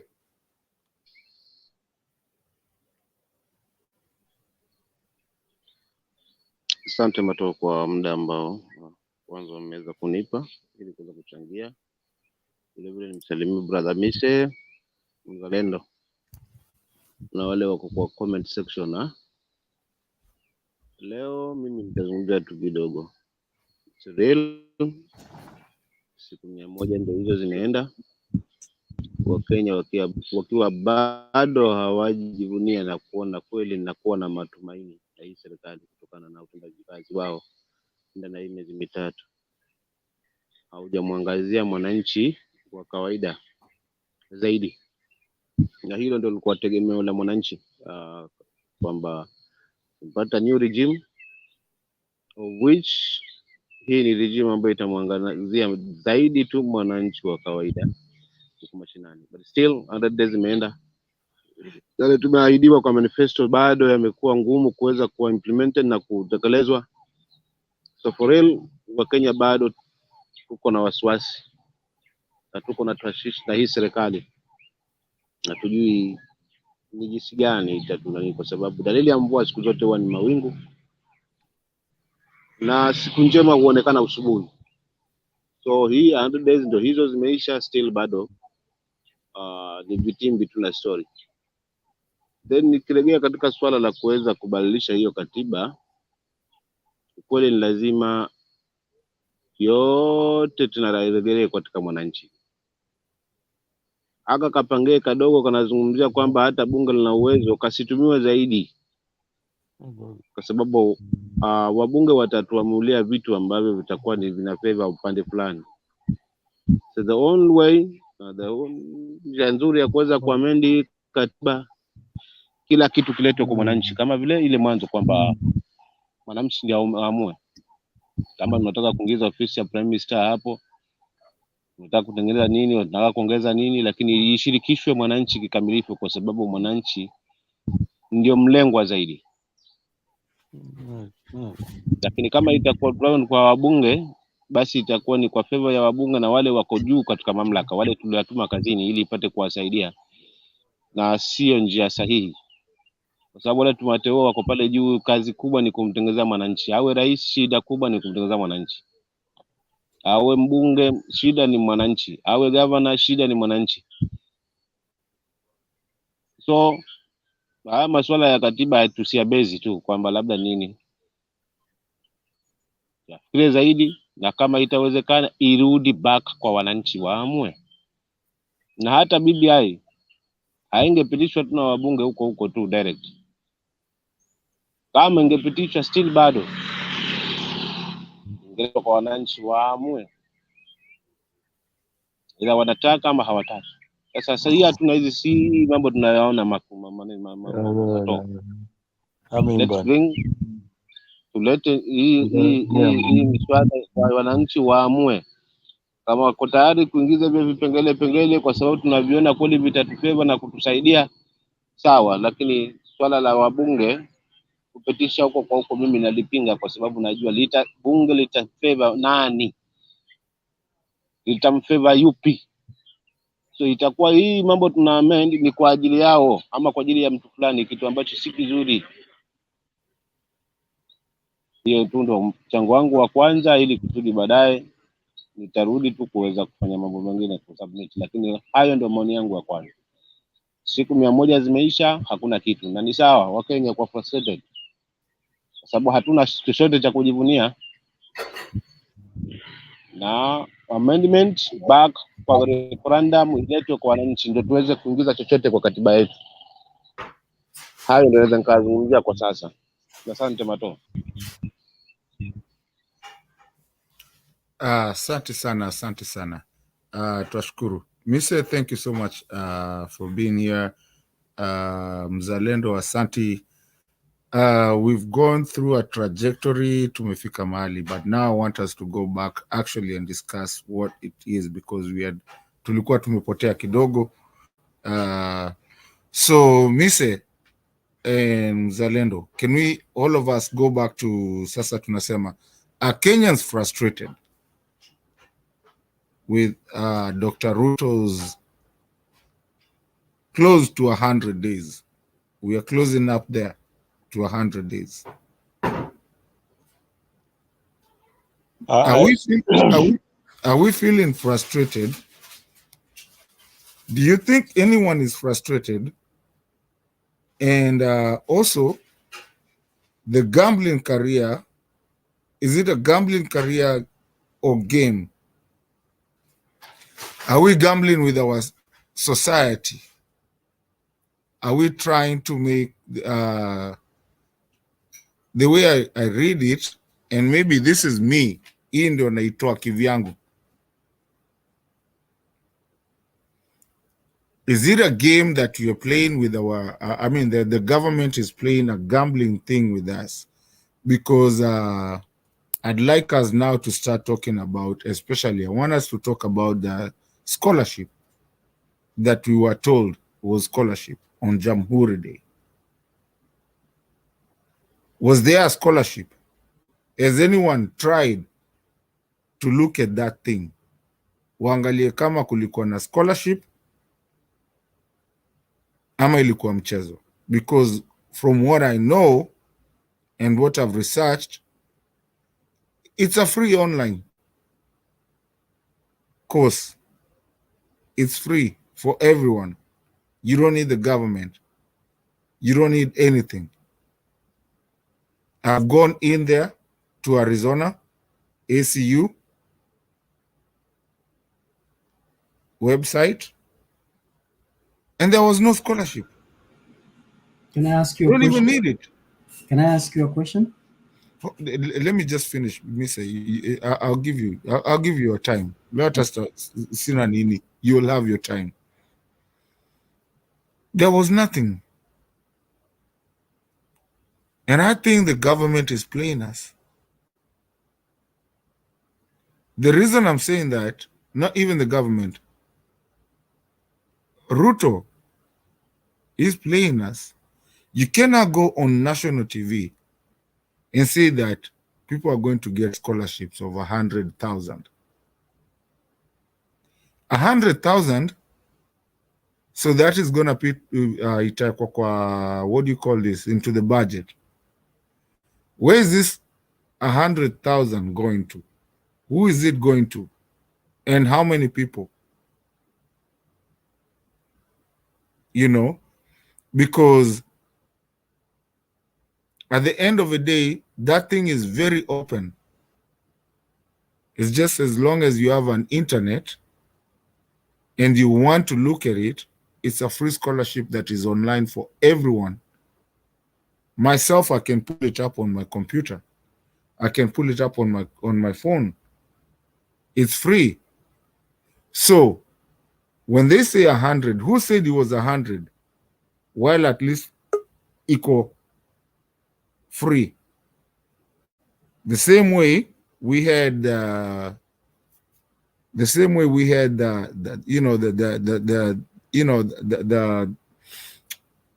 fertilizer that was also free, but it was charged into Kenyans' budget. So why are we having a free online thing charged to Kenyans? And at that point, are Kenyans frustrated? Or are we not frustrated? Please educate us. Miss, I think you wanted to say something. Maybe you can start. And I think na Miss nani ajongea alikuwa hapa. Jeremani akapotea kidogo. Can we, Miss, do you want to go or do you want to let him go? I think I came in when he had finished to speak. So I was just asking your question anyways. Sure. When you as Kenya with Love, when did you learn of this free scholarship? I had already known about it. I just didn't know that's what Ruto was talking. But today, I just want us to have a conversation. But I had already known what it was because it's something that has been there. It's something that I know so many people have done. When did you confirm? If you knew it was there, when did you confirm? Confirm what? That indeed there is a free scholarship in the University of Arizona.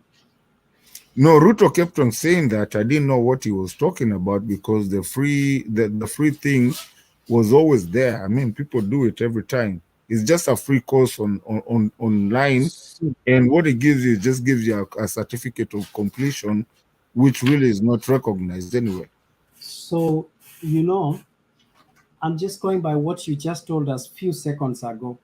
Mzalendo, unless I didn't hear him clearly, he said he even went in and checked and confirmed it's free. Is that correct? Yes. So, meaning that because you are not very sure, you want to confirm and check. You know, information is power. That's why they say. Okay, Mr. Lest you misinform people or misconstrue me. What I'm saying, when I went is when the QR code, I told someone to send it to me. Okay. So you went in to confirm. Why did you go in? Because I wanted to know this scholarship that he was given, but then I realized it's the same thing that I know. So if you knew about it, right? I did not know the scholarship, dude. Can you understand what I'm saying? I did not know what Ruto was giving people. Mzalendo, is Kenyan Love not contradicting himself? No, As listen. always, these are Azimio fellas. No, listen, guys. There's no Azimio here. There's no nothing. Okay, And don't misconstrue what I'm trying to say. What I'm trying to say is, no, Mr. Don't come with that propaganda issue. It's not propaganda. I'm just asking you. What I did, there was a scholarship that was being, a QR code that was being done. Okay. I asked somebody to scan that QR code and send it to me, only to find out that it was the same thing that I know in the US, and I can bring you a lot of people here that have known that thing for a long time. It's a free course. My question basically is simple.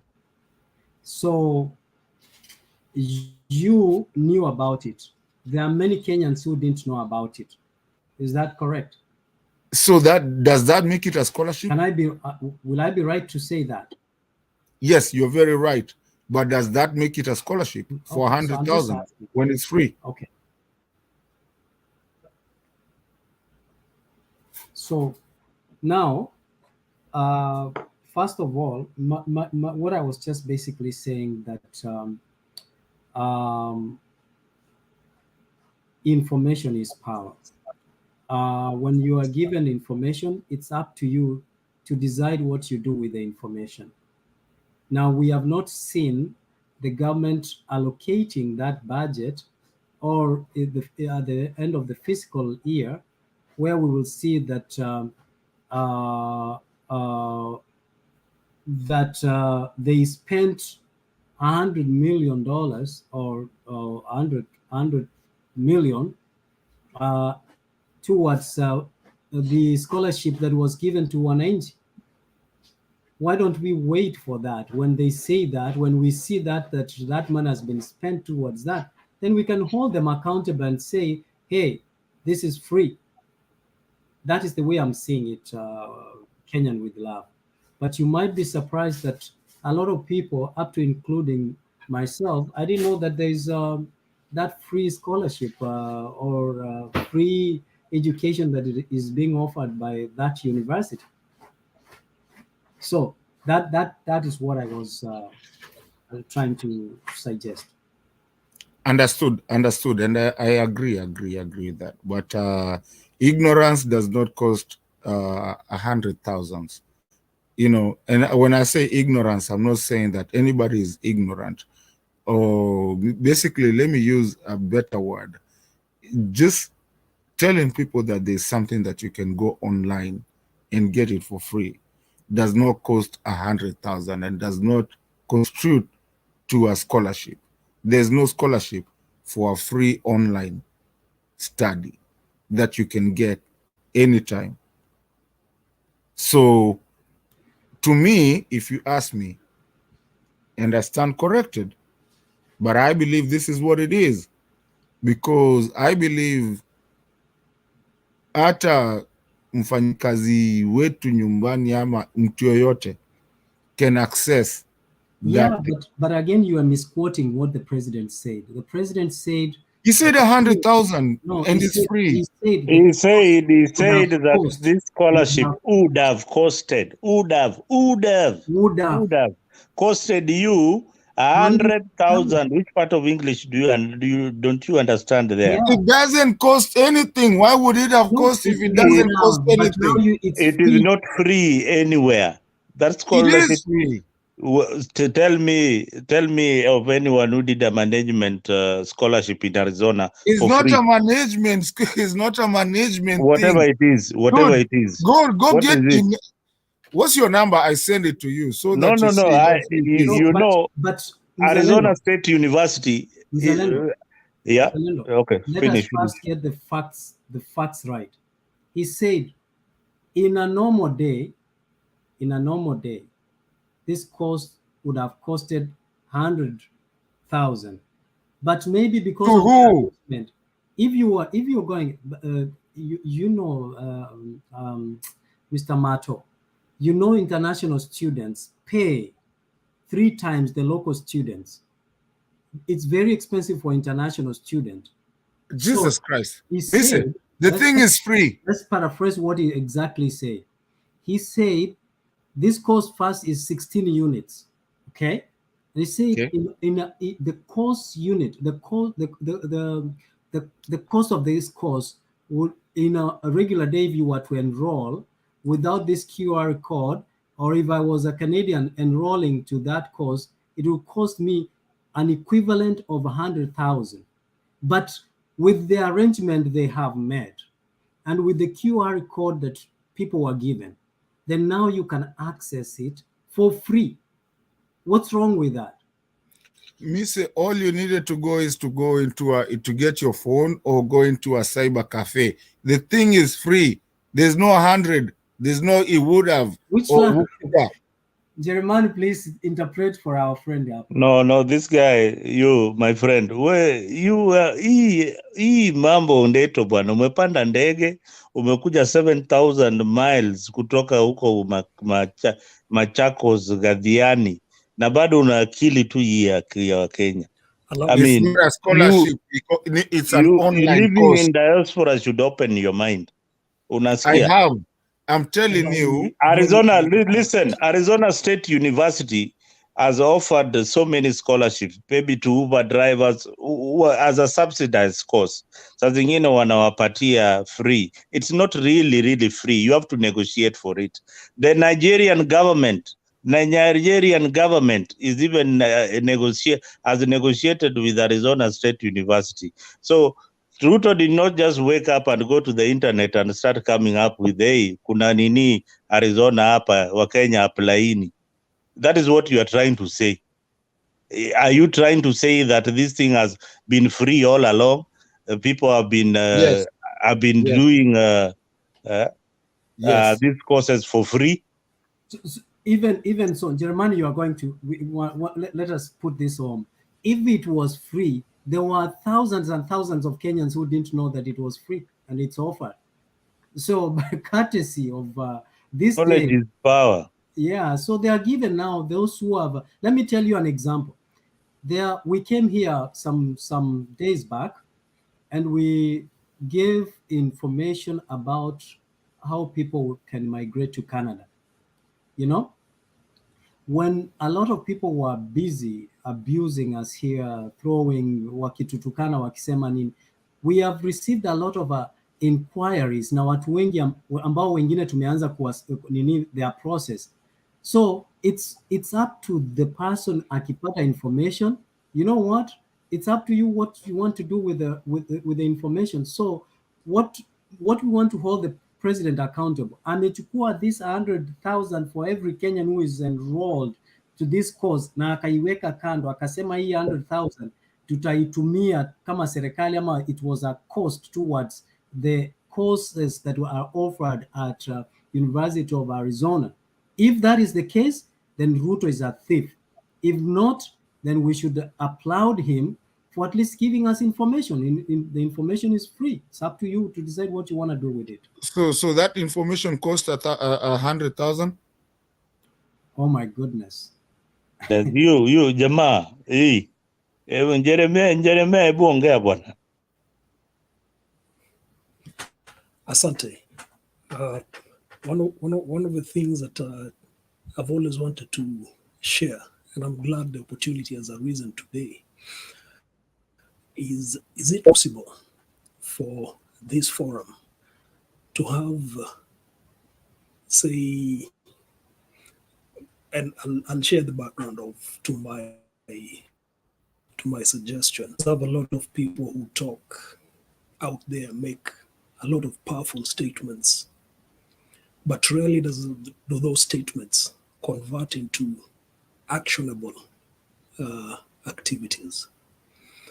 And one of the things that I thought this forum could be of value is to convert some of these discussions that we're having here into actionable either activities or outcomes, where someone would, for example, be volunteering to make notes of some of the key debate points that arose from the discussions, and then say, I will try and find the answers for these to these questions.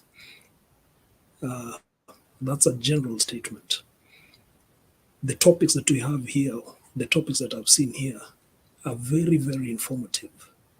And I'm thinking that if we're able to convert, say, a topic like this, scrolling, Kenya's frustrations with Dr. Ruto's administration, hardly 100 days in office, we'd be able to list a lot of points that we can say, let us convert this into action. And one of the forums that I attended or listened to previously, maybe 3 or 4 days back, discussed about converting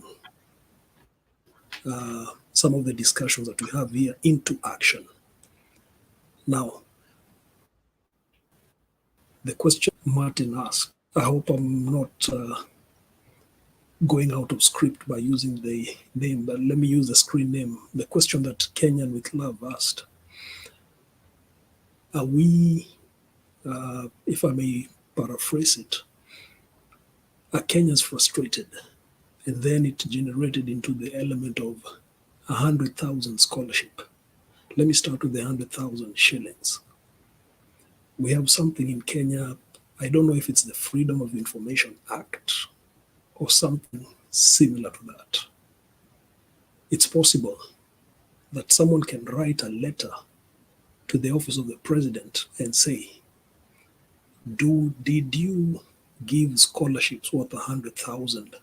Or was the value of the scholarship you talked about worth 100,000? We need clarity. Submit a letter and have it on record. It is unconstitutional for the office of the president not to give you a response. That can be one way of getting the answers. That's number one. I go back to the point you raised about Kenyans being frustrated. I listen to the discussions. I look at Twitter. I look at news. There is a lot of frustration from where I sit. I see that there's a lot of frustration. Is it 90 something days into the new administration? But yes, I see that there is a lot of frustration. And I go back to that initial discussion and I say, should we cede authority or should we cede our sovereignty all the time to judiciary, to legislature, to the politicians? We may never get the answers. And I still insist, the sovereigns, we need to come together aside of our political inclinations and say, we want these answers as the sovereigns. Whoever does not have authority, we will give you the authority through a referendum and through all the mechanisms. I say this again because the last sovereign that Kenya ever had was the Queen. And when we got our independence, all Kenyans became sovereign. But we have never known how to exercise our sovereignty. All the time we've exercised it through ceding it to the various arms. And these various arms always come into conflict with each other, and the people that come into those offices also come into conflict with their own interests. The only way, and this is my final point, that we can get back to getting all those answers we want is exercising actively the sovereign power. Thank you. Gerani, you've not answered the question. We asked for your intervention in giving us the interpretation, the pedestrian interpretation of the sentence would have cost. It would have cost. What is your understanding of that, so that we can be on the same, on the same page as we continue to debate? Right. Thank you. I listened to the president when he made the statement. If you ask me right now, to be honest about what I heard in the context of this debate, I may not recall word for word. But maybe because the speeches are there and I've seen that we normally play the videos, if the video can be found and the portion played, then we may be able to answer that question. That's my submission. Okay, so can I ask you a question, Jeremiah?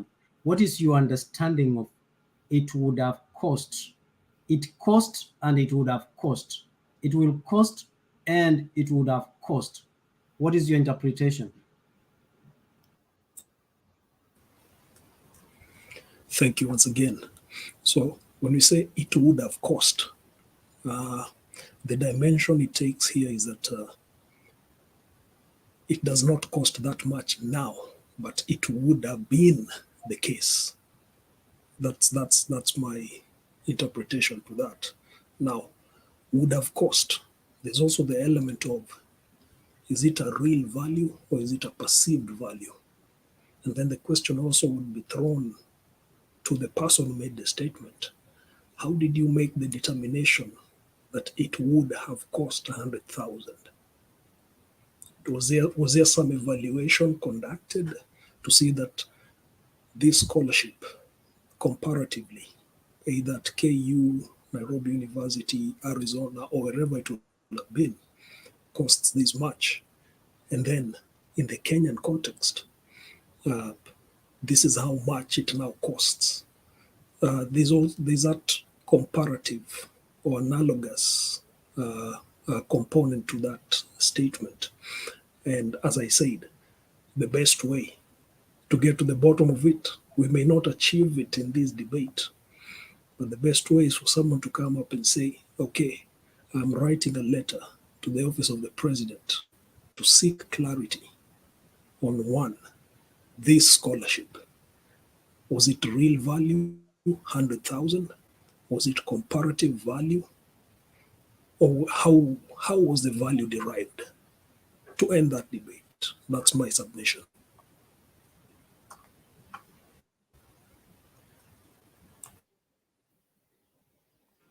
Kenyan with love, can I say something?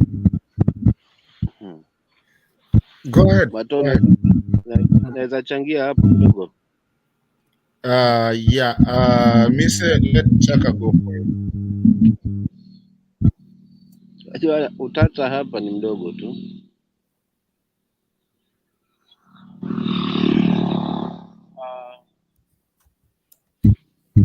It will have hii kwamba inge cost 100,000 ama kama mimi nilivyosema tofauti ya ina cost kiasi fulani na hii ingal cost kiasi fulani. Nadhani lugha alitumia rais hapa ni hii ingal cost 100,000 lakini now it's free. Kwa hiyo hii iko free, ni kwa access tu. Lakini nilifuatilia sana mambo wakati wa Jamhuri Day.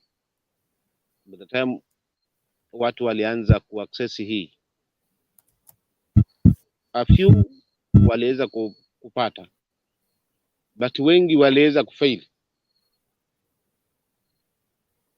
Kwa hiyo maana ya kusema hii ingaliweza kukosti kiasi hiki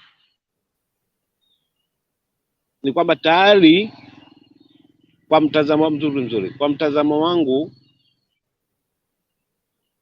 hii ilikuwa na figure inawiana sawia na hiyo 100,000, lakini kwa sababu mahali amepata ama mahali amedrive back kuleta kwa Kenya kuweza kuaccess ni free, na ndo pale Mato anasema hii kitu ni free,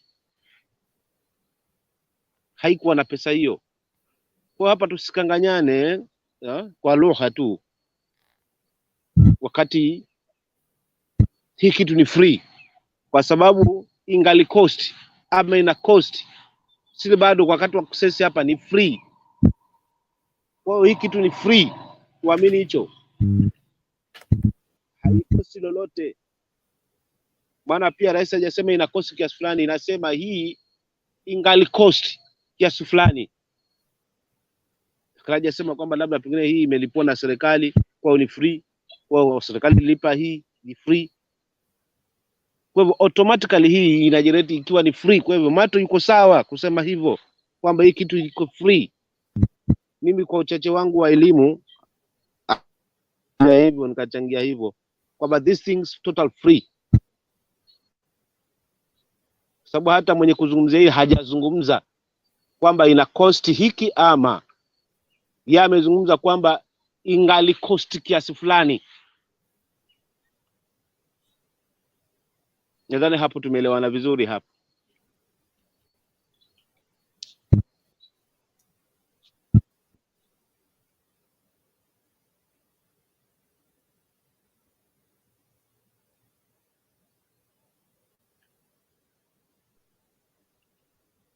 Mato. Chaka unapotea kidogo. Chaka amepotea. Umemaliza? Nimemaliza. Chaka amemaliza. Umemaliza? Vincent ameanza pia kupotea. Nani ameongea? Wacha tuende kwa nani? Kabla tuende kwa mtu mwingine, kila mtu ananisikia vizuri? All right, thank you. Bado hatujafunga.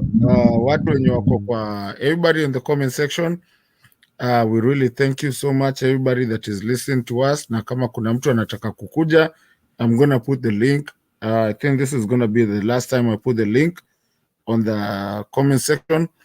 If you want to come in and maybe kuna mali you don't agree with either me, Mise, or whoever is talking, you can come and give us a good contribution and tell us what it is all about. Sisi leo ni Friday, tunapenda kuongea na tunasikizana tu hata tusiposikizana. So the link is there. Kama unataka kuja, ingia, kuja utuambie, tusikizane na tufunge show pamoja. We will be closing the show here in about 20 minutes or 30, depending on how it goes. But this is a forum that we come and have a good conversation. We really appreciate it. Tunawapenda wote wenye wanatusikiza na kila mtu.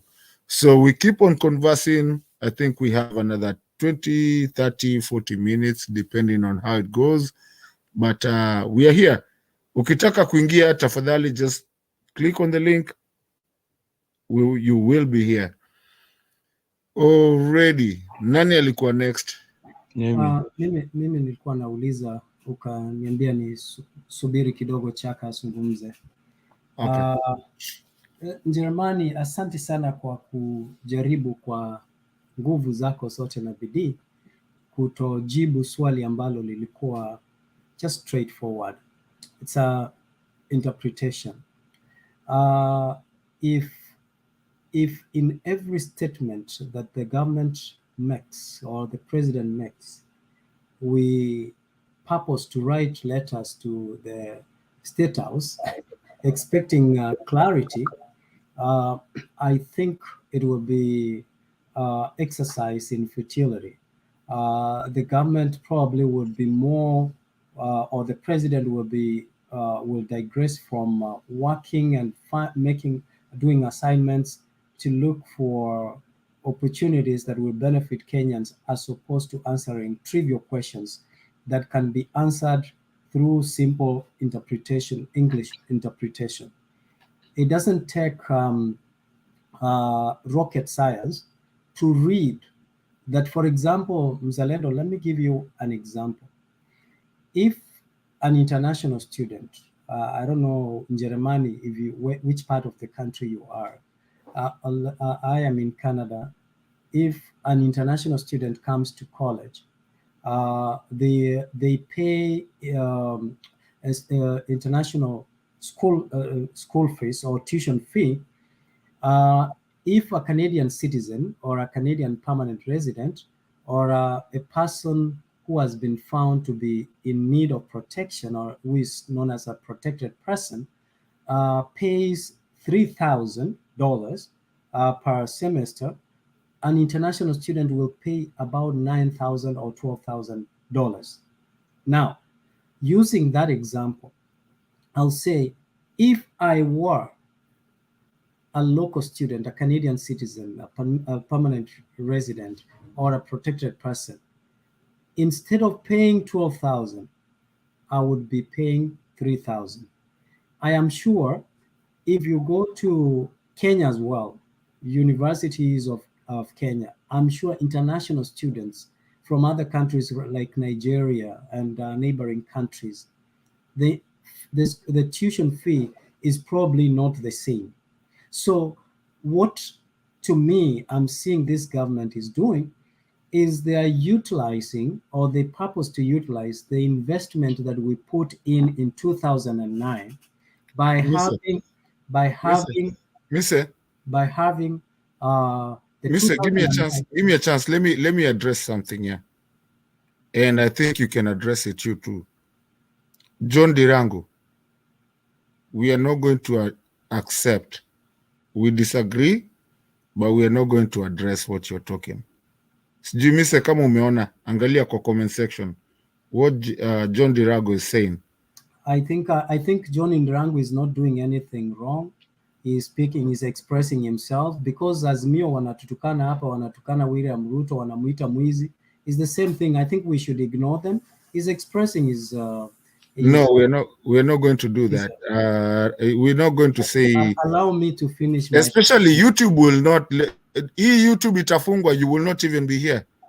I'm going to cancel that. I've not seen you doing the same to Azimio or diehards when they. There's a guy who came here yesterday. Alikuwa na matusi. You gave him almost 20 minutes.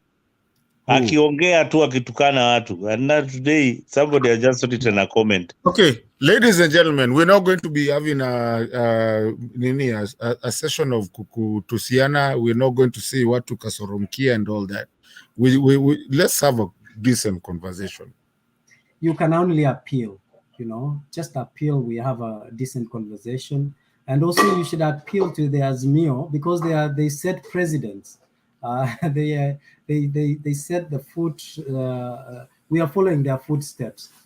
But before you interrupted what I was going to say,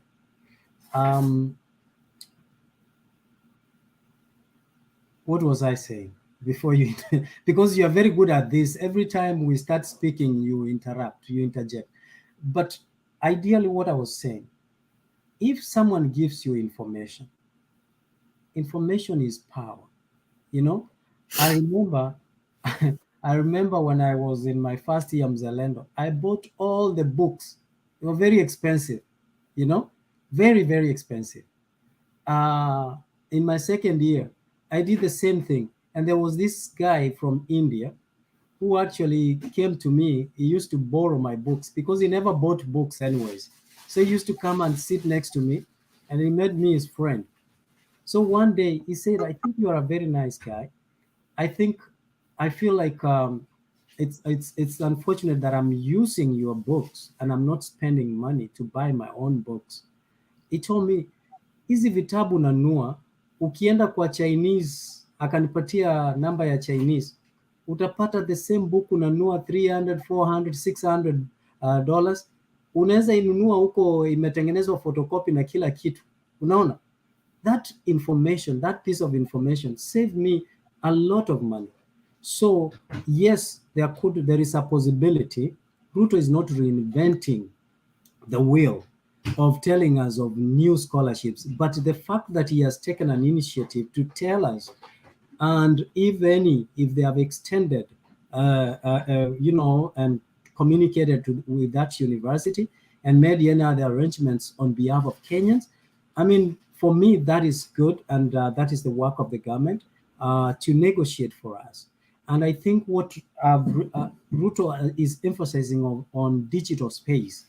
In 2009, Kenya invested a lot of money on fiber optics. And that's why even, Kenya has the best internet among other countries, even has the best internet than even Canada, the best infrastructure, because imekuwa installed recently as opposed to a country like Canada that installed the infrastructure almost 50 years ago, or almost 100 years. Now they are saying, how can we make use of our digital space online? Kenyans are making a lot of money through online, so they are encouraging people to use online and get these courses. Do you know how many courses I have taken that are given by your employers? When you go out there, don't you use them on your resume that I have this qualification and this qualification, yet you did not pay anything for them? You got them free. And when you say they are not recognized, who says that it's not recognized? Because if you verify that you for real, unless you're talking about accreditation, it's not accredited. It's not a credit course. If it's not a credit unit, then that's different. Does the job that you want to do need accredited diploma or accredited course or something like that? That's different. But education, when people have the opportunity to go for education and the government is extending and encouraging its people to have to go for education, I think by all means. Do you know that Canada brings a lot of people who come to Canada are the most educated people. Most educated people come to Canada. People with PhDs, masters, degrees. And Canada, unlike US, Canada brings in 350,000 every year, from a range of 250 to 350,000 every year. Experts who come in through skilled worker, who come in through other ways of migrating to Canada. So I think when the government is opening our ways out there, even by going to those classes, if they are online classes, you're making connections. You are the same people that you are having. If it's a virtual class, you're making new friends, and these new friends can give you information that can help you that you couldn't have gotten if the government didn't open that door out there. I think you see, Mr. How the government for trying. Mr.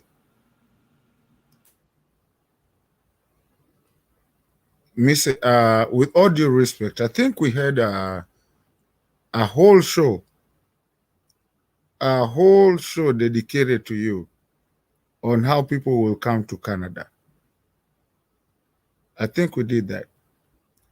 And we have people even on the comment section, which is, they're still in my my chain of thought, who are asking me to ask you, and I think you can see for yourself, to define what a scholarship is. You know, that's because no, just hold on, Miss. You've been speaking for long, and we've been keeping quiet. Miss, hold on, order. Ambia hao watu wa Azimio, they go to Arizona State University website. They are on the net right now. They just go to the website and find out about these scholarships. These relevant questions, Mato, you're asking here. Why are you guys so defensive, though? No, we are just you know the topic of today was let the scroll pass and then I read them to you. Kenyans frustrations with the Dr. Ruto's administration. It should be this way. Azimio is frustrated with the Dr. Ruto's administration in his 100 days in office. And Why? Don't you think false scholarship promises, and with 100,000 a stamp on it? If you have not applied for it, if you have not applied for it, you don't need it. There are people out there who need that free scholarship. Let them do it. Don't discourage them. What's a Because scholarship? you What's a scholarship? see Mato, when you are coming from a side that is offering nothing, then you just keep quiet. Let the government do its work. What's a scholarship? Call it a cat, call it a dog. The Hawa whole idea wasikumbushe is kitu knowledge. hawa watu wa UDA hawa, kwa sababu wao chochote kile wanazungumzia ni kuona kwamba yani hata kama sipo wanalazimisha pawe nilipo. Ndio jambo la uongo, na kama ni uongo mnakataa, na ndio kitu ambacho tunakishuhudia hapa. So wakati mnalaumu kwamba ataazimia nini, nyinyi wenyewe tu ni mambo na propaganda na uongo. Hebu uliza tu kama kuna kitu gani ambacho sasa hivi Mkenya anaweza akajivunia within hizo 100 days. Hasa Wakenya hao ambao ni walengwa zaidi kama hao Marcelo walikuwa wanazungumzia. So hawa UDA ni watu wa kujidefend, watu wa shindani. Lazima tupite na hii, hata kama sivyo, that's not leadership. Hiyo si uongozi, huo ni kutafuta madaraka hapo. So wasikumize kichwa na hawa watu. Mato, kuna hiyo hii. Achana na hiyo mjadala hiyo, tuende mambo mengine. Maana watakuzungusha kichwa mzalendo na misi hapa, na wanaelewa kabisa kwamba kiongozi wao ni wa kwanza kuongoza kwa ahadi za uongo. Lakini ndugu Chaka Mdune, hatuna ushabiki leo. Tunajaribu kusema kwa kweli hawajasema wametumia pesa 1,100, Wakenya wanalipa 1,100. Wanasema kusingelikuwa na mpangilio wa kufanya wa serikali ama wa hii information, basi kwa kawaida mtu angekuwa analipa 1,100. Kusingelikuwa. Okay, Mise, at this point I'm going to I'm about to mute you. Wa serikali hapo ndani kwamba kuna pesa ya serikali iliingizwa kwa Arizona. Hakuna pesa iliingizwa hapo. Ushaona? Ni kitu walienda wakaona kweli kumbe hii kitu ni free. Let's get back to our people. Wajaribu kuingia hapo na wasome. Sasa hiyo ni kwamba makadirio tu katika kichwa chake, kwa sababu haina exact figure kwamba yeye anasema ingalikuwa, ushaona, basi ingekuwa ipige thamani yake inafikia 100 billions. Unajua ingalikuwa hana, si kwamba ni kitu ambacho usitumize kitu hapo kwa mambo madogo, lakini hii kitu automatically this thing is free. Na ndio mahali kwa Mato anazungumzia kwamba hii kitu ni free, kwa sababu atumia ameingia pale akakuta kumbe hii kitu imeletwa kwetu ni free. Lakini kwa makadirio ni kwamba ingalikuwa ina thamani ya kiasi kama hicho cha 100 billions. Na rais pia hajasema kwamba hii kitu kwamba ni pesa ama serikali ndio imeingiza pesa pale. Ndio maana sasa hivi imekuwa drive back to people, kwa sababu serikali ile imeafford 100 billions. 100 billion. Ndugu yangu Chaka Mdune, sasa shida ipo wapi? Shida tunang'ang'ana hapa kwamba kitu ni free, nyinyi mnasema no, Arizona is not free. Ingia hapo, mnaletwa bishani hapo. Kati hii ililetwa, hii ni free. Haujatuelewa. Sisi tunasema aje? Nyinyi mnasema kwamba, na tunatumia maneno ya ndugu yako Mato. Mato alisema kwamba rais anawakanganya wa Kenya ili hivi kwamba hii course ilikuwa iwe kwa nini Wakenya walipe 1,100, na sisi tunasema Wakenya hawafai kulipa 1,100, lakini rais alisema kwa kawaida ingekuwa 1,100, lakini kupitia ile mipango imewekwa na mikakati kati ya serikali ya Kenya na University of Arizona, sasa itakuwa ni ya bure. Sasa ugomvi uko wapi kakangu? Ugomvi unaingia hapo kwamba wanasema kwamba serikali ni mipango ipi, of which sasa hivi ukiingia hapo unaipata free.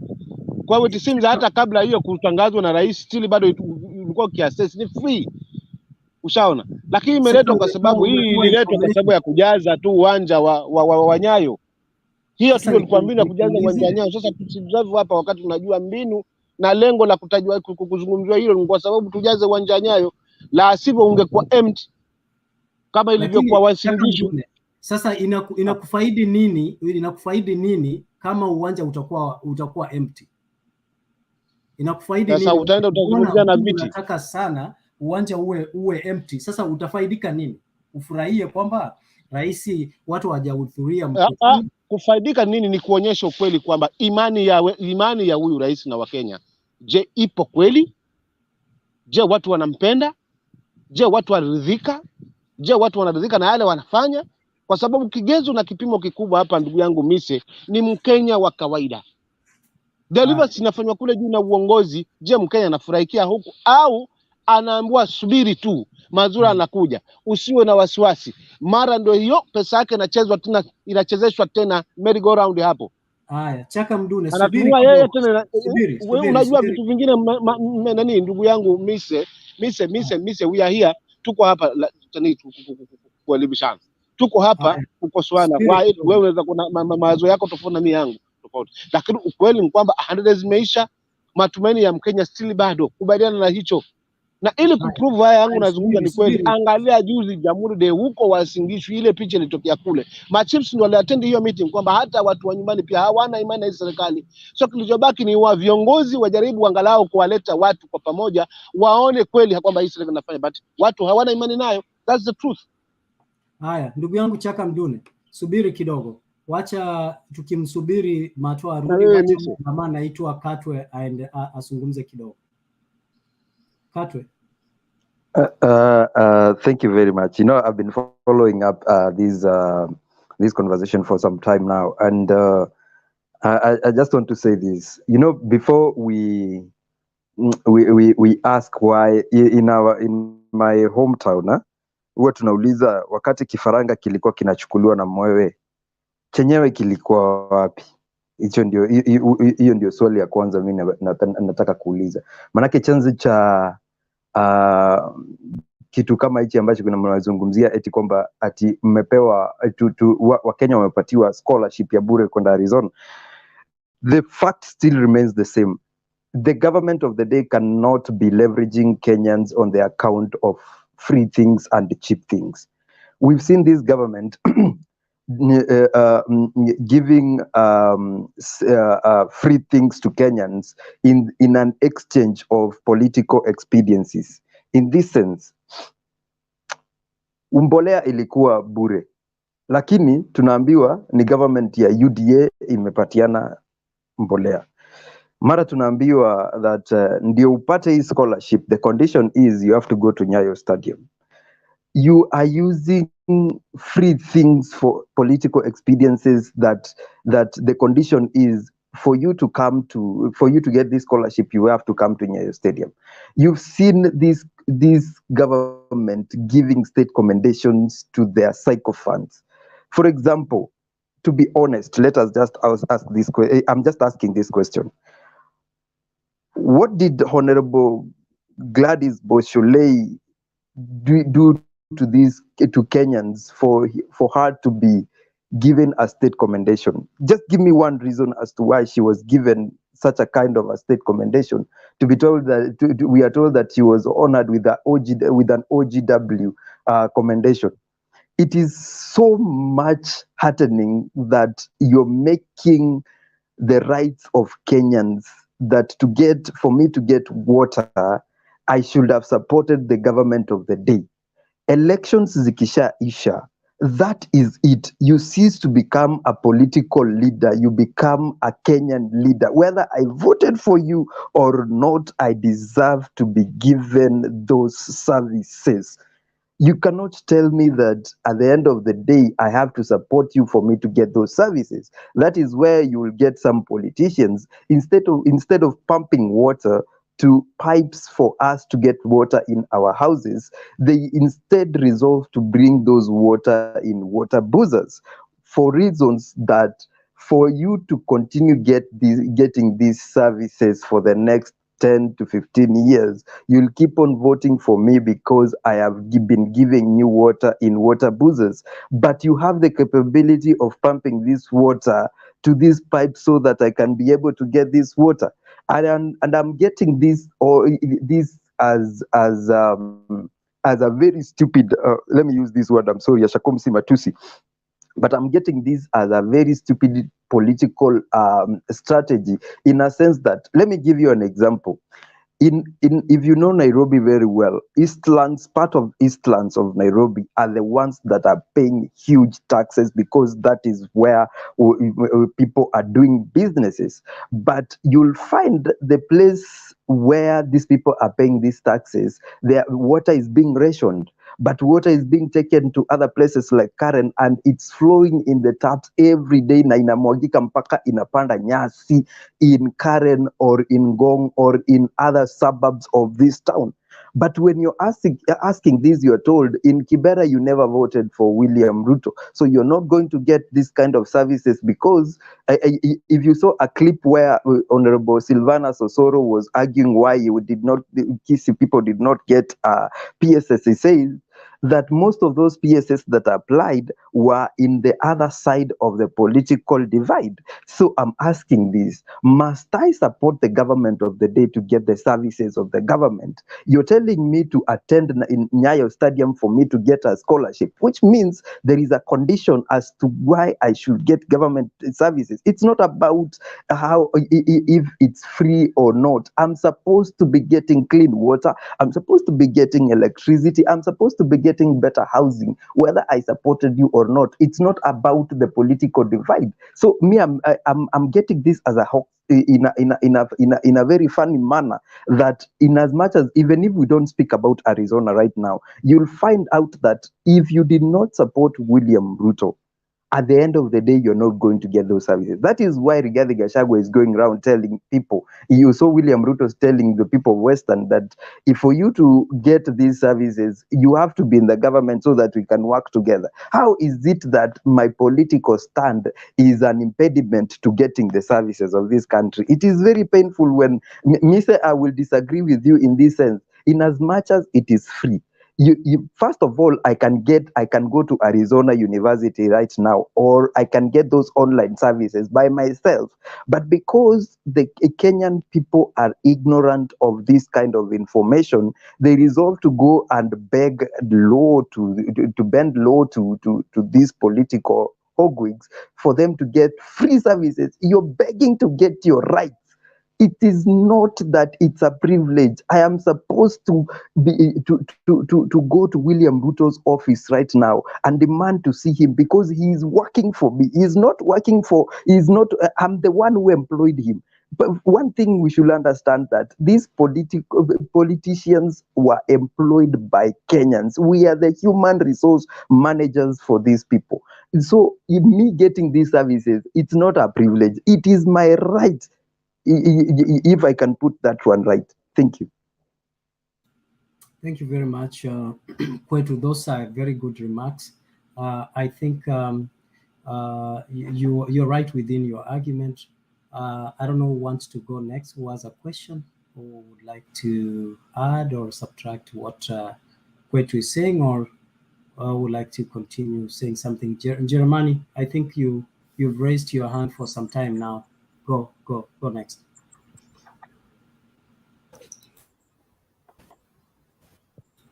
It looks like Jeremani is hung there. As he comes back, oh, you're back. Okay, you're good now. Right. Thank you. This is the passion. Okay. You can hear me now? It's a little bit better, but there's seems to be some glitches. Do you want to get out and join again? You can hear me? Yeah, a little bit sluggish though.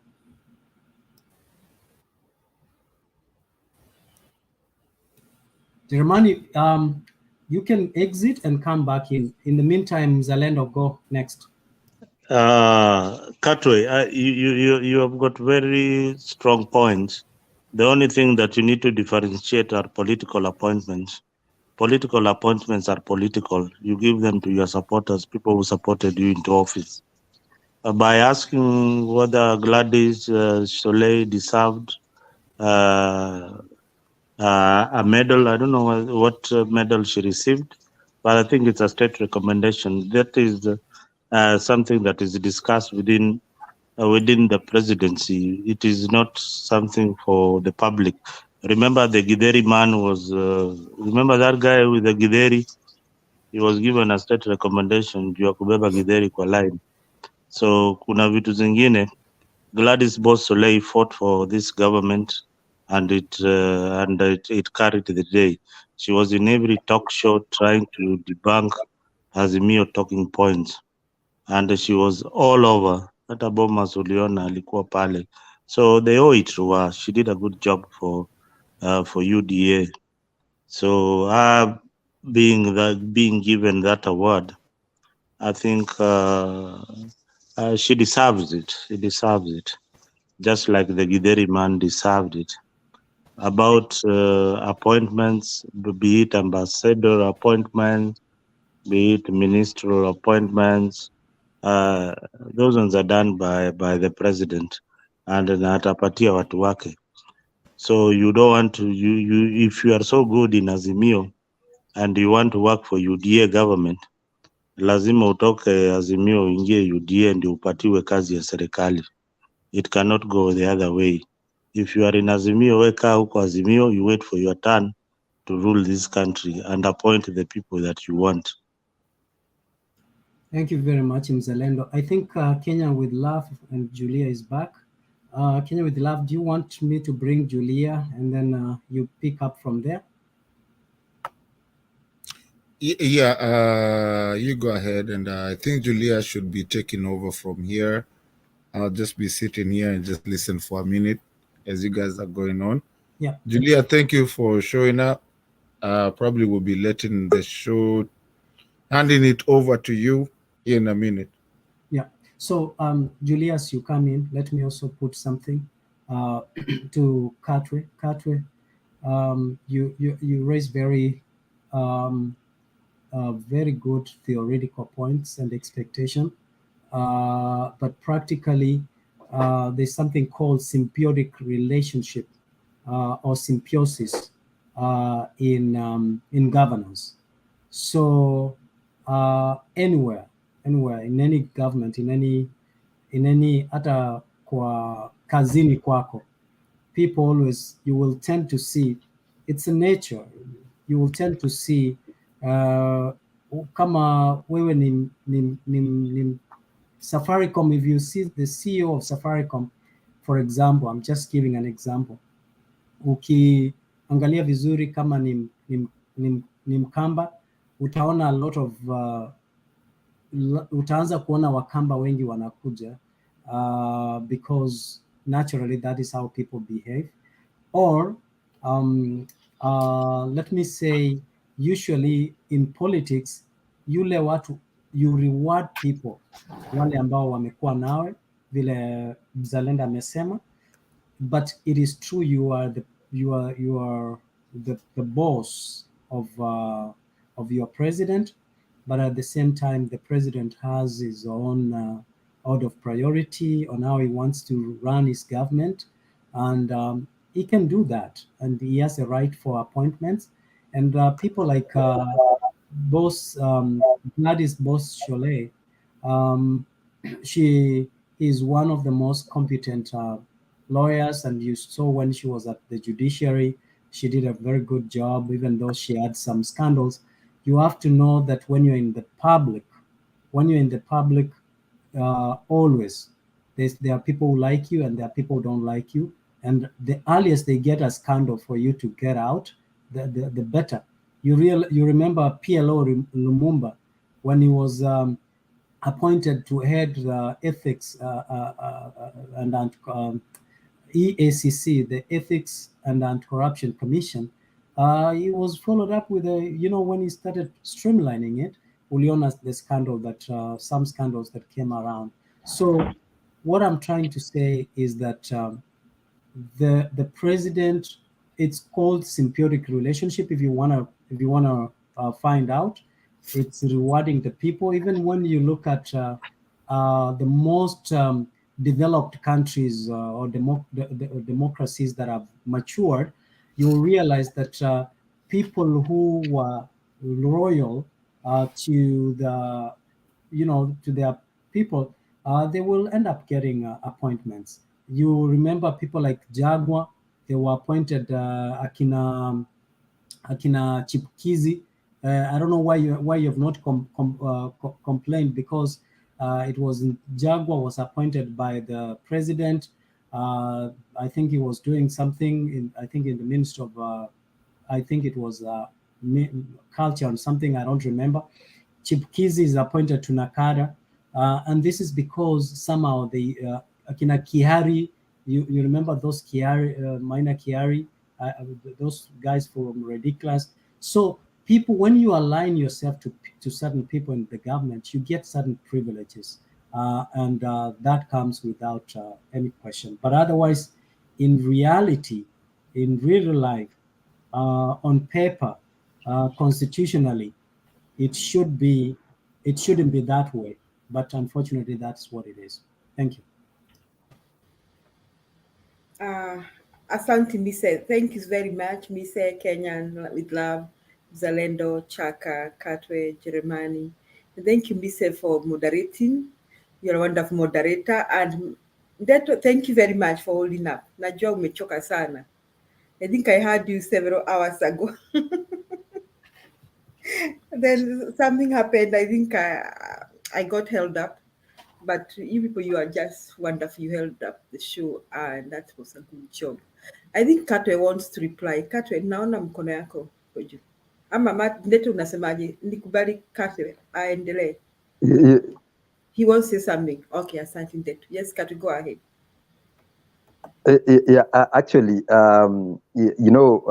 Mise decided to defend himself and again shoot himself on the leg, because at one point he's saying that we should do things in a natural. Nature dictates that the president can decide to appoint whoever he feels like. The principle behind this whole thing. You remember the Supreme Court's ruling saying that the basic doctrine cannot be used for constitutional amendments.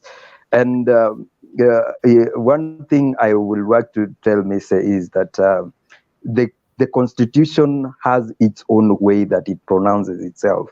There is nowhere those state medals are said that you can award whoever who supported you or not, because these state commendations are for those people, those extraordinary people who worked for Kenyans. For example, there is that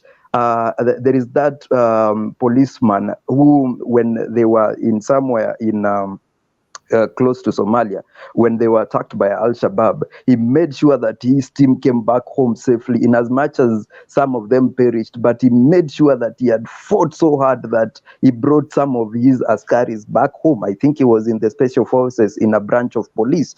Those are some of the awards that we give to such people, not because you did not take shower for 3 days for you to be awarded a state commendation. Missing shower for 3 days, that is your own problem. I mean, these medals are awarded for extraordinary people who undertook extraordinary missions, who delivered something universal to all Kenyans. For example, I will tell you, like Ferdinand Omanyala deserves to be given a state medal. For example, Eliud Kipchoge deserves, even one road is supposed to be named after him, because whatever that he delivered, he did not deliver to the government of the day. He delivered for the whole Kenyan. So with Gladys Boshole being in Bomas of Kenya, not showering for 3 days to deliver to the government, she was being paid by the same political party to deliver that. That was her job. I mean, it's like when you're going to some hotel or some organization, and then you find that soldier who is at the door asking you to, or anakasirika. Now, Mise, why did Mise block Katwe? And Katwe was saying something that somebody didn't shower for 3 days, so she was rewarded. He adversely mentioned me, and can I respond within 1 minute? Okay, and then we have Jeremiah. I think he wants to talk. Thank you very much. I think he misquoted me. I did not say Gladys Boshole spent 3 days without showering. And possibly it's my able friend Zalendo who said that. But that being said, that was a sacrifice for a woman to stay 3 days without shower. That in itself is not. It shows sacrifice. But that being said, he said extraordinary Kenyans. A woman of Gladys Cholet's caliber to stay 3 days without shower, that is extraordinary moments. That his boss, the boss decided to reward them the way he wanted to reward her. But that being said, to define, how do you define extraordinary? Who makes, what is that threshold of that definition, so that now you can say, oh, you met this threshold, now you meet here? Who defines that? So, and he was trying to bring in the constitution. Not everything that is entrenched in the constitution. Some things, there are bylaws, there are policies that work hand in hand or support the spirit and the vision of the constitution. So I think it's misleading for Cartwright to say that the issue, the people who define or make policies, in their wisdom put in something, a clause called symbiotic relationship. They are not stupid. When Obama went to was re-elected, he chose Joe Biden. He chose Hillary Clinton to be the Secretary of State. When he was re-elected, he chose Joe Biden, because these are the people who understood his vision and who were there ready to support his vision. They say, when you are a pillar at the middle, you put other pillars that can take a bullet around you. Before that bullet gets to you, they would have defended you. And that is what the president is doing, positioning people who have internalized and conceptualized his vision and will support it to the core, no matter what. Thank you. Asante, Mr. Jeremani. Thank you, Julia. When Miss initially started the conversation, he accused me of not answering a particular question. And what I wanted to do with him was the following.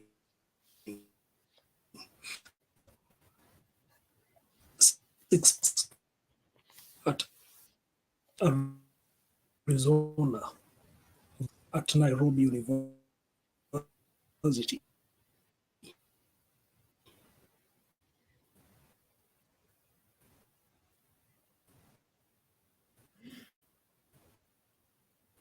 May cost. Sorry, can you hear me?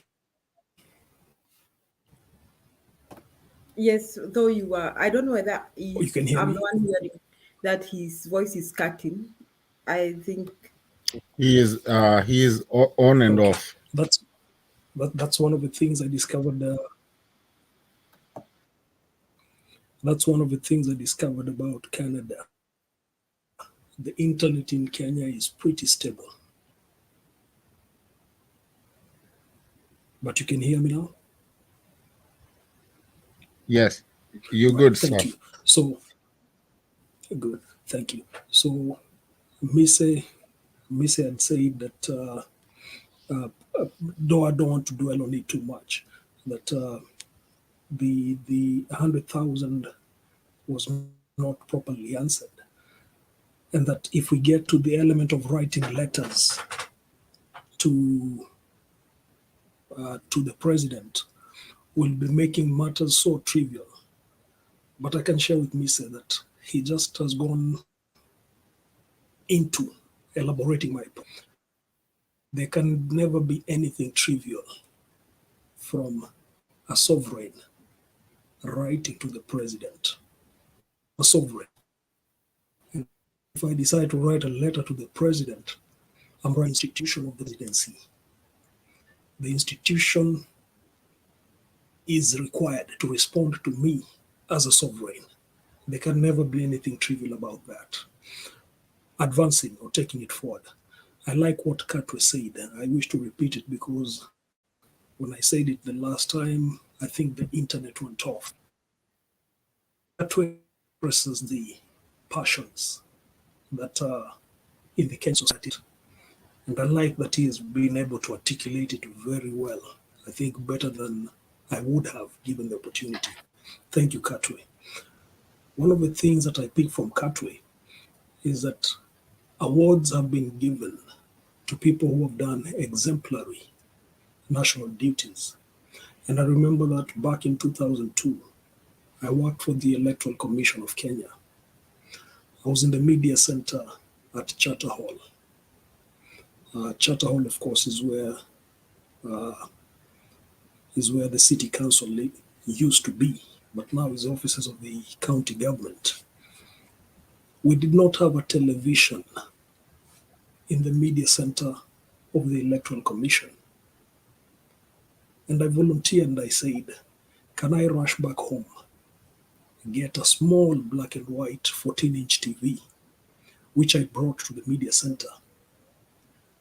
That 14-inch TV was our television for the period that we had elections in 2002. I'm here to get my medal to date. I served my nation, but that's just on all I'm saying is this. Some of these medals that we get, or our fellow Kenyans get, over time there's been a lot of murmurs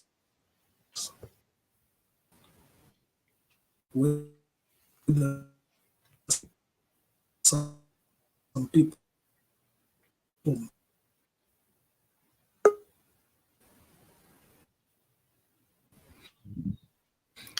Bibi tumsikii kabisa huyu Jeremia kabisa. Well, I guess Katwe ako na shida ama ni mimi peke yangu? Tumsikii kabisa yani. Jeremani hatumsikii. Jeremani umepotea, sauti imepotea. Na Katwe unasikika ama Katwe, you wanted to finish what you are saying as Jeremani sources his network. Jeremani, you can log in, we'll admit you.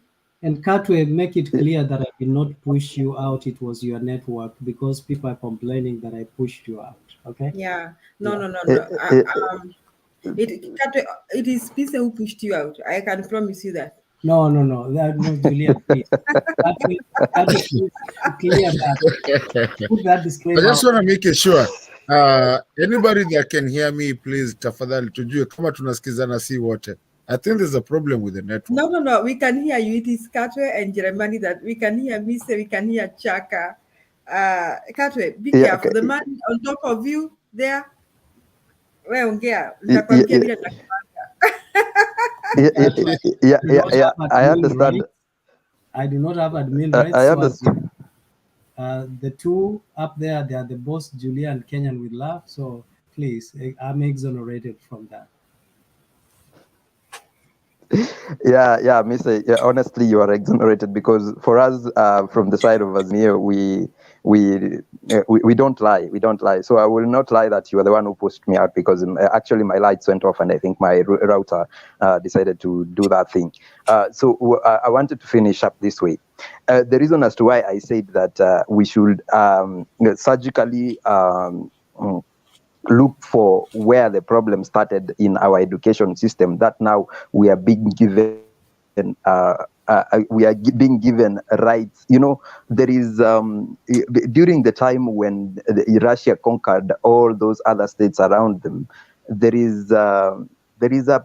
time the leader of the Soviet Union was called Joseph somebody, and he decided to kutoa kuku manyoya one by one ikiwa alive, akaichuna yote, akachuna, na it is very painful to that chicken. And then after doing that injustice to this particular chicken, akachukua mahindi. Kuku ilikuwa imetoroka mbali, akaanza kuirushia mahindi kutoka mbali. Kuku ikaanza kukula ikikuja mpaka ikafika kwa mguu yake. So hii kuku at the end of the day haikukumbuka that huyu mtu hii mahindi yenye nakula inatoka kutoka kwa ule mtu mwenye amenitoa manyoya nikiwa alive. What am I trying to demystify? This is the thing that we undergo a lot of atrocities as Kenyans, but at the end of the day, saa hii tutapiga kelele, will make a lot of noise saying that this government of the day, this government of the day, but come 2027, right now we are being skinned alive.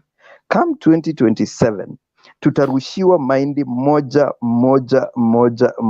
mpaka ifike kwa mtu mwenye anaitwa na William Ruto, na tutasema Ruto wetu. I'm not surprised by this hustler fund that ikifika 2027 watu watasamehewa this hustler fund, na atoke kwa podium aseme si niliwasamehea ile hustler fund, si mimi ni mtu wenyu, sasa si mnipigie kura. That is the kind of mahindi yenye tutarushiwa in 2027. The mahindi yenye we were skinned alive in 2007 and 2008 when William Ruto became the Minister of Higher Education, when he decided to bring all sorts of, I will call them useless courses. Until right now, when you tell someone I have a degree, it is very useless. Right now, tunaambiwa that come to the stadium so that I can give you this online course. Tunarushiwa mahindi at the end of the day, but we do not remember who caused this problem. Katwe, yes. Nikuulize swali na pole na pole sana kuingilia ukiwa unaongea, but let me ask you a question.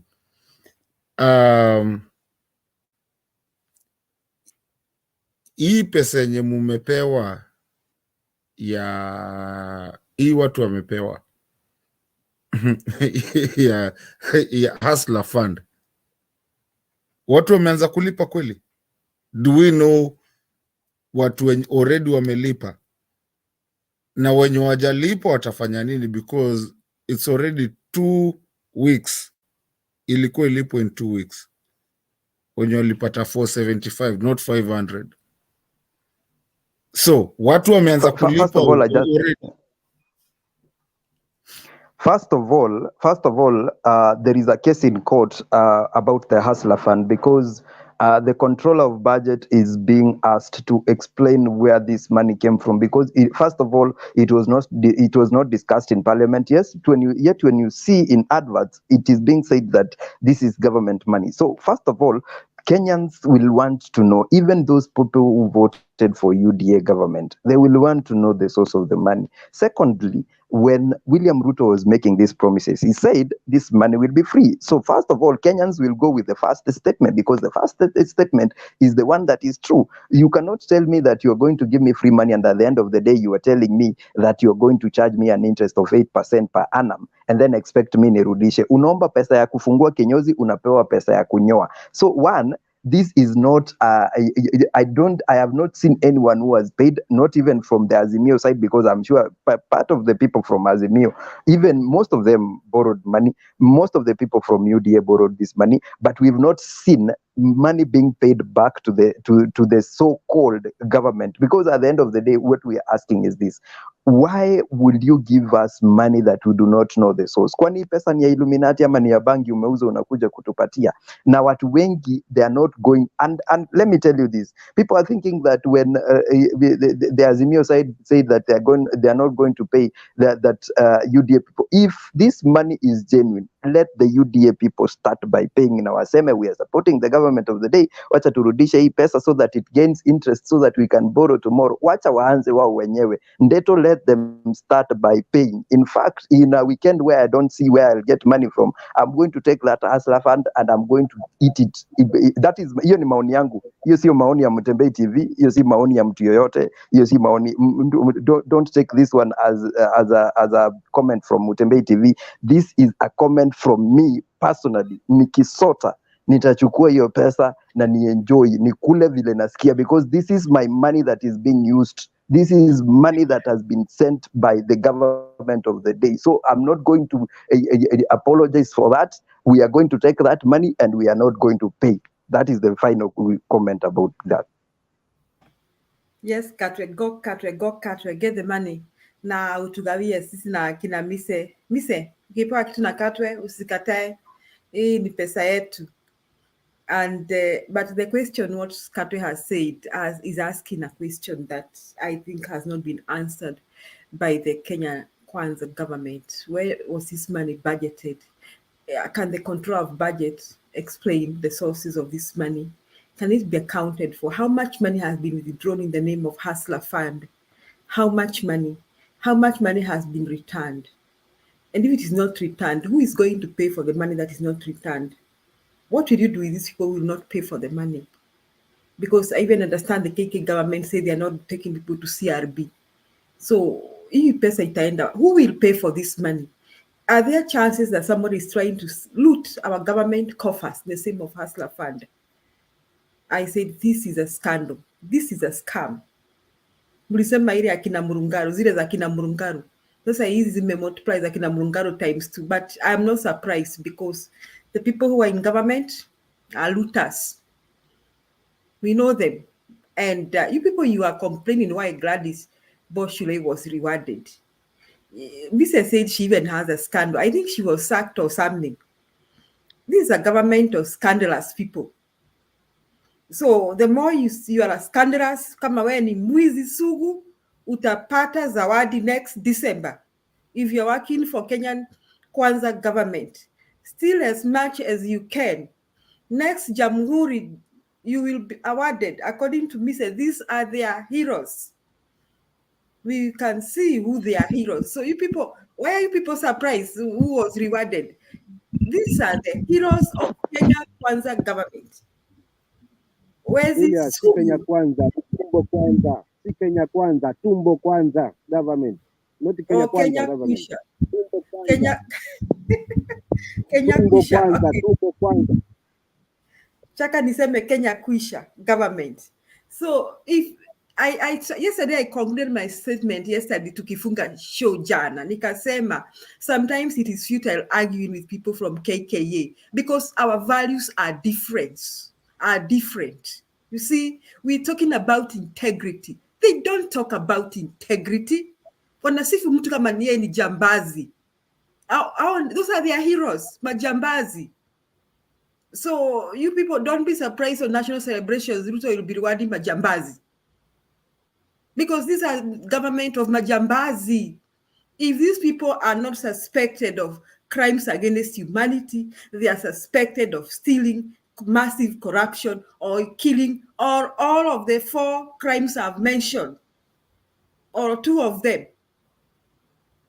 Name them. Sasa Gladys nani mtu akusi? Tunaongelea Gladys nini hapa? And she's an embarrassment to the Kenyan people. Just because she was in Bomas trying to rig elections. So she's Ruto's hero. It's okay. Me, I understand data. That's Ruto's hero. If you steal, if you kill somebody, if you rob somebody, if you snatch somebody's farm, you'll be Ruto's hero because those are his values. And those are the values of Akina Mise. Now Mise ni lawyer. You should be condemning such things because you are a lawyer. You should be on the other side. Unajua kuna fikanga mahali mingine hata kama mtu anaunga serikali. Mimi kama wacha niwaambie ukweli. Mimi Martin I'll give you a chance. Wacha niseme hivi. Anaambianga ukweli. Mimi kama ningekuwa pande ile nyingine. Let's say that if I quietly voted for Ruto for reasons better known to me. Singeongelea hiyo maneno. Because I'll be ashamed of it. And let me tell you something. When Uhuru vied for presidency, I voted for Uhuru, but I wouldn't come here and really fight for Uhuru because I wouldn't have very good, reasonable reasons to fight for Uhuru. Singekuwa na sababu mingi sana ati nianze kuteta, ati niwaambie ati Uhuru versus Raila, Uhuru amefanya hivi, ametusaidia na hii, especially 2013. I mean, as 2013, I wouldn't come here to tell you those things because I'll be lying even to my heart. Unafikanga mahali ingine unanyamaza, tunaona tu hakuna mahali ya kutetea ujambazi. You just keep quiet. You just decide that I'm not doing this. Let me talk about other things. And I'm not doing this. So kutetea Gladys Sherwe and the others, me, I think that one, it just tells us what our values are. Those are the values of Ruto's government. Those are his values. Ujambazi. And that is what is. So Katwe, don't be surprised That is what this government is, period.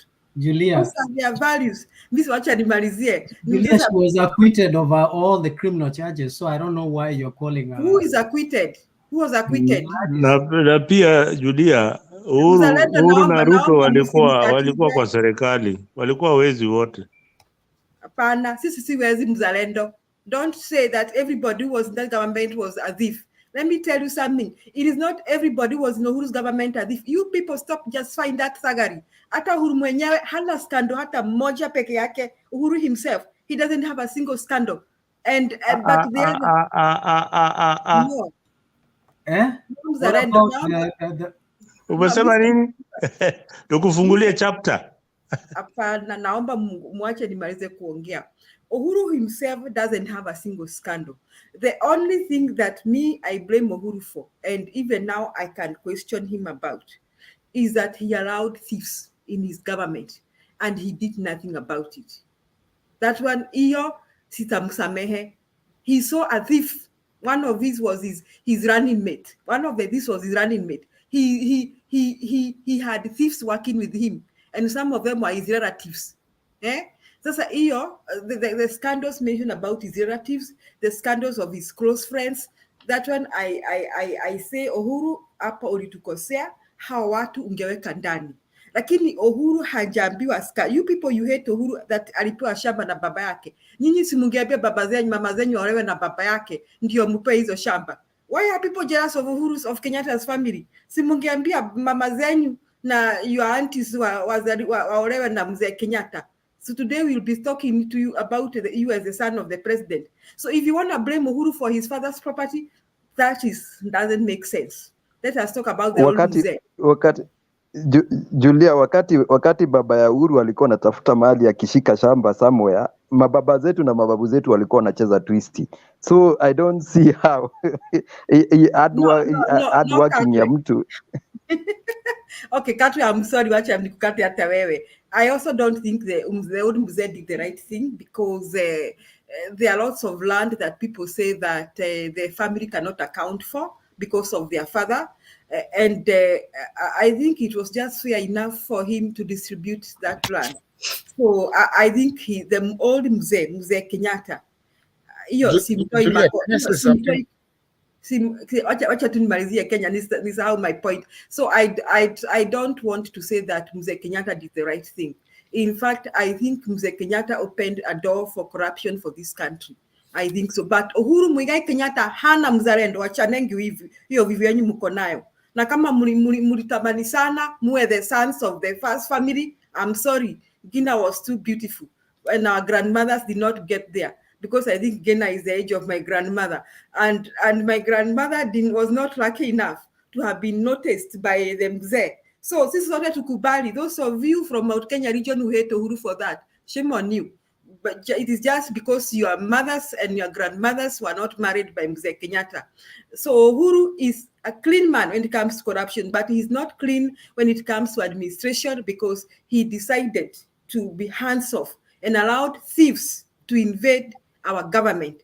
On the contrary, the leaders of the Kenya Kwanza government, all of them are full of scandals, from the boss to the deputy boss to the cabinet secretaries, thieves, murderers, looters, name them. That is what we are. Watu wachafu, watu wamejichafua, mikono yao imechafua, mikono yao imeshika hapa na pale. So you people, why are you surprised that they go around rewarding other thieves and scandalous people?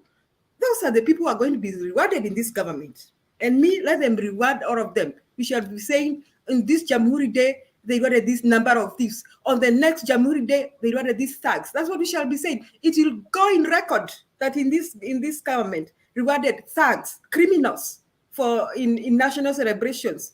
It will go into record. Iyo ndio Kenya wajue hivyo. Last is that I allow Kenyan love to say something. Katwe said something about the scholarship. I was searching and I found that Arizona State University have so many scholarships that you can look up and find, especially if you're going to be a student of online. So Ruto is taking advantage of the high level of ignorance of some Kenyans who cannot go online and simply search and find the scholarship. I want to announce one scholarship here. If you are a teacher, Kama wewe ni mwalimu, if you're a teacher in Kenya and you want to study freely, Master of Education, you'll only pay for your exam fee. Go to the university called the University of the People in California, United States. All of you can go to your Google search right now. University of the People in the United States is offering free tuition online, Master of Education. Sasa nyinyi msituletee hapa ati mnajua ati mnaenda online mnasearch hizo ma scholarships mnazipata mnakuja kutanganya watoto wetu pale Kamukunji ati mnawaambia mmewapatia scholarship. Can you stop this high class nonsense, Kenya Kwanza government? Ati mnatudanganya hapa. Kenyans, fellow Kenyans, Ruto every day he wakes up with a lie. He manufactures a lie, and because some Kenyans are so ignorant, they buy those lies. And ati mmepewa scholarship mnaenda kwa uwanja. Katwe asked, do I have to go to that meeting so that me to be given that scholarship? I'm a Kenyan. Why it can't be voted online, you apply?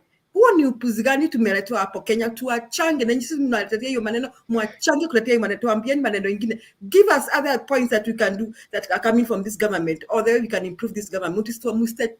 Mustete upuzi kama huo. Don't do that. It is a shame even for Mtembei TV. I'm sorry, Kenyan in love. Nimekuja kuwasha moto because nyinyi mliwasha moto, sasa nimeweka kuni kwa hiyo moto. Karibu Kenya in with love. Endelea. Hujawasha moto. Umeweka mali nafaa. Unaona Mato vile amefurahia. Hapo ndio umeweka moto mali imekuwa, mali nafaa kukua. You've done your due diligence as a human being. And hujawasha moto Julia. Bato ongeza kuni kidogo. What you've done, you say the truth. You know, I keep on saying here, but there's people, unajaribu kuambia watu alafu ni kama kwenda jikoni, unaweka kuni kidogo tu ndo moto iwake, chakula ive. Lakini kuna watu wanajua kuzima, wanakuja na maji wanazima. Julia, thank you. And especially coming from a teacher like you, a revered teacher that has walked the universe and teaches white and black kids in the United States, all the way from Kenya, with love. Nata Uwombi is a good thing to hear that from you, to tell people that there was no scholarship there. Because I know matters education, Julia, I can never even, mimi mwenye, after knowing you all this time that I've known you, I can never come close to telling you that even the Okuko, even the Okuka, I will ask you for what the education part is it. I mean, what the education part is going to happen. I mean, however it's going to happen. Julia, I'm so thankful for you to come and educate people here and tell them that there's no scholarship people were given. Hakuna scholarship. It's just an open forum thing there. And I'm so thankful that tumemaliza na hata siku anataka kuribati hiyo. Me, all I wanted to say is that Wakenya, Julia amesema kitu hapa. Na sijui kama watu wamesikiza vizuri. Uhuru Kenyatta did not take anyone's land. Did not touch anyone's land.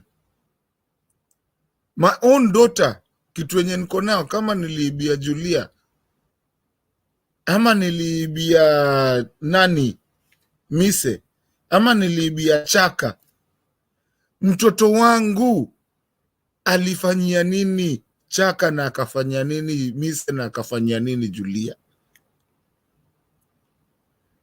Uhuru hakuna kitu alifanyia mtu. Babake alifanya zile vitu alifanya. Babake however he got he got his mali yake, hivyo ndo alipata. Sasa unataka niende nipigane na mtoto wa Julia because ati Julia sijui alifanya nini? It doesn't make any sense. Wachaneni na Uhuru kabisa. Uhuru alikuja na akafanya country yetu ikakuwa kubwa. Uhuru watu waliongea juu ya Kenyatta. I mean ya Kibaki. Kibaki na we revere Kibaki with thicker highway. Uhuru saizi amejenga mabarabara overpass. Zingine zinapanda, zinashuka, zinafanya nini. Uhuru amekuja akafanya kazi yake na akaenda. Hata waongeleshagi, mnampigia kelele, yeye aongei, alishamaliza kazi yake. Mwacheni aende akae. Hamwezi kuja mkasema sasa Uhuru sijui alifanya nini. Uhuru hamna chochote, hakuna mtu aliibia. Ukikuja ukiachiwa mali yako ni kama mtoto wangu mimi. Ako miaka 4. Zile vitu zote nimefanya. Sasa mtakuja kuambia mtoto wangu babako ndo alifanya hivi. Sasa wewe pia uko hivi. Mimi zenye nilifanya hapa, kama nilicheza taxes zangu, kama nilifanya nini, sasa hiyo inasaidia mtoto wangu ameingilia wapi? Hiyo ni ya babake. Uhuru hakuna mtu ashaiguza. And I think that's what nani alikuwa akisema, Julia. But also nataka on the same concept. Unajua, sometimes you do some things that you don't even understand what you're doing. Because hata hawa hapa wenye wanapigania Ruto, acha niongee Kiswahili juu ya chaka. Hii kitu ya hata mnasema hapa, kuna kamtu kanaitwa Shalin kanakuja. Unajua, huyu president ambaye tunaye saizi, he keeps on saying that alikuwa hustler and he did all that.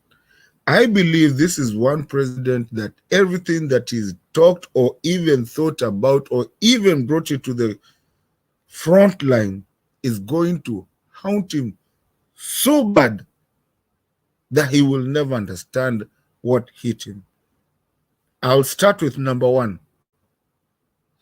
The guy came and said, and akapeana pesa na watu waende koti, wakaseme BBI should never work because it should not be, haifai kuwa imeletwa na president, because the president should not fanya vitu za constitutional amendment. And yes, it passed, by the way, na BBI ikaanguka because walisema Uhuru ndo alikuwa ameileta, ni president. Okay? Now, there's a difference between president and presidents. They put a precedence to what the constitution is. That was from the Supreme Court. So, according to that precedence of the BBI, 2020, 2021, no president can ever lead a constitutional amendment. So saizi kitu yote yeye anaweza jaribu now. He is the president. Hakuna kitu yote anaweza fanya according to the constitution that was the constitutional amendment, not even the constitutional amendment, the precedents that was set. Alafu ya muhimu kabisa, tunaona Kashelin kanaanza kukuja, watoto wa Ruto. Unajua tutawaita nini? By the way, mniambie, hao ni nani? Kama si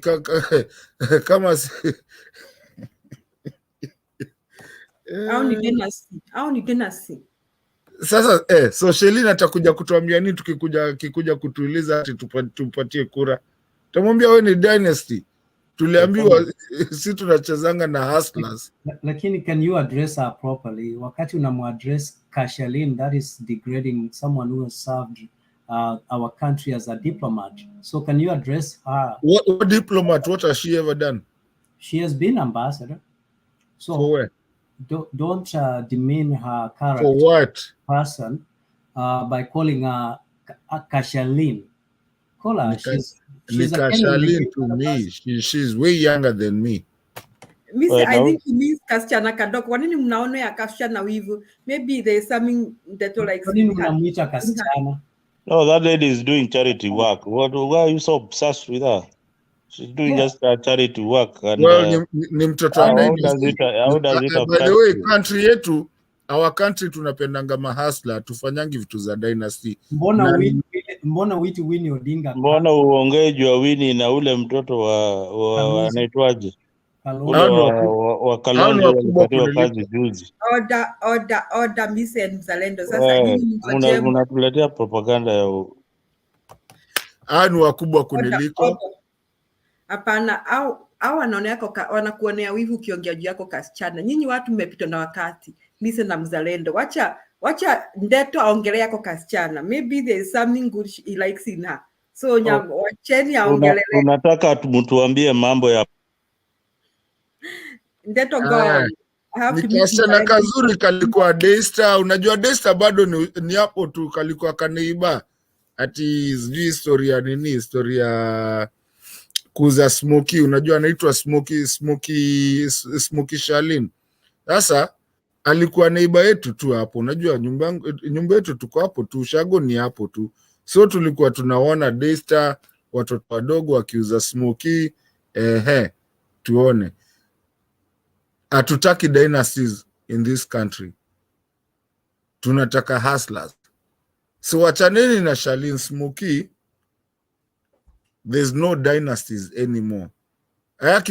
Akitukujia tamwambia wewe ni dynasty pia.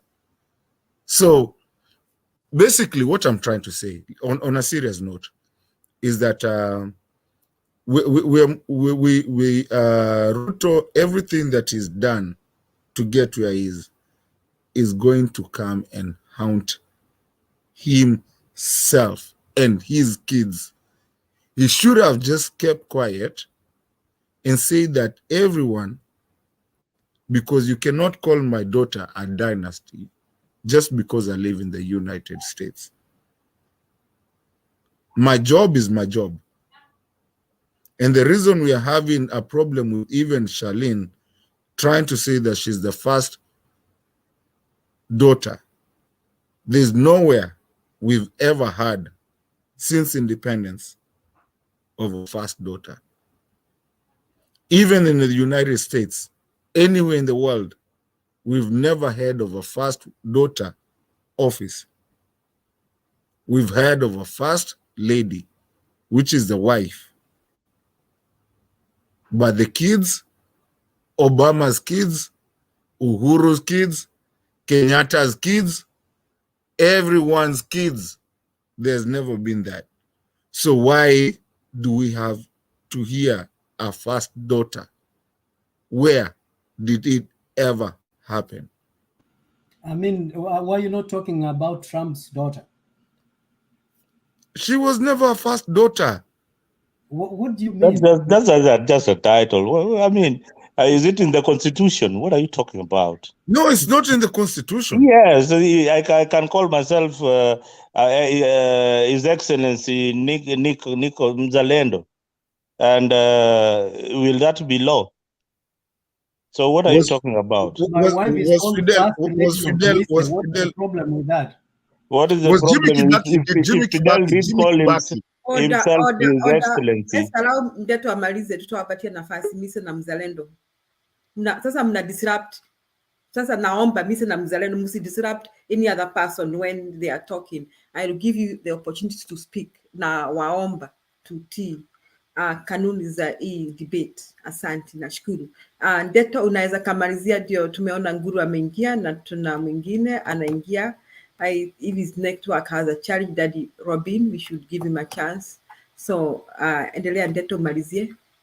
Thank you, Sister Julia. You know, Jimmy Kibaki was there. Uhuru was there. Muho was there. You know, all the presidents that we've had. All the countries Kenyans, please, something is happening here. And me, my biggest thing, Julia, let me finish so that I can keep quiet for a minute and listen to everybody. Let me just keep quiet and tell people, please, start looking at it. Even though you love Ruto, the things that are happening, this is being run as a cartel and as a business enterprise. That's why you're having this, okay? And I hope what will Lipa Hustler Fund, I hope, I mean, it's a profit making. And the Hustler Fund, if you get 500, actually you apply for 500, then you get 475, what government ever saves for anyone? I am still stuck there. You guys are being run as a business. And that's why Western Hotel was about to go down. Ile ya Eastlands karibu ilienda chini hiyo when Sonko was there, and everything is being run as a business. You give the capital and you're being saved. I mean, unaambiwa ati we need to save. I want you, when you're wanaongea hapa, kinamise, you pay taxes. I want you to go say, let me use my savings that you've been saving for me to the government. Na ukipata, please, kujo nipatie, unisaidie hata mimi, because you will never get it. The money is just going to some kind of, it's a cartelish thing. Actually, it's called a Ponzi scheme. Go read what a Ponzi scheme is. That's what it is. It's a mafia Ponzi scheme. That's what it is. Julia, let me keep quiet for now because you know I'm very radical when it comes to this, because I know Kenya is being used as a Ponzi scheme and being used by cartels. So wacha ninyamaze hapo nitaenda sana, but let me just keep quiet and listen for now. Bado niko hapa nasikiza. I'll tell you when I leave. But Julia, thank you so much for coming to save me from these two people. Jana walinisumbua. Julia, I'm you Deto. organized before you came, and at the moment you came, boom, it turned again. You ignited fire. Yes, there is fire. Wacha nilete Nguru ndio mjue moto ni nini. Nguru, these people want to know what is fire. They ain't seen nothing yet. Nguru karibu. Habari yenu. Nguru aende kanisa kwanza. Mise, my friend, how are you? Wewe umekwamia huko, you should have come for Christmas. Hata Julia, don't say that you are going to have your Christmas in a foreign land. Nadeto. It's not good manners. I'm coming. I'm on my way. It's not good manners. You need to come and feel what Kenyans are feeling. Not talk from a remote area. Remote control. Anyway, frustrations are sinking fast and furious for Kenyans.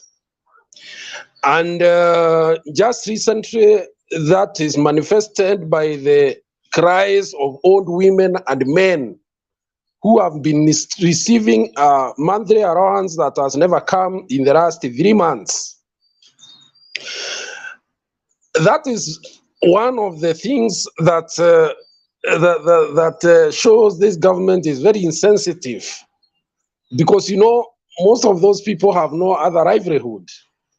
And by the way, the Hustler Fund, which was basically meant for the youth and the women, has turned to be a facade. In fact, many are saying openly they will not pay. And this is a fact. Because the major question they're asking is, what business can you honestly keep with the 500 shillings? They see it as an extension of the generous hand of Hustler, mwenyewe. It is a government-sanctioned handout for saying thanks for voting for them. So, but At the same time, it's turned out to be a frustration because there are those who thought genuinely that the government would give them money that would turn around their lives by engaging in business activities. But now it's turned into a joke. It's a joke of the year. Okay? Then when you look at the kazi kwa vijana, kazi mashinani, kazi kwa mtaa, a program that was capturing more than 2 million Kenyans youth across the country is dead. So you can also imagine what kind of frustrations those youths are going through. And they could sometimes earn maybe even over 10,000 or 9,000 in a month, which is a good living wage for especially those in the rural areas. Now, when you look, all this is accumulation of why Kenyans are frustrated. The other thing has to do with the cost of living. Hasra mwenyewe alituambia once he has taken oath, akiweka Biblia chini, bei ya unga itakuwa 70 bob. Today, it's not changed. Okay? So that forms another block of frustration. Then when you go down, you find that the projects that were left by the former government of His Excellency Uhuru Kenyatta have stopped. Nothing is going on the ground. There is a lot of fear, especially for people in Central, that Mau Mau Road has been abandoned and many other projects. Okay? The other thing has to do with the fact that Hasara mwenyewe had promised that by December, every Kenyan will be having NHIF coverage. It's not happened. All what we hear in during Sunday service, where they choose to go and make continue with their narratives, the political narratives, is about Raila, about Uhuru, about what was not done, about what should have been done. Just yesterday, Rigathi goes to Kenyatta University here to start talking about how they have reversed the decisions that had been made by the former president Uhuru Kenyatta on giving a World Health Organization a place to build a center, just like that. And then you wonder, really, what kind of leadership is this that would even want to antagonize such important organizations like World Health Organization? Today, it seems the most important thing for this government, their obsession, is to roll back on anything that Uhuru did. It's like they are in a situation where they would want to show the people that all the decisions that Uhuru Kenyatta made for this country was wrong. How do you build a country like that? Even Kibaki himself, and knowing how rotten the Moi regime was, there are projects that Moi left having not completed.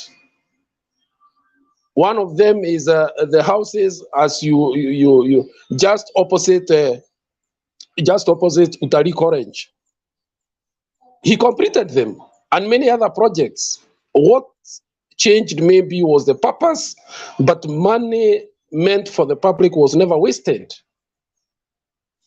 He made sure the best was made out of what had been invested using public funds.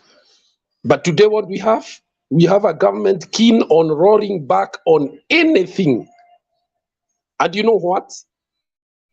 Some of those tantrums are turning into an embarrassment. Just the other day, Ruto had to take a flight quickly to Southern Sudan with Murkomen in tow to go and assuage Southern Sudan. Guru, Yes. at the risk of being kicked out by the moderator, sorry, Julia, at the risk of that, can I ask you a question? Did I really hear right today that Gachagua was kicking all the police from political offices or something of the sort? That the police are not supposed to be in any administrative offices or political offices? Yes. What pronouncement he made is that from now on, the policemen will not be guarding public buildings. They'll be guarded by the National Youth Service, including the airports, a very sensitive facility. That's a debate of another day. What I meant is this. This is a government obsessed in trying to show the Kenyans that Uhuru did nothing for the country and every decision that he made was wrong. I was just saying that the other day, Ruto and Murkomen had to take a flight to Southern Sudan one afternoon to go and assuage the government of Southern Sudan and open a window for them to clear their goons in Naivasha. Today, the goons of Southern Sudan are being cleared in Naivasha. He also promised them rand. I don't know, he did not say what will happen to the rand already given them. I think about around 100, around 10 acres by the former president. But that is a statement that they gave while in Southern Sudan. Meaning some of these pronouncements they have made are based on emotions. They are not based on fact and reality. It's just trying to fight political battles and to show that they are now the ones in power and they can do things differently. A very juvenile way of leadership. I never heard during Kibaki, every time Kibaki saying what Moi had not done or had done wrongly. He just went ahead and corrected what had to be corrected. And the country moved forward. Today, what we hear is about Uhuru, is about Raila, is about this or the other. We are running the country while looking in the mirror. It's a shame. Today I hear, is it today or yesterday, he was ringing a bell at New York Stock Exchange. Julia, is it fair to Guru Now, referring the last time he visited Nairobi Stock Exchange, the period in between, what has happened? Nothing. But there was a lot of talk inside there. Nothing. In fact, people are losing money because the shares are depreciating very fast because of the lack of confidence in our economy. So when we talk about these things, it's not that we hate the president. No, it is because we have been there. We have seen this country grow. We have seen it go down.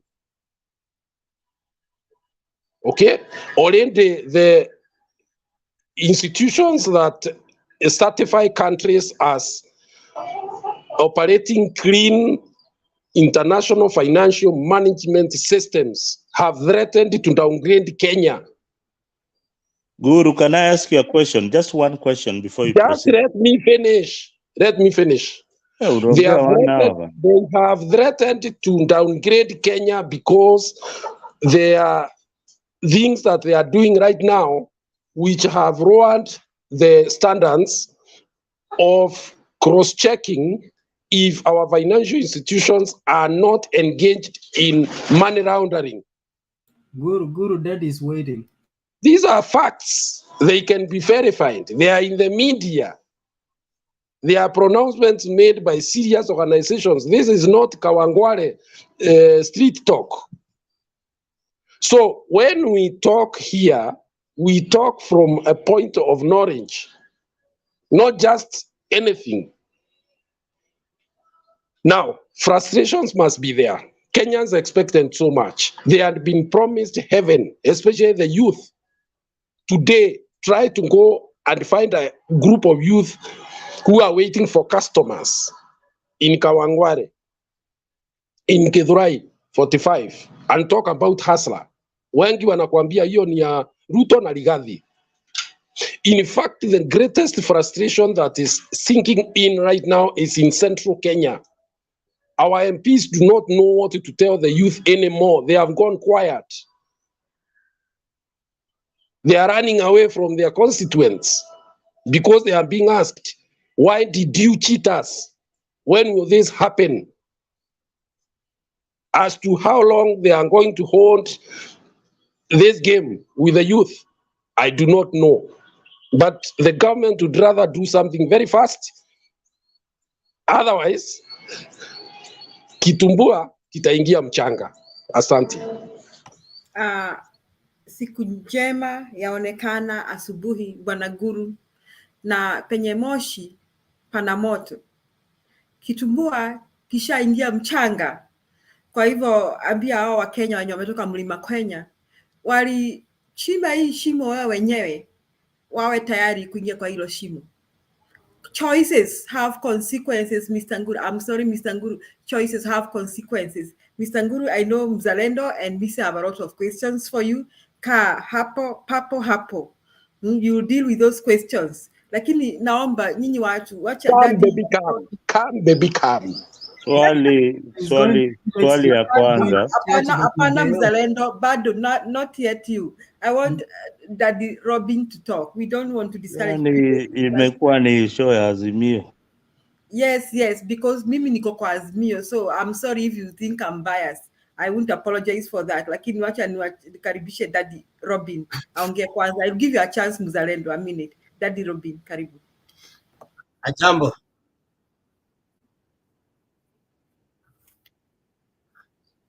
Jambo sana.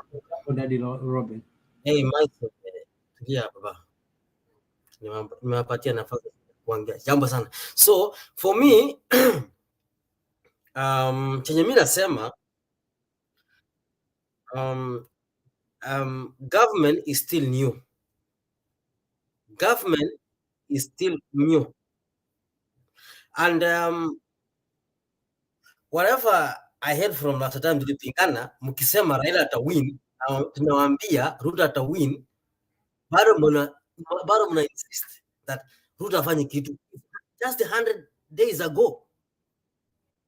Hata mtoto hata saliwa leo, wajiulia huko na watoto. Utazaa leo mtoto na expect atembee kesho. That's it. So let us give nafasi the government wafanye kazi yake. Unajua kila mahali saizi maisha imepanda juu. Hata wewe penye huko outside unajua maisha imepanda juu. Mafuta ni shilingi ngapi penye huko? Hapa lita moja tunabai na 500 ya Kenya, 600 lita moja. Maisha imepanda juu kila mahali. So msikilize government ambayo imefika juzi, bado ni mchanga, unaanza kusema wafanye kazi vizuri. Please, let's keep the new government nafata even for 1 year, tuseme okay, tuna criticize what asema akifanya kazi. But that 100 days, just from the day of integration, bado mnalalamika tu mpaka saizi. It's very shameful. It's very shameful for you from hata siku ya walitangaza mnasema hapana jamii. Sasa mnaanza vituko kila mahali nini. Muacheni hii story bana. Tunataka peace. Tunataka tuende mbele na maisha. We don't want lies. Hata hao jamaa wa Azimio, they are liars. They are liars. Unaona sasa hata Jubilee wanataka kuhama. Acheni na story yenyu bwana. Tukae ngangari, to correct government well. supposed to correct, but pia nafasi kufanya kazi kwanza. It's just 100 days. Ala, tunataka bwana atuweke kelele, waje tuwachie hawa kwanza, alafu tukuje baadaye tuseme hawafanyi hivi na hivi. Ukisema hii wako wezi, ile wako wezi, even hii serikali ya Uhuru, they are COVID billionaires. Waliiba pesa hawa watu. Wacheni bwana kutudanganya. We are Kenyans na tuna akili. Yangu ni hiyo. I feel hiyo, lakini I don't like watu mna saizi, even the day of inauguration mnaanza kusema aje win. Saizi amewin, mnaanza kusema ajafanya kazi vizuri, and it's 100 days ago. Mtoto hata ulizaliwa na huku tembea.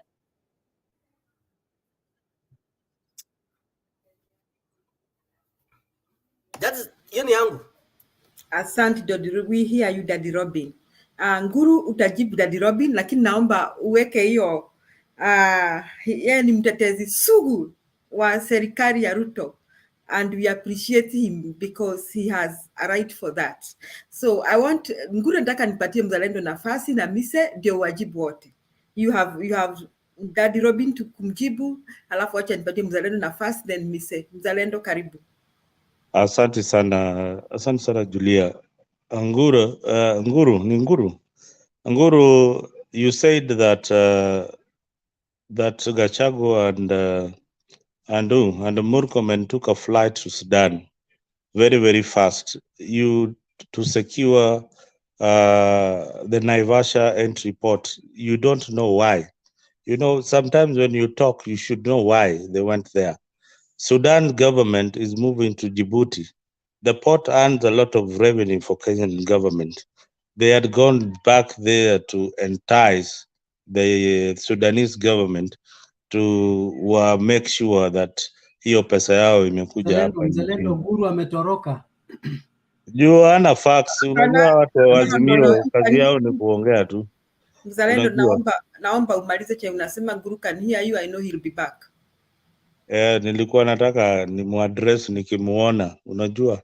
So hiyo mambo alikuwa anasema ni ya uongo na ni ya porojo. Just like day one, the way my friend has said, Robin, hata inauguration mlikuwa mnasema sijui Gachagua alibeba Biblia namna gani, sijui Ruto alibeba sword namna gani. You have got very trivial issues. And it is important that, Julia, when you are talking about corruption, you must talk about the COVID billionaires. You must also talk about the health fund that was misappropriated by the First Lady, Bibi Uhuru. And you must also talk about the Panama account. I want to stop you. The offshore account. Unajua, mkianza kusema watu ni wezi, ongea juu ya offshore account zile the former president walikuwa nayo. So hizi vitu ni muhimu tukiongea, lakini tuongee ukweli. Uwizi imekuwa kwa hizi serikali zote. So ukiona pande hii nyingine, pale nyingine pia walikuwa naiba tu. So Guru, nataka nimekujibu na ukae kujua nchi mingi sana za within East Africa tayari wamehamisha mizigo zao juu ya corruption ile iko Kenya. Na hiyo corruption si ati imeletwa na serikali ya Ruto, imekuwa hapo before. Rwanda ilihama, Tanzania ilihama, sahii Southern Sudan ilikuwa na hama. Na ni vizuri sana kina Murkomen walienda huko wakawaambia tunawapatia land hapo. Otherwise they are building a new port in Djibouti. Asante Mzalendo for reminding us we had an Uhuru Ruto government, serikali ya majambazi, and Ruto was the deputy president, and Ruto has a scandal taking land from a man called Muteshi. He's a land grabber. Daddy Robin, your president is a land grabber. Wacha nipatie mise nafasi. Mise needs to be Nguru. Mise ako na swali. Mise endelea. Lakini mbona sasa ukisema Ruto ni land grab mmewacha Jerumani sana ya nani ya huyu jamaa mwenye Daddy Robin, hii show iko na sheria.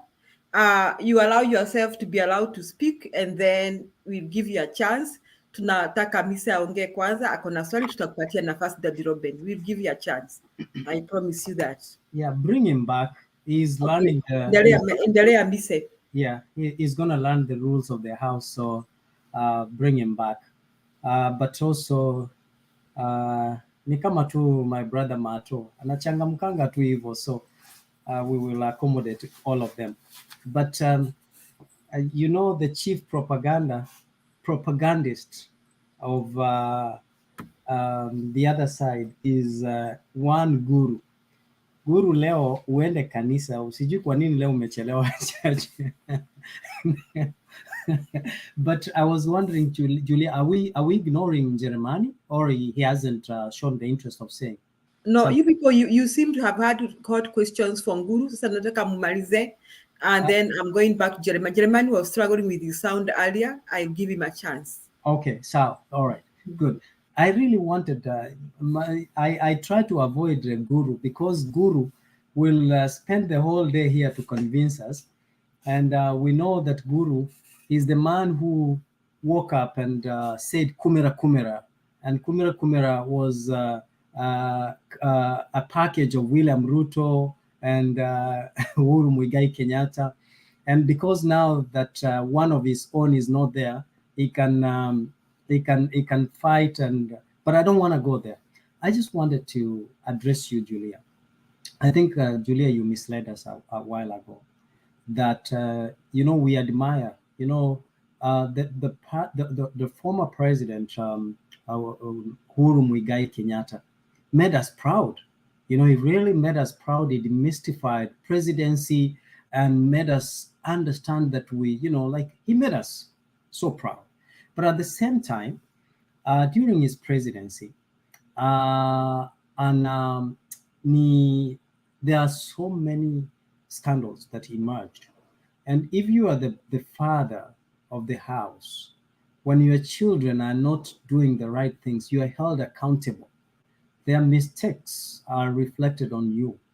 So I would like to remind you about 10 mistakes that actually are connected with one, your darling. I know you really love Uhuru Kenyatta.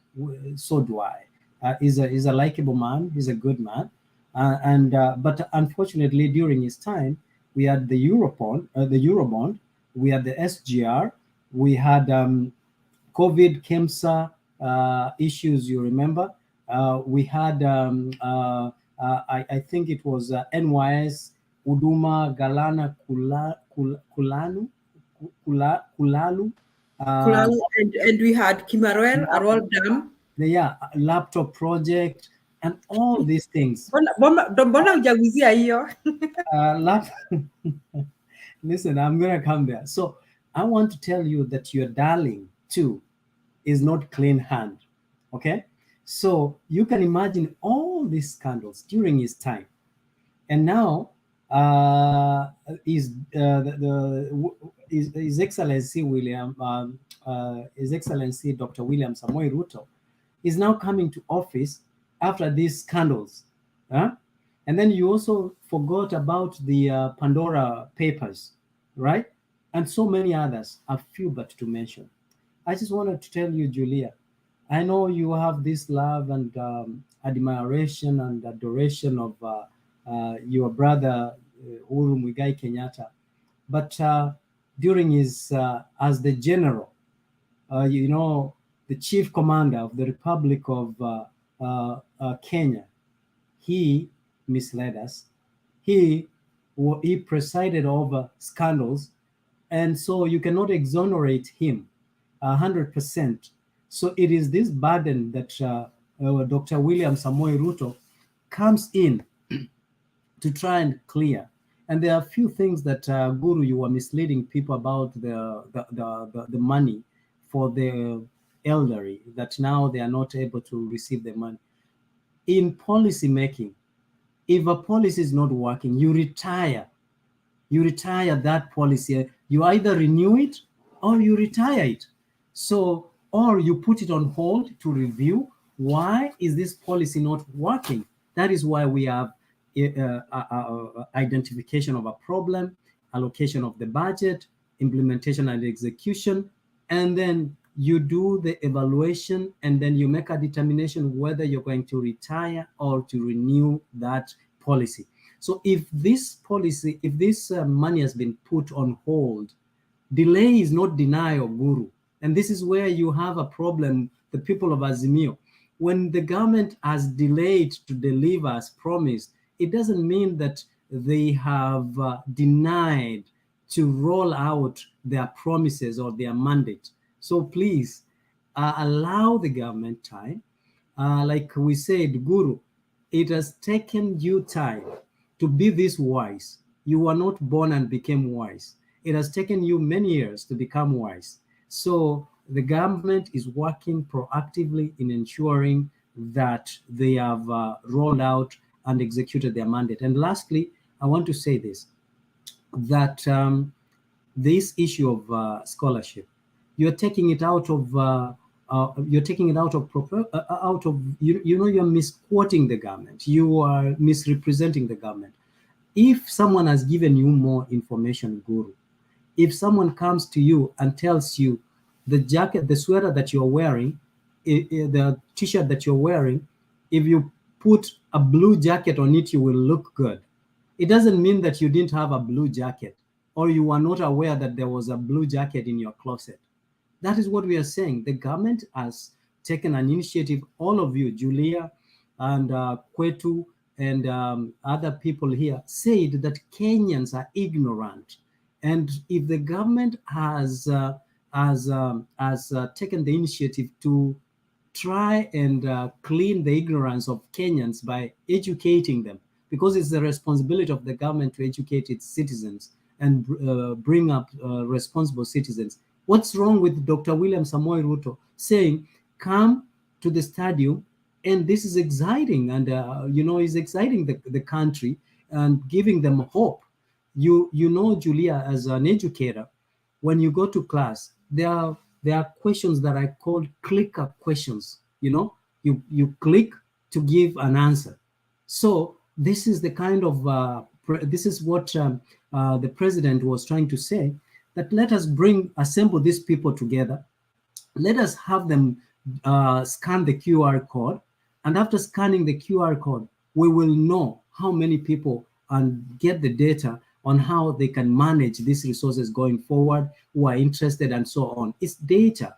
So let us not blame the government. If people are ignorant to understand what the government, the intention and motive of the government, it should not be blamed. The government should not be blamed. The blame should be apportioned to the people accordingly. Thank you very much.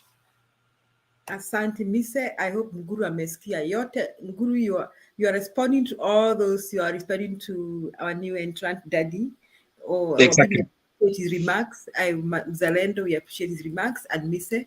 And I think I don't know, Jeremani. I think he was kicked out. Jeremani, I will send you a link as we close. You come and close with us if you still want to say something.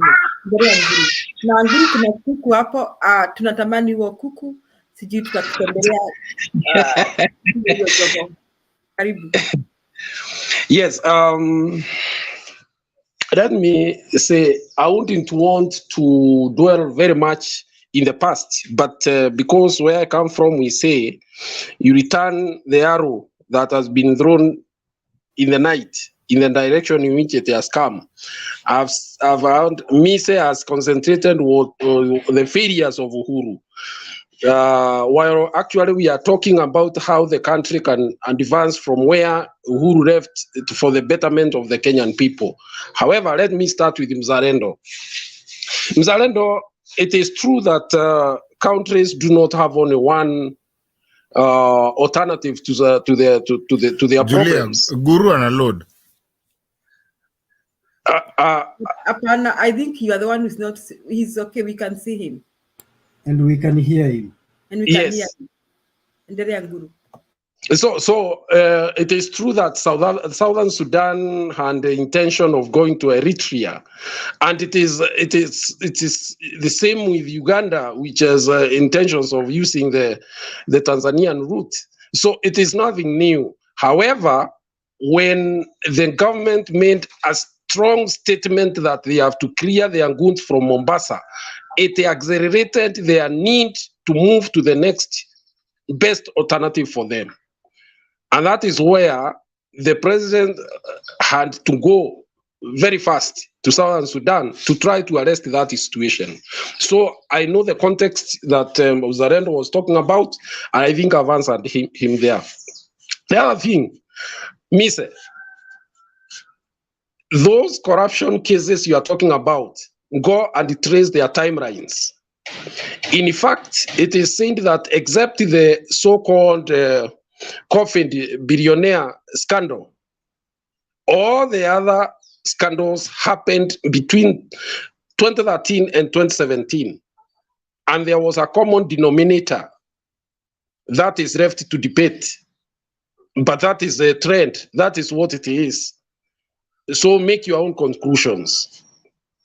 So therefore, when we speak here, right now, somebody says it's a propaganda. What is propaganda? In the fact that already international best practice institutions have earmarked Kenya for possible downgrade because of the manner in which they are carrying out their financial issues. Because there is what we call international financial management system, which must adhere to certain standards. We are now being earmarked as a possible destination or facilitator of finances that whose source is not known. That's a fact. It's there it's there in the media. I also got it there in the media. It's in the international media. So what is this you are talking about propaganda? There's no propaganda here. Okay? What is propaganda when you say that the youths are totally dissatisfied with the so-called Hasra Fund? For them, the expectation was that you would borrow to buy something, a facility like a motorcycle. They would get to a level where the monies they are given is able to afford them something substantial that can turn around their lives. But when you give youth 500 shillings, it's a big joke. Most of that money is been used to buy a kilo of meat or some pombe. And those are facts. In fact, those who have estimated, even the financial experts in Kenya, those who are carded enough, they are saying that 70% of that money will not be returned. Period. Because the whole concept was poorly executed. It has no basis whatsoever. Who said that every person who borrows 1,000 shillings is borrowing to go and do business? Who says that Fuliza was for people who do business, that they borrow so that they buy stock and then sell? There is a study that was not done to ground this fund on a strong foundation. This money is going to consumption. The people who will benefit from this fund are the people who have businesses, especially bars, and maybe restaurants will no longer be, told to wait. Nothing more. So I don't know whether that was the principal objective of the fund, but the truth is, it's consumption fund. It's not for business. If it is well found, or if there is a study that is done right now, maybe only 5% of that money has been put in what would call a modicum of business. It's as simple as that. And this is not propaganda. Today, the youths are extremely frustrated.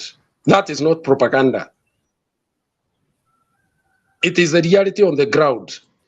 Daddy is talking of that the government is too young. Yes, we agree. But you see what? A government that is taking people somewhere, the land of honey, is seen in the first 100 days. Look at the government of one Mwai Kibaki. Already people could see that the government has good intentions and has good programs for them. He said the children to go to school within the first 2 weeks, even as they looked for money to put them in school. Is that propaganda? Today, this government, what can Kenyans tangibly say has changed fundamentally since they took over, even in terms of intentions, except endless speeches, big English words, phrases, meaningless journeys, and so on, that have yielded nothing. What we have today is a government that is running on empty promises, empty.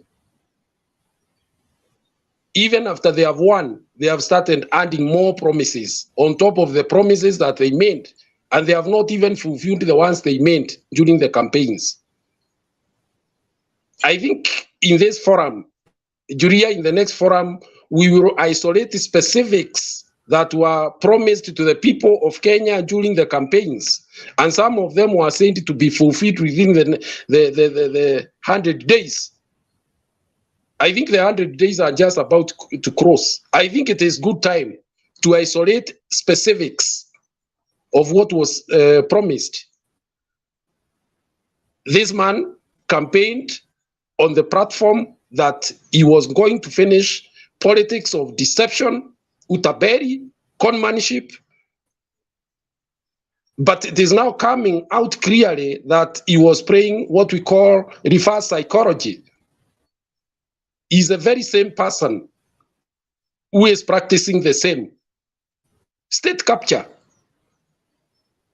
who does not know what is happening to our institutions today. Not unless you are living somewhere in space. Today, the Judiciary Kenyans come and ask Kenyans.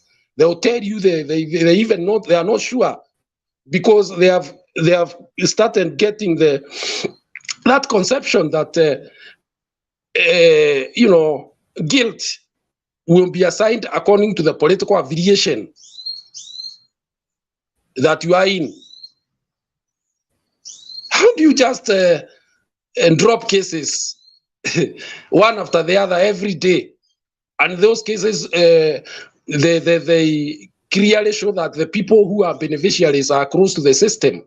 And then you expect Kenyans to just say that the country is running well. How? I think let's be candid here. That is not propaganda. That is real experiential, living. And in any case, when you take leadership because you want to advance the country. You want to move from where we are to make it better. I am doubtful whether we can talk the same round, because even the retro, also I would say, confidence that we have in institutions has evaporated. It's not there. So, Daddy, you defend the indivisible, but let me tell you, some of these things come to catch up.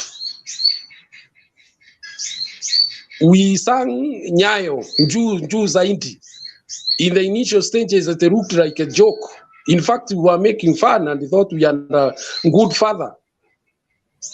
But what came to bite us later on, we had to use a lot of force to get rid of it.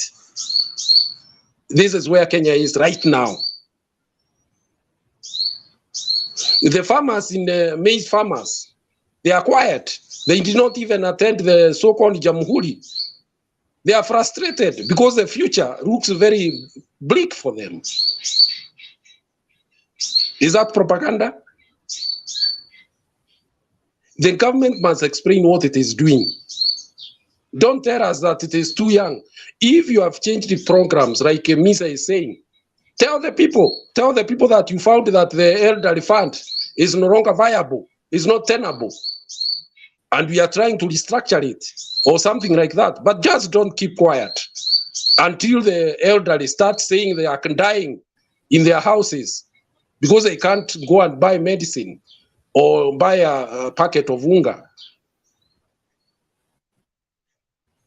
This is the reality in Kenya, my friends. It has nothing to do with Azimio or UDA.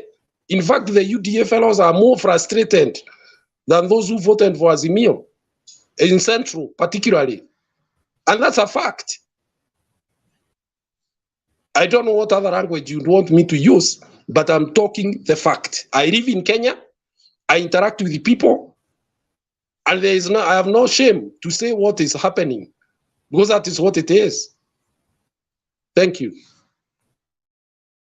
Asante Guru, amesikia mwenye sikio basi amesikia. Jeremani, sijui kama unaweza kaongea. Jeremani, sijui kama I'm seeing he's stuck. Don't know. Jeremani, unatusikia? I think he's still struggling with network. I don't know what he needs to do. I think, okay, Jeremani, endelea.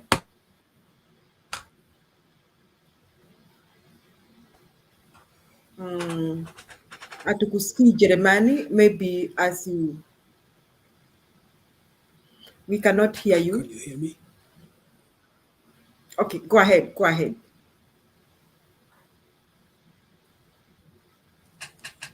Maybe you can turn off the camera. Maybe it will work if you turn off the camera. I don't know whether that works. Yeah, that will work. If he turns off the camera. Okay, turn off the camera, Jeremani. Meanwhile, Guru uliona vile watu walikuwa wanakuwa sanitized huko Capitol Hill na baba, all the corrupt people. Okay, Mzalendo, tafadhali. Okay, Jeremani, endelea.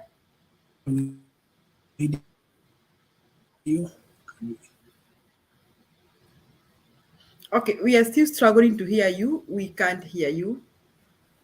I think you got to do something with your connection. So allow me to go on, Jeremani. Okay. I can see we are going. So if you can hear me, let me. Yes, now go ahead.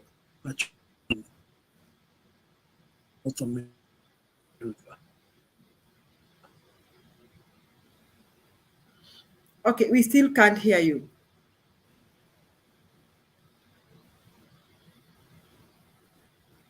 Jeremani, we still cannot hear you. I think you need to do something with your connection. We cannot hear you. I think those wanajua maneno ya technology hapa watatuelezea what he needs to do. Meanwhile, I see we are 11 going to 11 hours on the show. So I think it's time to wind up. We'll give our closing remarks.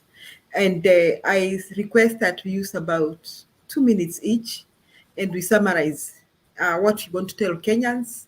And I also want to say this. Now, I know we have tried to justify corruption scandals and all that. And this time I'm pointing at Mzalendo.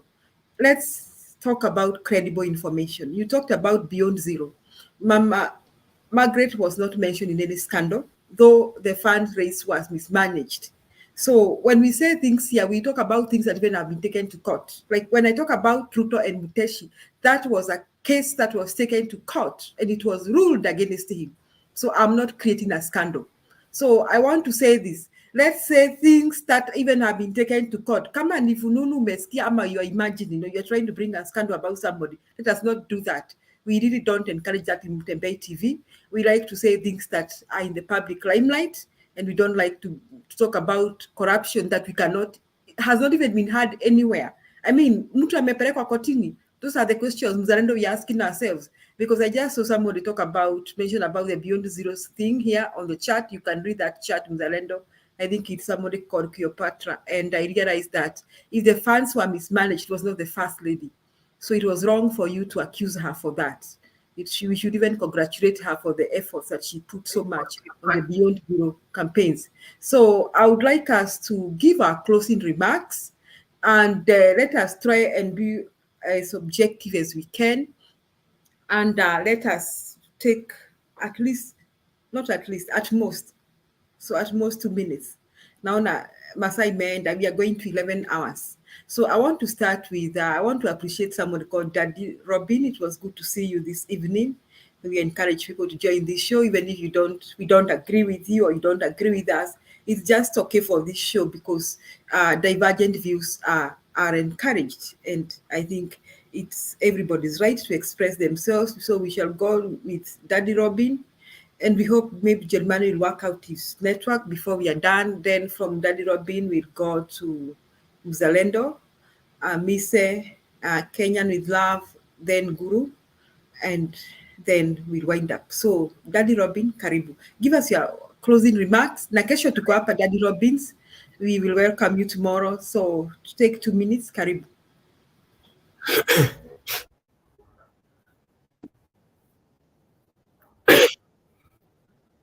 Okay. Anaambia nakuanga hapa mtembei, tunapambanaga kweli kweli, mnione tu. But whatever I say to Kenyans is that for me, I acknowledge that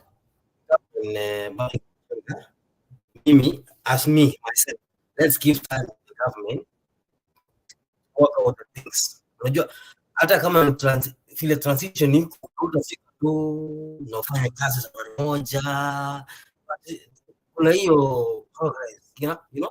For me, I see the progress, but yeah, let's give for the government the time. Then 1 year was to deliver. But for me, I would not prefer so much. I just give him 1 year benefit of the 1 year of, as you know, the way you promise. I will. Hapo itakuwa poa kwangu. Yeah. But Kenyans, I told you, anawaambia tu thank you very much. Mlikuwa patient kupiga kura mpaka saizi, but let's be patient also for the work wa deliver, and kuna mwanga mbele. Mimi naamini kuna mwanga mbele. Yeah. Thank you. Asante, thank you so much, Daddy Robin. Zalendo, your closing remarks. Karibu. Me, I want to thank the people who supported UDA. I want to thank the president for the good job that he's been doing, especially with the youth and the internet business. What I can say is that as for as a mere expectations within the 100 days might not be achieved that easily. We urge you as EMIO supporters to give us time, because the constitution allows us to work for 5 years. Then 5 years you can ask your questions whether we worked well for the country. For now, you can just try and correct what the government is not doing right the way you are doing. It is important for us, so we are not 100% perfect, but we will rectify each and every step we make. So after 5 years, uskani ni wenyu as an alternative government, but you have got better channels to hear your problems. You have got numbers in parliament. You can go to parliament. You can go to the Senate, and you can also use the Governor's Council to propagate your agenda. Otherwise, nimeshukuru sana. Thank you, Mzalendo. Thank you. Mise? Mzalendo, thank you very much for, remembering to appreciate the work the President of the Republic of Kenya, His Excellency, Chief in Commander Dr. William Samoei Ruto is doing. I think it's imperative that we demystify such language like that of Guru calling the president juvenile. I think we need to safeguard the dignity of the presidency and those who serve so that they might be encouraged. The Bible says that those who have chosen to serve have chosen to do the right thing and the most pleasurable thing when you serve other humanity or humankind. Now, in terms of, by the way, Dad Robin, I know wewe ni Dad Robin ametoroka na ni Ruto. Ruto yule wa comment section, I've come to realize that he's our one Ruto guy who has been supporting. Now, where are you? Mbona umemshtaki? Mr. si mzuri. No, you see, UDA, we need our soldiers to be known. We are not alone. But I just wanted to encourage. I heard that Mzalendo is saying that, not Mzalendo, but Guru was saying that the Bible or at Nabii amewekelea Biblia chini. But I just want to encourage you this evening, Guru, this morning as you plan to go to church, that the Hustler Fund is a practical example that is in the Bible, and I would encourage you to read the book of Matthew, chapter 25, from 14 to verse 30, where it talks about the parable of talents. So the rich man was going to a journey, and he gave 3 men, his servants. He gave one coin, he gave the others 3, and the others 5. And so when he went to his journey, those who were given 3 and 5 coins, they doubled up, and their master was pleased, who is the rich man. And that who was given 1, because of fear, he went and hid his coin. And this is a practical analogy of the Hustler Fund. So the Hustler Fund has been advanced to the people of the Republic of Kenya. What those who have received would do with it will determine whether our president and the God of the universe, whether they will be happy or will be mad about it. So I want to learn 5 lessons from the parable of talents, that God has gifted us and entrusted us with blessings. And the blessings are different: financial, health, intellect, and so on. How you want to use it is the choice is yours. And the second lesson is that God expects us to use our talents and gifts differently.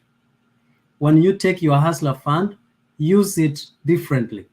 You don't have to use it the same way. If Guru is deciding to use yake kukamata bia, wewe use yako kunua makaa mikebe 2 uuze, alafu utengeneze profit, ubadilishe ugeuze namna hiyo.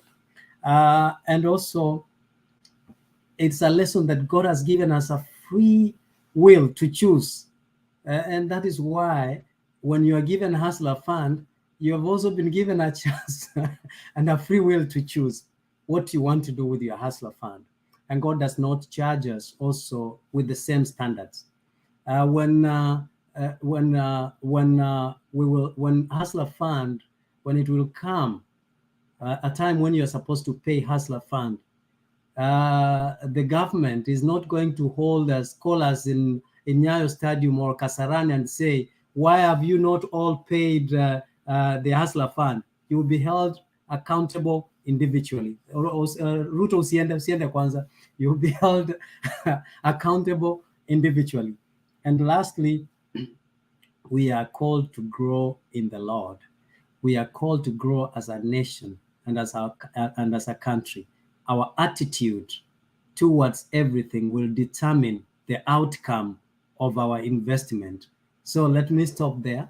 But let me say that this has been a very nourishing debate, and I hope that if the Azimio feel that Hustler Fund has nothing, it's of no significance, why are they congesting the network?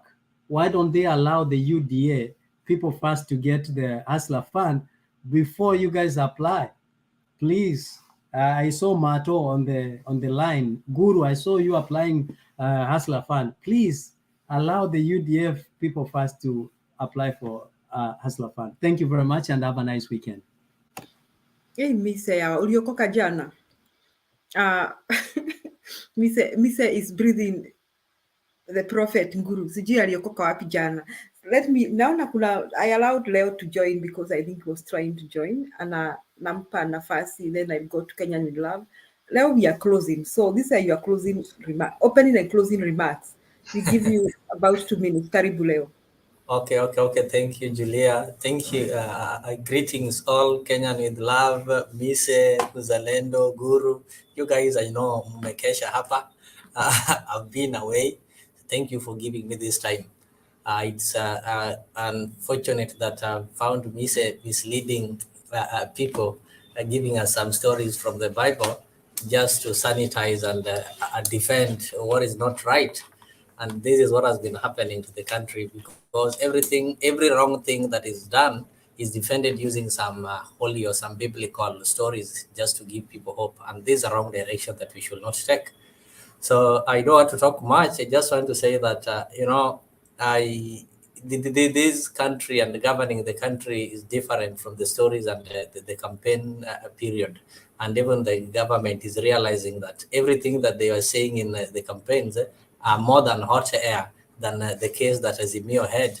And you'll find that right now they've started getting back and reverting back to reality. Even the things of the Naivasha port, they're now going back to reality. They've realized that they can no longer lie, they can no longer give promises. So right now, the main challenge and the main work that the Ruto government should do, they need to go back and look for Uhuru and ask him how to run the government, because they're not able to run the government.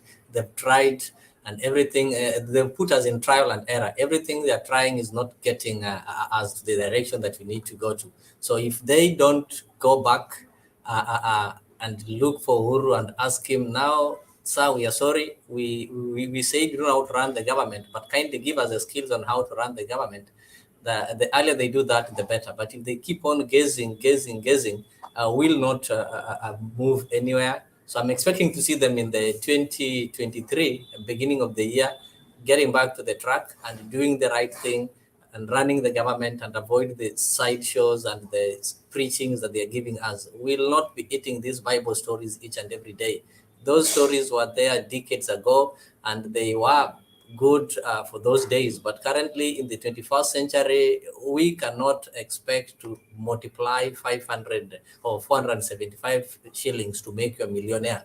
Maybe the 500 shillings during the biblical time had some value. The Bible tells you that what is written there is not exactly, they have some hidden meaning. So that 500 or the 5 fish that they were talking of had some greater value compared to the current 500 that were being given. So don't give us 500 and expect us to do some miracles to multiply these 500 and become billionaires over a day. It won't happen. So if they want us to become billionaires, let them give us some money that can really make us be millionaires the way they are. Even Ruto himself, he started by rearing chicken. I'm sure he did not have one chicken or two, and 500 cannot even buy you one. Somebody bought one with the 700, a certain motivational speaker. But this 700, if you bought one, unataka jogo.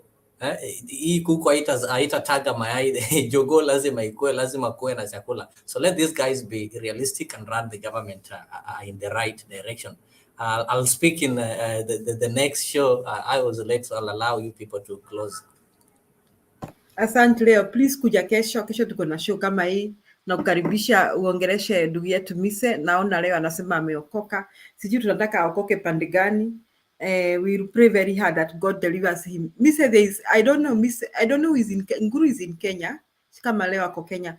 Kuna message hapa nataka mnijibu whether this is true by that youths are taking hustler funds. One has taken hustler fund 10 times na kuna to pay back, not tracing him. Hiyo ni poa. He cannot and he has not received any hasara message. Can someone take it several times? Guru, you'll answer us when you talk. Kenyan with love. Naona tumekupea kuagiza sana. Your closing remarks.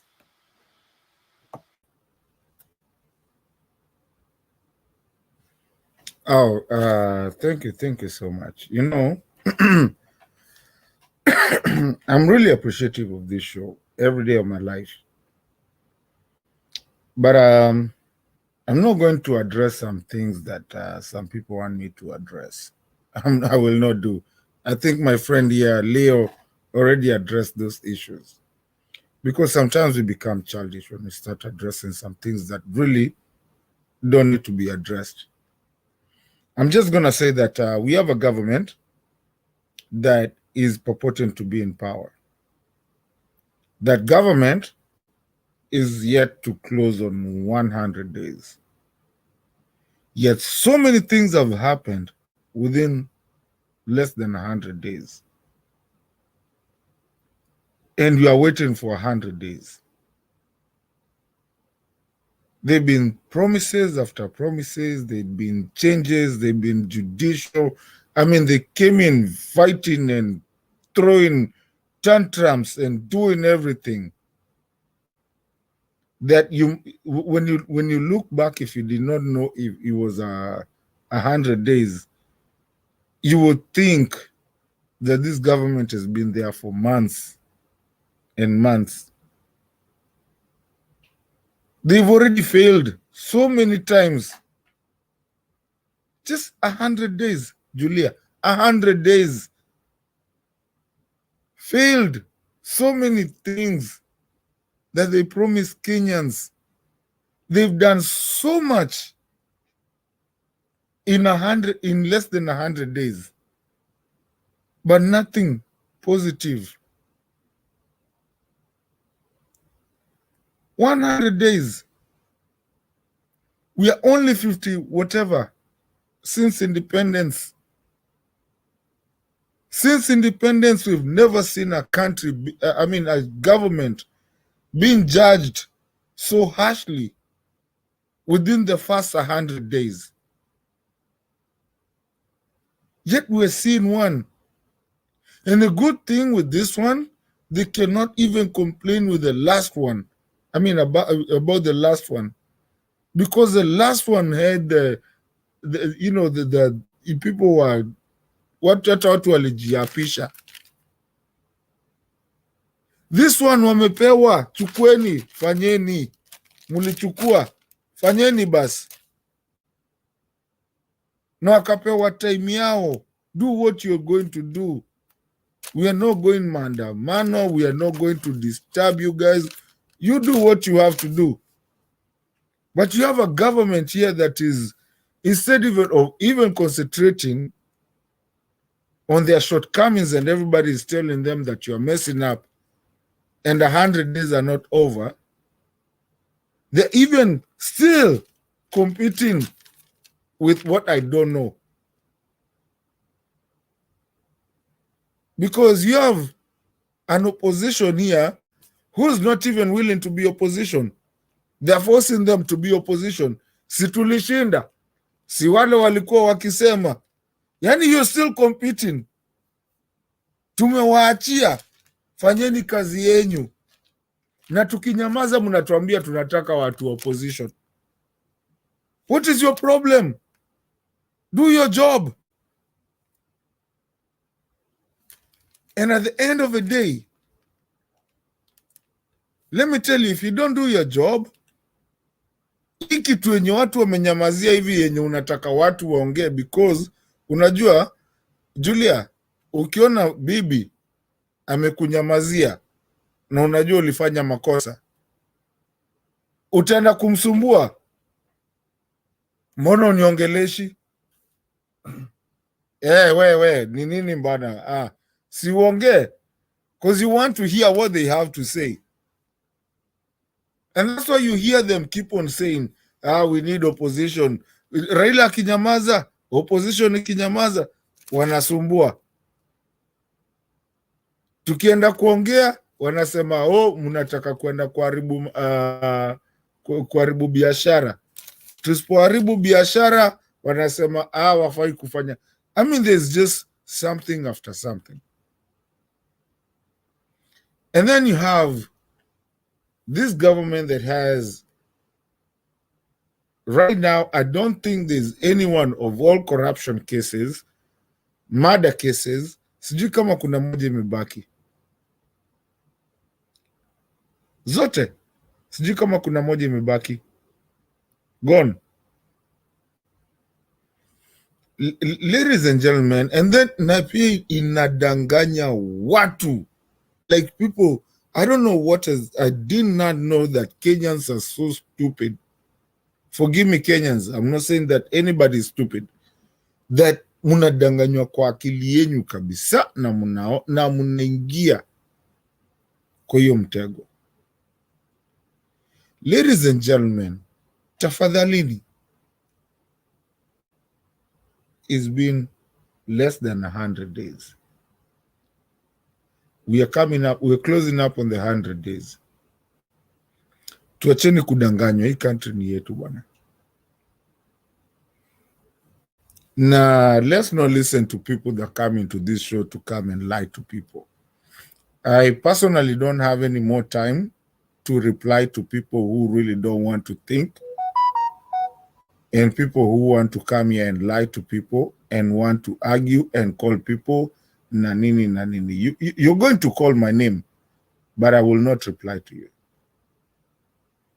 I will talk the truth because I have a country to take care of. I have people to take care of. I have a daughter to take care of that is going to live in that country. And my country, east or west, home is best. Tafadhalini, tuangalie nchi yetu. Na tusikize na tukiongea, tusije hapa kupigana sijui nani anajua nani ni nani. Who cares what you do, who you are? Let's make our country be the greatest country. Like Mzee Guru takes his time to come here and tell us, this is what has happened. And this is what happens in Kenya. Let's be genuine with our country. If that is done, anyone can go do whatever they want to do, can call whoever they want to call. I will not mention names. I will just be a Kenyan. Let's be Kenyans. Let's continue. The struggle is real. Like Otieno Kajwan used to say, Vijana musilale. Lale, lale, vijana musilale. Bado mapambano. Julia, hiyo sauti haiko kwa keyboard. Okay, sawa. Asante. Yeah, Ndeto amesema maneno mzuri, lakini I think tutamsaidia maneno ya key. I know most of you struggle here with your key. I've never had Mrs. Singh. Tampatia nafasi hata siku moja. Asante Kenya. I need you to give me siku moja, itakuwa ya kuimba peke yake. Na Ndeto, I'll work with Ndeto ataimba bass. Me, I don't need to work with you, man. Dude, I'm done with you. I'm not replying to you. I'm not talking to you. I will be the ref that day. Naomba nitaingilia. Sasa Bwana Guru, maoni yako ya kufunga. Yes, I want to say this. It's unfortunate the other friend of ours has gone away. And I would have wanted him to hear what I have to say here. This Kenya belongs to all of us. It doesn't matter whether you voted for UDA, Azimio, or NAC Kenya, or whatever. Because the government that came to power, in whichever way, because there are still issues that have not been resolved conclusively in terms of authenticity of the votes. But we find ourselves where we are, and we've got to make do with what there is for the time being. Therefore, when the government succeeds, Kenyans succeed. When we criticize the government, it's not that we wish bad things can happen, not at all. And would want the performance of the government to go beyond the former. But of course, we are not naive as not to see that things are not moving in the right direction right now, that there are so many things that have been abandoned, which were important to the people, that it's a government obsessed in trying to show that they can do things differently from the other one, even without considering the merits of the decisions made by the former government. We are very conscious to the fact that as an entity, Kenya has to survive because we are here for the long haul. So this talk about people even just thumping, this is not a match between Man U and Arsenal. We are in this together. If people are sleeping hungry, it does not make a difference whether you voted for UDA or Azimio. The farmers in North Rift are crying. They voted overwhelmingly for UDA. But today, where they are, they are confused. They don't know what to do. So therefore, let's be candid here. And any person who will just support something because of someone, then that education that that person purports to have is useless. You don't support what is not right, or you are supporting somebody taking you to a ditch. Leadership is not easy. It's a responsibility. And here, let me correct Mise. You said that I called some personalities juvenile. No, what I meant is that the decisions the government is doing, the government, are juvenile in nature because they are emotional. Some of them are guided by just writing the former leadership. They are not grounded on reality on the ground. That's why you can see them running back to go and correct the mistakes. And this is not to say that the government is totally powerless. No, it is power. It has power because they can do many things for the people of Kenya. But for some reason, they have chosen to just watch Kenyans suffer. It is painful to see old men and women in our rural areas crying and saying even it's better the former government. They were getting their allowances so that they are able to buy food. Government is not a business where you look at the bottom line at the end of the month or the year. So I do not know, and where the difficulty is here is trying to find what exactly does this government want to achieve. That's a problem. We had a government of Mwai Kibaki, which entrenched itself very highly in the education sector by making education universal, especially at a primary level, and then opening up opportunities for as many youths to access education in college and universities. That is his legacy. Most people will tell you that they got their degrees during Kibaki and Uhuru times, and that's a fact, because the government was focused in expanding training opportunities for Kenyans. Uhuru came and went big in infrastructure development. I always wonder when some people say that the government borrowed. Some of my friends who I ask them, where do you think the money to construct the road that passes through your village came from? Can you roll back that road and do something else then? So we got to criticize constructively. I'm happy that when I rebutted what my friends had said here, they had nothing to say, because what I said is just what it is.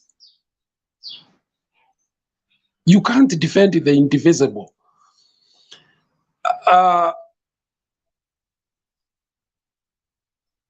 Julia, we are crossing into the 100th day. I think it is time we will have a show here. Let us list down all the promises made by this government, and let us discuss and see whether they have achieved them. Julia, it stands at 7 minutes now. The time when we were singing Juu Kapisa is gone. We don't have tin guns. This is our country. If you have given a privilege to lead the country. Show direction. Build a legacy like the one of Mwai Kibaki, like the one of Uhuru Kenyatta. If you ask a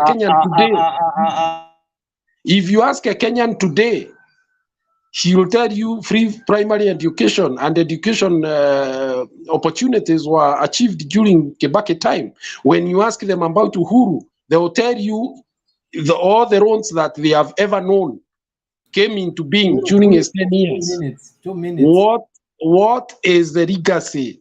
What legacy does this government want to leave? They must set the foundation right now, and we must start seeing it as Kenyans. Thank you. Asante. Yes, And Guru, it Guru takes doesn't. for you to stop. We had to protest Musalenda and myself for you to stop. Mr. Stop it. Guru, because you are not want to hear the truth. Yes, Mr. Hataki ukweli na nilisema siku njema mzalendo yaonekana asubuhi, na penye moshi pana moto. Msituletee hapa ati siku 100 hapa. Let me also say that. Msituletee. When Kibaki became president, 1 month did not end before the teachers were paid their pay in time. What has happened to this government? They have withdrawn subsidies. Kibaki was the most tribal leader Kenya has ever had. Naomba unyamaze kwa sababu hata huna evidence, and you stop interfering. Julia, when Kibaki came in at the time, ilikuwa a rainbow. They wale wanaitwa nini, the contractors walienda kununua, what do you call this, spotlights, so that they work day and night. So yeah, we saw everything change in Kenya with love. I mean, we didn't take even more than 30 days. Yeah, why are you gagging us? Why are you gagging us? Hapana, tutaambia ukweli kwa sababu mnaka kuja hapa kutumia mtembei to defend the undefendable. He promised free primary education, and he did not even take him 1 week to actualize that. So we saw everything happening. There was no COVID-19. There was no pandemic. Apana. Mise, Uhuru has worked with the pandemic. Mise, let me also now cut you short. Uhuru has worked with the pandemic. Uhuru gave subsidies to the parents who are not paying as much fee. Tumeona nini? Mume withdraw subsidy ya fee, subsidy ya mafuta, subsidy ya chakula. Mume withdraw pesa ya wazee. Nyinyi ni walafi sana. Why are you taking this money? And then you come here giving Kenyans 500 bob at an investment. Wacha nengi yenu. Yo pesa mlikuwa mnaiba bwana. Muzalendo, I am surprised those are your values, that you work with thieves and those are the people you heroize. I am very disappointed. However, fellow Kenyans, I want to wind up. It's very difficult defending this government. Yes, ni serikali ya majambazi. We can't lie about that. The same thing. I want to appreciate Mise. Mise, we appreciate you for struggling very much to defend the undefendable. And we appreciate. Question. No, you don't want to open the debate, Mise. We are finished, but just an observation. Yeah. But actually, this is just an honest and sincere observation. Every government is struggling right now. You know, sometimes back, we used to buy milk, $1.25, and then it got to $3.25. Now, after the pandemic, it is $10. So you can imagine, basically, if you convert that to Kenyan, it's like you're looking at around 1,000 shillings plus. So tuko kwa hii shida pamoja globally, sio Wakenya peke yao wanaumia. Lakini tuliambiwa ni dynasties ambao wameharibu nchi na ndio wamefanya maisha iwe ngumu. Why the double standards? Tell us that we have chased away the dynasties and now life will be better. That's what Kenyans want to hear.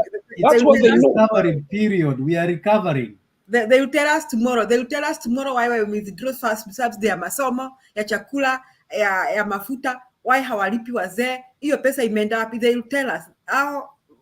Fellow Kenyans, we advised you before the elections, and some of you went ahead and voted for this corrupt government. You see what is happening to you. But when all is said and done, sote ni wa Kenya. Hata kama we are arguing the way we are arguing, I want to thank everybody here, Kenyan with love, Mise, Mzalendo, Nguru. Leo tunaomba maoni yako ni mzuri sana. Tunaomba kuja mapema kesho, tukusikize. And those who joined us earlier and the people in the comment section, Wascon, Don's family, nimeona kuna Mohamed Eji, tumekuona hapo. Okay, I'm the one using the Don's family. That is the name to my YouTube channel. Okay, na wa Kenya kuna Don's family, kama wende kwa YouTube, na I want to advertise that. Utafute Don's family YouTube, you subscribe. He's one of us. We need to support those who belong to this family. And I think all the others travel with Fred. Naona kuna Sarah O, kuna Morris Omondi, kuna Daddy Robin, our young friend. He disappeared. Please come back tomorrow. Missy amesema yeye Geoffrey Ruto. I don't know how true that is. Friends, Fred Mwanzu, Mr. Black, Wachanga Uoga ingianga kwa show. Pagon, Enoch Kiprotich, Osha Omari. Tunawashukuru nyote kwa kuungana na sisi hivi leo usiku, hivi leo asubuhi. Mise staki sasa, wacha tutaki kufungua debate. Tunashukuru kila mtu, everybody who has been here. It was a good debate, but please kesho, let us stop defending the undefendable. Asante, na tuonane kesho, same time, same place. Good night, good morning. Julia Kiuno ya Black. Thank you, Julia.